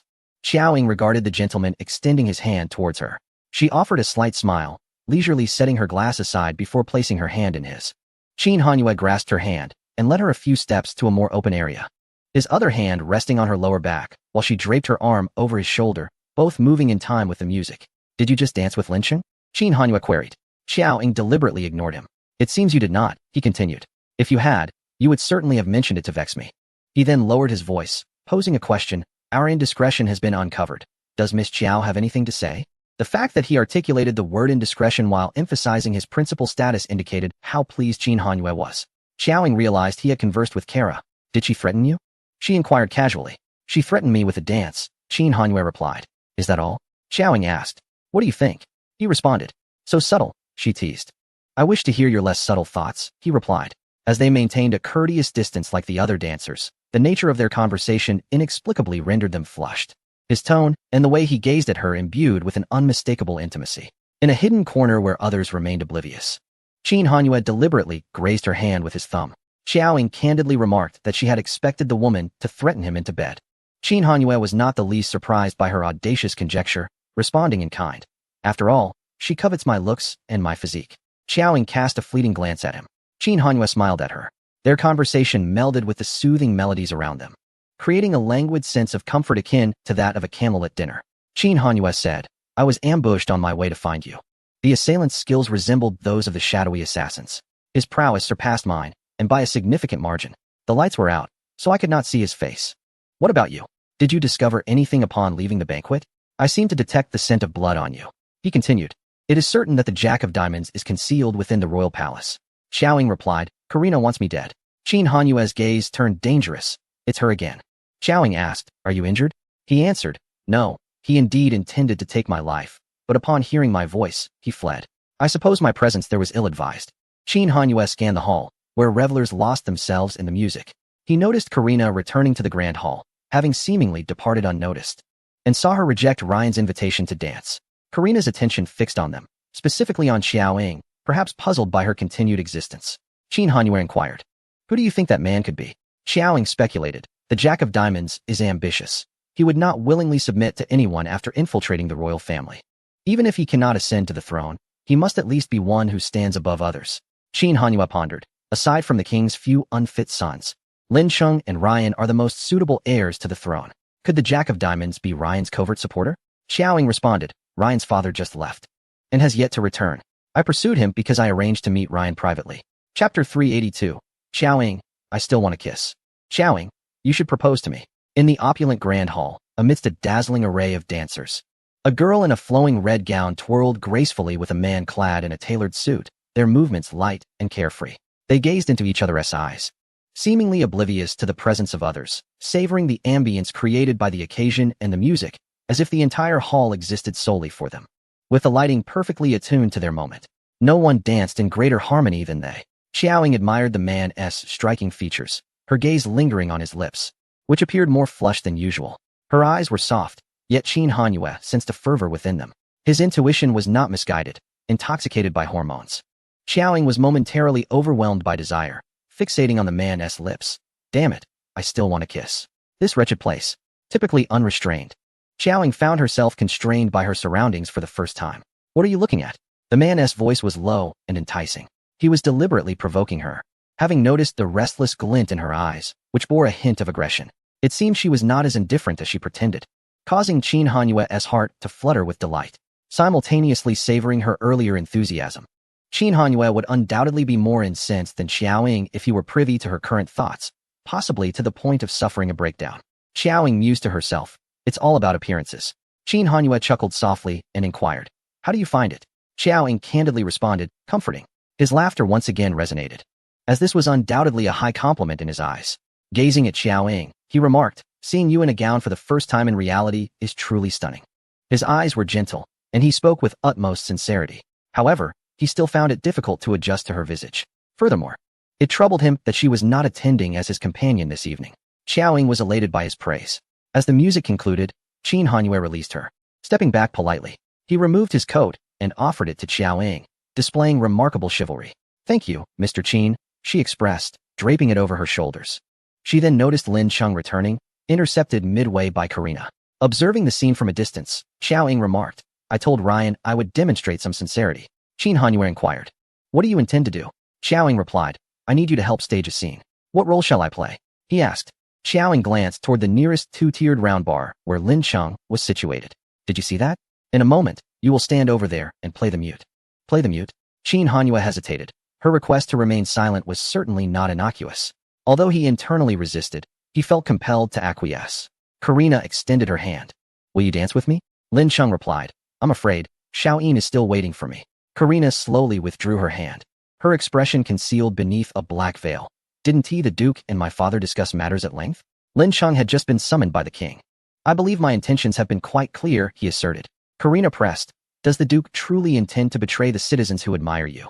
Handing C Nation over to someone like Ryan? Lin Cheng responded, though I am cherished by the citizens, it is only in the West.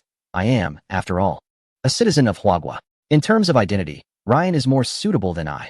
Karina retorted, the Duke's nationality is of little consequence. As long as he agrees to the union, no one would dare oppose him. Who says that? Xiaoying interjected. Karina's piercing gaze, sharp enough to pierce the veil, was fixated on Xiaoying. In an icy tone, she stated, Miss Xiao, I hope you understand that you and the Duke are worlds apart. The Duke's uncle was once a prince of C Nation, having benefited the entire country. Both the Duke and his family are destined to ascend. And if you genuinely care for the Duke, you should consider his future rather than impede it. If the Duke is unable to occupy his rightful position, his circumstances in C Nation will not remain as comfortable as they are now. As she concluded, Karina cast a glance at Lin Cheng, subtly reminding him, Miss Xiao, if you seek wealth or status, feel free to voice your desires. I shall endeavor to meet your needs, provided you agree to distance yourself from the Duke.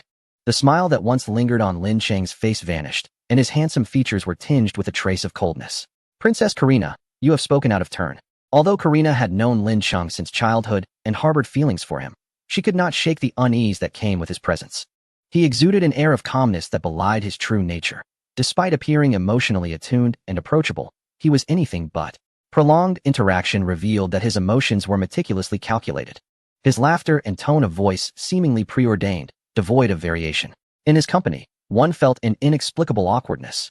The three of them were indeed the focal point of the evening's gathering, and the spectacle of two women vying for one man drew the attention of onlookers, who inched closer, curious.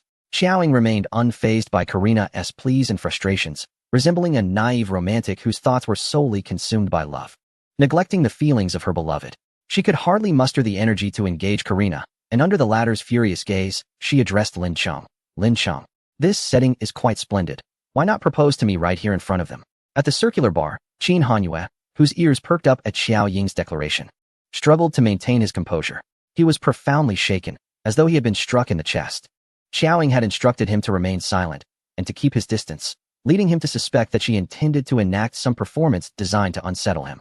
He could begrudgingly accept her taking Lin Cheng's hand as a matter of decorum and could tolerate a few casual exchanges between them. However, her boldness in asking Lin Cheng to propose was tantamount to her proposing to him herself. Qin Hanyue, having foresight, had previously secured Xiao Ying's promise not to overact.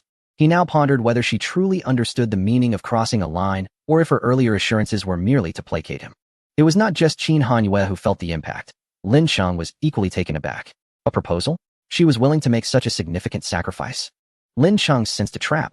She had previously declined to play the role of his girlfriend, yet now she was willingly stepping into the role of his fiancée. Stealing a glance at the nearby principal, Lin Cheng realized that the intent to harm in Qin Hanyue's gaze was unmistakable. He seemed not merely inclined to hurt him, but to utterly dismantle him. Karina urged Xiao Ying to distance herself from Lin Cheng. Yet Xiao Ying's insistence on a proposal was nothing short of a slap in Karina's face. Beneath her black veil, Karina's features twisted slightly in distress. Xiao Ying's words were heard clearly by those nearby, soon inciting a considerable stir as they gathered around. Lin Cheng looked at Xiao Ying, his tone gentle. Have you thought this through? Xiao Ying replied, yes. If they continue to pressure you and attempt to take you from me, we shall marry without hesitation. Qin Hanyue's jaw tightened, and at the mention of marriage, he became as rigid as a finely honed blade. He drained the wine from his glass, the icy liquid washing over his tightly clenched teeth. Qin Hanyue found the taste overwhelmingly sour. Chapter 383. Karina is about to expose their affair. Xiao Ying tore away Karina's veil. Aware of the pitfalls, yet altruistic, Lin Cheng could not refuse Xiao Ying in front of Karina and thus played along. He raised his voice, addressing the crowd. Ladies and gentlemen, and almost instantly, people gathered around him, fervently discussing the unfolding drama. Could it be that Duke Lin is truly proposing to this girl? It seems Lin Cheng genuinely prefers beauty over power. This should be quite a spectacle. Lin Cheng declared. Today, I, Lin Cheng, ask you all to bear witness.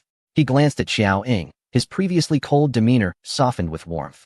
This young lady beside me is my girlfriend, Xiao Ying, and soon to be my fiancée. Today, Lord Duke. Karina interjected, almost squeezing the words through gritted teeth. She stepped forward, attempting to halt him. Unable to fathom that Lin Cheng would forsake his royal claim for someone so powerless, especially before the entire royal assembly. What does this mean for me and my father? Karina struggled to suppress her emotions. Yet Lin Cheng paid her no heed. He produced the emblem that signified his status and addressed the gathering. This is rather sudden. I have prepared nothing and must apologize to my girlfriend. The engagement ceremony and rings will have to wait until we return. But I ask you all to witness my proposal to my girlfriend. Upon his declaration, the audience erupted in astonishment. Qin Hanyue downed another 2 glasses of wine. Lord Duke, you cannot do this. The king and princess have treated you well. Have you considered the consequences of your actions? This matter extends beyond your own desires. It concerns the entirety of Country C. We implore you to reconsider. Lin Cheng's actions effectively relinquished his claim to the throne. As a duke, you must shoulder your responsibilities. How can you act so selfishly? You are disappointing us all. Princess Karina is your only viable option. If you persist in this course, I shall certainly inform your uncle. The crowd divided into 2 factions, their reactions revealing their allegiances.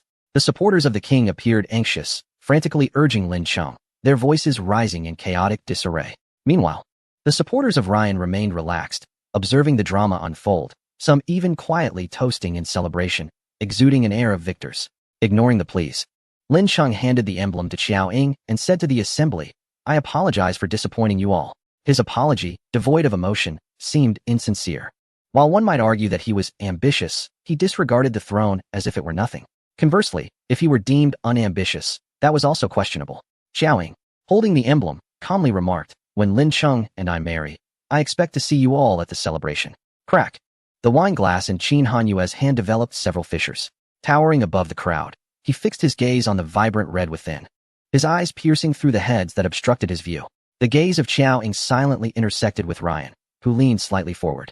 With a subtle smile, Ryan raised his glass, as if to convey, may our collaboration be fruitful. Lin Cheng publicly renounced his claim to the throne, eliciting satisfaction from Ryan for Xiao Ying's display of sincerity. Karina trembled with rage. At that moment, the king returned and, witnessing the scene, was filled with profound sorrow. The royal faction immediately surrounded the elderly king, urging him to persuade Lin Cheng. Lin Cheng replied, "Regardless of whom I marry or who inherits the throne in the future, I shall devote my utmost efforts to assist." This was Lin Cheng's promise to the old king. The elderly monarch, utterly disheartened, gazed at Lin Cheng with a slight shake of his head, rendered speechless. His graying hair made him appear less a ruler and more like a pitiful elder devoid of his guiding strength, further inciting the dissatisfaction of the royal faction. Yet, this did not sway Lin Cheng or instill in him any sense of guilt. Just as Karina had said, Lin Cheng appeared to be deeply emotional, yet in truth, he possessed a rather fragile capacity for sentiment. Carla approached her father, supporting the king's arm. She observed her sorrowful father and the publicly humiliated sister, then turned her gaze to Qiao Ying, who stood beside Lin Cheng draped in Qin Hanyue's garments. Her disdain for Qiao Ying surged at that moment. Carla could not allow Lin Cheng to forsake the royal family for a woman of such dubious character. She intended to publicly expose the scandalous affair between Qiao Ying and Qin Hanyue, ensuring that everyone, especially Lin Cheng, understood the nature of Qiao Ying. "Duke Lin, you cannot become engaged to this woman." Carla stepped forward, pointing accusatorily at Qiao Ying. At that moment, her desire for revenge against Qiao Ying overshadowed her inclination to reclaim Lin Cheng for her sister. However, she soon found herself under the cold, warning gaze of Qin Hanyue. Carla's words caught in her throat, a chill creeping up her spine as she recalled Qin Hanyue's threat, causing her to hesitate. Even if Lin Cheng did not marry Qiao Ying, it would be difficult for him to agree to wed Karina. Should she publicly unveil this disgraceful matter? It might not alter Lin Cheng's decision, but it would undoubtedly offend Qin Hanyue. If Qin Hanyue retaliated against her or the royal family, the entire economy of country C would suffer immensely. She could not act impulsively. Qiao Ying cast a sidelong glance at the flustered Carla, then turned her attention to Karina, stepping forward to stand before her. A smile graced Qiao Ying's lips as she said, "I quite like the gift you sent me, so I returned a little something. I hope you like it too." Karina was baffled by Qiao Ying's words. The gift she had sent? Could it be a reference to her attempt on Qiao Ying's life? Karina's piercing gaze fixated on Qiao Ying. Qiao Ying's eyes scanned Karina's face, obscured by a black veil. "It's difficult to see clearly with this on. Perhaps you should remove it." As she spoke, she reached out toward Karina. Before Karina could comprehend, a sudden brightness flashed before her eyes, followed by a sharp pain as Qiao Ying yanked the black veil from her face, along with her hat. Karina instinctively let out a startled cry. The onlookers gasped, as though they had encountered a ghost. Karina's once beautiful face was now grotesquely marred by a multitude of alarming red blisters, oozing with a thick, repulsive substance. Whether it was medicinal ointment or the result of pus, it was a true test of one's physiological endurance. Merely gazing upon such a visage was enough to induce nausea. Ryan shut his eyes, as if stung. His indifference towards Karina deepened. If Karina was indeed a necessary step on his path to the throne, he felt an inkling of reluctance to pursue it. What had befallen the princess's face? Was this the reason Duke Lin declined the marriage proposal? In a state of panic, Karina hastily concealed her face, cursing the incompetence of those she had sent, who had failed to eliminate Qiao Ying. "Qiao Ying!" Karina nearly roared in frustration. "Such mischief," Lin Cheng commented, sensing Karina's impending breakdown as he pulled Qiao Ying away. "Let us depart from this place of turmoil." In the shadows, an individual observed Qiao Ying being escorted away from the palace by Lin Cheng. Chapter 384. Qiao Ying, get ahead and smile. "Qin Hanyue, I am intoxicated." Lin Cheng directly led Qiao Ying out of the palace, unwilling to wait until the morrow, opting instead to return to his ducal residence that very night. He had no desire to contend with the old king and the various royal family members who would engage in endless, tedious discussions, nor did he wish to linger. For Qiao Ying would surely face dire consequences if they did not leave. He feared for Qiao Ying's safety and was weary of sleeping on the sofa. Secretly sneaking into Qin Hanyue's room to bathe, the carriage awaited them. As Qin Hanyue exited the palace, he noticed Lin Cheng and Qiao Ying boarding the same vehicle. He proceeded to the front carriage, opened the door, and took a seat inside. The carriage departed from the palace. Lin Cheng inquired, "Did you strike a deal with Ryan?" He had noticed the interaction between Qiao Ying and Ryan. "Though I do not wish to occupy that position, I certainly do not desire Ryan to hold it either.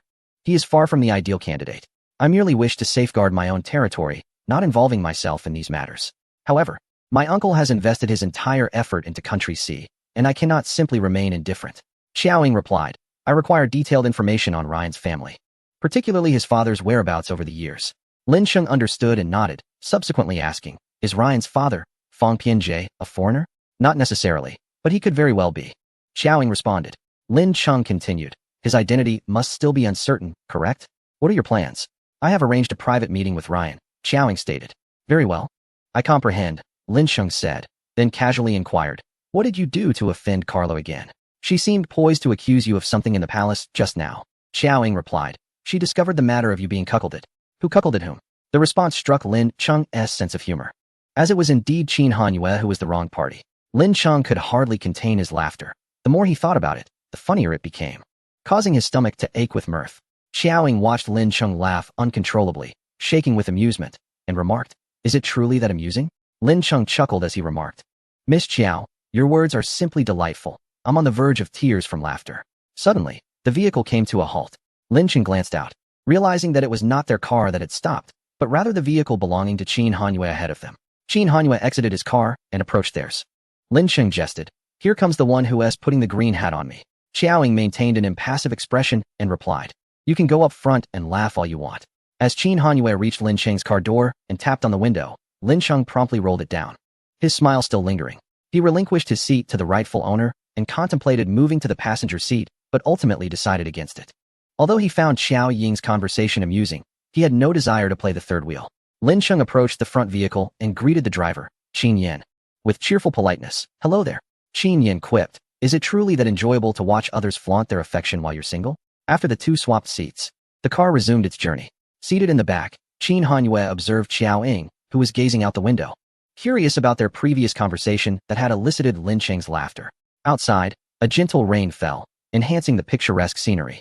Upon hearing Qin Hanyue instruct the driver to raise the partition between the front and back seats, Xiaoying finally redirected her attention to him. This banquet, intentionally scheduled in advance, was widely understood to serve a particular purpose.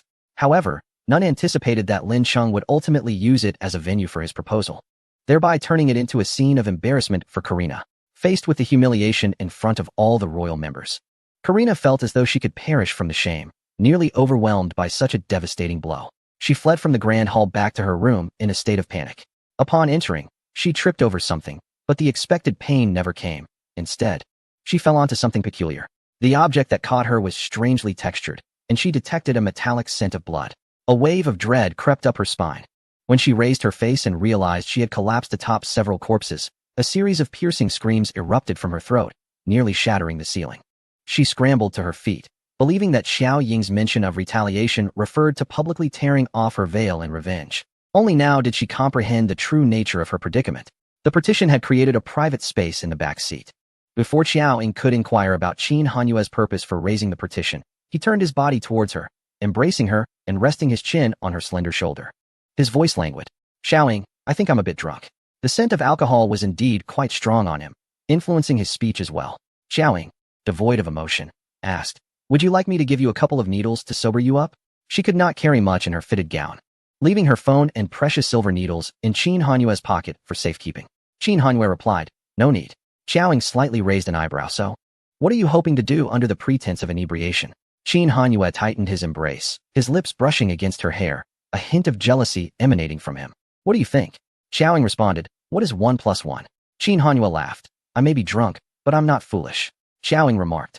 After drinking so much, it seems you've been quite affected. Qin Hanyue pondered for a moment. To be honest, I didn't quite catch what you said to Lin Cheng in the grand hall. Could you repeat it for me? What had she said? Having spoken of proposals and weddings, and even inviting others to celebrate, Xiaoying, unusually agreeable, replied, sure. Just as Qin Hanyue was about to suggest she omit the name, Xiaoying declared, Lin Cheng, will you propose to me? For Qin Hanyue, this was a crushing blow. He thought to himself, if she could utter Lin Cheng's name as if it were his own, he would be overjoyed. Yet, she was utterly uncooperative, not only refusing to comply, but also teasing him. Do you still want to hear more? Xiaoying inquired.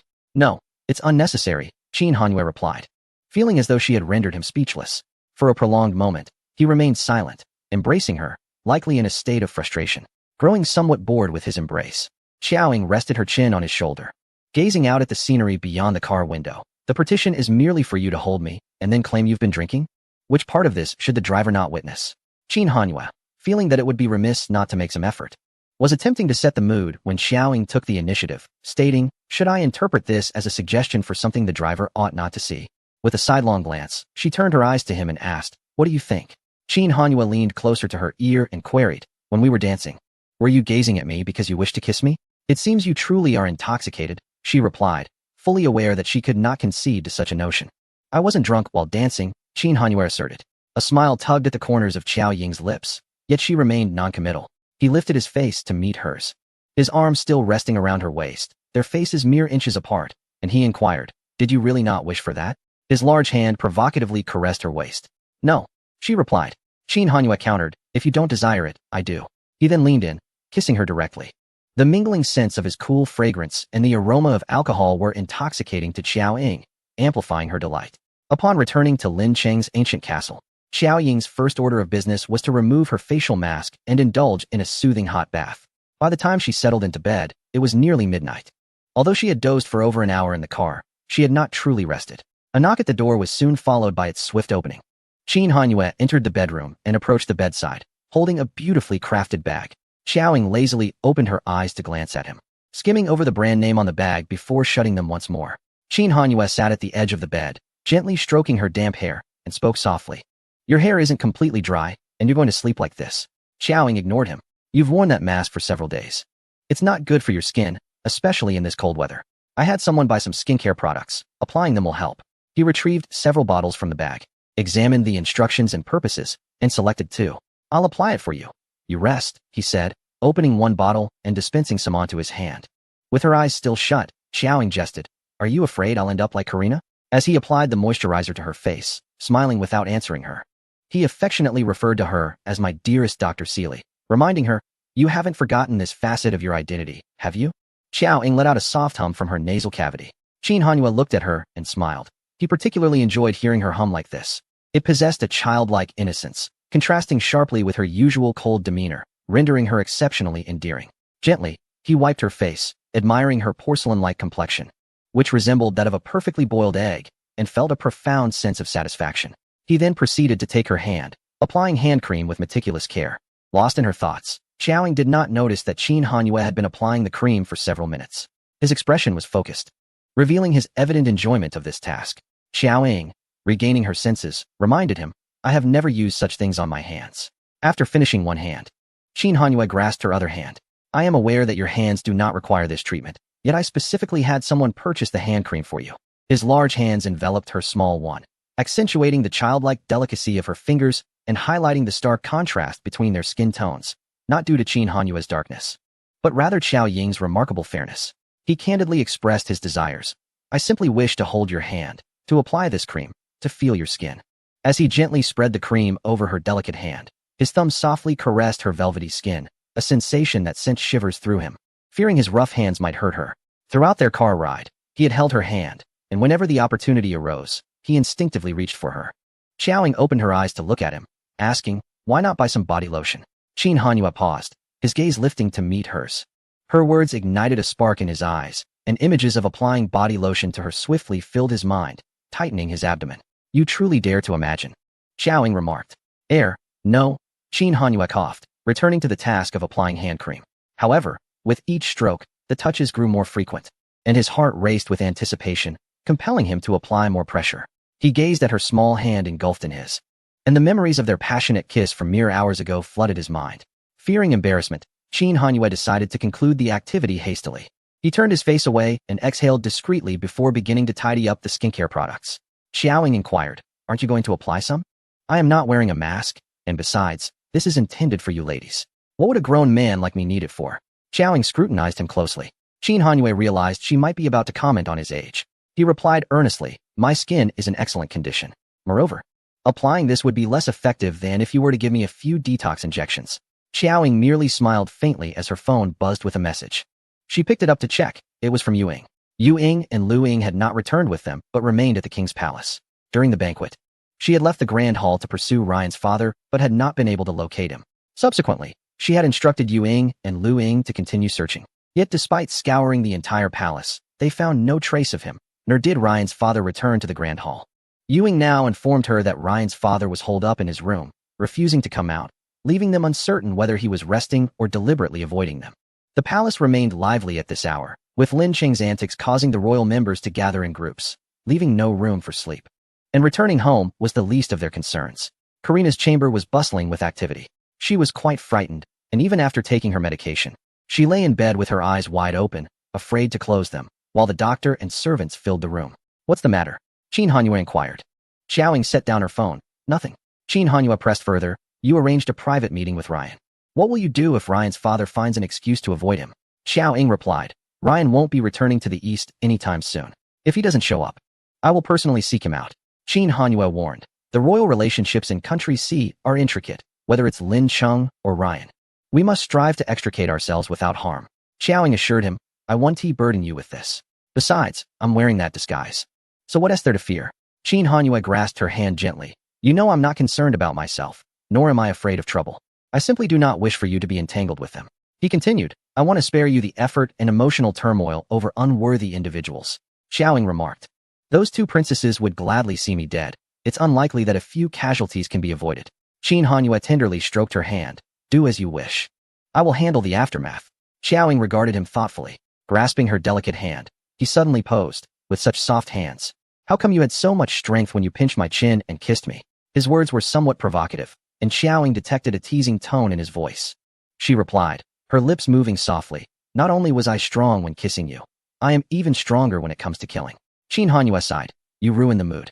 The next morning, Lin Cheng's castle was inundated with guests, all of whom had attended the royal banquet the previous night. Lin Cheng closed the doors to visitors, leaving the hall for them while he sought solitude within the castle, instructing Xiaoying and the others not to descend. Your uncle is on the phone, the Duke announced. Lin Cheng answered, How have you been lately? These people, even after leaving Country C for so many years, still have the audacity to contact you. You need not concern yourself with them. Yes, I am quite certain, I do not desire that position. Even without the necessity of marrying Karina, I have no interest. I appreciate your understanding. You wish to meet my girlfriend? Certainly, I will arrange for you to see her. By the way, uncle, my girlfriend is an expert hacker. If you could send me the DNA data of the girl, I'll ask her to assist with the big data analysis. Perhaps she will find a solution. Listening to his uncle praise Xiaoying on the other end, Lin Cheng smiled. Indeed, she is impressive and has a wonderful personality. You will certainly like her. Take care of yourself. Focus on your own matters. There is no need to worry about mine. Afterward, Lin Cheng retrieved the DNA samples and approached Xiaoying. She did not inquire about the origin of the DNA. Instead, she transmitted the data to Qin Hanyu. You handle this. I'm too lazy to move. She then remarked to Lin Cheng, Mr. Qin's hacking skills are on par with mine. Lin Cheng responded, Is that so? Mr. Qin truly remains an enigma. Qin Hanyu humbly noted to Xiaoying, I'm still a bit lacking compared to you. Lin Cheng thought to himself, this little couple continues to flatter one another. Chapter 386. Qin Hanyu helps find someone. Qin Hanyu busily engaged with his computer, undertaking quite a substantial project that required considerable effort. Given that Lin Cheng often snuck into his room late at night, leaving the bathroom for Xiaoying, Qin Hanyu decided to lend a hand. The global DNA database had been thoroughly searched, yet the individual Lin Cheng sought remained elusive. Qin Hanyu's fingers danced across the keyboard, continuing his work. Certain specialized sectors, such as government and military departments, possessed information that was heavily encrypted. Additionally, there were underground organizations which would require more time for a thorough inquiry. Seems troublesome, Lin Cheng remarked. After a considerable period of effort, Qin Hanyu still found no leads. He closed his laptop, revealing, the person the Duke is looking for has no DNA data recorded in any system. Lin Cheng nodded slightly, aware that the chances were slim. Yet he couldn't help but feel a twinge of disappointment. Thank you, Mr. Qin. Regaining his composure swiftly, Lin Cheng turned to Xiaoying, who was engrossed in her game. Could I ask Miss Xiao for a favor? Xiaoying lifted her gaze slightly. My uncle wishes to meet you. He produced his phone. Would it be convenient to have a video call with him? Qin Hanyu's expression turned frosty at the abrupt request. Feeling it was rather presumptuous to ask for such a favor immediately after receiving assistance, Lin Cheng shrugged. It's necessary for the plot. Xiaoying remained indifferent. A video call isn't essential. However, my uncle may wish to visit you in person in a few days. Having just completed her game with a decisive victory, Xiaoying disregarded the pleas of her opponent for another round and logged off, casually tossing her phone aside while regarding Lin Cheng with an unreadable expression. Lin Cheng felt inexplicably uneasy. Despite their collaborative relationship and his dominion over the space, he felt compelled to clarify that his earlier remarks were merely suggestions, not threats. Truth be told, although it might seem impolite, Qin Hanyu harbored a desire for Xiaoying to firmly reject Lin Cheng's request and expel him from the premises. Xiaoying took a sip of water. Let us proceed. She felt fatigued from the gaming session. Her willingness to comply so readily took Qin Hanyu aback. It had taken his parents 2 long years to arrange a dinner with her. Although a video call was more convenient than a face-to-face meeting, the petty Qin Hanyu felt an acute sense of imbalance. Xiaoying lightly nudged him. Go. Feeling increasingly frustrated but resigned, Qin Hanyue stood to retrieve the facade he had prepared for her. Lin Sheng initiated the video call, positioning himself beside Xiao Ying while directing a comment at Qin Hanyue. It's necessary for the plot. Thankfully, Qin Hanyue maintained his composure, otherwise, he might have uttered some expletives. The video connected swiftly, revealing a refined and handsome middle-aged man whose features bore a resemblance to Lin Sheng, though his warm gaze contrasted sharply with Lin Cheng's. "Uncle, this is Xiao Ying," Lin Sheng introduced, adjusting the camera to focus on Xiao Ying. "Hello, I am Lin Cheng's uncle," the man greeted with a gentle smile, exuding a charming demeanor that was both sophisticated and stable. Xiao Ying regarded the screen, nodding slightly. "Hello." Lin Cheng's uncle, with a warm smile, generously complimented her. "You are truly beautiful." In stark contrast to his father, Qin Hanyue, who is stern and taciturn. Lin Cheng's uncle is a loquacious man whose conversational demeanor is both pleasant and engaging. Once a prominent and influential prince in Country C, Lin Cheng's uncle possesses keen insight, easily recognizing that Xiao Ying is not particularly vivacious. He refrains from prying further and maintains an amiable atmosphere, ensuring that even in silence, there is no awkwardness between them. Xiao Ying finds herself quite willing to listen to Lin Cheng's uncle. There is a subtle resemblance in their speaking styles, both gentle and soothing, which instills a sense of calm within her. As Lin Cheng's uncle tended to the flowers with a watering can, he inquired whether Xiao Ying had an affinity for blossoms. She casually responded, "It's fine." She mentioned that her sister, Lin Cheng's mother, adores flowers, and she would bring a few pots of her personally cultivated plants as a token of their first meeting, hoping they would be to his liking. Lin Cheng interjected, "My uncle's sole passion now is cultivating flowers. To him, these blooms are worth more than gold." Indeed, while Xiao Ying may not be well-versed in botany, she recognized that the orchids on the rack were exquisite, each potentially valued at millions. Qin Hanyue observed the cheerful interaction of the three with a rather detached demeanor. Suddenly, Xiao Ying felt her hand, resting on her lap, grasped. She did not look down, but merely raised her thumb to brush against the prominent bone of Qin Hanyue's hand, maintaining her expressionless facade as she listened to Lin Cheng's uncle. The peculiar arrangement of the three on the sofa was undoubtedly strange. An outsider would find it impossible to decipher their intricate relationship. Lin Cheng's uncle set down the watering can and reassured Xiao Ying. "You need not fear any opposition from the royal family. Lin Cheng will protect you, and if he cannot, I will. Enjoy your time in Country C without concern." Perhaps out of fondness for his nephew's choice in a girlfriend, or perhaps due to his own daughter, Lin Cheng's uncle held a special affection for Xiao Ying. After concluding the video call, Lin Cheng remarked, "It's been a long time since I've seen my uncle smile so genuinely." He cast a glance at their intertwined hands and, understanding the moment, discreetly excused himself, saying, "I shall not intrude upon you two any longer." He even beckoned to Fourth Master to take his leave. Qin Hanyue shifted closer to Xiao Ying, stating, "His uncle is quite pleased with you." Xiao Ying removed her facade, responding, "With my excellence, how could he not be?" Qin Hanyue replied, "You seem quite satisfied with this script, don't you?" Sensing a hint of bitterness in his tone, Xiao Ying grew concerned about his emotional state and comfortingly explained, "Lin Cheng's uncle is somewhat like you." "Where is the similarity?" Qin Hanyue inquired.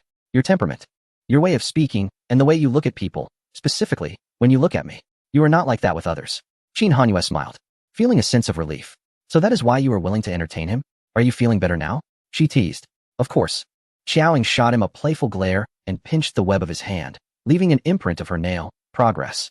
With a chuckle, Qin Hanyue suddenly said, "I also wish to ask Miss Jiao for a favor." "What is it?" She replied. Leaning closer, Qin Hanyue whispered, "A video call with my parents, your future in-laws." "Go away." As the day wore on, Lin Cheng did not make an appearance to engage with the royal nobles in the hall. As darkness fell, those individuals showed no intention of departing. The steward was tasked with providing them meals and arranging accommodations.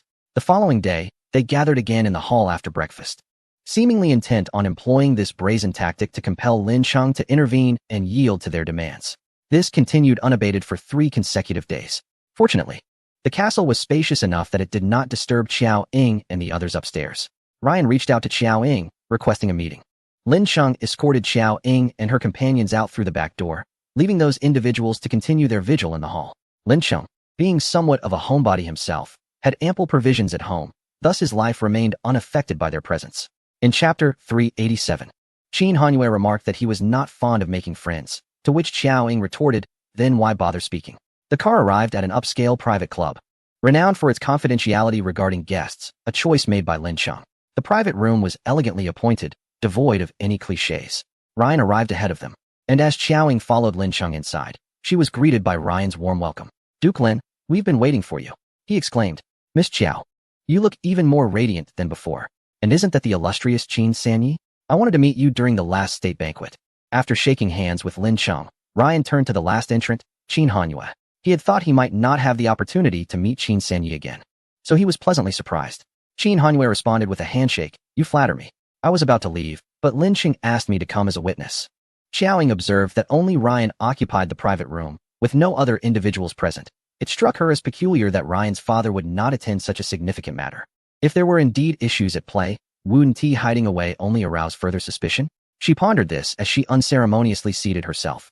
Lin Cheng remarked, "Let us sit down and discuss." He took a seat beside Xiao Ying, presenting her with the menu. Take a look at what you'd like. Their desserts and beverages are quite delightful. Their interaction resembled that of a young couple, while Qin Hanyue sat 2 seats away from them. Ryan inquired, "Is Qin Sanyi planning to leave already? Are you here for business or merely to catch up with Duke Lin?" He naturally struck up a conversation with Qin Hanyue. Xiaoying casually perused the menu, selecting dishes. Qin Hanyue replied, "I'm here in Country C to discuss some business and require Duke Lin's assistance in navigating certain connections. Hence my stay at the Duke's residence." Ryan responded, "Business, you say? I thought perhaps you were here for leisure. The eastern scenery is quite splendid. If you were on holiday, I would ensure you were thoroughly entertained." Oh, my memory. Suddenly recalling something, he tapped his head. "But if you were on holiday, you wouldn't come alone. Surely, you would bring your girlfriend along." Uncertain if it was merely their perception, Xiaoying felt as though Ryan's words hinted at a deeper inquiry. Qin Hanyue raised an eyebrow. "Duke Ryan is aware of my relationship status?" Ryan smiled, his expression one of delightful curiosity. "The king mentioned it to me. If it weren't for your existing affections, he would have considered matchmaking you with Princess Carla." Qin Hanyue casually remarked, "I believe the Duke is better suited for that princess, though he is likely to marry another princess." Ryan responded, "Speaking of Princess Karina, I must first make a point clear to Miss Chiao. If I truly end up becoming her family, given her appearance, I hope Miss Chiao will kindly assist me." "It is quite hard to bear," Xiaoying replied. "It has nothing to do with me. I am innocent." "Duke, you shouldn't believe everything. I am merely an ordinary student." Ryan affirmed, "I trust what you say, Miss Chiao." Lin Cheng interjected, "Let us discuss the matter at hand, Ryan. Xiaoying has already informed me of what you spoke about at the national banquet." Ryan, with a sincere gaze, stated, "Duke Lin has summoned Master Qin as a witness, which indicates we are bound to reach a consensus today." Lin Cheng explained, "I initially intended for my uncle to serve as the witness, but as you know, he has been away from Country C for many years. Thus, I had to request Mr. Qin. However, since Mr. Qin is not originally from Country C, it would be best for Duke Ryan to find a close member of the royal family as a witness. Naturally, my father is arriving shortly, so Duke Lin, please wait a moment." Ryan expressed his apologies earnestly, adding, "Originally, my father was to accompany me, but the king suddenly required his presence. For such an important matter, my father must be involved. Humph, whether he is truly on his way or already hiding in the next room, waiting for the right moment, is uncertain." Xiaoying mused while flipping through the menu.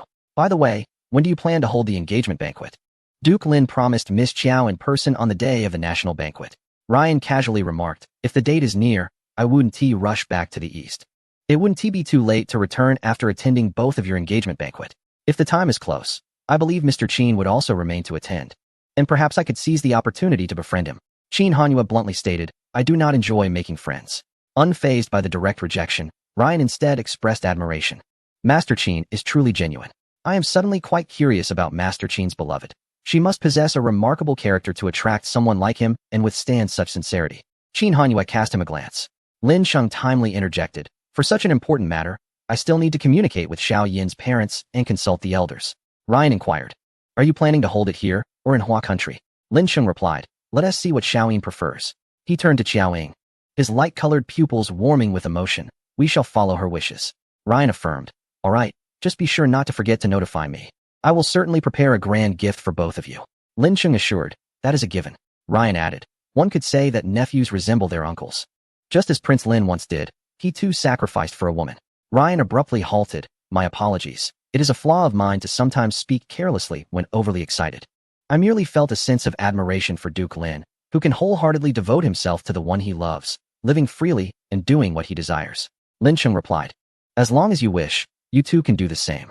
Ryan, "My family is not nearly as open-minded as Duke Lin's uncle. Nevertheless, power and status are pursuits I chase, much like the Duke seeks his true love." Xiaoying interjected in Mandarin, her voice barely above a whisper, bluntly retorting, "What nonsense are you spouting?" Ryan inquired in French, "Pardon? Is Miss Chiao addressing me?" Xiaoying replied in French, I merely wish to hasten the arrival of the dishes. I am quite famished. Ryan promptly urged the attendant beside him, then added, my father should be arriving shortly. No sooner had he spoken than the server opened the door, ushering in a middle-aged man. He possessed a prominent nose and blue eyes, dressed in a tailored suit, bearing a resemblance to Ryan, with glasses perched on his nose. He exuded an air of refinement, embodying the essence of a business leader, yet his demeanor felt remarkably approachable. Instantly, all eyes in the room gravitated towards him. A synchronized tilt of heads. Xiaoying took a sip of the water before her, discreetly assessing him from head to toe. Recognizing him as the individual she had sought during the state banquet, Ryan addressed him, Father. Xiao Ying's gaze casually fell upon him as he surveyed the room, ultimately meeting her eyes, and graciously nodded with a smile. Lin Cheng rose to shake hands with him. Qin Hanyue also greeted him. Qin Hanyue, Ryan's father, Raphael. After their acquaintance, Raphael turned his attention to Xiao Ying seated at the table. Lin Cheng introduced her, this is my fiancée. Xiao Ying stood up. Raphael extended his hand towards her, a gentlemanly smile gracing his face. At the state banquet, you were undoubtedly the most beautiful one. Xiao Ying glanced at him and extended her hand. Raphael gently grasped half of her 4 fingers, then bent down to kiss the back of her hand. A customary gesture of Western greeting. Chapter 388, The False Ryan, The False Raphael. Ryan, are you mocking me? As Raphael leaned halfway down, the girl opposite suddenly grasped his hand in return, executing a traditional Chinese handshake. Raphael lifted his gaze to meet hers. She stated, I am not accustomed to your Western customs. With a smile, Raphael straightened up. It was my oversight. I apologize for offending Miss Xiao. Xiaoying shook his hand. No harm done. Her palm bore no calluses, indicating she had not wielded swords or knives frequently. However, Xiaoying clearly could not rely solely on this to judge the cunning and scheming nature of the shrewd individual, Square J. Yueying and Luiying had been lurking in the royal palace and had encountered Raphael a few times over the past few days. Yet, like Xiaoying at this moment, they too had found no trace of Square J or similar figures in Raphael. Apart from the encounter Qin Hanyue had in the shadows that confirmed the presence of hidden figures within the royal family, no further evidence had emerged thus far. The group resumed their seats as dishes, beverages, and desserts began to arrive. Raphael remarked, since the Duke has invited Mr. Qin as a witness, it seems the Duke has truly made up his mind. He adjusted his attire and directly broached the subject. What are the Duke's conditions? What does he desire? Lin Cheng, before we proceed, I would like to ask you and Duke Ryan. Raphael holds the same rank as Lin Cheng and is not required to address you with honorifics, but Lin Cheng respects him as an elder. Although I publicly rejected Princess Karina, it does not mean the king will relent. The princes may have limited abilities, but I have made my position clear.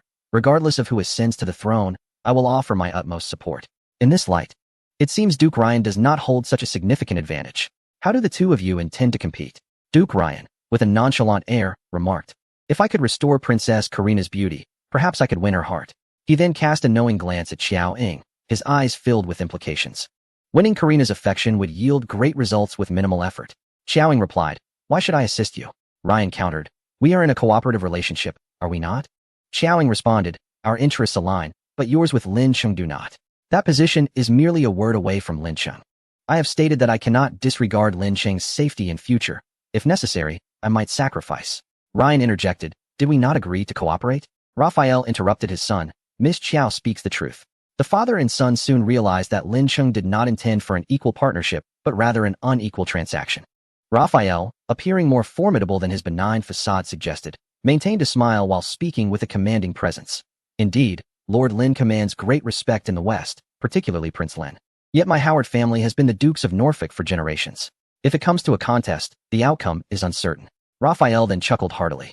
And the atmosphere lightened. Of course, we are here to achieve a win-win situation. As long as Lord Lin does nothing and remains at home, nurturing his relationship with his fiancée, continuing to decline visitors, we can achieve our mutual goals. Raphael took a briefcase from his assistant. I have brought the official seal. We can draft the agreement now. Whatever Lord Lin desires, we can fulfill once everything is settled. Lin Cheng remained silent, observing the others. The room fell into a sudden stillness, everyone sitting quietly, except for Qin Hanyue, an outsider, who continued to eat. Xiao Ying rested her hand on the table, spinning her cup. Raphael glanced at Qin Hanyue, who was engrossed in his meal, and sought to ease the tension. Let us dine first. We can converse while we eat. No need to rush. He picked up his chopsticks. At this moment, Lin Cheng spoke. The West remains under my jurisdiction. No one has the right to interfere. Naturally, Raphael promptly instructed his assistant to open the computer to draft the agreement. Lin Cheng continued. You may vie for favor and apply appropriate pressure on the king, but you must not endanger the king or his children. Raphael responded. We would not dare, even with 100 lives. Lin Sheng stated, if Duke Ryan is fortunate enough to successfully inherit the throne, I require half of your executive power. The father and son exchanged glances, their expressions shifting as the atmosphere tightened. Duke Ryan leaned back in his chair, adopting a relaxed posture. Yet he regarded Lin Sheng with a troubled expression. Lord Lin, you are placing me in a difficult position. Lin Sheng replied, I do not believe this to be excessive. I am merely securing a safeguard for myself, leaving an avenue of retreat. Ryan, it appears that Duke Lin lacks sincerity. He yearns for great power without wanting to endure the harshness of high places, and yet he has nothing to lose. Such fortune is rare in this world. Lin Sheng smiled faintly and informed them that it was they who needed to demonstrate sincerity. The throne is something he does not desire. Now, they seek to reclaim what he has dismissed, and they must take some action. It is akin to discarding a weapon, only for someone to wish to retrieve it.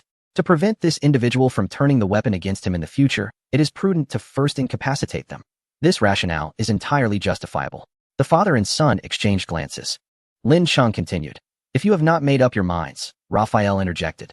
Indeed, a competitive dynamic has always existed between us, and the Duke's concerns are not without merit. Lin Sheng. So, you are in agreement? Raphael. I can acquiesce, but Duke Lin must also contribute. Additionally, regarding Princess Karina's regard, he glanced at Xiaoying.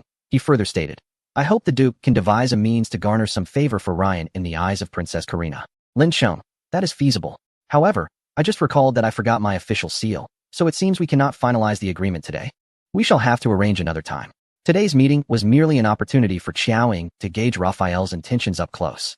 Lin Sheng harbored little faith in Ryan ascending to the throne, especially considering the possibility of Ryan's collusion with the shadows. He could not ascertain whether these two were genuinely Raphael and Ryan.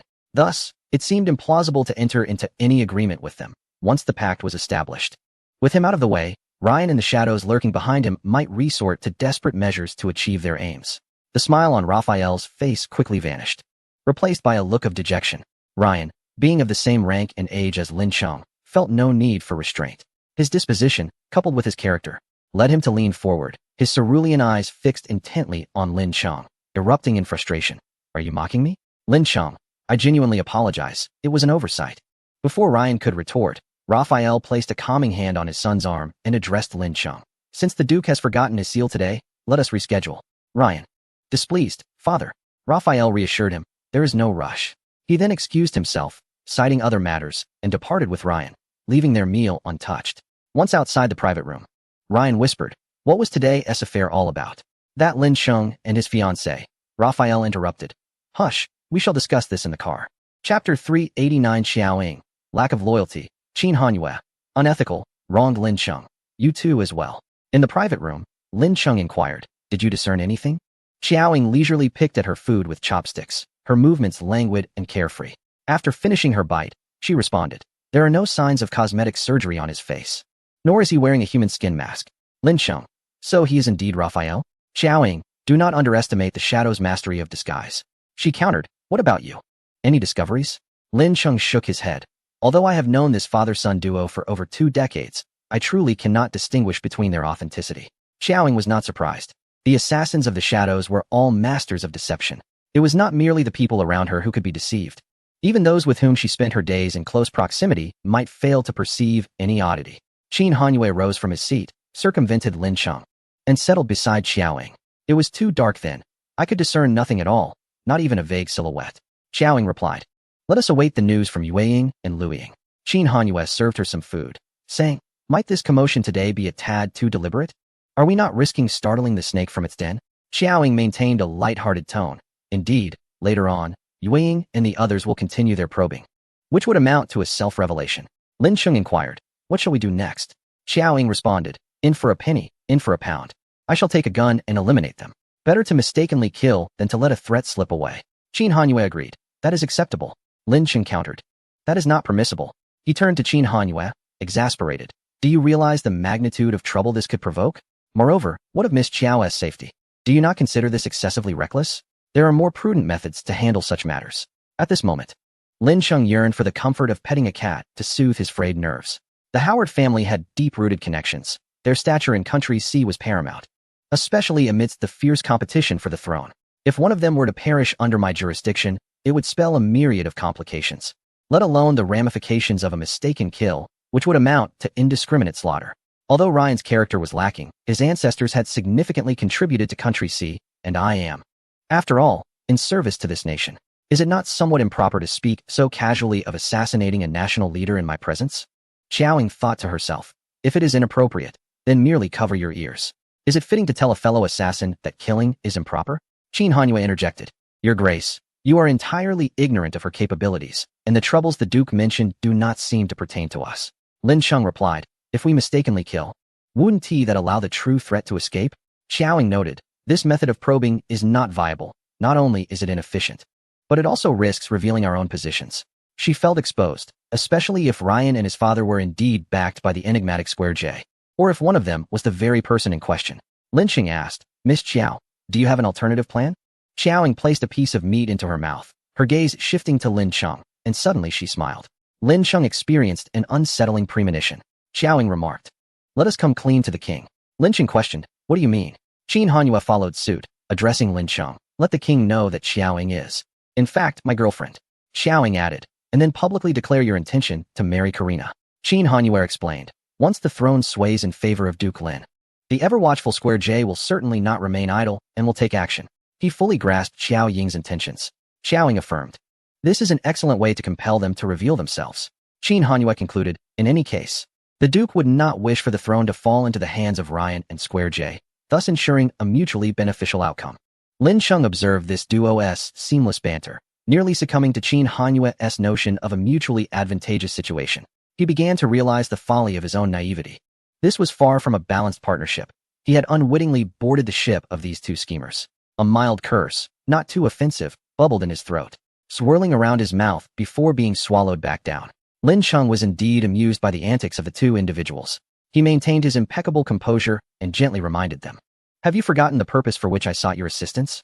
This was a blatant betrayal, as they only cared for their own interests. Upon hearing this, Xiaoying disregarded him entirely and turned to Qin Hanyue, suggesting, let us confess our actions.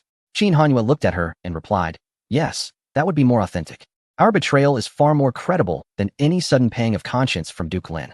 Lin Sheng was taken aback by their audacity, questioning how they could so shamelessly utter the phrase burning bridges in his presence. It dawned on him that they were aware of their treachery. Moreover, was sudden pang of conscience the appropriate term? Were they attempting to evoke the king's trust and affection, hoping to stir his guilt? Were they so willing to sacrifice themselves to further their own ends? Qin Hanyue continued to speak with Xiaoying, but his words were clearly directed at Lin Sheng. As a Duke of Country C, it is your duty to bear great responsibilities. How can you prioritize personal matters over the greater good? Your initial refusal to assist was commendable. Now, we should guide the Duke to recognize his errors, leading him back on the righteous path and allowing him to atone for his missteps.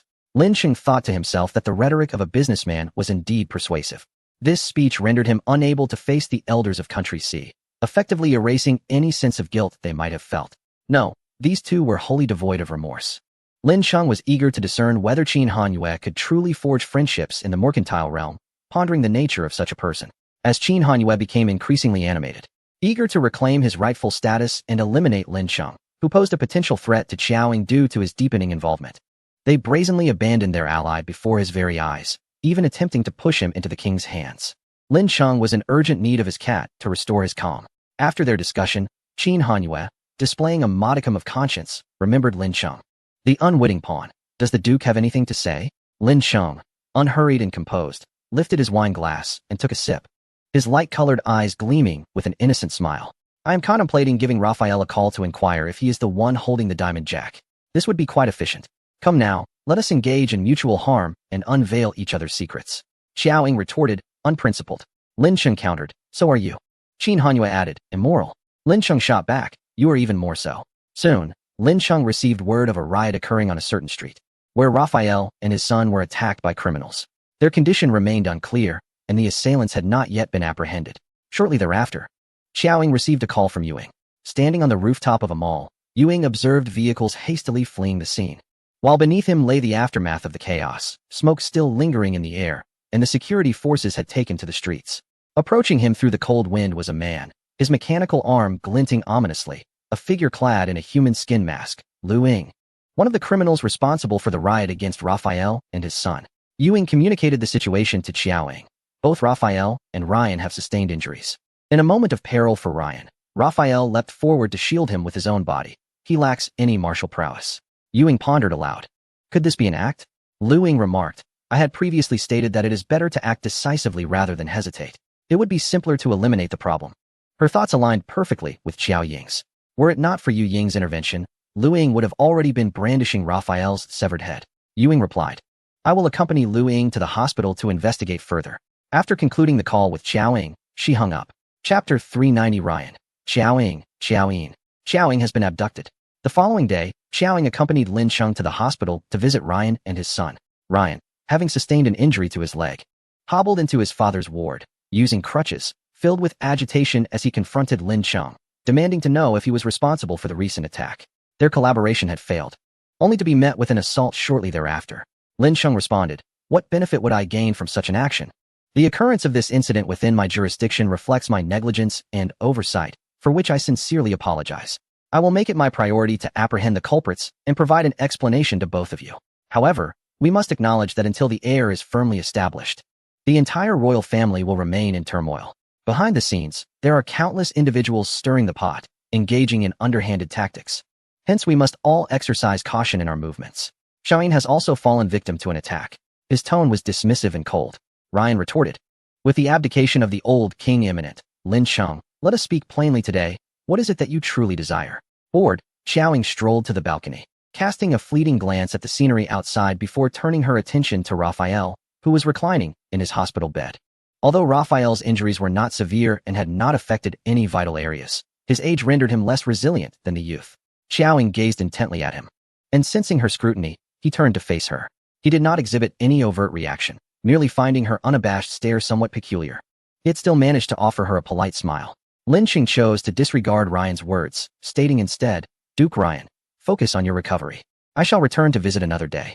Ryan pressed on, Lin Sheng, there are no outsiders here. There is no need for pretense.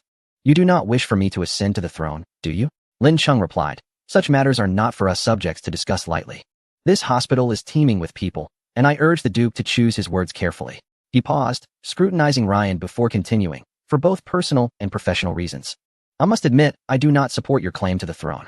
Therefore, our collaboration can only be realized once the dust has settled. Ryan gritted his teeth, his eyes flashing with malice. So you acknowledge that you were toying with us yesterday, and once everything has settled, do you truly believe you will still have the standing to make demands of us? Lin Sheng maintained a faint smile, his demeanor calm and composed as he replied. The prerequisite is that the Duke possesses the ability to strip me of my qualifications. As Ryan prepared to respond, he was interrupted by his father's voice. Miss Xiao, have you been staring at me for a reason? Is it my current appearance that seems haggard and unseemly? Both Ryan and Lin Sheng's attention shifted. Xiaoying offered. I studied medicine, specifically traditional Chinese medicine at university. Would you mind if I took your pulse, Duke Raphael? Raphael replied, Not at all, please do. He extended his hand. When Raphael set aside his sharp demeanor, he transformed into a charming gentleman, and with his glasses perched on his nose, he appeared all the more refined and amiable. Xiaoying approached the bedside, gently lifting Raphael's sleeve to take his pulse, her gaze naturally fixed upon his eyes. Raphael met her gaze without hesitation, expressing his curiosity about the traditional Chinese medicine culture of Huagua, noting how impressive it was that Miss Xiao had mastered such skills at a young age. However, Ryan, with a noticeable lack of his usual enthusiasm towards Xiaoying, coldly inquired, What did you find out, Miss Xiao? Xiaoying replied, His health is better than that of his peers, indicating he is likely engaged in regular exercise. There is some deficiency in his spleen and lungs, so he should rest more. His heartbeat and breath are steady, and his pulse is strong and vigorous. His physical condition surpasses that of others his age. Raphael added, Indeed, I run every day and have a fondness for swimming and golf. Ryan then issued an order to Lin Sheng, saying, My father needs rest. Duke, please take your leave. Xiaoying released Raphael's hand, stating, I shall not disturb any further. Just as Lin Sheng and Xiaoying were about to depart, the king arrived to visit Raphael and requested Lin Sheng to wait for him. Thus, Lin Sheng had no choice but to comply. He led Xiaoying downstairs. Lin Sheng asked, What did you discover while taking his pulse? Xiaoying responded, I was merely testing whether he would allow me to take it. Unfortunately, the shadow headquarters was destroyed and all the data was lost to the sea. Otherwise, I could have obtained Fang Pianjie's DNA. A comparison with Raphael's DNA would have revealed any alterations, Be it cosmetic surgery or gender reassignment, he could not have concealed it. Shortly after Lin Sheng and Xiao Ying reached the first floor, the king followed them down, leaving one to wonder about the feelings of the father and son, whose brief encounter had been hastily concluded upstairs. The king mentioned he had matters to discuss with Lin Sheng, prompting Lin Sheng to send Xiao Ying home first. In the hospital room, Ryan's voice softly broke the silence, calling out, "Xiao Ying, Xiao Ying." Seated in a chair, he spoke the two names slowly, his tone fading into the air. He recalled the scene from the state banquet when Xiao Ying danced with Qin Hanyue, who had stated she would only dance with her boyfriend. Initially, Ryan had believed Xiao Ying was merely avoiding dancing with him, only to realize she truly danced exclusively with her boyfriend. The details they shared indeed aligned in many ways. Yet how could he ascertain that she was Xiao Ying? Ryan posed the question to his father. Raphael replied, "I have already confirmed it." His gaze was fixed ahead, as if penetrating the pristine white walls, lost in thought. His expression inscrutable. Observing his father in this contemplative state, Ryan felt a profound difference in him, unlike any other time. "Father, what do you think Lin Sheng is truly after? Does he really go to such lengths to stage this charade to reject the royal family? Is there truly a man in this world who does not cherish power?" Ryan chuckled softly, adding, "Could it be that Lin Sheng is homosexual or has issues in that regard? Perhaps fearing exposure. He had to relinquish his claim to the throne and refrain from marrying Karina. Otherwise, I cannot fathom why Lin Sheng would refuse the throne and a woman as beautiful as Karina before her disfigurement." Ryan felt an intense imbalance within himself, as what he desperately sought was easily within Lin Sheng's grasp, and more infuriating was that Lin Sheng had discarded it so carelessly. If Lin Sheng truly had issues in that regard, it might have been somewhat easier for him to bear. "Father, should we not take action now? At the very least, we must diminish Lin Sheng's arrogance, making him aware that he does not hold dominion over Country C. If the king and Karina were to discover that Lin Sheng's fiancé is a fabrication, their discontent would only deepen. Raphael, regardless of their intentions or plans, we must devise means to create unforeseen circumstances, thereby disrupting their schemes." Leaning toward his father, Ryan lowered his voice. "Who do you believe we should target first?"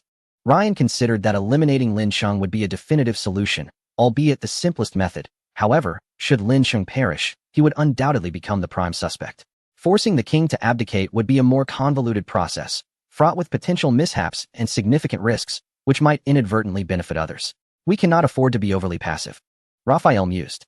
Then, casting a cryptic glance at his son, he added, "To disrupt their plans, we must indeed begin with them." Xiao Ying sat in the car returning to the ancestral castle, her eyes closed in contemplation. Suddenly, the vehicle screeched to a halt as two cars forcefully intercepted them, with two more appearing behind, effectively blocking their escape. From the two cars in front emerged a swarm of armed men. Who could have sent them? Remaining motionless in the back seat, Xiao Ying contemplated for a brief moment. Taking them down here would yield less amusement. So she complied with their demands and allowed herself to be taken. Chapter 391. Qin Hanyue deceived. Xiao Ying held at gunpoint having concluded his audience with the king. Lin Sheng returned home. Upon entering, he was met by Qin Hanyue striding toward him in the foyer. Before Lin Sheng could ponder the reason for Qin Hanyue's unusual enthusiasm, he noticed that Qin Hanyue's gaze had completely bypassed him, looking instead behind him. When he failed to see the person he sought, his expression shifted dramatically. He inquired, "Where is Xiao Ying? Did you not return together?" Confused, Lin Sheng soon learned that Xiao Ying, who was supposed to have arrived home by now, had not. Qin Hanyue produced his phone and dialed Xiao Ying's number, but there was no answer. Uncertain of her circumstances, he refrained from calling again. When Lin Sheng asked, the driver who had taken Xiao Ying had also not returned. Lin Sheng pondered, has she discovered something? Or has Raphael unearthed something? Did Raphael lay hands on Xiao Ying? Is he truly a member of the Square J? Or is he the very man himself? Lin Sheng. The king inquired whether Karina's appearance is connected to her. Could it be the king? Lin Sheng. I will send someone to investigate immediately. Do not fret.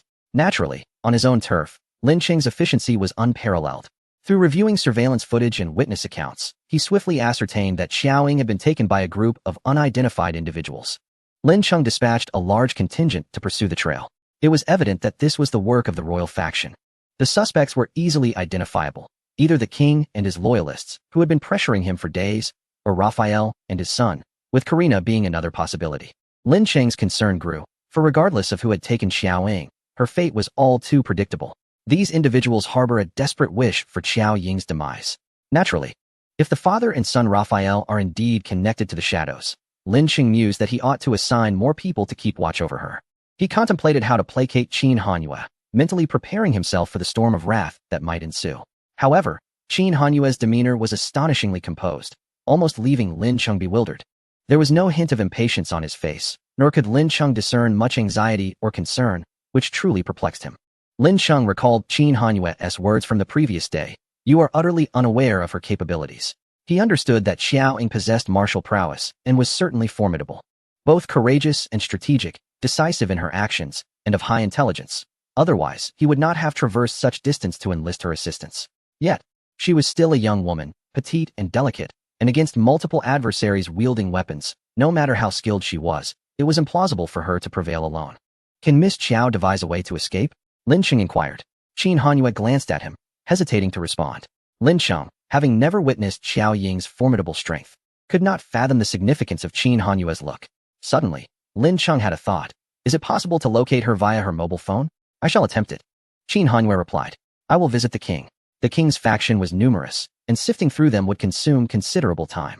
Moreover, without Xiao Ying's consent, it would be unwise for Lin Cheng to act impulsively on Raphael's side. Thus, he resolved to seek Karina and the king for assistance first. Patience. Let us wait for her, Qin Hanyue advised, subsequently reaching out to Yu Ying and the others. As long as it was not the Square J faction, any other individuals approaching Xiao Ying would only court disaster. Even those from Square J would find themselves powerless against her strength. However, as several hours passed without any word from Xiao Ying, Qin Hanyue's concern grew, fearing for her safety. At that moment, the king's envoy arrived. It was the king's steward, yet he sought not Lin Cheng, but Qin Hanyue, as the king wished to invite Qin Hanyue to dinner. Lin Cheng exchanged glances with Qin Hanyue. Could it be that the king's men had taken Xiao Ying? The king had just taken Lin Cheng away, leaving Xiao Ying to return home alone, which led to the subsequent incident, and now the king was inviting Qin Hanyue to dine. Yet, if the king intended to use Xiao Ying's safety as leverage, why not approach Lin Cheng instead? Why seek Qin Hanyue? Or did the king already know of Xiao Ying's true identity? Though Qin Hanyue was concerned for Xiao Ying, he was far from panicking and did not immediately follow. Instead, he inquired, does he require my presence for something specific? The steward replied, you will discover the matter upon your arrival. At that moment, Lin Cheng asked, has the king not yet returned? Indeed, he has not, the steward confirmed. Lin Cheng maintained his usual nonchalant tone, expressing no suspicion. I just parted ways with the king. He wishes to invite Mr. Qin to dinner. Why not allow me to convey this directly? The steward responded. The king has specifically sent me as a gesture of respect towards Mr. Qin and hopes for your gracious acceptance. Lin Cheng inquired, where shall the dinner be held? The steward mentioned the name of a hotel, adding, it is not far. Lin Cheng remarked, this hotel offers excellent cuisine. Since I am uncertain of my dinner plans tonight, I shall join you to partake. However, she was denied by the butler. Duke Lin, burdened with pressing affairs, was too preoccupied to attend to his cravings. What would the duke like to eat? I shall have it brought to him, he offered. Lin Cheng cast a glance at Qin Hanyue, who, without uttering a word, summoned Qin Yin and strode out. The butler reassured the duke, rest assured, Mr. Qin will return after his meal. With that, the butler followed Qin Hanyue outside. The hotel was not far from Lin Cheng's castle, a mere half-hour drive.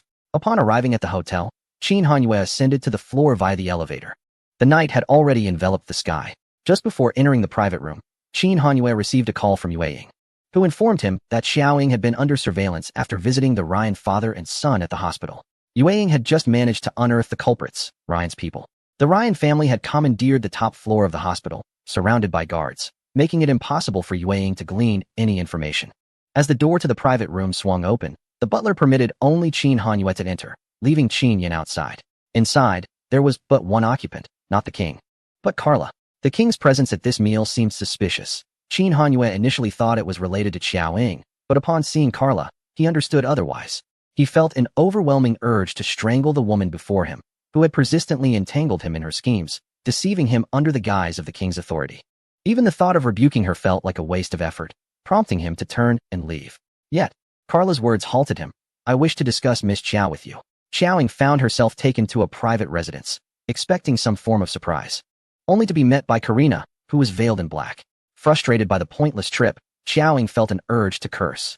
Karina stated, if you restore my face to its original state, I shall relinquish Lin Cheng to you. Xiao Ying parted her lips, contemplating a response, but ultimately refrained, unwilling to squander her words on this woman. Seeing Xiao Ying's indifference, Karina, who had been tormented for days, quickly lost her patience. You have brought this upon yourself, she exclaimed, seizing a gun from her subordinate. She stepped forward, pointing the weapon at Xiao Ying's head with a menacing glare. I shall grant you one final chance. If you do not restore my face today, I will turn you into a sieve. However, Neither the gun in her hand nor the henchman standing in the room managed to unsettle Xiao Ying. With a calm demeanor, she retorted, "Can you even use that? The safety is still on." In a fit of rage, Karina ripped away her veil, revealing a face that had worsened to an unrecognizable state. She was too afraid to gaze into a mirror, consumed by despair.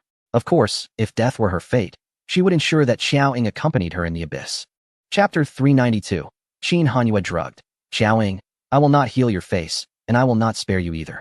Karina, in a frenzy, thrust the gun toward Xiao Ying's face. Her features twisted grotesquely, revealing her deteriorating mental state. Through gritted teeth, she threatened, "Do not think that because you have Lin Cheng's protection, I would hesitate to kill you. This is Country C. I am a princess of Country C. My father is the king. Even if I were to kill you here, no one would know, and Lin Cheng would be powerless to stop me." Under Karina's fiery gaze, Xiao Ying simply remarked, "Truly ugly." She disregarded the ominous barrel of the gun before her, turning to stride calmly towards the nearby sofa. A remark from Xiao Ying, calling her ugly, had successfully provoked Karina, pushing her to the brink of madness. "Stop right there. I command you to stand still. Do you hear me?" Karina's tone escalated from a reprimand to a furious roar. Throughout her life, no one had dared to defy her orders. This had cultivated a sense of superiority and self-centeredness in Karina. To her, commoners were inferior beings, and she could not tolerate any insubordination from those beneath her. No one had ever dared to challenge her, until Xiao Ying.